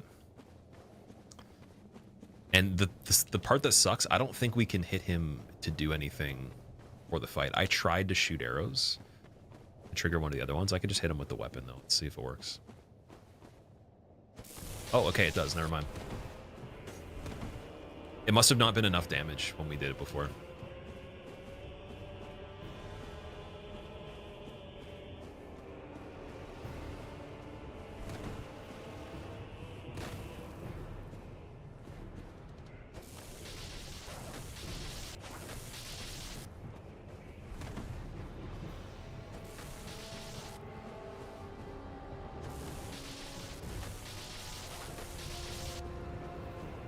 Really good RNG.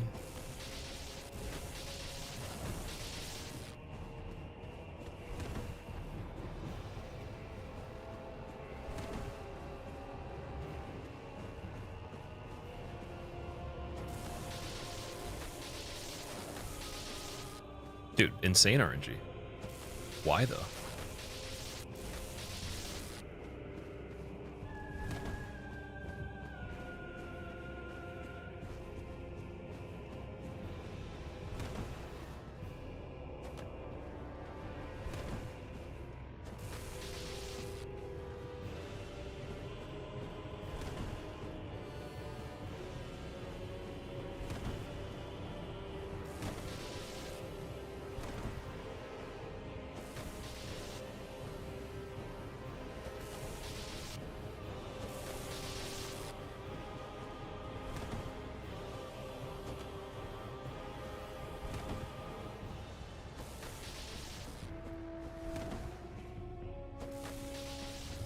Okay, I don't like the positioning that we're getting because of the RNG, but it's interesting that he's doing this. To me, at least. Oh my god. It must be the location he's in. Like, he just wants to do closer range attacks or something. He's not trying to fly. I wonder if it's impossible for him to fly in this arena. It must be. Like, he flew in Quailag's domain when we were doing it on the other run.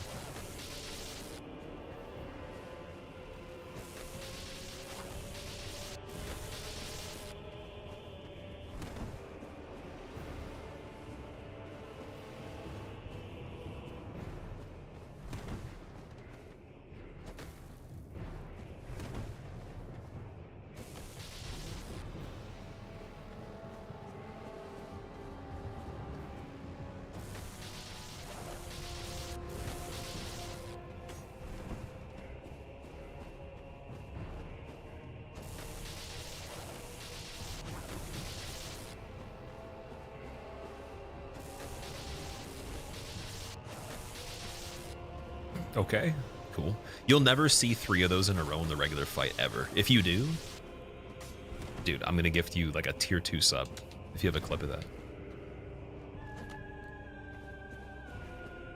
I think I've seen 2 in a row before. I've never seen 3. So he must not be able to fly at all. Unless we back up a ton or something. Usually he just would point blank. So I don't even think you have to be in a certain location. Wonder what we would need. I'd risk getting the fire from long range and just being spammed into the stagger of it. That's Calamity though, it's not too bad. We could have done that earlier. I was really worried about that one because I thought flying would happen.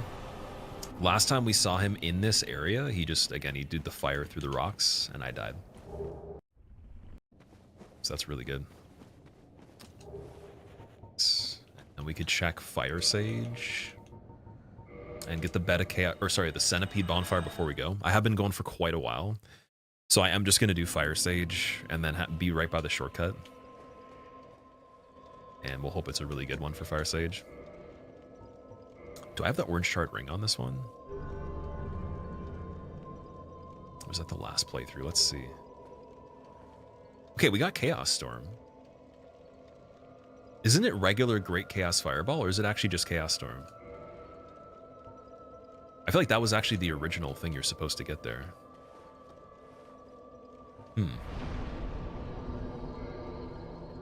Okay.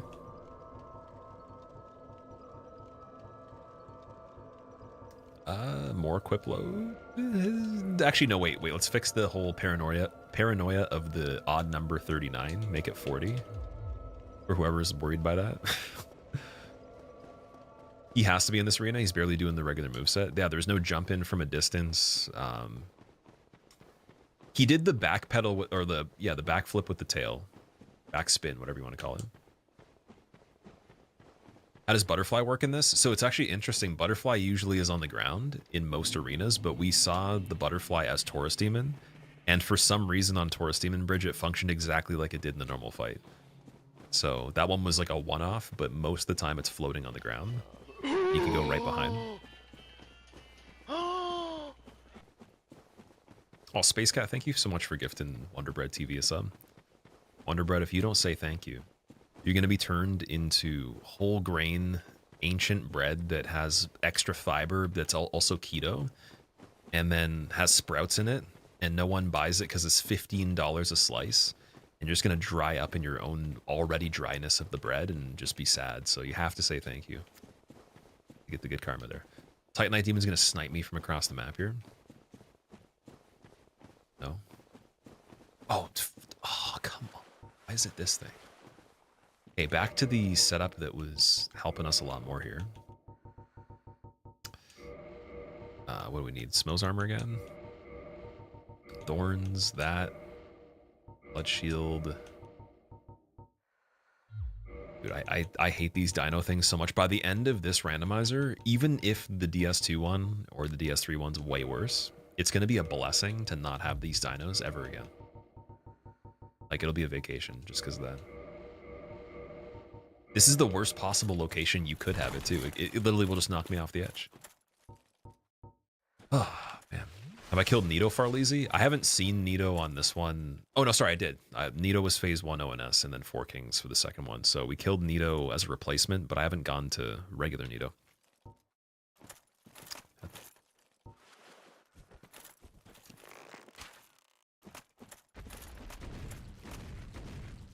Interesting. He's got Capper Demon scaling that's over here normally. We got the regular Sorcerer's Catalyst right there. I wonder if I did Dusk and I did Bellowing here, it's going to be complete garbage. Let's see.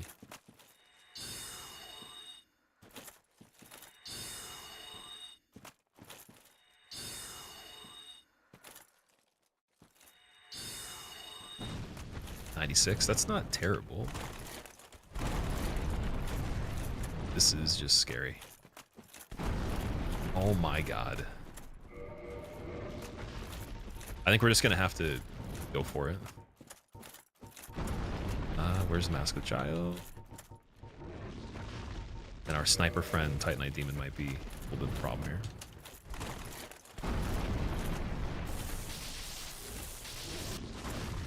One more. There we go. Nice. I think he still had way more health than the Capper Demon. That seemed like a lot. Slade, the day's going pretty good. How about you, man? How's your day so far? How's everybody's day? You had to sum it up from 1 out of 10, and what would be the reason? You could make like a single statement on it.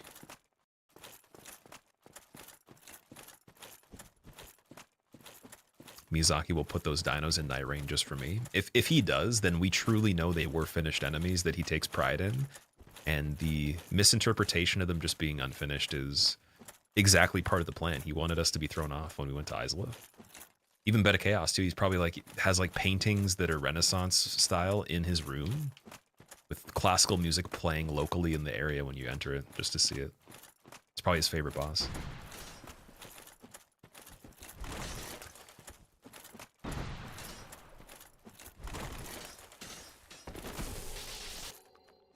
Oh, come on.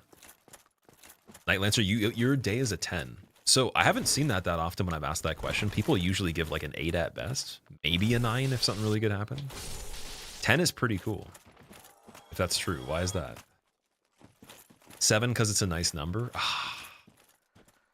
It's not the question, though.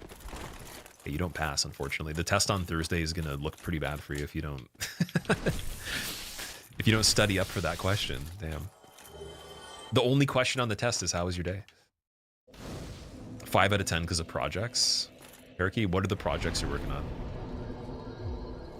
5, nothing's going on, Jack? Oh, man. A 5? So the character that I'm playing on this and the adventure we've been through, the pain and suffering, is not it's not worthy of a higher mark than a 5. So that means we got to kick it up a notch. And also that means that I also didn't place the Lord Vessel, so we can't do Fire Sage yet. I'm gonna have to warp back to this. Can you do that? Wait, no, it's gonna make me Homeward Bone back to here, so I'll have to run that again, I think. Which respawns the Dino guy, I believe. That really sucks. Yeah, that's unfortunate. Okay, let's do that quick. 5 because The Thomas and Dollar Shed you purchased isn't going together properly?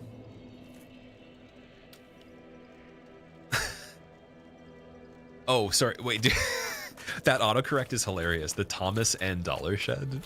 $5,000 shed's not going together properly. How do you, is it like a modular kind of thing, or are you just assembling it old school? How does it work?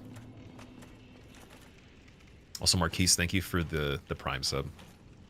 I appreciate it. I hope you enjoy your motes, man. Welcome to the most beautiful character with up-close feet for Miyazaki and toes imprinted onto the armor just so he gets the illusion. Placing the most giant cereal bowl that originally was from Elden Ring back in time, shrunken down so that we could eat some Cheerios and take a break. 1,000, not 5,000. I was gonna say that's a pretty fancy shed at that point. It's modular resin, okay. Got it 90% done. Now the last few pieces won't fit. Oh, that sucks, dude. So it's gonna be one of those things where you have to basically go back to the first step and then see where it's not like flexing together properly or something like that. Is it because they actually did the sizing for the pieces weird? Is it like some sort of like weird thing with the manufacturing of it, or were mistakes made? Okay, so if I do Homeward Bone, I'm just gonna test this to see. I think it's gonna bring me back here, but we didn't technically sit at the Lord Vessel. I was thinking that after you place it, maybe it's doing that. Okay, here we go, nice. It's all good. Wonder if the enemies that spawn in the Dinobot area will die in the lava. Oh yeah, they probably will, you're right, actually. I forgot about that on Randomizer. So the world Unless they've changed that as a setting for this one, you're 100% right, it might actually be easy. Because they're all spawned in the lava already. So do we have orange chard? We don't, so Centipede is going to be a little scary. You die very fast on Centipede. Might just skip Centipede and then go back to it later when I find that ring. There's a bonfire right before.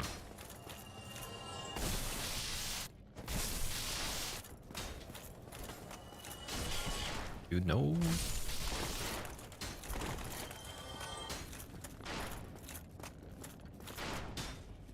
How come he's shooting the arrows fast, man? Is he normally that quick at it?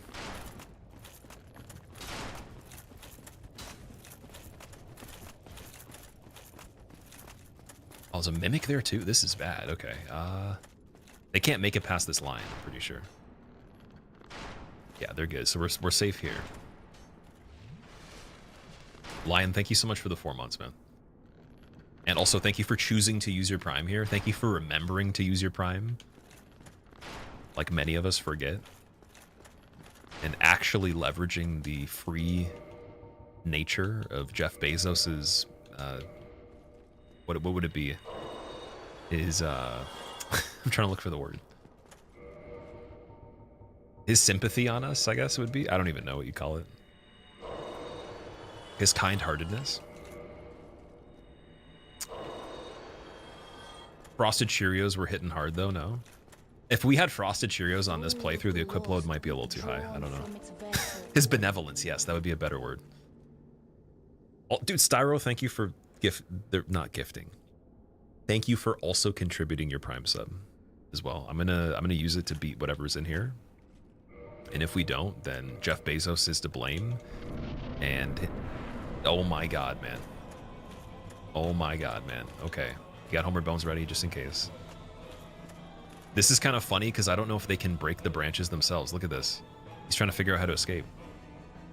Could this be the first fight where it's a one-on-one with Ornstein and Smo because of this? Is there potential to cheese because of the arena?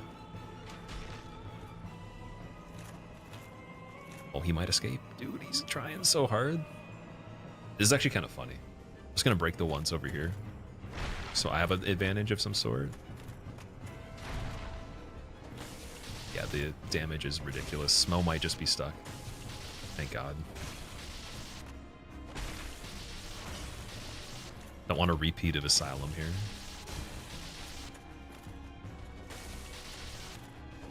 So these are the unique things that can happen when things get shuffled. You never know, really. Oh, he finally broke it. Okay. It's a lot of space, at least. That hard start. There we go.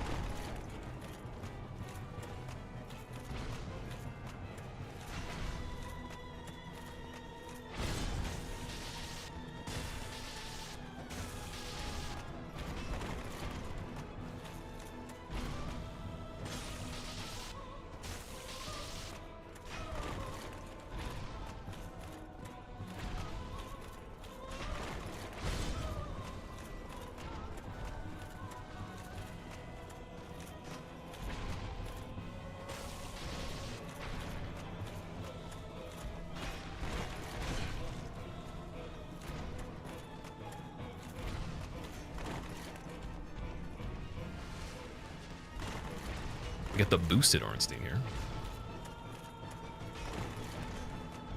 Okay, back in the middle, please.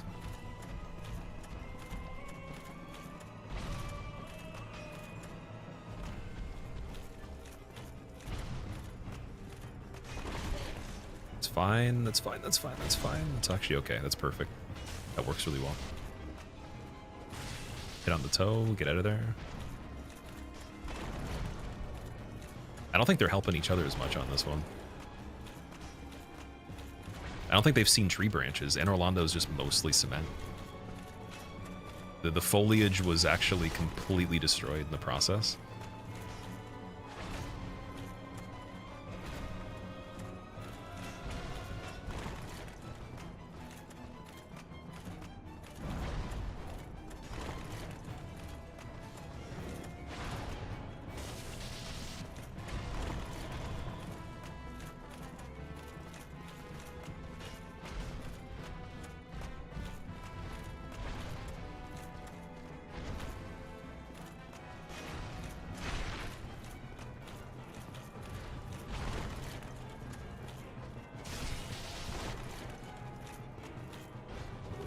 Symbol of Avarice from Ornstein? Nice. Okay. So that's the reward we get in place of Leo Ring. That's a pretty good one, actually. It's going to help boost a lot of stuff for the rest of the playthrough. I don't know for item discovery if it's worth it. Like drop rates and all that, but that's pretty good. Just gotta make sure I can switch to it in the inventory quick enough.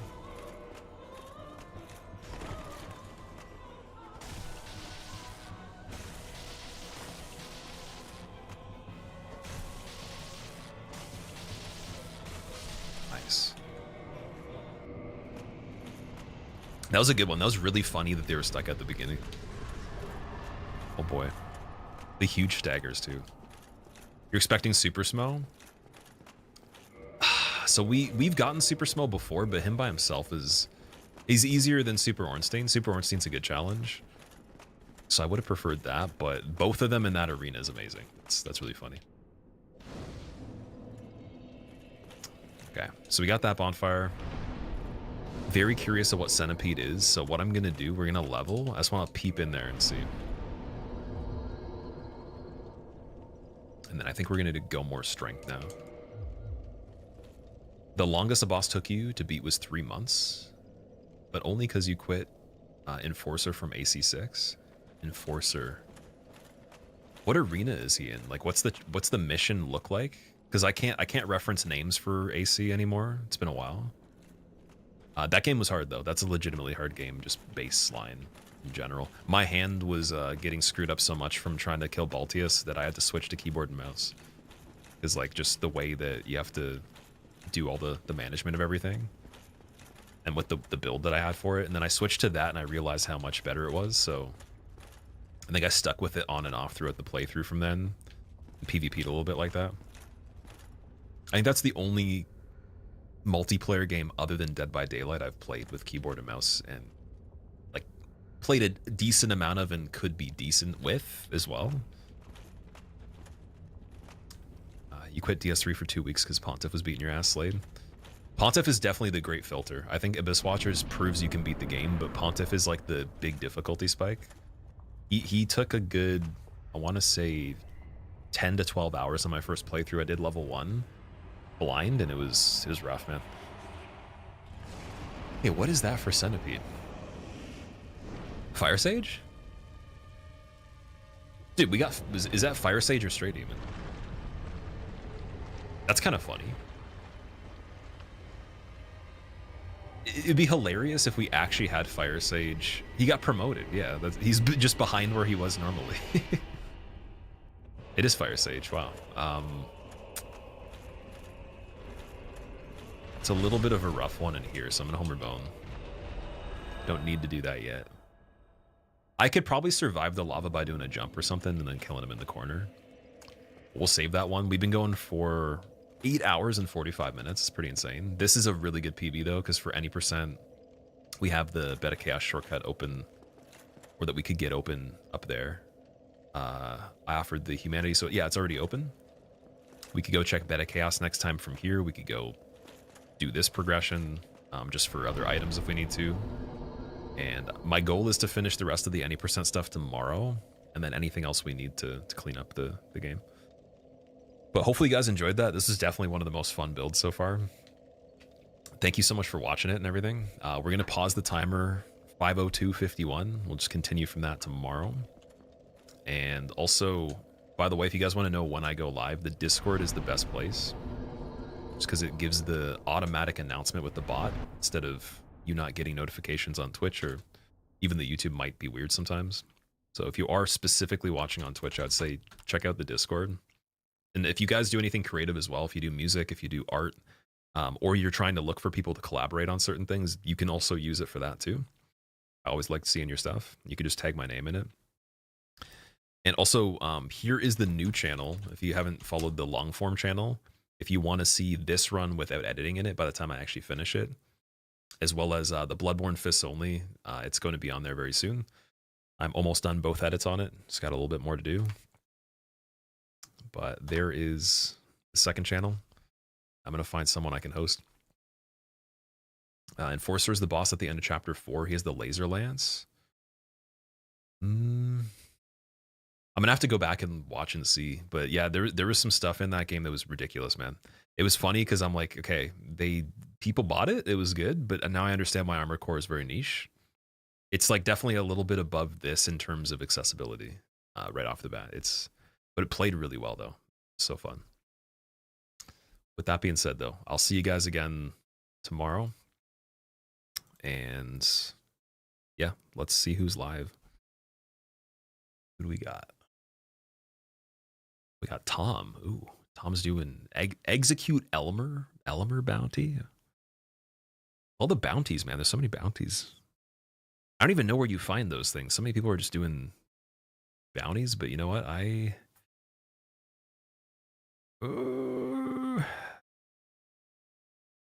Dude, I'm gonna raid.